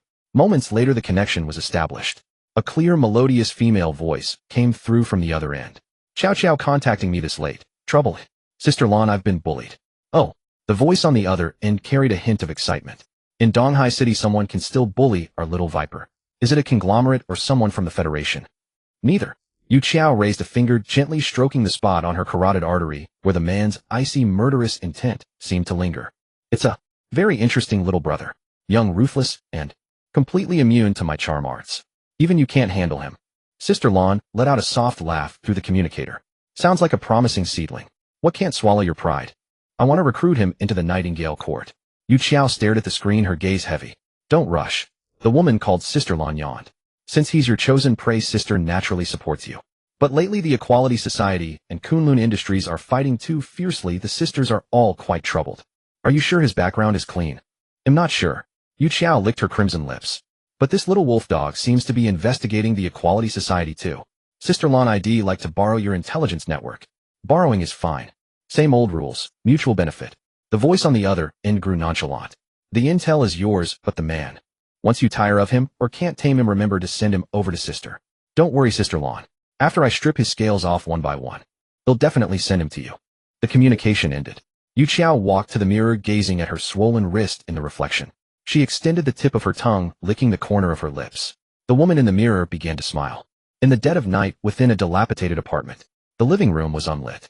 The Tianshu optical brain, a custom-built device costing 2 million star coins, cast a faint blue holographic force field. Su Xiaoya, wearing neural capture rings, moved her 10 fingers rapidly through the void. Thousands of disguised IP addresses carrying a torrent of junk data forcefully assaulted the target firewall. But the moment she touched the core folder of the Equality Society, a sudden change occurred. All resistance vanished into thin air. Su Xiaoya's grade data perception screamed a shrill alarm in her mind. This wasn't a breach. This was a trap nested deep within the underlying layers. A reverse tracing program activated, instantly crushing hundreds of disguised IPs. Then destructive counter-tracking code began to relentlessly trace back along the physical link to lock onto her real base station. The opponent had a top-tier hacker on active duty, their computing power overwhelmingly dominant. The military-grade cooling system of the Tianshu optical brain emitted a sharp operational alarm running at full capacity. Su Xiaoya gritted her teeth, refusing to disconnect immediately. She mobilized 80% of her computing power to construct 7 layers of data isolation walls along the enemy's inevitable counterattack path. In less than 10 seconds, the opponent destroyed 3 isolation walls. Both sides engaged in an intense battle of computational power at the underlying data ports. At the 90th second, the immense pressure pushed Su Xiaoya to her limits. The opponent's computing power surged again, preparing to close the net completely. Want to lock onto me directly? It won't be that easy. A stubborn ruthlessness gleamed in Su Xiaoya's eyes. In the face of overwhelming computational power, retreat meant certain death. She abandoned all defense, packaged 2 high-risk logic bombs into a reverse tracing source, and transmitted it directly towards the enemy's main tracking probe. The opponent's tracking program locked onto the high-risk data packet without hesitation. The logic bombs detonated with a thunderous roar. The massive stream of garbled code instantly paralyzed the enemy's tracking port. Their formidable computing power finally experienced a brief stall. Su Xiaoya immediately severed all external connections, simultaneously wiping all underlying exchange logs. The holographic screen went dark. The 2-minute high-pressure offensive and defensive battle was over. The intrusion had failed. Yet not only had the opponent failed to trace her real coordinates, but she had also managed to destroy a segment of their main control probe. Su Xiaoya removed the rings, her 10 fingers trembling violently. Damn it.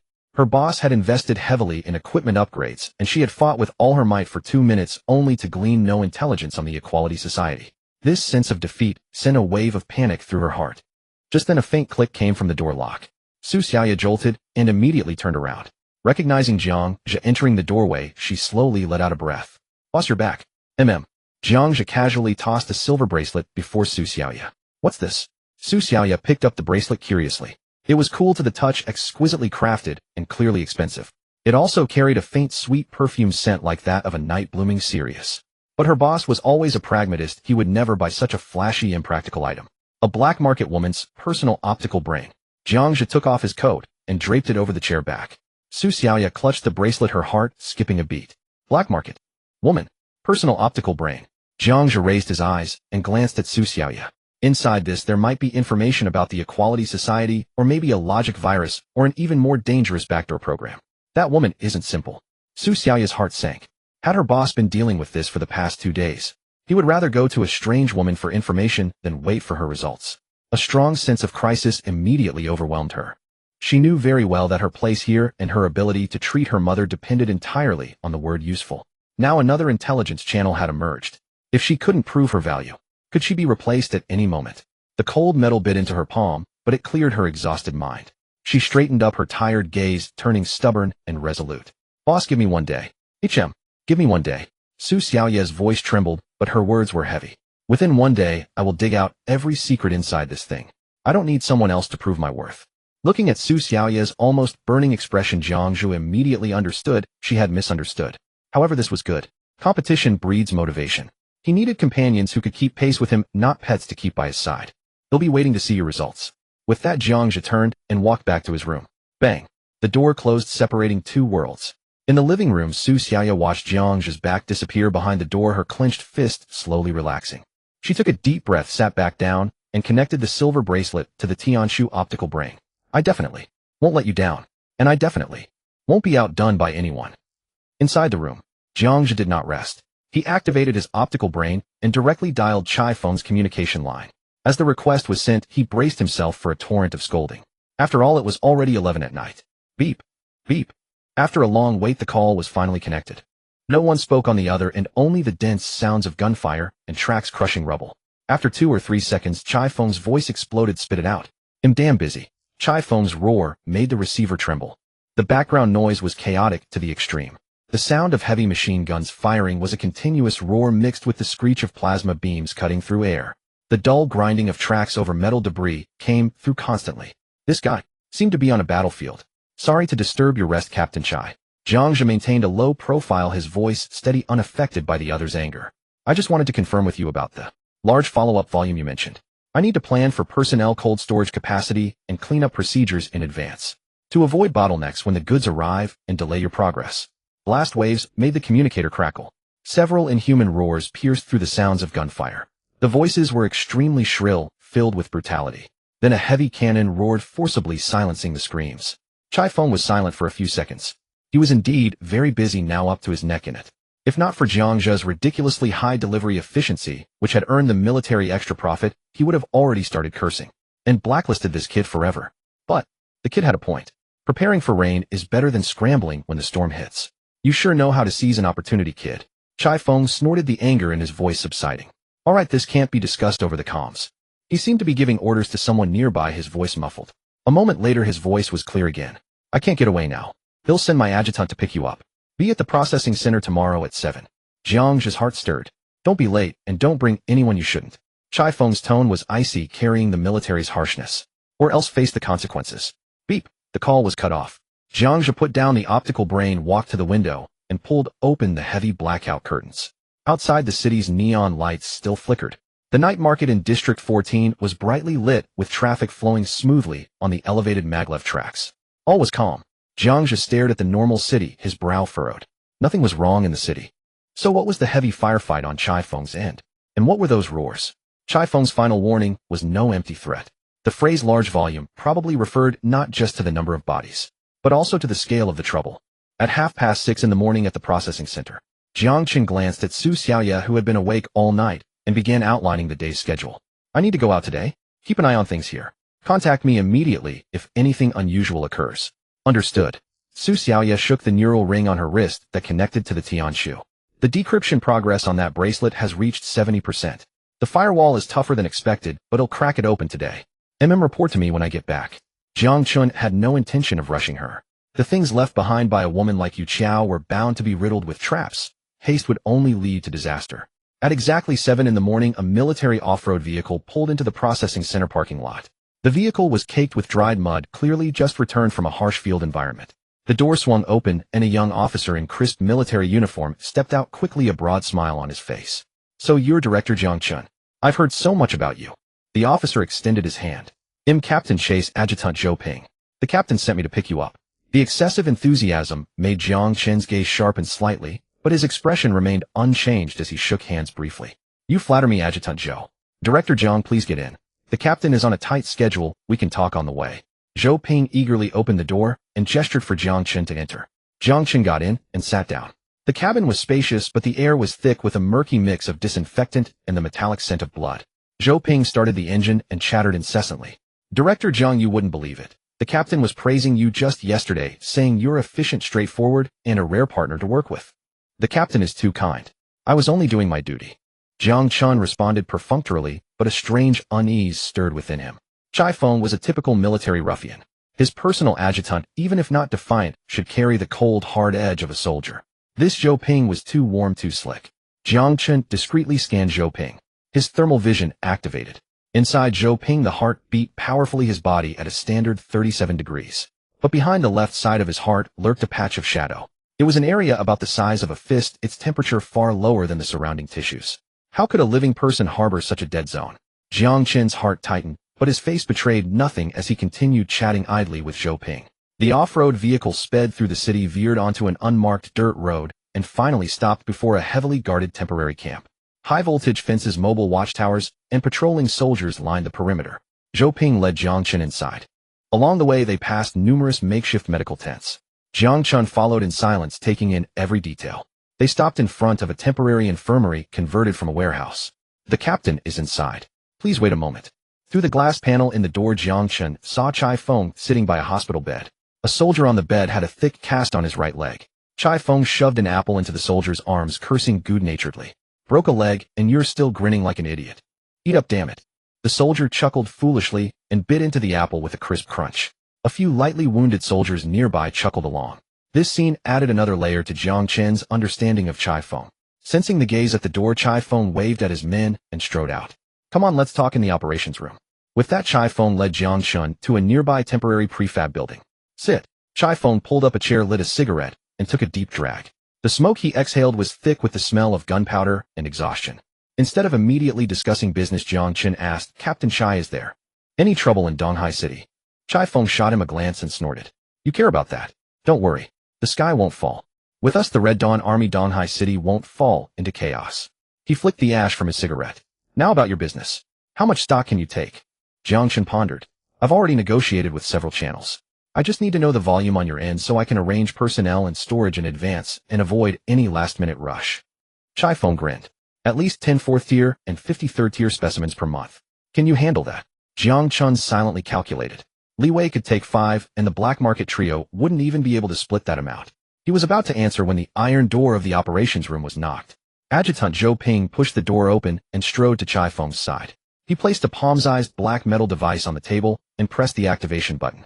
A translucent ripple spread out, enveloping Chai Feng and Zhou Ping completely. The light refracted severely as it passed through the field.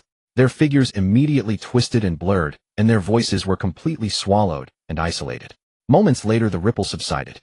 Chai Feng waved his hand at Zhou Ping. Tell them to wait. Yes, sir.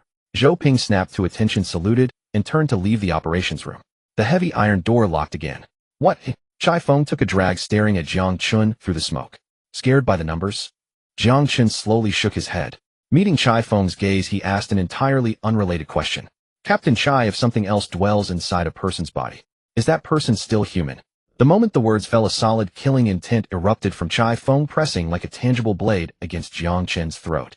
How do you know? Jiang Chen remained seated, bearing the pressure that could crush an ordinary man, his gaze unwavering.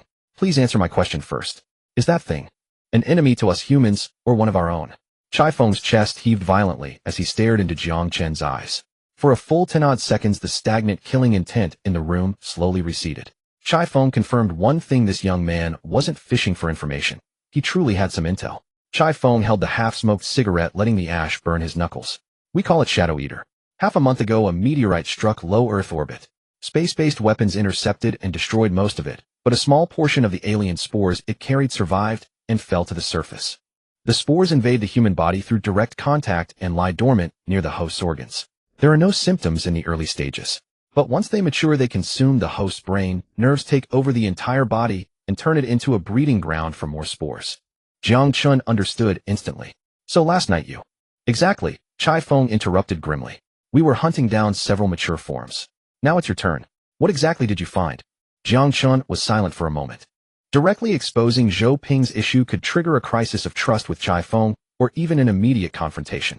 But it was also a chance to forge a real connection with the military. Captain Chai, I know what I'm about to say lacks evidence, and may arouse your suspicion. But please be wary of those within. Chai Feng's expression didn't change, but his fingers tightened slightly on the cigarette. After a long silence, Chai Feng nodded. I understand. He stood up, tossed the burning cigarette to the ground, and crushed it under his boot.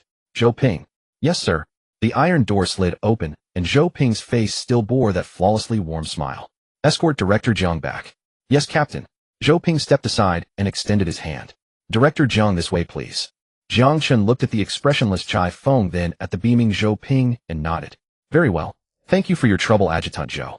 The hover SUV skimmed low across the wilderness. The air jets from its undercarriage pressed against the dirt road, kicking up fine dust on either side. The vehicle was steady, with only a slight tremor in the cabin when passing over rocky terrain. Zhou Ping held the control stick, still chatting idly with Jiang Zhe.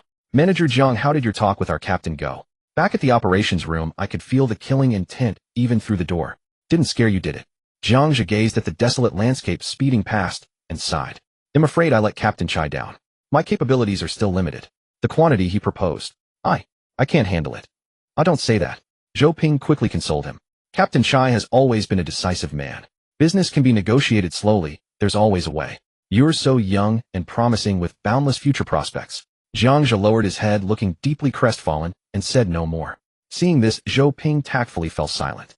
The hover vehicle continued forward. Gradually, the surrounding scenery grew more barren, and the road signs on either side disappeared. After another 2 minutes, Jiang Zhe looked up.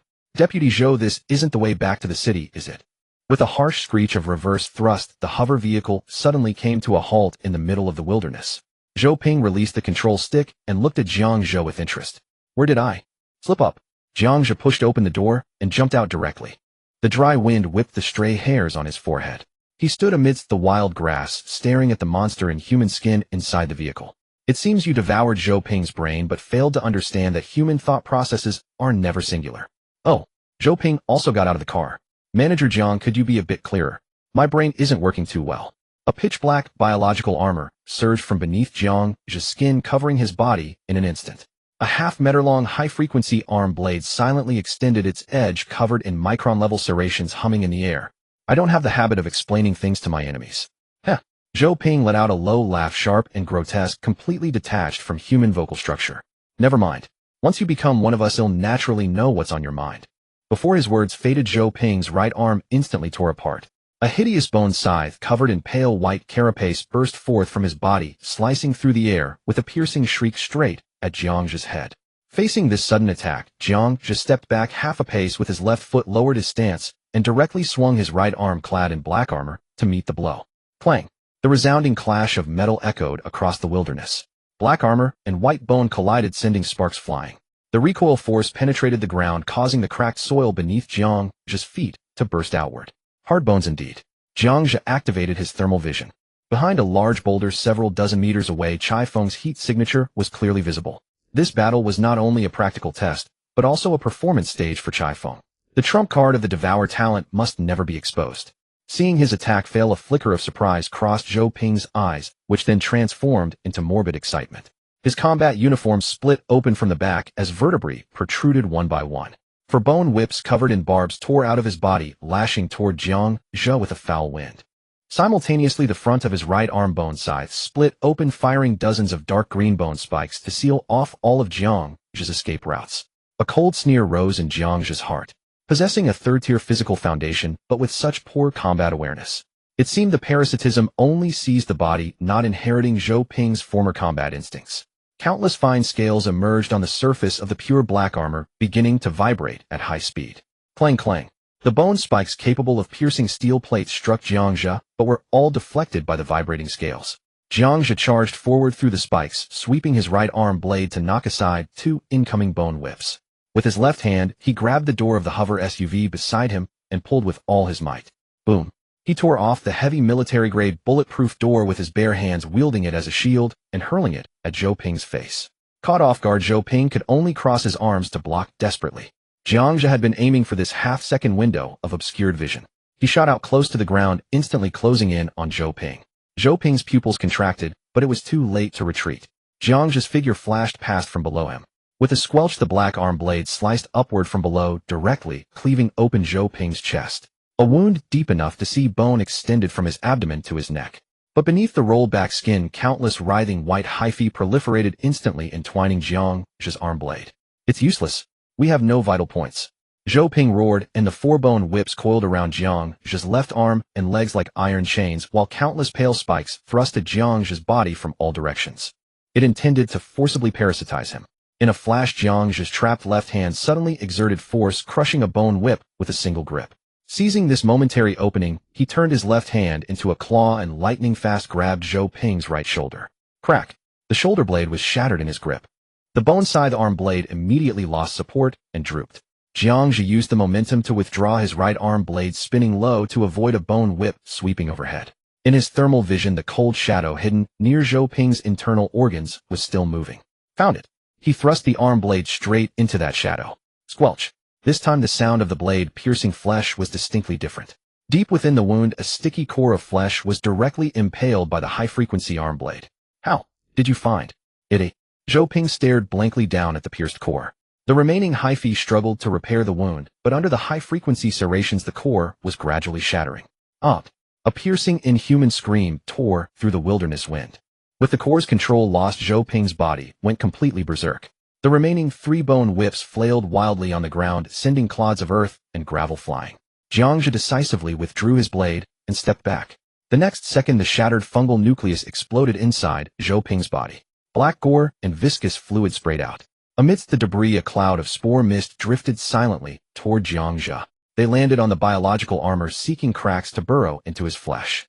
But the moment they touched the armor's surface, the spores were decomposed and devoured without even a struggle. A faint warm current seeped into his body through his skin. Jiang Zhe's mind stirred. He wanted to sense this foreign energy, but from behind the large boulder, not far away, the steady tread of military boots sounded. Chai Feng emerged, a half-smoked cigarette dangling from his lips, his face dark and grim. He glanced at the corpse on the ground, now a mess of gore, his expression complex. Damn. So he really was infected. Then he turned his gaze to Jiang Zhe, exhaling a thick plume of smoke. You've been hiding your strength pretty deep, kid. Although Zhou Ping had been parasitized by the Shadow Devourer, greatly reducing his combat awareness, his body still possessed a third-tier foundation. Chai Feng had been ready to intervene, but hadn't expected this kid to handle it alone. Jiang Zhe deactivated his biological armor, his face slightly pale, as he controlled his breathing, feigning exhaustion. If I weren't strong enough, Manager Liu wouldn't have chosen me back then. Just lucky. Chai Feng nodded at this, not pressing further on the issue of strength. A kid who could replace old Sun probably had his secrets, and that was fine. As long as the kid wasn't up to anything against humanity, Chai Feng couldn't be bothered. He pointed at the corpse. I'm taking him with me. Of course. Chai Feng took a final drag of his cigarette, tossed the butt to the ground, and crushed it out, his tone clearly irritable. Damn, you distracted me, and I almost forgot the real business. How much can you actually handle? Jiang Zhe thought for a moment before speaking slowly. It's not a question of whether I can handle it. It's that it's not enough. Chai Feng raised an eyebrow at this. I have more than one channel. The amount you're offering might not even be enough for them to share. A flicker passed through Chai Feng's eyes as he looked at this ambitious young man, then suddenly grinned. The smile carried both a soldier's appreciation and a hint of roguishness. All right, cocky enough. Tonight he'll have the first shipment sent to you. Chai Feng stubbed out his cigarette, his smile fading. But for now, don't contact me. I'm going to be very busy. Understood. Jiang Zhe looked around. But Captain Chai were still hundreds of kilometers from the city. Take the car. Chai Feng waved his hand. When the shipment arrives tonight, I'll have one of my men drive it back. Jiang Zhe nodded without another word, turned, and walked to the military hover vehicle. He started it, and sped off, leaving a trail of dust.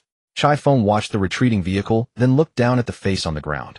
Once Zhou Ping's now utterly unrecognizable. After a long moment, Chai Feng crouched down and pried a bloodstained military dog tag from Zhou Ping's body. He rubbed off the clotted black blood with his thumb. Zhou Ping, how the hell did you get infected? He clenched his fist, gripping the dog tag tightly in his palm. Damn these alien bastards. The military off-road vehicle sped along the desolate highway, its tires kicking up clouds of sand and gravel. Jiang Zhe gripped the steering wheel, still savoring the sensation of the spores he had just ingested. It was too faint. That surge of warmth felt like an illusion, dissolving into his body without a trace, let alone granting any tangible evolution. Was it because the quantity was too small? Or could it not be directly converted? Jiang Zhe leaned toward the former. As for the reason Zhou Ping was parasitized, it was most likely the same as his own. After battling the alien, he was contaminated by the spore mist that erupted upon its death. Chai Feng, oh Chai Feng, it's not that I don't want to tell you. But if I did, I who also came into contact with the spores would probably have to be isolated and observed for a while for safety's sake. I hope you'll be on guard and not end up like that unfortunate adjutant. As he was pondering, the optical brain on his wrist suddenly vibrated. The incoming call notification on the screen made Jiang Zhe raise an eyebrow slightly. Lu Qingji. Had word of him not being at the center reached Lu Chengzi's ears so quickly? Was it Jiang Shan? Or were there other informants at the center? In a flash, Jiang Zhe had made up his mind. Whatever it was, he had to strike first. Jiang Zhe answered the call, and before the other party could speak, preempted him. Manager Lu, I have an urgent matter to report to you. On the other end of the line, Lu Qingji, who had been preparing to launch a reprimand, was visibly taken aback, and the rebuke on his lips was forcibly swallowed back. Jiang Zhe, you'd better have something truly important. It truly is important. Manager Lu. Jiang Zhe maintained his pace. I made contact with a military channel left by former supervisor Sun, the one with the Red Feather Army. Emphasize job. Jiang Zhe, I promoted you not so you could follow Sun Dazwang's example and seek extra income. If this so-called important matter of yours is just that, then you. No, manager, hear me out. Jiang Zhe interrupted again. The Red Feather Army is in the midst of exterminating a parasitic alien species codenamed Shadow Eater. This thing can invade the human body, devour the host's consciousness, and is extremely difficult to identify. Most critically, I just witnessed with my own eyes that there are already infected individuals within the military. A long silence followed. Lu Qingji had originally received a report from an informant that Jiang Zhe had boarded a military vehicle early in the morning and disappeared. He was about to exert some pressure and probe whether Jiang Zhe had gotten mixed up with the Celestial Inspection Bureau. But now this intelligence about Shadow Eater shattered all his schemes and suspicions. A new type of parasitic alien. Internal military strife. Faced with such matters, even if Jiang Zhe had dismantled the processing center, his half-day absence seemed utterly insignificant. Jiang Zhe, timing his words, heard the breathing on the other end grow rapid before belatedly adding a remark. Oh, Manager Lu, what important matter did you wish to discuss with me? Another silence from Lu Qingji. He felt a lump in his throat, unable to swallow or spit it out. He couldn't very well say, I suspected you were skipping work to collude with the Celestial Inspection Bureau and called to check on you now, could he? In the face of a crisis like Shadow Eater, such a reason seemed utterly childish and ridiculous. After a long pause, Lu Qingji finally forced out. I heard you weren't at the center and wanted to confirm your safety. Oh, Manager Lu, look at how I've handled this. Thank you for your concern. I'm perfectly safe, just startled by the military's presence. But this is still my fault. I failed to report my absence to you in advance. He'll reflect on it. When I return to the center, I will personally submit a written explanation to you. Listening to Jiang Zhe's stream of polite remarks, Lu Qingji felt as if he had punched a wad of cotton, unable to vent his anger. All the reprimands and probes he had prepared were now unspeakable. Enough, be more careful next time. Take care of your safety. With that, he unilaterally ended the communication. In the office of the logistics manager for Kunlun Industrial, Lu Qingji stared at the dimmed optical brain screen, his face dark. He carefully reviewed the conversation. From the moment Jiang Zhe had answered the call, he had completely lost control of the rhythm. Jiang Zhe had spoken first, throwing out an urgent matter to directly block his path of questioning. Then he used military channels as a lure, deliberately leading him to think about side jobs. And when he reacted, he used Shadow Eater to overturn the nature of the conversation. One link after another, step by step. He even suspected that Jiang Zhe had anticipated his checkup call and had prepared this entire speech in advance. Could such calculated scheming really come from an 18-year-old high school senior? If Jiang Zhe had rehearsed this scene in advance, then this kid's cunning ran too deep. But he had no time to dwell on it. The most important thing now was the intelligence Jiang Zhe had just reported. Shadow Eater. Parasitism. Internal infection. This was not a matter he could handle. Lu Qingji steadied himself and immediately connected to Steward Chen's communication channel. After a series of relays, the light screen lit up again. A kindly aged face appeared on the screen. It was Lu Zongyuan, one of the directors of Kunlun Industrial. Qingji, what is it? Elder Lu. Lu Qingji bowed. I have urgent intelligence to report to you. About a new type of parasitic alien called Shadow Eater. He dared not embellish and simply repeated what Jiang Zhe had said verbatim. He expected Elder Lu to be enraged, but those cloudy eyes showed not a hint of surprise. I've known about Shadow Eater for 2 weeks now. You already knew. Lu Qingzi's heart tightened, and cold sweat broke out on his back. Elder Lu continued. The Celestial Inspection Bureau and the Equality Society. They've all been circling around us lately. This rain comes at just the right time. Who gave you this intelligence? Elder Lu, it was a newly appointed junior supervisor at District 16 Processing Center named Jiang Zhe. The Celestial Inspection Bureau sought him out a few days ago, didn't they? Yes. Heh. Elder Lu let out an ambiguous chuckle. A brat from the slums catching the eye of both the military and the Celestial Inspection Bureau. Quite interesting. He fell silent for a moment, as if weighing something. Qingji. Yes. Bring that kid Jiang Zhe to see me tonight. Lu Qingzi's head shot up, his eyes filled with shock and disbelief. Elder Lu wanted to see Jiang Zhe. How was that possible? What was Elder Lu's status? A director of Kunlun Industrial, one of the figures at the pinnacle of the Federation's power structure. Not to mention a junior supervisor. Even he, a regional logistics manager, was lucky to have an in-person report once a year except for urgent matters. This defied logic. It completely broke the rules within the conglomerate. But he dared not ask not a single word. Yes, Elder Lu. He'll make the arrangements immediately. It was already 2 in the afternoon when he returned to the processing center. Jiang Zhe did not rush upstairs. Instead, he first veered toward the transport area. Before he even drew near, the roar of heavy machinery and the dull clang of metal colliding reached his ears. Inside the transport area, Shi Gandang was gesturing to direct a forklift. Yu Wu stood to one side watching Jiang Shan's showy technique with a furrowed brow, but ultimately remained silent. In the forklift's driver's seat, Jiang Shan spun the steering wheel, with one hand, his face brimming with smugness. Brother Gandang, just watch. He yelled at the top of his lungs, shoving the joystick forward abruptly. This skill of mine. I honed it driving armored personnel carriers in the Marine Corps back in the day. Absolutely rock solid. As his words faded, the forks slid precisely into the base of a metal crate packed with alien remains. It lifted smoothly, then executed a sharp pivot, coming to a steady halt in the designated yellow zone. Easy there, Jiang Shan. These crates of aliens are all headed for the cold storage. Shi Gandang said, his face wearing a simple, honest expression.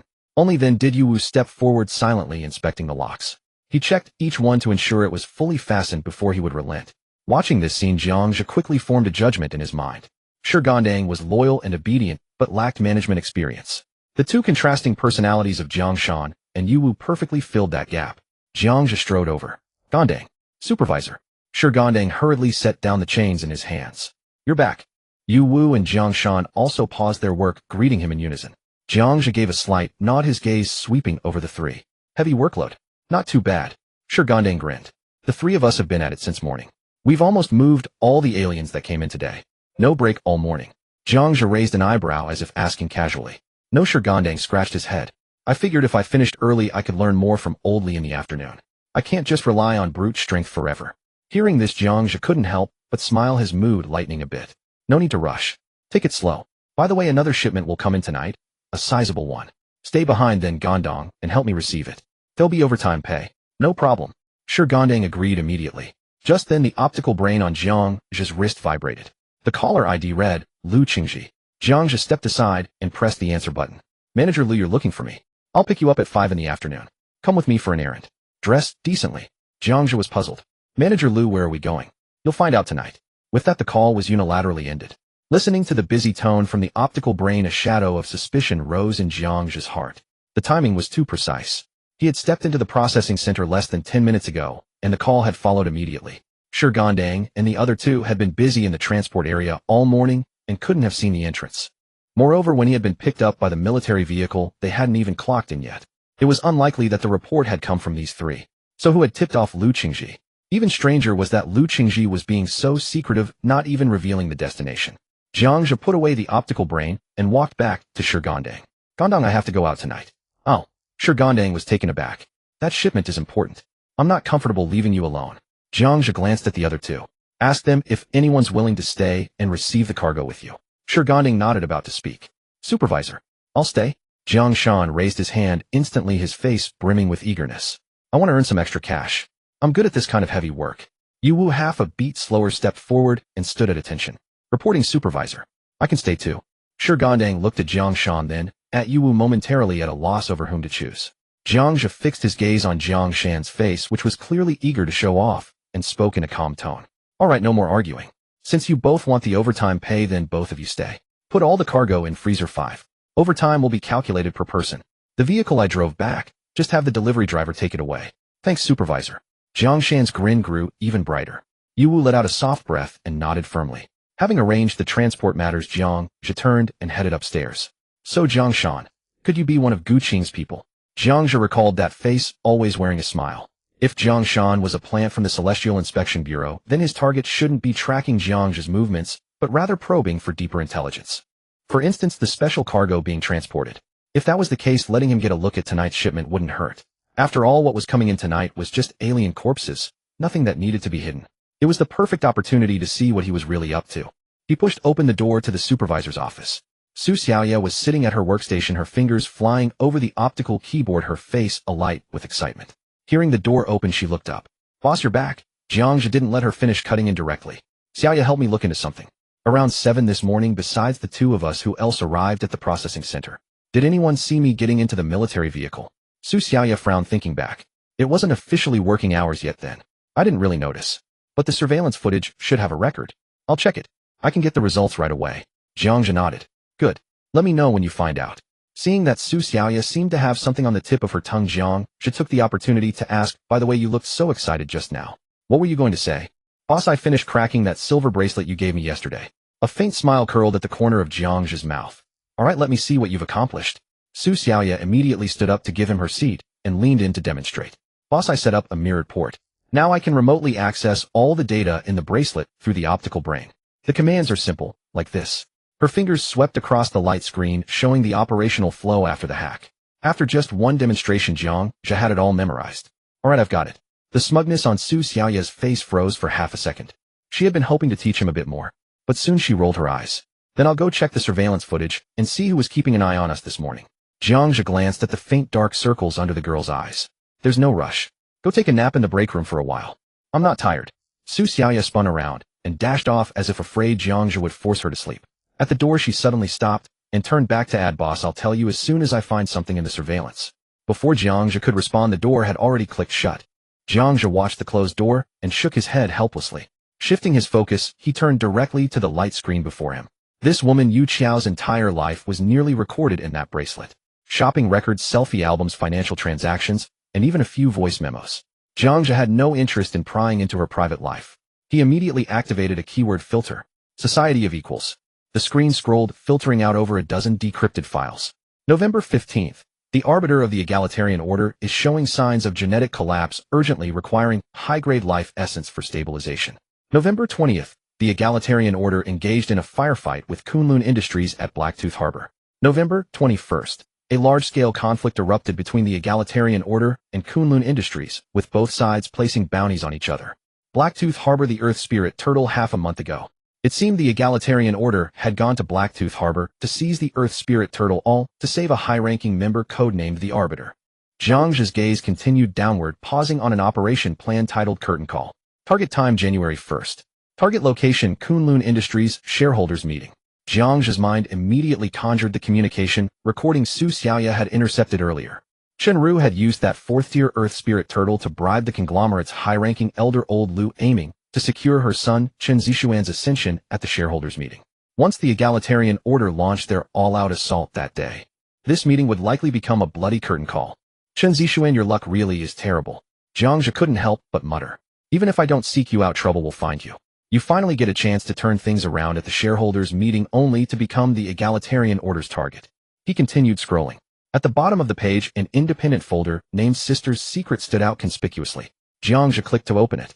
The screen didn't display a document. Instead, the image switched, forcibly establishing a two-way real-time video communication. Steam swirled on the other side of the camera. In the blurred light and shadow, a woman reclined languidly against the edge of a spacious bathtub. Yu Qiao tilted her head, her wet, silver-white short hair plastered against her collarbone, water droplets trailing down her jawline into a deep, alluring cleft. The hint of crimson at the corner of her eye appeared even more bewitching in the haze of steam. She seemed to have just noticed the connection, her red lips curving into a slight smile. I never expected you, little brother, to be so impatient. And quite rough with your methods. Jiang Zhe stared at the screen, his expression blank. Disguising a communication backdoor as an independent folder. You were just waiting for me to click it, weren't you, eh? You really have no sense of romance. Yu Qiao stood up straight, gripping the edge of the bathtub. Water splashed loudly. Droplets cascaded down her flawless curves. She made no attempt to cover herself, stretching her waist languidly, fully exposing her impeccable silhouette to the camera. Jiang Zhe wasn't swayed by the sensual sight before him and cut straight to the chase. I didn't expect, miss, you to be so well informed. Even Kunlun Industries probably doesn't have this much intel on the egalitarian order. It seems the pleasures of the Red Mill are just a facade. Now you know how formidable Big Sister is. Yu Qiao's eyes were seductive, unconcerned by Jiang Zhe's probing. Her fingertips still beaded with water traced slowly down her neck. Interested in a more in-depth transaction? I can offer far more than just a few stale documents. An in-depth transaction isn't necessary. Jiang Zhe leaned back in his chair. I'm just curious how a black market boss keeps tabs on the egalitarian order's movements. Your Red Mill seems less like a den of pleasure and more like an intelligence hub for some major power, doesn't it? Yu Qiao's smile remained unchanged. Jiang, you have quite the imagination. I'm just a weak woman who caters to guests. I don't have such capabilities. A weak woman? Jiang Zhe leaned back, letting out a soft chuckle. Knowing so many secrets and still living so comfortably, I can hardly bring myself to believe that. Yu Qiao slid back into the bathtub, the water rippling as her wet finger tapped her lips. Jiang, you're no fun at all. Big Sister just wanted a strong little brother to lean on, but you've twisted everything. Jiang Zhe didn't take the bait. How about sharing a bit more information? Something like the egalitarian order's specific operation plans. You want details? Yu Qiao's gaze swept across Jiang Zhe's face. Then it depends on what you're willing to trade. She paused, her tone turning more playful. But I am curious. Faced with me like this, you don't have any reaction at all. Jiang, could it be that you're incapable? Or are you just not interested in women? Before Jiang Zhe could reply, he caught sight of the office door from the corner of his eye. The door had been pushed open at some point, and Su Xiaoye stood at the entrance. She didn't enter or speak, just stared at the half-naked woman on the screen. The initial excitement on her face slowly faded, leaving behind only a blank expression. Her eyes were fixed straight on the screen, unable to tell if she was looking at Yu Qiao or Jiang Zhe. Jiang Zhe averted his gaze and refocused on Yu Qiao on the screen. Since you're not willing to provide any substantial intelligence, this performance ends here. How heartless. Yu Qiao pouted. Well, then I'll be expecting your visit tomorrow evening. Don't stand me up. Jiang Zhe didn't give her another chance to speak, cutting the communication directly. Come in. The office was silent for a few seconds. Su Xiaoye pushed the door open, entered with her head down, and stopped in front of the desk. That was Yu Qiao, the owner of the Red Mill, the one who owned the bracelet. Su Xiaoye said nothing, but her fingers clenched tightly. She has intel on the egalitarian order. Jiang Zhe's tone was flat. I was trying to extract information. What she offers is more valuable than those files. Su Xiaoye lifted her head, her lips moving, but no sound came out. What do you want to say? Su Xiaoye was silent for a few seconds, then finally shook her head. Nothing. Jiang Zhe clasped his hands, scrutinizing the insecure, anxious girl before him. Su Xiaoye, will say this one last time. Carve it into your mind. Su Xiaoye's eyes shot up abruptly. Your position was earned by your own ability. As long as you don't make mistakes, no one can take it from you. You have the processing center's accounts and full data access. What is Yu Qiao? Just a black market snake who'd turn on anyone for profit. Jiang Zhe pointed at the screen on the desk. I asked you to check the surveillance, and you did. I asked you to crack that bracelet, and you did. That's your value. Understand? Su Xiaoye bit her lip and nodded firmly. As long as you know the difference. Go ahead and get back to work. Su Xiaoye turned and walked quickly to the door. She paused, her voice carrying unprecedented resolve. Boss, will get to the bottom of the surveillance issue immediately. Watching the office door close tightly again, Jiang Zhe shook his head helplessly. An 18-year-old girl's mind was too difficult to decipher. He didn't want to try. It seems I still need a backup intelligence agent. Relying on a subordinate whose judgment could be swayed by hormones and emotions was in the end a liability at a critical moment. At precisely 5 p.m, a jet-black maglev sedan pulled into the processing center's parking lot. Jiang Chun, clad in a cheap off-the-rack suit he had just purchased, stood on the steps. The window rolled down, revealing Lu Chengzi's slightly impatient face. Get in. Jiang Chun opened the door, slid into the passenger seat, and casually fastened his seatbelt. Humph, Lu Chengzi remarked, eyeing Jiang Chun with undisguised mockery. A ready-made suit, and you can't even fill the shoulders. I told you to dress decently, and this is how you half-ass it. Forgive my ignorance, Manager Lu, Jiang Chun said, buckling up with a look of nervous deference. I'm not used to such attire, truly. I hope to learn from you when the opportunity arises. Lu Chengzi was not swayed, letting out a cold snort. The car surged forward, merging into traffic. Switching to autonomous mode, Lu Qingji turned to fix his gaze on Jiang Zhe. Enough. Drop the act in front of me, Lu Qingji said, his voice deepening. Save that sycophantic disguise for others. I know everything. A chill ran through Jiang Zhe's heart as he wondered what had aroused Lu Qingji's suspicions. Sir, what do you mean? Have I done something wrong? Please tell me, and it'll change. Change. Lu Qingji retrieved a cigar and cutter from the storage compartment, snipped off the cap, and lit it with a jet torch, taking a deep drag. From the day I inspected the center, when that fool's son Dazhuang colluded with the egalitarians, and I killed him, you took his place under my arrangement. Then that Gu Qing from the Heavenly Scrutiny Bureau came after you. Not only did you survive, you walked away scot-free. This morning you used Shadowstalker intel to shut me up. The choking smoke was blown directly into Jiang Zhe's face. Lu Qingji's gaze was dangerously sharp. When I pieced it together, I realized you've been leading me by the nose from start to finish. You're no simple man, Jiang Zhe. Hearing this, Jiang Zhe relaxed instead.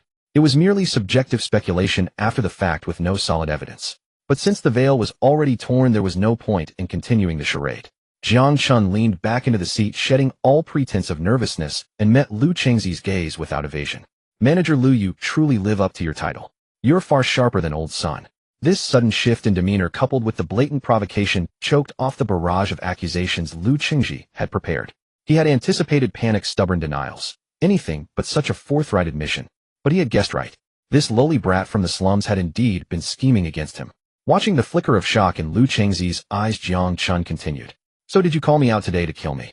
Does such dirty work require your personal touch? Kill you? Lu Qingji's anger subsided a notch at this audacity. He sneered, cigar in hand. Of course not. You managed to outplay son Dazhuang. If I wanted you dead, I wouldn't do it so simply. I'm just surprised you didn't try to run. Jiang Zhe glanced at the rapidly receding street scenes outside, and then at the positioning system on the console. Run, he found it almost amusing. In your car, locked in by the consortium system, with who knows how many eyes watching. Fleeing now would be suicide. Besides, since you're not here to kill me today, wouldn't running disappoint your expectations? Lu Qingji grunted, accepting the offered olive branch. You know when to yield. Good instincts. No wonder you've made it this far. You're right, you can't escape. So drop your schemes and cooperate quietly. The maglev car decelerated smoothly, stopping in front of an elegant men's bespoke tailoring shop. Get out. That trash you're wearing is an eyesore. Jiang Zhe stared at the shop door, his mind racing. Strip away his disguise, then cloak him in expensive finery. What did this mean? A dignified death? Or was he being packaged as a gift for someone? Either way, tonight's meeting was no trivial matter. He followed Lu Qingji inside without hesitation. A well-dressed master tailor approached. Manager Lu. Measure him. Make the fastest suit. Understood. Having given his orders, Lu Qingji walked to a leather sofa and sat down with his eyes closed. Jiang Zhe followed the staff's instructions and stepped onto the body-scanning platform. Since his life was temporarily spared and he was being polished instead, it meant he still had value. Value meant room for negotiation. The ring-shaped device activated and several blue scanning lines swept across his body, recording every physiological detail. 10 minutes later, a pure black nanocomposite suit was delivered, fitting him with flawless precision. The fabric was light and thin, not hindering muscle movement or joint flexibility. Under the light, the material shimmered with a dark luster, accentuating Jiang Zhe's tall, lean frame. The terminal displayed a 7-figure bill. Lu Qingji paid without blinking, swiping his wristband, then glanced back at Jiang Zhe. Get in. Jiang Zhe followed him out, his suspicions deepening. Though Lu Qingji's attitude was harsh, there was no hint of murderous intent. Who were they going to meet tonight? Could it be Lu Qingji's superior, the consortium shareholder old Lu mentioned in Chen Russ recording? Once back in the car, Jiang Zhe decided to take the initiative. Manager Lu, now that I've changed clothes, can you tell me our destination? Lu Qingji gripped the wheel with both hands, his tone icy. Shut up. You'll know when we get there. Jiang Zhe smiled nonchalantly. Manager Lu, you're so thoughtful. Buying me clothes and playing chauffeur. Jiang Zhe leaned back, his tone seemingly casual. You even know exactly when I return to the processing center. The eyes you've planted on me are quite diligent. Lu Qingji let out a mocking laugh, as if ridiculing Jiang Zhe for being slow on the uptake. You mean that woman Li Mei from logistics? If she's in your way, deal with her yourself. I wouldn't mind, provided you still have the chance. With a single sentence, a life was casually dismissed. Jiang Zhe said nothing more, turning his head to look out the window. He had the answer he needed. Lu Qingji, for all his cunning and ruthlessness, was ultimately just a dog following orders within the consortium. Today's string of provocations, confrontations, and gift-giving were all orchestrated by the man behind him. Half an hour later, the car entered the affluent 3rd district of Donghai City. Building density plummeted, and the scenery outside changed rapidly, towering steel jungles giving way to exquisite private gardens and standalone villas. The car slowed and came to a stop before a sprawling three-story villa surrounded by dense forest. "We're here." Lu Qingji killed the engine but didn't open the door immediately. He turned to stare at Jiang Zhe, his expression profoundly complex. It held warning schadenfreude and a deeply hidden trace of envy. "The one meeting you is Lu Zongyuan, director of Kunlun Industries, old Lu." Lu Zongyuan. The very same Kunlun Industries director who in Chun Russ' recorded call was promised the heartblood of a fourth-tier Earth spirit turtle in exchange for support. Jiang Chun nodded inwardly. So it was him. Lu Qingji pushed open the door, straightened his tie, and cast one final condescending look at Jiang Chun. "Put that silver tongue of yours to good use. Maybe it'll earn you a dignified death." The villa's main gate slid open to both sides. An old butler in a tailcoat stood at the foot of the steps, hands folded, motionless. Only after the car's headlights dimmed did he give a slight bow. "Manager Lu, Mr. Jiang, please follow me." Lu Qingji hurried over and gave the butler a small nod. "Thank you for your trouble, Butler Chen." "You're too kind, Manager Lu." Butler Chen turned and led the way. The three traversed a corridor carpeted with hand-woven rugs, their footsteps completely absorbed by the fabric, leaving only the sound of breathing in the profound silence. Jiang Zhe walked at the rear, his gaze sweeping the surroundings. On the walls hung authentic artworks from the old Federation era, and in a corner stood a long-extinct plant, the Blue Moon Empress. Every 5 meters a surveillance camera was mounted, offering an unbroken view of all who entered. He did not activate his thermal vision. In a place like this, any superfluous probing was tantamount to suicide. Lu Qingji lagged half a step behind the butler, seizing the chance to turn back and warn Jiang Zhe in a hushed voice. "Once we're inside, answer only what old Lu asks. Don't try any clever tricks." Jiang Zhe couldn't be bothered to respond and remained silent. After passing through 2 more corridors, the trio halted before a 3-meter double door of redwood. 2 war machines stood guard before the door. They were over 2.5 meters tall, their heavy alloy frames devoid of any ornamentation, designed solely for extreme killing. Most of their heads were replaced by tactical helmets with only a single crimson ocular scanner rotating silently behind the faceplate. At the ends of their massive mechanical arms were integrated high-frequency vibration blades and micro-Vulcan cannons. "Dueling Guardians." Lu Qingji blurted out, his voice tight. Butler Chen turned aside. "The master awaits you in the study.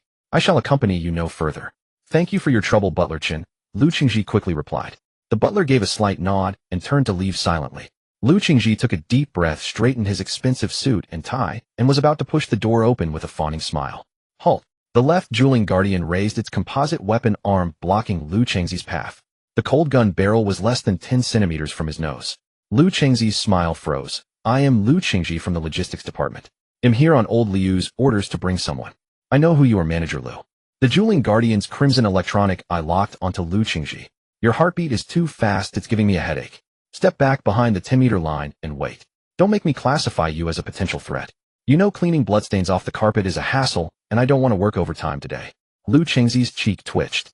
He wanted to argue, but meeting that emotionless electronic eye, all words lodged in his throat. Against these 2 war machines, a 4th stage like him wouldn't last a single exchange. He swallowed his saliva, forced a smile, and retreated step by step to over 10 meters away. A wise choice. The Dueling Guardian retracted its mechanical arm as the heavy redwood door slid inward. It turned to Jiang Zhe, its synthetic eye scanning him up and down, its mechanical voice tinged with amusement. "Go on in, kid. Don't keep the boss waiting." Jiang Zhe glanced back at Lu Qingji. There was no mockery or pity in his eyes, only a placid calm. But to Lu Qingji, that calm was more humiliating than any taunt. Rage and jealousy churned within him, yet he could only clench his fists and watch helplessly as Jiang Zhe walked calmly through the door he had so desperately coveted. The door slowly closed before him, sealing off 2 worlds. Inside was an exceedingly spacious study. There was none of the expected opulence of bookshelves reaching the ceiling lined the walls, and the air was filled with the scent of old paper and sandalwood. In the center, instead of a desk, sat only a rosewood tea table. On the wall behind the tea table hung a large calligraphy scroll bearing a single character, "Sure Momentum." The brushstrokes were fiercely aggressive, their sharpness fully exposed. Jiang Zhe gazed at the character, lost in thought. People often said that what one lacks most is what they hang in their study. But could this director of Kunlun Industries really be lacking in momentum? "Apologies for keeping you waiting." A gentle, aged voice came from the side. Jiang Zhe turned to see a man in a loose tang suit who appeared no older than 50 walking out of a washroom with a smile.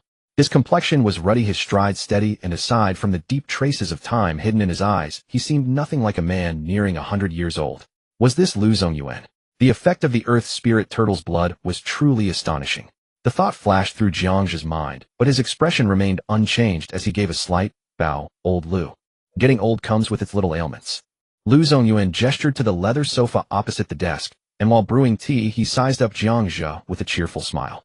Sit, young man, don't stand on ceremony here. Jiang Zhe sat down calmly, his back straight as a ramrod. Whatever Lu Qingji could piece together, the old Lu before him would only dig deeper. This current genial and amiable demeanor was merely for show. You flatter me, old Lu. It's an honor to meet you today. An honor. Lu Zongyuan lifted the purple clay teapot and poured Jiang Zhe a cup of golden-hued tea. I'm not so sure about that. He pushed the cup over to Jiang Zhe, his movements unhurried. This old man has been nothing but trouble for you lately.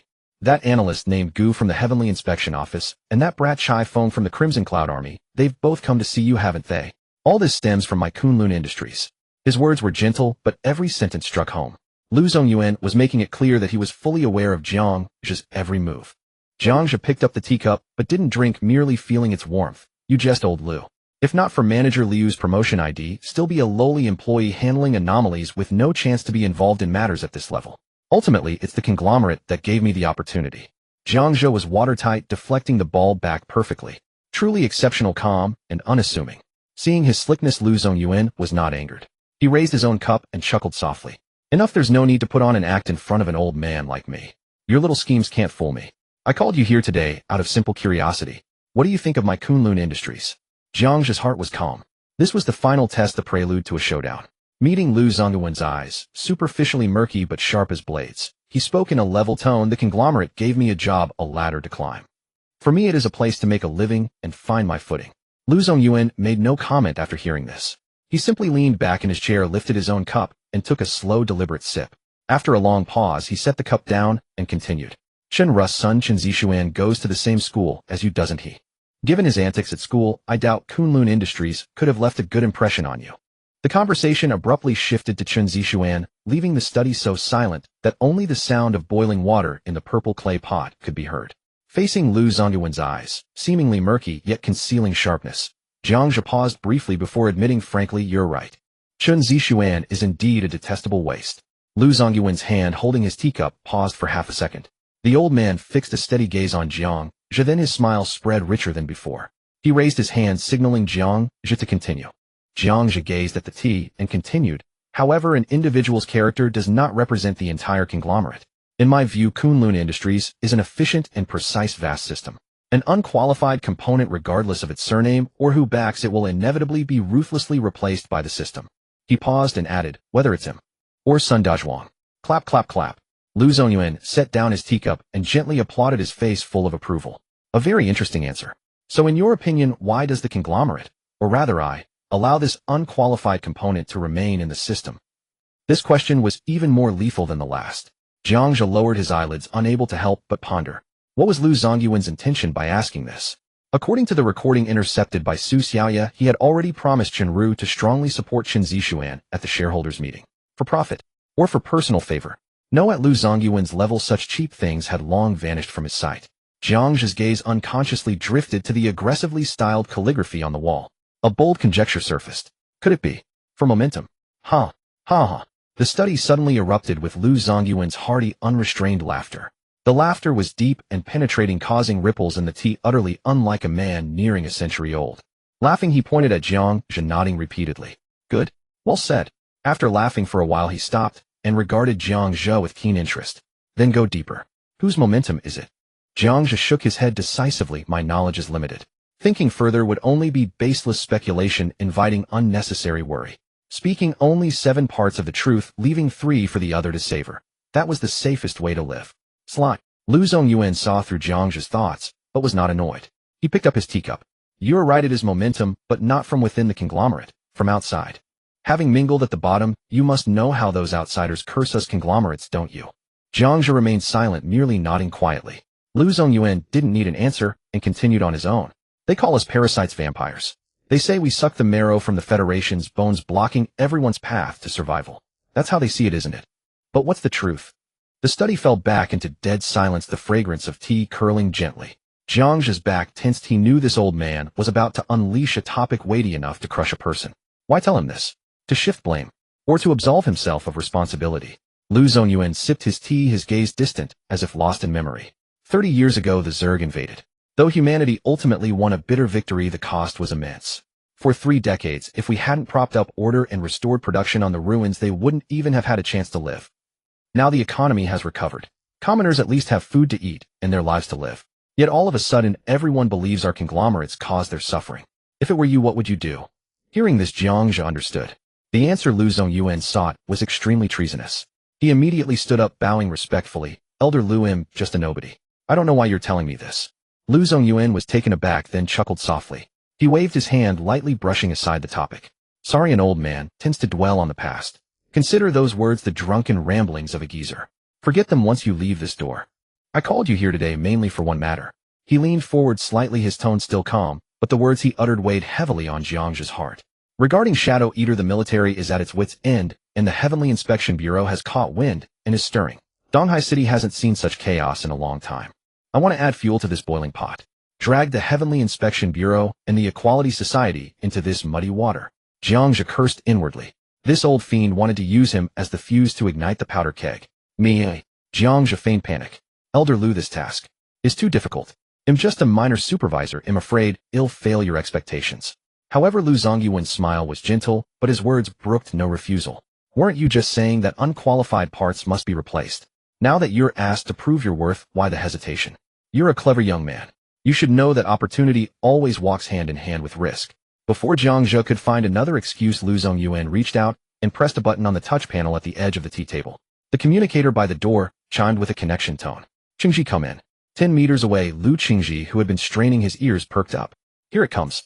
He vigorously rubbed his stiff face, forced a humble smile at the 2 giant guardian statues, and trotted over to push open the heavy double doors of rosewood. Through the gap, Lu Qingji's gaze instantly froze. Jiang Zhe, that low-level employee he had personally promoted, was now sitting calmly on the sofa opposite Elder Lu. Not standing to report, but sitting. Between them lay a set of purple clay tea utensils, steam curling upward, a posture of equals host and guest. And he, Lu Qingji, the official manager of the logistics department, hadn't even been allowed to enter just now. He had been kept at bay like a dog 10 meters away. He nearly ground his molars to dust, yet he still had to force a respectful smile as he strode forward. Elder Lu, you called for me. Have a seat. Lu Zongyuan gestured to the single sofa beside him, his tone indifferent. There's something I need your cooperation on. He turned back to Jiang Zhe. I heard Xiao Jiang that you have some connection with an analyst named Gu Qing from the Heavenly Inspection Bureau. Erase the plan, you go represent Kunlun Industries and state our position to him. Say we are willing to join hands with the Federation to jointly address the Shadow Eater crisis. Then Lu Zongyuan casually instructed, Qingji, you are responsible for allocating all necessary resources. Cooperate fully with Xiao Jiang's work. Don't hold things back. At these words, Lu Qingji's mind buzzed. Cooperate with Jiang? He, the official manager of the logistics department, was to cooperate with a mere supervisor who had just been confirmed as disloyal. His nails nearly dug into his palms. But the respectful smile on his face remained unchanged. Elder Lu, forgive my bluntness. Entrusting such a critical task requires a clean record. I don't deny Jiang Zhe's ability, but he has absolutely no loyalty to the conglomerate. I only just discovered on my way here that Jiang Zhe's former supervisor Sun Dazhuang was framed to death by him. Moreover, after he took over, he replaced all the finance and logistics staff with his own people. A small processing center has nearly become his private property. How can we stake such an important mission on a man like this? Besides, regarding the Heavenly Inspection Bureau, although Jiang Zhe has contacted Gu Qing when it comes to getting things done, can he even have a say? I also have contacts there who can speak. For the actual liaison, I would be more suitable than him. Jiang Zhe held his teacup with a hand that did not tremble, his eyelids lowered, as if savoring the amber hue of the tea. He had long anticipated Lu Qingji's counterstrike. What he hadn't expected was that Lu Qingji's nails were nearly digging into his own palm, yet a smile still lingered on his face. Want to take charge yourself? That would be truly wonderful. The smile on Lu Zongyuan's face faded. He turned his head to look at Lu Qingji. His gaze was remarkably calm. So calm it sent chills down one's spine. Lu Qingji's heart skipped a beat, but he forced himself to add, Mr. Lu, what I mean is if I lead this, the risk will be more controllable. The study fell silent. Only the bubbling of water in the purple clay pot broke the stillness. After a long pause, Lu Zongyuan finally spoke slowly. You lead it. It's good that you have connections, you can save them for later. Lu Qingji opened his mouth as if to speak. Lu Zongyuan picked up his teacup, blew away the floating leaves, and took a sip. Setting the cup down, he added, as for what you mentioned, do you think I'm unaware of the specific circumstances of Sun Dazhuang's death? Lu Qingji's Adam's apple bobbed as he swallowed. Lu Zongyuan continued, I don't care how Jiang Zhe manages his people down there. As long as he gets things done and keeps the processing center under control. If he lacked even that bit of cunning and ruthlessness, I'd truly worry whether he has the capability. Having said that, Lu Zongyuan turned his gaze back to Jiang Zhe. In those murky aged eyes lay a hint of scrutiny and also a trace of anticipation. Xiao Zhang, what do you think? Faced with Lu Zongyuan's leading question, Jiang Zhe set down his teacup. He lifted his head and quietly regarded the old man who held the lifeline of Kunlun Industrial. In his mind fragments, Su Xiaoya's intercepted intelligence, the military's movements, Lu Chengxi's earlier disgrace, reassembled at lightning speed. Suddenly he understood. Lu Zongyuan had no choice but to entrust this task to him. After a moment, Jiang Zhe spoke directly. Mr.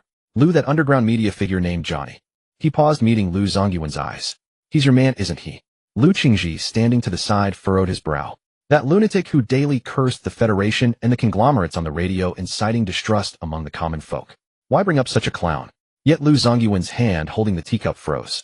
The teacup hovered in midair, then he slowly placed it back on the table. A genuine gleam shone through those turbid old eyes. And if he is, then I understand. Jiang Zhe nodded, his expression calm. I accept this task. In an instant, all the threads connected. No wonder Lu Zongyuan had agreed to Chen Ru's request to secure shares for that waste Chen Zixuan. In truth, regardless of whether Chen Ru handed over the Earth Spirit Turtle, the conglomerate would have propped up Chen Zixuan anyway. This was a performance for the Federation, a useless heir to the conglomerate. Only then could the Federation rest easy. The school teachers attacking the conglomerate, with the conglomerate tacitly allowing such rhetoric to fester, followed the same logic. Only by bearing infamy, by appearing greedy and incompetent, could they develop quietly under the Federation's watchful eye. And that Johnny was Lu Zongyuan's true moat. He didn't speak for any side, he only sowed chaos. As long as the common folk despaired of all powers and fell into disarray, the conglomerate could survive in peace. As for that gene modification experiment, it was the groundwork laid for resistance. He just didn't know, even if it succeeded, how Lu Zongyuan planned to play that card. These factors, combined with what Jiang Zhe didn't yet know, constituted what Lu Zongyuan called momentum. But Jiang Zhe would not voice these thoughts. Some things were best left unspoken. Seeing Jiang Zhe accept, the smile on Lu Zongyuan's face deepened. Excellent. Lu Zongyuan turned to Lu Qingji. Qingji, do you understand now? Lu Qingji lowered his head, silent. Lu Zongyuan withdrew his gaze and said flatly, so as I said, Jiang Zhe leads, and you give him your full support. Lu Qingji took a deep breath, composed his expression, and reverted to his standard subordinate demeanor. Yes, Mr. Lu. Jiang Zhe rose and bowed, then walked out of the study side by side with Lu Qingji. The car door slammed shut with a heavy thud. Jiang Zhe settled into the passenger seat, smoothing his 7-figure nanosuit. The car was so quiet that only the hum of the air conditioning vents could be heard. Lu Qingji gripped the steering wheel but didn't start the engine.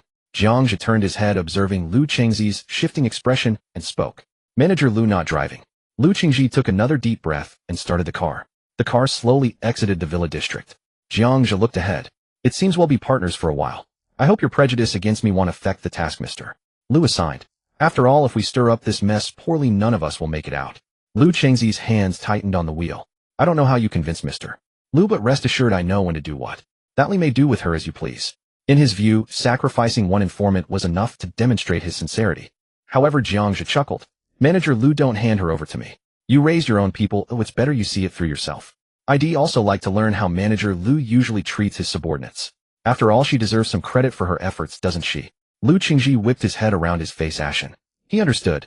Jiang Zhe was mocking him for failing to protect his people, and reminding him that he couldn't order Jiang Zhe around now. Lu Qingji was about to retort when realization struck. No, Jiang Zhe didn't want Li Mei. He wanted him to kill her himself. Jiang Zhe. Lu Chengxi's voice trembled through clenched teeth. Do you think that with Mr. Liu's orders you can toy with me by the throat? Jiang Zhe's smile faded, and he met Lu Chengxi's gaze calmly. Manager Lu, you've got it wrong. I simply don't want such a trivial matter to affect our future cooperation. After all, for us to work together seamlessly, there must be no rift between us, must there? Having said that, Jiang Zhe closed his eyes and leaned back, feigning sleep. Lu Qingji clenched his fists, his chest heaving violently. After a long while, he forced out through gritted teeth, Jiang Zhe, have you forgotten? I killed Sun Dazhuang. I can kill him, and I can kill you. Jiang Zhe didn't open his eyes, but a faint smile curled at the corner of his mouth. Manager Lu, if I die right after taking on this task, how will you explain it to Mr. Lu? Besides, were you and old Sun that close? Is there really such a deep grudge between us? Lu Chengxi's breath caught. Outside the car window, the city's neon lights cast a garish glow. The light flickered across Lu Chengxi's face, now bright, now dark. Lu Qingji suddenly understood. Jiang Zhe didn't care whether Li Mei lived or died. But if Li Mei wasn't killed, this conflict would forever stand between them. If she was, all the blood debt would fall on him. Lu Qingji stared fixedly at Jiang Zhe's closed eyes. Rage, resentment, murderous intent. All churned in his chest. Yet he found to his dismay that he couldn't refute it, because Mr. Lu had said give full support. 5 minutes later, Lu Qingji unclenched his fists. He slumped back into his seat in defeat. With one hand, he activated his light brain and pulled up a communication window with a black avatar. His finger hovered for a few seconds. He typed a command. Dispose of Li Mei from the logistics department of District 17 Processing Center. Make it clean. The night deepened. The processing center was brightly lit, yet eerily quiet. Jiang Shan leaned against the wall, idly fiddling with the optical computer on his wrist. The screen's glow flickered on his face, brightening and dimming. He swiped a couple of times, then closed it in annoyance. Brother Gondong, it's almost 9, he said, turning to look at Shi Gondong, who was crouching beside him. The promised goods are still nowhere in sight. The supervisor isn't messing with us, is he? Shi Gondong squatted on the ground, holding a metal skewer, head picked up somewhere, poking at a crack in the floor absent-mindedly. Hearing this, he looked up and grinned, naively scratching the back of his head. Should be soon. It was about this time last time. Just wait. Jiang Shan's eyes darted around. I took a look in the parking lot earlier. The military SUV the supervisor drove back. The passenger door was gone like it had been ripped straight off. What do you think the supervisor's been up to? Not far away, Yuwu, who had been leaning against the wall with his eyes closed, suddenly opened them. Mind your own business. Jiang Shan was taken aback, curled his lip, and shot Yuwu a disdainful look. Within seconds, he sidled back up to Shi Gondong, grinning broadly. Brother Gondong, how's the overtime pay? We can't just waste our time waiting around, can we? Yuwu turned his head, too, his gaze landing on Shi Gondong's back. Though he wasn't one for flattery, he cared about the compensation as well. It's covered, Shi Gondong said, tossing the metal skewer aside and brushing the dust off his hands. The boss said it'll be counted as 2 days' wages. Whoa, generous. Jiang Shan's eyes lit up, his roguish grin deepening.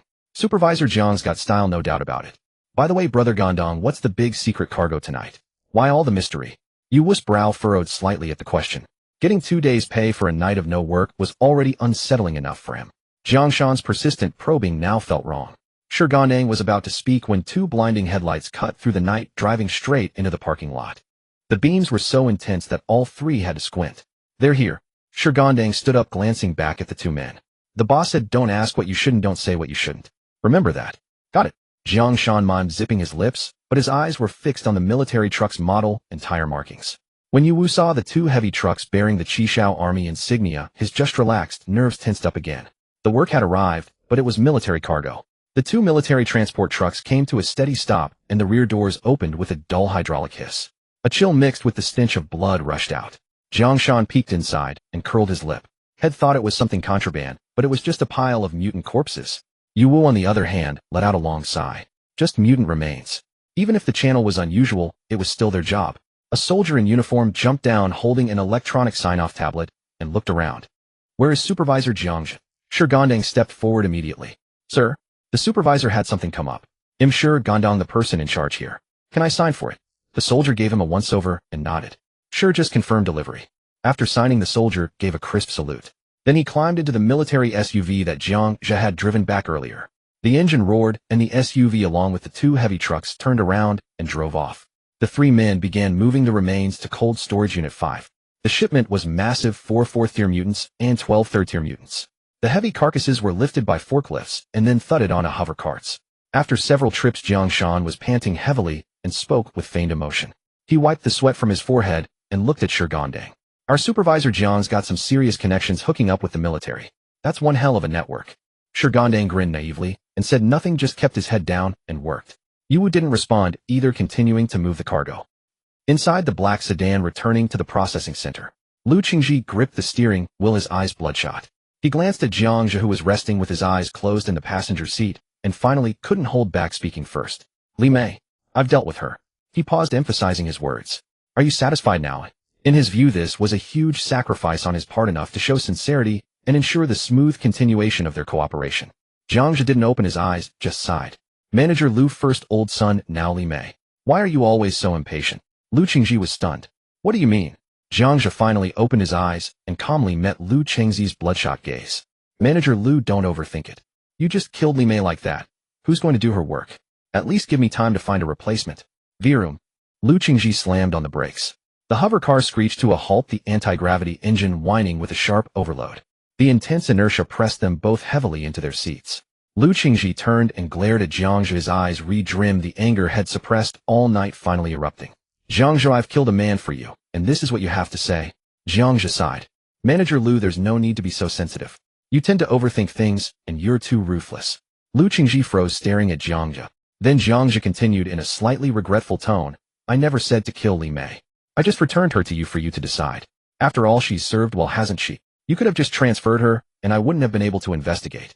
I just didn't want something so trivial to create a rift in our cooperation. Lu Qingji's mind went blank. The color drained from his face, turning it a patchy white and green. In his eagerness to show sincerity, by personally eliminating the spy, he had instead provided proof of his own ruthlessness in the other's eyes. A mix of rage and humiliation surged through him, but he couldn't muster a single word of rebuttal. Because every word Jiang Zhe said was the truth. He didn't care about Li Mei's life or death. But he was terrified of slipping from a position of power to one of submission.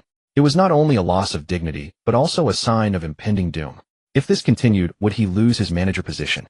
Without that title, even among his own, a line of people within the consortium would be waiting to see him dead. But now the tables had turned. Lu Qingji could only forcibly suppress his surging anger, restart the vehicle, but his hands on the steering wheel trembled uncontrollably. What resources do you want? I don't know, Jiang Zhe said, staring at the road ahead. Right now I only know one goal. How exactly to proceed, what to do. It's all blank. Manager Lu, you're well informed. Any hints? Lu Qingji snorted coldly. I don't know much more than you do. Jiang Zhe didn't press further, turning his gaze back out the window. Then I'll contact you tomorrow after I've met with analyst Gu Qing. Lu Qingji gritted his teeth. Fine. Half an hour later the car arrived at the processing center gate. Jiang Zhe unbuckled his seatbelt, opened the door, and glanced back at the dejected Lu Qingji. He'll contact you tomorrow then. Oh, and Manager Lu, drive carefully. Don't get distracted. Thump. The door closed. Jiang Zhe walked straight toward the gate, never looking back. Lu Qingji stared intently at Jiang Zhe's retreating figure until the black nanosuit vanished from sight. Then he slammed his fist against the steering wheel. Jiang Zhe. Jiang Zhe entered the loading and unloading zone just as the operation was nearing completion. Shi Gandang piloted a forklift, slowly lifting the carcass of a Tier 3 mutant. Yu Wu stood to the left of the forklift, directing the placement with meticulous attention to balance and center of gravity. Meanwhile, Jiang Shan stood guard beside the levitating cargo cart, forcefully pushing back the mutants' dangling bone spurs to prevent them from scraping against the undercarriage equipment. With a muffled clang, the mutant carcass settled onto the levitating cart. Let's go, Shi Gandang called out. Instantly, the three men encircled the cart and pushed it together toward Cold Storage Unit 5. Seizing the brief lull between loads, Jiang Shan wiped sweat from his brow and casually remarked, Hey brother Gandang, just what is our new supervisor Zhang's background anyway? His bearing and conduct don't resemble those of an ordinary man at all. Shi Gandang grinned warmly. I've no idea, but I do know our boss is fair-minded, pays promptly, and even provides meals and lodging. He's the finest employer I've ever met. Jiang Zhe stood silently in the shadows, listening intently. Only when the trio turned back to retrieve the final two carcasses did he step forward. You've all worked hard. The unexpected voice halted their movements mid-stride. Jiang Zhe gestured toward the staff lounge. I've ordered some late-night snacks. They're waiting for you there. Boss, you're back. Shi Gandang patted his hollow stomach. Truth be told, I am famished. Thanks, boss. Well, now supervisor's got class. Jiang Shan flashed a roguish grin. To land such a generous supervisor right after military discharge, that's sheer luck on our part. Yu Wu cast a cold, appraising glance at Jiang Shan's slick demeanor, pressed his lips tightly together, and remained silent. Jiang Zhe observed each man's expression with quiet precision, then nodded. Once go eat while it's still warm. The chill will upset your stomach. I have matters to attend to. Carry on. Got it. They chorused in unison. Jiang Zhe offered no further words and turned away. After walking only a short distance, Jiang Shan's hushed voice drifted behind him. Our supervisor really is perpetually busy. Haven't seen him pause for breath these past few days. Shi Gandang replied without hesitation, of course. He wouldn't be supervisor otherwise. He must be handling something monumental. Jiang Zhe continued walking undisturbed by the exchange. Back in his office, he locked the door behind him, shrugged off his expensive suit jacket, and let himself sink deep into his executive chair. Lu Zongyuan's chessboard had been set. Within that intricate game, Jiang Zhe stood as a piece deliberately thrust into the eye of the storm. His objective: draw both the Celestial Oversight Bureau and the Equality Society into the fray. This fire needed not only to blaze fiercely, but above all, its flames had to remain wholly under his command. Jiang Zhe rotated the spatial ring upon his finger, weighing every potential gain and peril. After a long silence, he stilled his hand and picked up his light computer. In the contact list, one name rested alone in a separate group: Celestial Oversight Bureau Senior Analyst Gu Qing. Beep, beep. The call connected after 2 rings. Jiang. Gu Qing's voice emerged, crisp, cool, and detached. The background was hushed, pierced only by the soft rustle of turning pages. An unexpected caller. What prompts this communication? Jiang Zhe gave a light chuckle, his fingertips tracing the ring's intricate engraving. Commander Gu. This ring has proven invaluable. It occurred to me, it would be remiss not to invite you for a drink. A brief, absolute silence followed on the line. If this isn't urgent, I'll disconnect. I'm occupied. Clearly Gu Qing held no patience for idle pleasantries. Jiang Zhe showed no irritation, his tone remained effortless, almost conversational. Indeed, Commander Gu is exceptionally busy. By the way, I collected a shipment today at the Qishao military camp. Captain Chai seemed rather irritable. His deputy complained about unfamiliar faces lingering near the camp perimeter, persistent, impossible to disperse. So I thought I'd ask. Jiang Zhe paused, his tone shifting to something teasing edged with implication. Commander Gu, have you taken a stroll across the wastelands lately? This time a faint, knowing laugh echoed through the receiver. Finally, a matter worth discussing. Where shall we meet? When? 1 hour from now, at the night market on Old Street, District 14, Jiang Zhe replied. As you know, I've only just assumed my post. My budget is modest.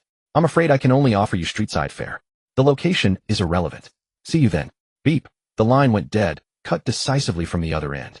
Jiang Zhe lowered the light computer, a sharp glint flashing in his eyes. As expected, Gu Qing was acutely attuned to military movements. The mysterious visitor Captain Chai Feng had received at the camp today, surely a representative of the Celestial Oversight Bureau. With that confirmed, tonight's dinner held tangible leverage. Jiang Zhe slipped back into his nanoweave suit and strode toward the staff lounge. Warm vapors of steaming food filled the air, several beer bottles already lay empty. Shi Gandang, Jiangshan, and Yu Wu were devouring their meal with ravenous haste. Boss. Shi Gandang sprang to his feet the moment Jiang Zhe entered. Sit, finish your meal. Jiang Zhe waved dismissively, pulled up a chair, and reached for an unopened beer bottle on the table, popping the cap and taking a long, steady draft. How was the haul? Tiring. How many units? Not too bad. We're used to it. Shi Gandang grinned, sheepishly scratching his head. I counted 4 tier 4, 12 tier 3. Matches the manifest exactly. Jiang Zhe nodded thoughtfully. Captain Chai's claim of volume proved accurate. No exaggeration involved. Yet, recalling the mountain of mutant carcasses piled high within cold storage unit 5, Jiang Zhe felt his temples throb. Another sleepless night loomed ahead. First the rendezvous with Gu Qing, then immediately upon return processing tonight's mutants for tomorrow's black market delivery. Since assuming this post, he hadn't slept a single night in peace. But the path had been his own choosing, and he would walk it to the end, teeth clenched, jaw unbroken. Yu Wu, noticing Jiang Zhe gripping the beer bottle in silence, quietly fetched a clean pair of chopsticks and extended them. Jiang Zhe snapped back to awareness, accepted the chopsticks, and murmured a quiet thank you. At that moment Jiangshan, flushed from drink, let out a belch and asked Supervisor. That military vehicle we returned, the passenger side door was completely gone. Has something major happened within the military? Could our shipment get entangled in it? Hearing this, Yu Wu's brows furrowed, not out of sympathy for Jiangshan's prattle, but concern for their collective safety. His gaze sharpened, fixed on Jiang Zhe. Jiang Zhe glanced at Jiangshan. Through thermal vision, he noted the subtle, telling acceleration in the man's heartbeat the instant those words left his lips. Setting down the bottle, Jiang Zhe laughed lightly. What are you imagining? I simply hadn't slept in days, drifted off while driving, and collided with rubble. Don't follow my example. Rest when you need to. Safety comes first. Jiangshan's eyes flickered briefly before he nodded vigorously. Yes, yes. Absolutely right, Supervisor. Rest is essential. Must take care of one's health. They exchanged a few more casual remarks about daily life. Sensing the moment ripe, Jiang Zhe feigned a yawn and rose. All right, finish up and head home early to rest. I'm turning in myself. Safe travels, Supervisor. Jiang Zhe stepped out of the processing center. He summoned an autonomous taxi via his light computer. The screen read Vehicle 1. 7 kilometers away. Estimated arrival 3 minutes. Leaning against a lamppost at the roadside, he waited in quiet stillness. Moments later, the throaty roar of a motorcycle engine approached, then receded swiftly into the night. Jiang Zhe tilted his head, slightly catching sight of the rider Jiangshan. Racing off so urgently. Was he reporting to someone? Whether he answered to Gu Qing would become clear at tonight's dinner. At the night market on 14th District, Old Street. Smoke rose from the barbecue grills, mingling with the aroma of cumin and grease rolling beneath the dim yellow lights. The crowd flowed, a cacophony of finger-guessing games, vendor shouts, and clinking bottles blending into one. Jiang Zhe chose a corner seat and sat down. He ordered 50 skewers of synthetic meat, some vegetables, and half a dozen bottles of iced beer. The owner noted the order and turned back into the smoke. Jiang Zhe pried open a bottle cap with one hand, tilted his head back, and downed nearly half the bottle in one gulp. The icy liquid slid down his throat, slightly dispelling some of the restlessness. The question now was how to proceed. From their last conversation, Gu Qing was a proud and rational man. Facing him, any disguise would be seen through instantly. He had to reveal his hand, but only part of it. Jiang Shan was that thorn. It had to be pulled out, or at least confirmed who held it. And then there was Lu Zongyuan's assignment. How to complete it without getting trapped himself. As he pondered, Jiang Zhe's gaze gradually lost focus. The days of maneuvering and fighting had kept his nerves taut. Lu Zongyuan's task, the Shadow Eater crisis, Jiang Shan's identity, the black market channels. Every matter required calculation, every word demanded thought. In this corner filled with the smoke of mortal life, exhaustion surged like a tide, and the surrounding clamor seemed to fade away. Wake up! A cold, clear voice suddenly sounded from across the table. Jiang Zhe snapped back to reality, assuming a defensive posture. Gu Qing had somehow already appeared standing across from him. Dressed in a pure black trench coat, even at this street-side stall, he stood perfectly upright. Officer Gu. Jiang Zhe relaxed and stood up. Sorry, I was lost in thought and didn't notice you arrive. Gu Qing pulled out a folding chair and sat down directly without any disdain. Seems like you're not having an easy time either. A small processing center can exhaust someone like you to the point of sitting in a daze. Hey, the processing center is fine, just some manual labor. Jiang Zhe grabbed a plastic cup and filled it with beer for Gu Qing. It's other matters, the ones that strain the mind. Oh, Gu Qing didn't touch the cup. So that's why you called me today? Just then the owner brought a plate of grilled meat to the table. Once the owner walked away, Jiang Zhe gestured around them. Officer Gu, it's noisy here. Should you turn on that device of yours? What I'm about to say shouldn't be overheard. Gu Qing smiled, pulled a small black metal case from his pocket, placed it on the table, and pressed a switch. The sounds of finger guessing and vendor shouts were instantly sealed off. Looks like you're ready to share some big news. Gu Qing picked up the cup and took a sip. Hope it's worth my trip. What I want to say, Officer Gu, aren't you already clear about it? Jiang Zhe met Gu Qing's gaze. We should have been to the same place today, shouldn't we? Gu Qing set down the cup, said nothing, and just looked at Jiang Zhe. Jiang Zhe didn't look away, letting that gaze fall on his face. After a few seconds, Gu Qing let out a light laugh. Perhaps, but I am curious how you ended up at the Qishao military camp. As far as I know, Sun Dazhuang isn't close to Chai Feng. I took over Old Sun's position. The line was cut, so I had to find a way to reconnect or open a new one. Jiang Zhe picked up a skewer of grilled meat, took a bite, and chewed slowly. He didn't rush to speak. Only after swallowing the meat did he look up. But more than that, I admire Officer Gus' methods. What methods? Gu Qing feigned ignorance. I just hired an employee named Jiang Shan. A veteran, sharp-minded. Jiang Zhe put down the skewer and took another drink. When I came back from the camp today, my car door was broken, and he kept probing about military matters. At that moment, I wondered if an ordinary porter was a bit too sensitive about military movements. And Jiang Zhe paused, looking into Gu Qing's eyes. His timing was too perfect. Right when I took over the processing center and was most short-handed. Officer Gu, whose man is he? Gu Qing listened, showed no anger at being exposed, but nodded instead, admitting frankly, he's my man. The admission was so straightforward that Jiang Zhe was momentarily stunned.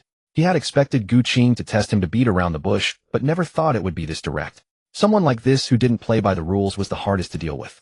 Gu Qing tore off a piece of grilled meat, swallowed it, and continued, originally, it was just an observation post, or a liaison, when necessary. I believed that with your ability you'd find him sooner or later, and then through him come to me. I just didn't expect you to be so impatient. I can't afford not to be. Jiang Zhe gave a bitter smile. Seeing the bottle was empty, he casually opened another and filled his cup. I didn't expect things to happen so suddenly either. Who would have thought that just going to negotiate a deal would almost cost me my life? Gu Qing raised his cup in a toast to Jiang Zhe. So can we talk business now? Who do you represent? Kunlun Industries, Lu Zongyuan. Jiang Zhe raised his cup as well. Clink. The two glasses gently collided, producing a crisp sound. Gu Qing took a sip of beer and set down the cup. I believe you on this. After all, deceiving me carries only risk and no reward, and you don't seem like someone who makes a losing deal. But I'm very curious. How did you manage to gain a foothold in Kunlun Industries in just a few days, even becoming Lu Zongyuan's mouthpiece? Officer Gu overestimates me. Jiang Zhe's expression remained unchanged. I'm just a convenient component. Component. Gu Qing repeated the word. A very accurate positioning. But you have to be careful, oh, components wear out easily. Especially in Lu Zongyuan's hands. Thank you for your concern, Officer Gu. Jiang Zhe accepted it calmly. Of course I understand the risks involved, but that's also why I dared to come to you so openly. Kunlun Industries already knows about the Shadow Eater. Lu Zongyuan's intention is that the conglomerate is willing to help deal with it. Help deal with it. Gu Qing stared at Jiang Zhe. Since when did those merchants at Kunlun Industries become so responsible? Before I answer, I want to confirm one thing. Jiang Zhe clasped his hands together. How far has the situation developed? Today at the camp, Captain Chai said he could handle it, but even his adjutant was infected. Officer Gu, what level of threat do you think this thing is? Jiang Zhe paused, his tone growing heavier. At this level, even the conglomerate can't stay out of it. If Donghai City truly falls into chaos, Lu Zongyuan has no choice but to care. Gu Qing leaned back in his chair and was silent for a moment. He swirled the glass in his hand, watching the golden liquid form a vortex. The mottled neon lights of the night market cast shadows on his face, making it look obscure. After a long while he finally spoke, slowly uttering an ambiguous phrase. It's both big and small. It's both trivial and monumental. Jiang Zhe toyed with the empty glass in his hand, his brows furrowing slightly. Officer Gu, now is not the time for riddles. Gu Qing smiled, pointing at the leftover grilled meat on the table. Trivial, because the thing itself isn't powerful. Once it matures, its body temperature signature becomes glaringly obvious. Even a civilian thermal imager can pick it out from a crowd with a single scan. Targeted elimination, no difficulty at all. And the monumental part? The monumental part lies in. Gu Qing's smile faded. It has an incubation period. Jiang Zhe's fingers instinctively tightened around the cup's rim. An incubation period? Exactly. The Celestial Works Department dissected dozens of samples, and the conclusion was unanimous. Before it fully matures, the host's body temperature, heartbeat, blood indicators, even the genetic sequence, everything remains normal. Thermal imaging is useless, and genetic screening can't establish a model without a comparison database. Gu Qing leaned back in his chair, sighing. It's like a virus. It's not afraid of being discovered, it's afraid of you not being able to find it. The comrade who fights alongside you today could, while you sleep tonight, use your bones as utensils. The crux is we don't know how many it has already infected by the time we find the first case. Jiang Zhe felt a chill run down his spine. If that were the case, lockdowns and screenings would become a farce. Unless the entire city's tens of millions were locked down in isolation, it would be a hole that could never be patched. No wonder Lu Zongyuan was so eager to get involved. If this wasn't handled properly, the entire Donghai City would be doomed. Jiang Zhe took a deep breath, forcing himself to calm down. Since that's the case, what can Kunlun Industries do? Or rather, what does the Celestial Adjudication Bureau need from the conglomerate? Gu Qing smiled faintly and countered. How much resources can you mobilize? Jiang Zhe was silent for a moment. Lying was pointless. Bragging about his authority in front of someone like Gu Qing would only make him look ridiculous. Lu Zongyuan's exact words were all necessary resources. Jiang Zhe spread his hands, admitting candidly. But Officer Gu, you also know just how much substance that phrase actually holds. Only the heavens know. It could mean the conglomerate's entire guard force, or it could just be a verbal pat on the back. Gu Qing looked at Jiang Zhe and clapped his hands. Excellent. If you had boasted to me just now about mobilizing half the conglomerate, I would have gotten up and left. Jiang Zhe smiled, seizing the opportunity to lay out his own chips. Although my authority isn't certain, I can act as a liaison. As long as Officer Gu provides a clear target direction, I can go to Lu Zongyuan to negotiate. Shifting his tone, Jiang Zhe directly stated his bottom line. Officer Gu, you must have heard about the recent friction between the Equality Society and Kunlun Industries, right? Of course. Gu Qing raised an eyebrow. What did Lu Zongyuan send you here just for this? Can't hide anything from you. Jiang Zhe admitted generously. The conglomerate is willing to share the pressure of the Shadow Eater on the condition that the Celestial Adjudication Bureau turns some of its attention to the Equality Society. Jiang Zhe knew very well in his heart that Lu Zongyuan's core mission was diverting the trouble. Judging from Gu Qing's attitude, now the Celestial Adjudication Bureau and the Crimson Dawn Army were too overwhelmed by the Shadow Eater to trouble the conglomerate in the short term. That left only the unknown Equality Society. Gu Qing tapped his fingers lightly on the table, pondering for a moment. I will submit a joint operation application to the Bureau.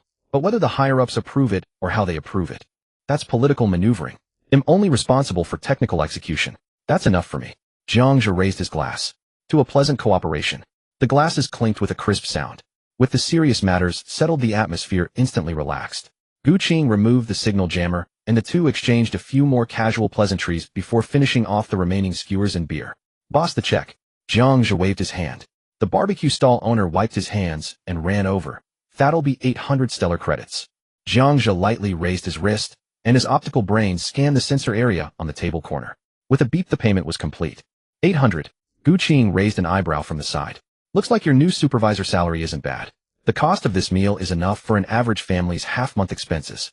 Being able to invite the esteemed analyst Gu to grace me with your presence, spending 800 stellar credits, is not only not a loss, but rather a bargain. Jiang Zhe put away his optical brain and replied with a smile. Then, glancing at the leftover bamboo skewers on the table, he remarked with a strange sense of melancholy. But to be honest, this world is pretty twisted. Sometimes a human life isn't worth as much as these strings of synthetic meat. Since the Zerg invasion war 30 years ago, the ecology of the Federation's various star domains suffered a devastating blow. Natural livestock were nearly extinct, and now only the wealthy can afford them. Gu Qing stood up, straightened the hem of his trench coat, and quipped casually indeed. But you don't need to worry about that now. After all, you've made it big. You've got a skilled little cook at home who not only handles meals, but also follows you to work as a secretary. Occasional indulgences like this are fine. Jiang Zhe was about to stand up, but his body froze. He looked up at Gu Qing's calm face and forced a smile. Officer Gu, jokes like that aren't funny. A joke? Gu Qing suddenly leaned down, pressing a hand on Jiang Zhe's shoulder, lowering his voice to a near whisper. That celestial pivot optical brain worth 2 million. Isn't it a bit too extravagant for an assistant? Jiang Zhe's pupils constricted sharply. Gu Qing's voice continued to drill into his eardrums. Jiang Zhe, you're generous, but I still have to remind you of one thing. The backdoors in military-grade quantum cores are more numerous than you imagine. With that, Gu Qing straightened up, shoved his hands into his pockets, turned, and melted into the vast night. Jiang Zhe stood rooted to the spot, watching Gu Qing's back disappear, the smile on his face fading bit by bit until it turned icy cold. The night wind blew, bringing a chill. Gu Qing even knew such detailed things about Su Xiaoye. Would Lu Zongyuan not know? Jiang Zhe's heart suddenly clenched. If Lu Zongyuan had investigated more thoroughly than Gu Qing, then had Su Xiaoye's cracking of the silver bracelet and eavesdropping on the conversation between Lu Zongyuan and Chunru already been exposed? Was the Equality Society's curtain call plan also under Lu Zongyuan's control?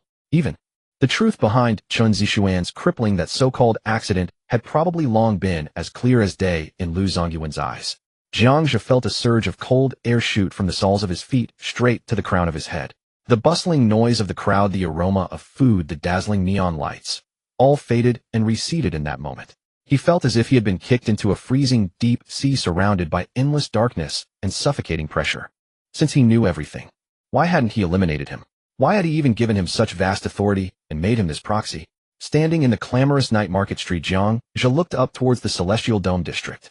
On that high platform at the pinnacle of power, a pair of murky, yet shrewd old eyes were watching him with keen interest. The car sped through the night. Leaning against the back seat, Jiang Chun watched the neon lights receding rapidly outside the window, his face expressionless. He was gradually figuring things out. Lu Zongyuan's intention was clear. He only valued Jiang Chen's ability to disrupt the situation. The consortium needed a bait to jump out of the chessboard voluntarily, drawing the firepower of the Heavenly Scrutiny Bureau and the Equality Society. Those in power cared little about the thoughts of their tools. As long as it bought the consortium time to lie low and develop, even grinding this pawn to dust was acceptable. A surge of rage at being toyed with rose within Jiang Chun, but reason quickly suppressed it. It didn't matter. As long as the secret of his devouring ability remained undisclosed, he wasn't at a dead end yet. Since it was a game of chess, let's see who survives until the end. At 1 in the morning, the processing center was empty. Jiang Chun walked straight to the No. 5 cold storage. A beep sounded. The authorization passed, and the heavy alloy door slid open silently, releasing a wave of white, cold mist. Jiang Chun stepped inside and locked the door behind him. Thermal vision activated instantly. The world in his vision transformed into a landscape of varying color temperatures.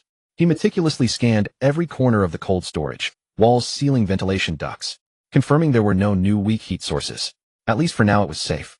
Only then did Jiang Chun turn his gaze to the center of the cold storage.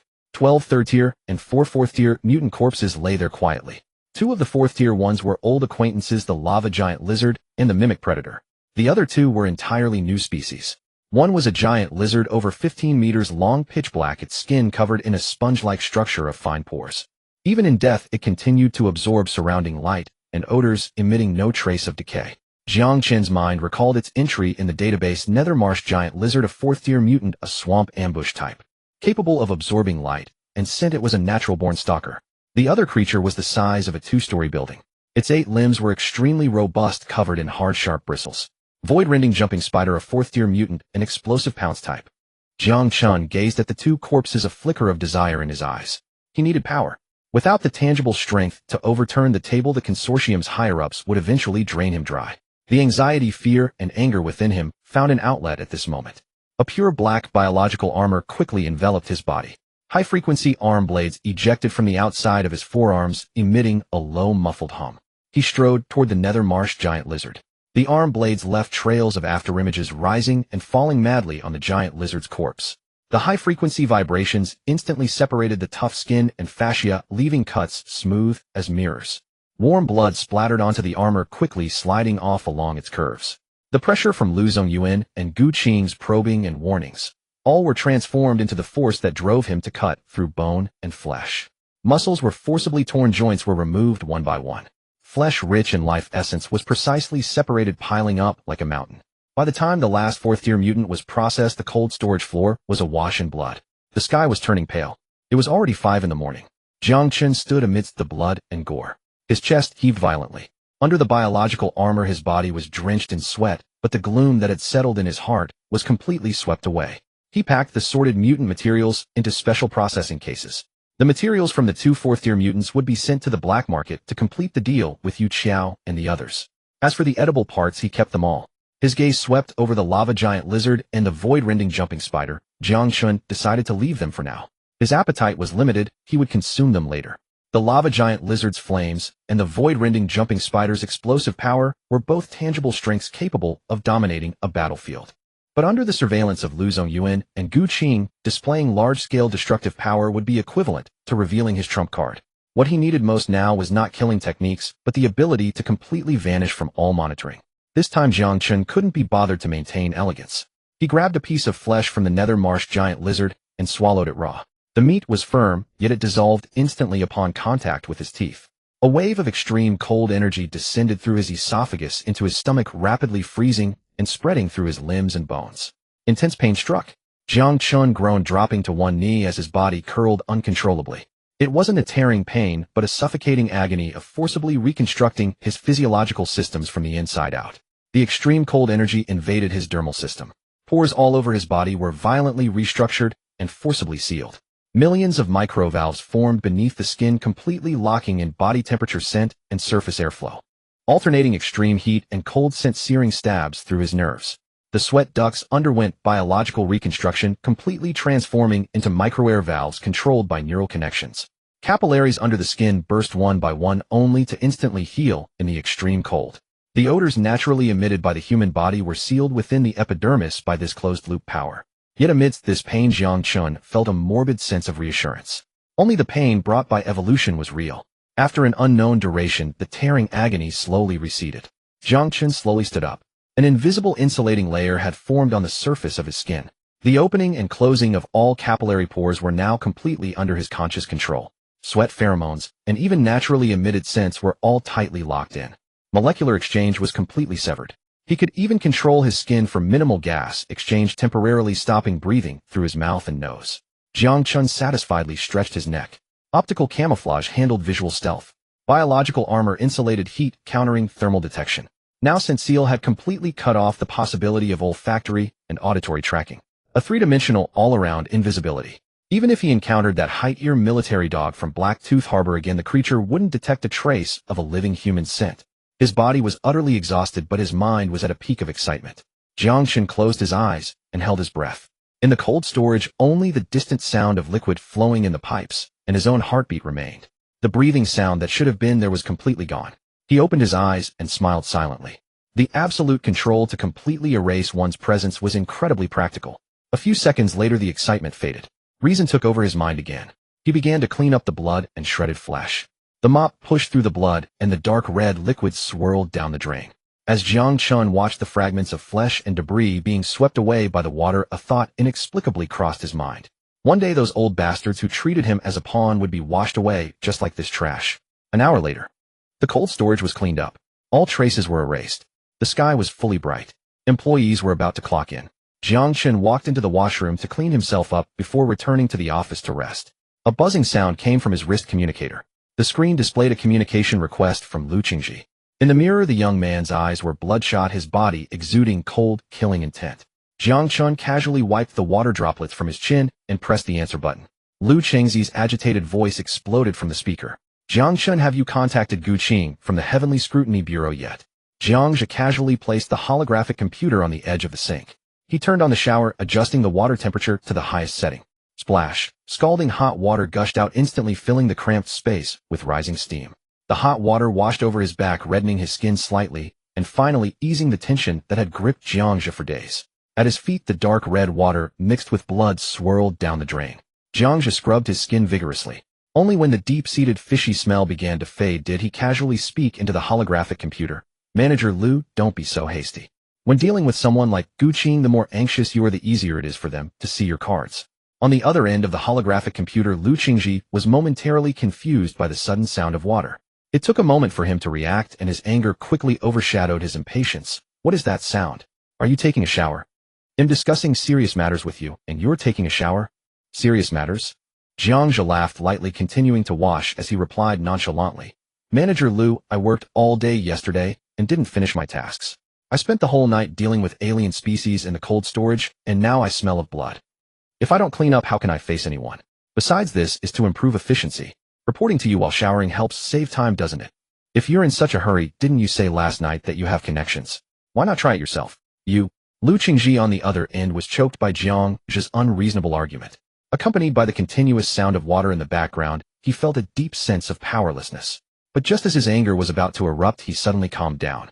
No, this kid was deliberately provoking him. Since yesterday in Lu Lao's study, Jiang Zhe had been testing his limits step by step. Every time he thought he had hit rock bottom, Jiang Zhe would push further down. What was the goal? To make him lose control, to make a mistake, and then lose value in front of Lu Lao. Lu Qingji clenched his fists, but his voice remained steady. All right, Jiang Zhe, you're quite something. But don't forget that Lu Lao assigned us this task, not for you to just talk nonsense here. Lu Lao wants progress. Jiang Zhe tilted his head back, letting the hot water wash over his face. Don't worry, I've already talked to Gu Qing. He's more troubled by the situation regarding Shadow Eater than we imagined. Just treat that thing as a new type of undetectable parasitic virus. The current Tianjin division will agree to cooperate. Jiang Zhe paused, his tone firm, but this will take time to ferment. Whoever loses their patience first will be the loser. Lu Qingji remained silent for a moment, seemingly weighing the pros and cons, while the sound of water from Jiang Zhe's side continued to echo. Did he mention any conditions? What resources does he need? No specific resources yet, but to prevent the Tianjin division from counter-infiltrating, I need something. Jiang Zhe wiped his face dry and said lightly, Gu Qing is quite sensitive about communication security. If you don't want our conversation to end up on the Tianjin division's desk, you'd better get me a military-grade jammer. A moment of hesitation came from the holographic computer. A jammer. That's something controlled by the military. Even internal applications within the consortium are complicated, and I don't have any in stock. Manager Liu, Jiang Zhe interrupted directly. If the process is complicated, that's your problem. Lu Lao said you would fully cooperate with my work. If something goes wrong, will you take responsibility? Heavy breathing was heard from the other end of the communication. Understood. Lu Qingji practically squeezed the words out through clenched teeth. I'll get it to you before tonight. Beep. Beep. The communication was angrily hung up from the other side. Jiang Zhe continued to stand under the shower for 5 more minutes until he confirmed there was no lingering odor on him before turning off the water. The world finally quieted down. Jiang Zhe casually grabbed a towel and wrapped it around his waist, looking at his calm reflection in the mirror. Just a day ago, Lu Qingji could still decide his life or death. Now he could only seethe in frustration on the other end of the line. Holding the initiative in his hands, though just an illusion, still brought reassurance. Returning to the supervisor's office. Before taking a short nap in the office chair, Jiang Zhe sent a message to Li Wei attaching photos of the 4 Tier 4 alien materials. Help me estimate the price. After sending the message, exhaustion surged over him like a tide, and Jiang Zhe closed his eyes, instantly falling into a deep sleep. He didn't know how long it had been. The processing center gradually became noisy as a new day began. Knock knock. The crisp sound of knocking pulled Jiang Zhe from deep slumber. Come in. Su Xiaoya pushed the door open and saw Jiang Zhe's sleepy face, feeling a twinge of pity. Boss, you didn't come back all night again. Were you busy all night? Jiang Zhe rubbed his swollen temples and nodded perfunctorily. Make me a cup of coffee. Okay. Su Xiaoya nodded obediently and turned to the coffee machine in the corner. As the sound of coffee beans grinding filled the air. While operating the machine with her back to Jiang Zhe, Su Xiaoya said, by the way, boss, the 2 arrangements you wanted for old Lease in turn have arrived. Do you want to meet them? Leaning back in his chair, Jiang Zhe closed his eyes to rest. No need, just handle it as you see fit. Did you learn how I conducted the last interview? As the last drop of liquid fell, a rich roasted aroma spread through the air. Su Xiaoya turned around, holding the steaming coffee. You mean? To ask him about the specific details in his resume, and judge what kind of person he is, whether he lies right. Exactly. Jiang Zhe took the coffee, took a sip, and added, just 2 interns, or as long as they are honest and hardworking, I don't need them to be highly skilled. I got it. Watching Jiang Zhe drink coffee, Su Xiaoya stood by the desk, twisting her fingers nervously, looking as if she wanted to say something, but hesitated. Jiang Zhe took another sip and said, is there anything else? Just say it. Boss, didn't you give me that medicine a while ago? My mom is feeling better. Su Xiaoya said cautiously, I was thinking of taking her to the hospital for a full checkup in the next few days. Jiang Zhe's hand holding the coffee cup froze. The Central Hospital. The place with the highest foot traffic in Donghai City. It is also the best breeding ground for the spread of Shadow Eater. He fell silent for a moment, and set the cup down. Go later. Su Xiaoya was stunned, but Jiang Zhe looked at her, sighing inwardly. Su Xiaoya was currently his main source of intelligence, and her mother was her soft spot. Nothing could go wrong. Let's go later, Bits. Not very safe right now. Not safe. Su Xiaoya's obedient demeanor instantly faded, her eyes sharpening. She instinctively took a step forward and lowered her voice. Boss, what happened? Is someone targeting us? Or is there something wrong with that Yu Qiao?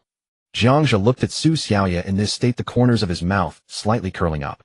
Don't be nervous, it's not directed at us. It's just that the city has been a bit chaotic lately, and something may happen. If you need any medicine, make a list for me, and I'll think of a way. Su Xiaoya, seeing Jiang Zhe speak so seriously, felt a bit worried, but still nodded obediently. Okay, I understand, boss. She paused and added, Boss, if there's anything I can help with, just call me anytime. Take good care of your mom, and do your job well. Jiang Zhe shifted the topic. By the way, Li Mei resigned yesterday. The logistics department needs a clerk. You can recruit one when you have time. No rush, the standards are the same as for interns, just make sure they're clean. Su Xiaoya keenly sensed the implications behind the words resigned, but she wisely didn't ask further, just nodded in agreement. Okay, I will. Just then Jiang Zhe's wrist holographic computer vibrated. It was the estimated price from Li Wei. Ghostly marsh giant lizard, low market demand, estimated value after decomposition is 2 million. Rift jumping spider, strong explosive power, high versatility 5 million. Jiang Zhe glanced at the estimates, and he gained some clarity regarding the evening's transaction. Turning off the holographic computer, he looked at Su Xiaoya, who was still standing by the desk. All right, go ahead and get busy. Yes, boss. Su Xiaoya nodded and turned to leave. Just as she reached for the doorknob, Jiang Zhe's voice called out again from behind. By the way, if you see Jiang Shan outside, have him come to my office.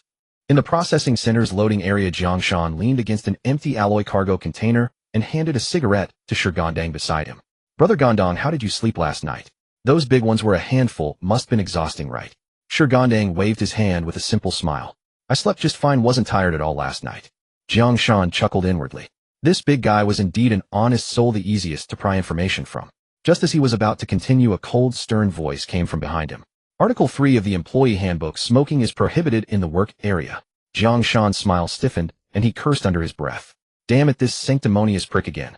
If it weren't for their shared history and uniform, head have taught this blockhead how to navigate the real world. Reluctantly, he stuffed the cigarette back into its pack, and was about to retort when a slender figure hurried toward him from the corner of his eye. Jiang Shan. Su Xiaoya walked straight up to him, ignoring the tense atmosphere. Hey, Assistant Su, what's up? The boss wants you in his office. Jiang Shan's heart skipped a beat. What does he want me for? But he quickly plastered a smile on his face. Sure thing, Assistant Su, I'll head right over. Su Xiaoya nodded and turned away. The smile on Jiang Shan's face faded, rapidly replaced by a creeping unease. Why is Jiang Zhe looking for me? Could it be I've been found out? But last night when I reported to Officer Gu, he told me to carry on as usual, said there was nothing wrong. These desk jockeys never tell the truth. With a churning heart, Jiang Shan arrived at the supervisor's office, took a deep breath, and raised his hand to knock. Knock, knock. Enter. Jiang Shan pushed open the door and immediately spotted Jiang Zhe lounging in the spacious office chair. His eyes were closed as if asleep. Yet in the entire office, Jiang Shan couldn't sense the presence of another person. No sound of breathing, no heartbeat. As a former scout, his instincts screamed a frantic warning. The Jiang Zhe before him seemed to have merged seamlessly with his surroundings. A primal fear rooted in his very biology shot up his spine and slammed into his mind. Supervisor, you wanted to see me. Jiang Shan's Adam's apple bobbed as his voice involuntarily lowered. Jiang Zhe still kept his eyes shut, not opening them, and asked calmly, don't you know? Boom. Jiang Shan's mind went completely blank. He knows. He knows after all. 1,000 thoughts, begging for mercy, fighting back, playing dumb, flashed through his mind. In the end, the will to survive prevailed. His facial muscles stiff, Jiang Shan forced out a rigid smile. Sup? Supervisor, how would I know if you don't tell me? I just got here. Without your word, how could I possibly know what it's about? The office fell into a dead silence. Each second felt like an eternity. Just as Jiang Shan's psychological defenses were about to crumble, Jiang Zhe's voice rang out again. Don't understand. I thought some things didn't need to be said for you to have a clue. Jiang Shan's heart pounded wildly. But Jiang Zhe casually waved his hand, still with his eyes closed. All right, since you don't know, forget it. Get back to work. Huh? Jiang Shan jerked his head up, his face full of questions. That's it. Jiang Zhe waved his hand again, without uttering another word. Thoroughly bewildered, Jiang Shan backed out of the office, pulling the door shut behind him. Standing in the hallway, he realized his back was completely drenched. What the hell was that all about? He didn't dare linger and strode quickly toward the processing center's main entrance. Where are you going? Yu Wu's voice sounded behind him. Jiang Shan fumbled the cigarette pack out of his pocket, his hands trembling. Going out for a smoke. Coming. Yu Wu wrinkled his nose in disgust and turned to head to his post. Jiang Zhe jogged all the way and ducked into a small alley outside the processing center. Leaning against a wall covered in graffiti, he frantically dialed Gu Qing's encrypted line. Beep. Beep. No answer. Answer. Damn it, answer. Jiang Zhe cursed under his breath, pacing anxiously. You people are all too eager to use a man like a dog, but when trouble hits you play dead. Just as he was about to hang up and redial, the line finally connected. What is it? Officer Gu. I think I've been exposed. Jiang Zhe lowered his voice and rapidly recounted everything that had just happened in the office. He was definitely testing me. The feeling was off. He didn't have the aura of a living person. I served 5 years as a scout and never saw anything like it. He sat there like a corpse. What kind of monster are you having me watch? Calm down, Jiang Zhe. Everything's normal now. You're safe. Safe, Fei. Jiang Zhe was nearly losing control. Do you big shots have any clue what it's like on the front line? Stop talking in riddles, all of you. If this keeps up, I quit. I'm requesting a transfer. Gu Qing on the other end paused for a moment, then chuckled softly. Don't worry. You'll be fine. Just do your job as a loader. Some things will become clear when it's time for you to know. Alright, keep contact to a minimum to avoid exposure. Beep. The line was cut off. Jiang Zhe stood frozen, clutching his optical brain. After a long moment, he slammed his fist hard against the wall. He slid down to sit against the wall, lit a cigarette, and took a deep drag. The harsh smoke made him cough, tears streaming from his eyes. He suddenly felt that taking on this mission had been a colossal mistake. Inside the supervisor's office, Jiang Zhe slowly opened his eyes and rubbed his temples. The practical effect of the chi concealment technique was even better than he had imagined. An experienced scout was already doubting himself. However, judging from Jiang Zhe's reaction just now, Gu Qing hadn't told him about their meeting last night. That was good. A messenger kept in the dark was far more useful than a clever person who knew the full picture. Under Lu Zongyuan's surveillance, having an extra contingency plan couldn't hurt. The day's work ended with everyone nursing their own thoughts, and as night fell over Donghai City, another world began to stir. At the Moulin Rouge, in the top-floor private booth, Yu Qiao lounged sideways on a single sofa, a slim cigarette held between her fingers, her silver-white hair gleaming coldly under the lights. Across from her, Ghost Hand and Black Shark sat facing each other. Ghost Hand, did you find anything? Black Shark asked curiously. Ghost Hand, shrouded in a gray cloak, said nothing, merely shaking his head gently. Yu Qiao parted her crimson lips, exhaled a smoke ring, and spoke lazily. 2 days wasted, huh? Then why did you hold me back that day? Black Shark's face stiffened, and he let out a dry chuckle without rebuttal. He raised his empty glass and shouted toward the booth's door, bring some wine. His voice was loud and piercing. Yet from the hallway outside, the boisterous music and laughter still faintly drifted in, but no one responded to his call. Waiter, where the hell are you? Black Shark yelled again, but the silence outside remained unbroken. At almost the same instant, Black Shark, Ghost Hand, and Yu Qiao tensed up, their gazes sharpening. Something's wrong. Supervisor Jiang. Is that you? Yu Qiao stubbed out her cigarette, her eyes sweeping every corner of the room. Always pulling this trick, isn't it fun? Ghost Hand's withered hands had already gripped the short blades hidden in his sleeves. Black Shark meanwhile grabbed his heavy pistol, its muzzle tracking across the empty space. In the silence, a soft laugh abruptly rang out among the three. Good evening, everyone. To their horrified astonishment, the light on the single sofa beside Yu Qiao twisted and warped.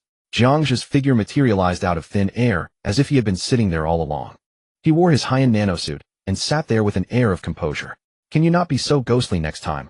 Yu Qiao frowned, a flicker of wariness in her slit pupils. What did you do? Can't the people outside hear us? Jiang Zhe pulled out a small black metal box and casually shook it. A little gadget. For the security of our conversation. After all, what we're about to discuss is classified. Before the three could fully compose themselves, Jiang Zhe raised his right hand and casually waved it behind the sofa. With a momentary distortion of light in the air, a massive metal material crate slammed onto the expensive carpet without warning, producing a dull thud. Sorry, space is limited in your place, so I can only drop one for now. The colossal alloy material crate crashed onto the carpet with a dull thud that sent a tremor through the hearts of the three underworld magnates. Black Shark's eyes, as large as bronze bells, were not fixed on the crate, but on the unremarkable silver-white ring adorning Jiang Zhe's left hand. He had glimpsed it before, but his mind had never wandered in that direction. A spatial storage device. The word slammed into his brain, leaving him frozen for 2 seconds before the realization dawned. A spatial device. A hoarse voice shattered the silence. Ghost Hand, shrouded beneath his cloak, leaned forward slightly, his voice laced with an uncontrollable tremor. It seems Director Jiang's origins are far more formidable than we imagined. This is not something one could obtain merely by replacing Sun Dazhuang. Only Yu Qiao remained reclined on the sofa. Yet her narrow vertical pupils contracted sharply, the crimson shadow at the corners of her eyes growing more bewitching. The cigarette between her fingers froze, its smoke rising in a straight, unwavering line. She knew Jiang Zhe was no ordinary man, but she hadn't expected him to be extraordinary to this extent. Jiang Zhe observed their loss of composure, a flicker of doubt surfacing in his mind. Hadn't Li Wei said that an ordinary spatial device cost only around 5 million star coins? For figures like these who had firmly established themselves in the black nest market, such a sum should be trivial. He asked openly, "What's the matter? Don't you have one?" This question struck harder than the crate that had fallen from nowhere. Black Shark and Ghost Hand exchanged a glance across the room, their eyes filled with absurdity. "Don't have one." He said it as casually as asking if someone had eaten. "Director Jiang, you must be joking." Black Shark let out a dry chuckle. "These things are all snapped up within the top circles. If one occasionally appears on the black market, it's bid up to an astronomical price. Scum like us scrabbling in the gutters have no right to touch them." Ghost Hand remained silent, but his silence itself was an acknowledgement. So that's how it was. Jiang Zhe understood now. The scarcity Li Wei spoke of was at this level. But how to repay the favor Gu Qing had extended was a matter for another day. For now he had to see this current game through. Jiang Zhe waved his hand, dismissively drawing everyone's attention back to the matter at hand. "I see. Enough of that. Let's talk business." He pointed at the metal crate on the floor. "My goods have arrived. Boss Black Shark, Mr. Ghost Hand, what about the intelligence you promised?" The more nonchalant Jiang Zhe appeared, the more unfathomable he seemed in the eyes of Yu Qiao and the other two. This could only prove one thing in the eyes of the force behind Jiang Zhe: spatial devices were nothing rare. Yu Qiao, observing the situation, took the initiative to break the deadlock. "Black Shark, Ghost Hand, I've already given my intelligence. It's your turn." Black Shark's face stiffened, his Adam's apple bobbing as his eyes darted around. Seeing this, Yu Qiao let out a lazy, light laugh. Yu Qiao, observing the situation, took the initiative to break the deadlock. "Black Shark, Ghost Hand, I've already given my intelligence. It's your turn." Black Shark's face stiffened, his Adam's apple bobbing as his eyes darted around. "The Scythe Squad of the Equality Society has targeted a batch of biological agents from Kunlun Industries at Blacktooth Port, and the Hammer Squad is planning an attack on Kunlun's mid-level convoy." Even as he finished, he felt a burning shame. Yu Qiao let out a snort of derision, too dismissive to even comment. Such information, purchasable from any intelligence broker, was hardly worth mentioning. Her attitude nearly drove Black Shark to overturn the table, but the thought of the batch of fourth-tier materials in the crate forced him to swallow his fury. Jiang Zhe, expressionless, turned his gaze to the gray cloak on the other side. "Mr. Ghost Hand, and you." The withered hand beneath Ghost Hand's cloak moved slightly, and a notification tone chimed from Jiang Zhe's optical brain. An encrypted message had been sent. Jiang Zhe opened it, his eyes brightening slightly. "Target Pigeon, a mid-level cadre of the Equality Society's Donghai City branch. Contact code The Long Night is ending. Dawn has not yet come. Activity area Nameless Bar, District 13. A specific name, location, and code." The value of this intelligence was clearly a cut above Black Shark's vague generalities. "Mr. Ghost Hand, a hidden talent indeed." Jiang Zhe looked up, offering a sincere compliment. "Your intelligence is of great value." A sinister dry laugh came from beneath the cloak. Ghost Hand was quite satisfied with this outcome, and immediately pressed his advantage. "Since my intelligence is the most valuable, this crate of goods should rightfully be mine, shouldn't it?" Yu Qiao took a sip of her wine and smiled without a word. But Jiang Zhe shook his head directly. "I'm sorry, Mr. Ghost Hand.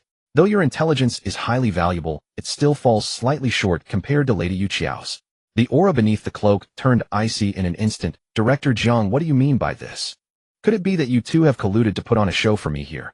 Yu Qiao set down her glass, a trace of mockery flashing in her vertical pupils. "Ghost Hand, your suspicions are bigger than your courage. When Black Shark was probing you earlier, you held back and refused to speak. Now that you've come up short, you start throwing accusations. If you can't handle it, get out." Ghost Hand's hands clenched suddenly, a cold glint flickering beneath his cloak as he seemed on the verge of an outburst. Yet Yu Qiao remained reclined on the sofa, taking another sip of her wine, as if enjoying a drama that had nothing to do with her. "Gentlemen." Jiang Zhe's voice was not loud, but it firmly subdued the tension in the room. "This is no collusion. I can only tell you this: should Lady Yu Qiao's intelligence be disclosed within this room, everyone present, myself included, could face mortal danger." As his words fell, Black Shark and Ghost Hand both turned to look at Yu Qiao, their eyes filled with shock and suspicion. Danger. Intelligence that could endanger even those who lived on the edge of a knife. No wonder she had managed to establish a den of luxury like the Red Mill in the Black Nest market in just a few short years. Yu Qiao, enduring their gazes, silently cursed Jiang Zhe's ancestors. This bastard had thrust her into the spotlight with just a few words. One day she would make him understand that her favors were not so easily taken advantage of. Jiang Zhe ignored Yu Qiao's warning glare and looked directly at Ghost Hand. "However, Mr. Ghost Hand's intelligence is indeed rare. How about this? I will personally provide another 4th-tier mutant corpse to be channeled exclusively through your network as an additional premium. As his words fell, Ghost Hand's impending fury dissipated like smoke. Another one. That meant at least 2 4th-tier mutants, counting the one in the crate. No, he had promised to bring 2 today, which meant, Director Jiang Zhe, how much stock do you actually have? Black Shark, unable to suppress his greed, blurted out. Jiang Zhe smiled, but did not answer Black Shark's question. Silence often sparked more imagination than words. He walked straight to the material crate and pressed the unlock button. PSSHH. With the sound of air pressure releasing, the heavy lid slowly swung open. A thick, bloody stench instantly filled the entire private room. Space is tight here, let's inspect the goods first. Jiang Zhe stepped back half a pace to clear the view, his gaze sweeping over the 3's greedy expressions. Lady Yu Qiao and Mr. Ghost Hand, who would like to go first? Before Yu Qiao and Ghost Hand could speak, Black Shark's gruff voice rang out first. Manager Jiang, since this batch of goods isn't for me, let me handle the rough work of inspection. He grinned, flashing what he thought was a naive smile. Let me take a look to see what this 4th-tier mutant is really made of. Next batch, Manager Jiang, you've got to think of me first. Black Shark's words gave Yu Qiao and Ghost Hand an out, while securing his own involvement, ensuring he wasn't completely shut out. In the black market, face is earned by one's own efforts. As long as you're still in the game, you're not out. Ghost Hand leaned back slightly, a tacit approval. To him, as long as the goods were genuine, who inspected them didn't matter. Yu Qiao shot Black Shark a glance, her red lips parting. Be gentle, don't damage my property. Black Shark laughed heartily, rubbing his calloused hands together as he strode briskly toward the massive alloy processing container. The thick scent of blood excited him, and he licked his lips. Ghost Hand stared at Black Shark's back, a sudden thought crossing his mind. Would this brute try to pocket something during the inspection? The thought flickered and vanished. Doing something so petty in front of everyone. Black Shark wasn't that foolish. He shifted his gaze to Yu Qiao. He found her staring at Jiang Zhe, her eyes holding something he couldn't decipher. A spatial ring and that little box that blocked our conversation. If I'm not mistaken, it's a military-grade ripple suppressor. Yu Qiao paused, her narrow vertical pupils fixed on Jiang Zhe's face. Spatial gear is priceless on the black market, and a military suppressor. That's a strictly controlled contraband item by the Federation, hard even for us to get. Manager Jiang, it seems the military really values you. You're not just a processing center manager. You're practically the military's golden child. Jiang Zhe smiled, composed, as he picked up the wine bottle on the table and refilled Yu Qiao's empty glass. The amber liquid swirled in the cup, reflecting his fathomless eyes. The private room fell silent for a few seconds, broken only by the faint sound of wine flowing. He had no intention of answering that question directly. The spatial ring was from Gu Qing, and the suppressor was extorted from Lu Qingji. The forces behind these items were too tangled. Using the Red Sky Army's banner as a bluff was convenient, and there was no need to explain too clearly. But since Yu Qiao had brought it up publicly, she clearly wasn't letting it slide easily. In that case, better to cover an old riddle with a new one. Madam, you flatter me. They're just tools of the trade, nothing worth mentioning. Jiang Zhe set down the bottle and shifted the topic. What amazes me, though, is your reach, madam. I don't know much about the black nest market. Could you enlighten me? Before Yu Qiao could answer, Ghost Hand, who had been silent, let out a sinister chuckle. Manager Jiang, that comes at a different price. Oh. Jiang Zhe looked at the gray shadow, intrigued. What do you want? That depends on what you want to know. Jiang Zhe raised his glass, took a gentle sip, his gaze seeming to pierce the walls, looking out at the chaotic steel anthill beyond. I'm just curious. Has anyone in the black nest market recently been acting different from before, like strange, rigid, or even not quite alive? Ghost Hand frowned beneath his cloak. What kind of nonsense question was that? In a place like the black nest market, there were drug-addled junkies and cybernetic madmen whose minds had shattered from failed body mods every day. Not quite alive, people were a dime a dozen. This information wasn't worth a thing, it wasn't even intel. Manager Jiang, if you want to hear stories about lunatics, I can tell you all night. Ghost Hand snorted, thinking Jiang Zhe was mocking him. Before he could figure out Jiang Zhe's intent, Yu Qiao sat up straight. Her lazy vertical pupils contracted into needlepoints fixed on Jiang Zhe, her voice tinged with rare tension. They've already spread to the black nest market. Ghost Hand froze. They? What was they? He looked from Yu Qiao to Jiang Zhe, an invisible wall forming between them. Inside that wall was a secret they both knew while he stood shut out. A strange unease and restlessness crept over him. Yu Qiao was a shrewd and often reckless woman. If something made her show such an expression, it was no small matter. Could there be something threatening the entire black nest market? Beneath his cloak, Ghost Hand instinctively tightened his grip on the short blade in his sleeve. What the hell is it? His voice was colder than usual, laced with barely contained irritation. What are you two playing at? Yu Qiao and Jiang Zhe exchanged a glance, neither answering Ghost Hand's question. Just then, heavy footsteps broke the oppressive silence. Damn, this is good stuff. Really good stuff. Black Shark stomped back, his hands covered in the dark green slime of the nether marsh giant lizard. He was cursing, but his face was filled with awe. This lizard's scales are perfectly preserved. Hardly any damage. The tendons are still tough, and the energy activity is at least 90% intact. If this is made into armor, attacks below the 4th tier would be nothing but tickles. Black Shark plopped back into his chair, rattling the glasses on the table. He noticed Ghost Hand's restless demeanor and was taken aback. Ghost Hand, what's up with you? You look like you've seen a ghost. How's the inspection? Yu Qiao cut in immediately, forcibly steering the conversation back, though her peripheral vision never left Jiang Zhe. Black Shark smacked his lips, his initial excitement giving way to dissatisfaction. The goods are good, but... He whirled around to glare at Jiang Zhe, his voice rising an octave. Manager Jiang, this giant lizard isn't complete. The heart, spinal cord, and most importantly the energy core, all gone. What's this? Buying the box and returning the pearl. Black Shark slammed the table. We don't care about the meat, but those core materials are the real treasure. Without the core, this thing's value is cut at least in half. The high cost of 4th tier mutants came not only from their unbreakable hides, but also from the energy crystals and high-energy organs they contained. Those were key materials for crafting gene serums and energy weapons. Yu Qiao's gaze sharpened at this. She had been looking for a chance to gain leverage over Jiang Zhe, and this was a perfect opening. Manager Jiang, this lacks sincerity, doesn't it?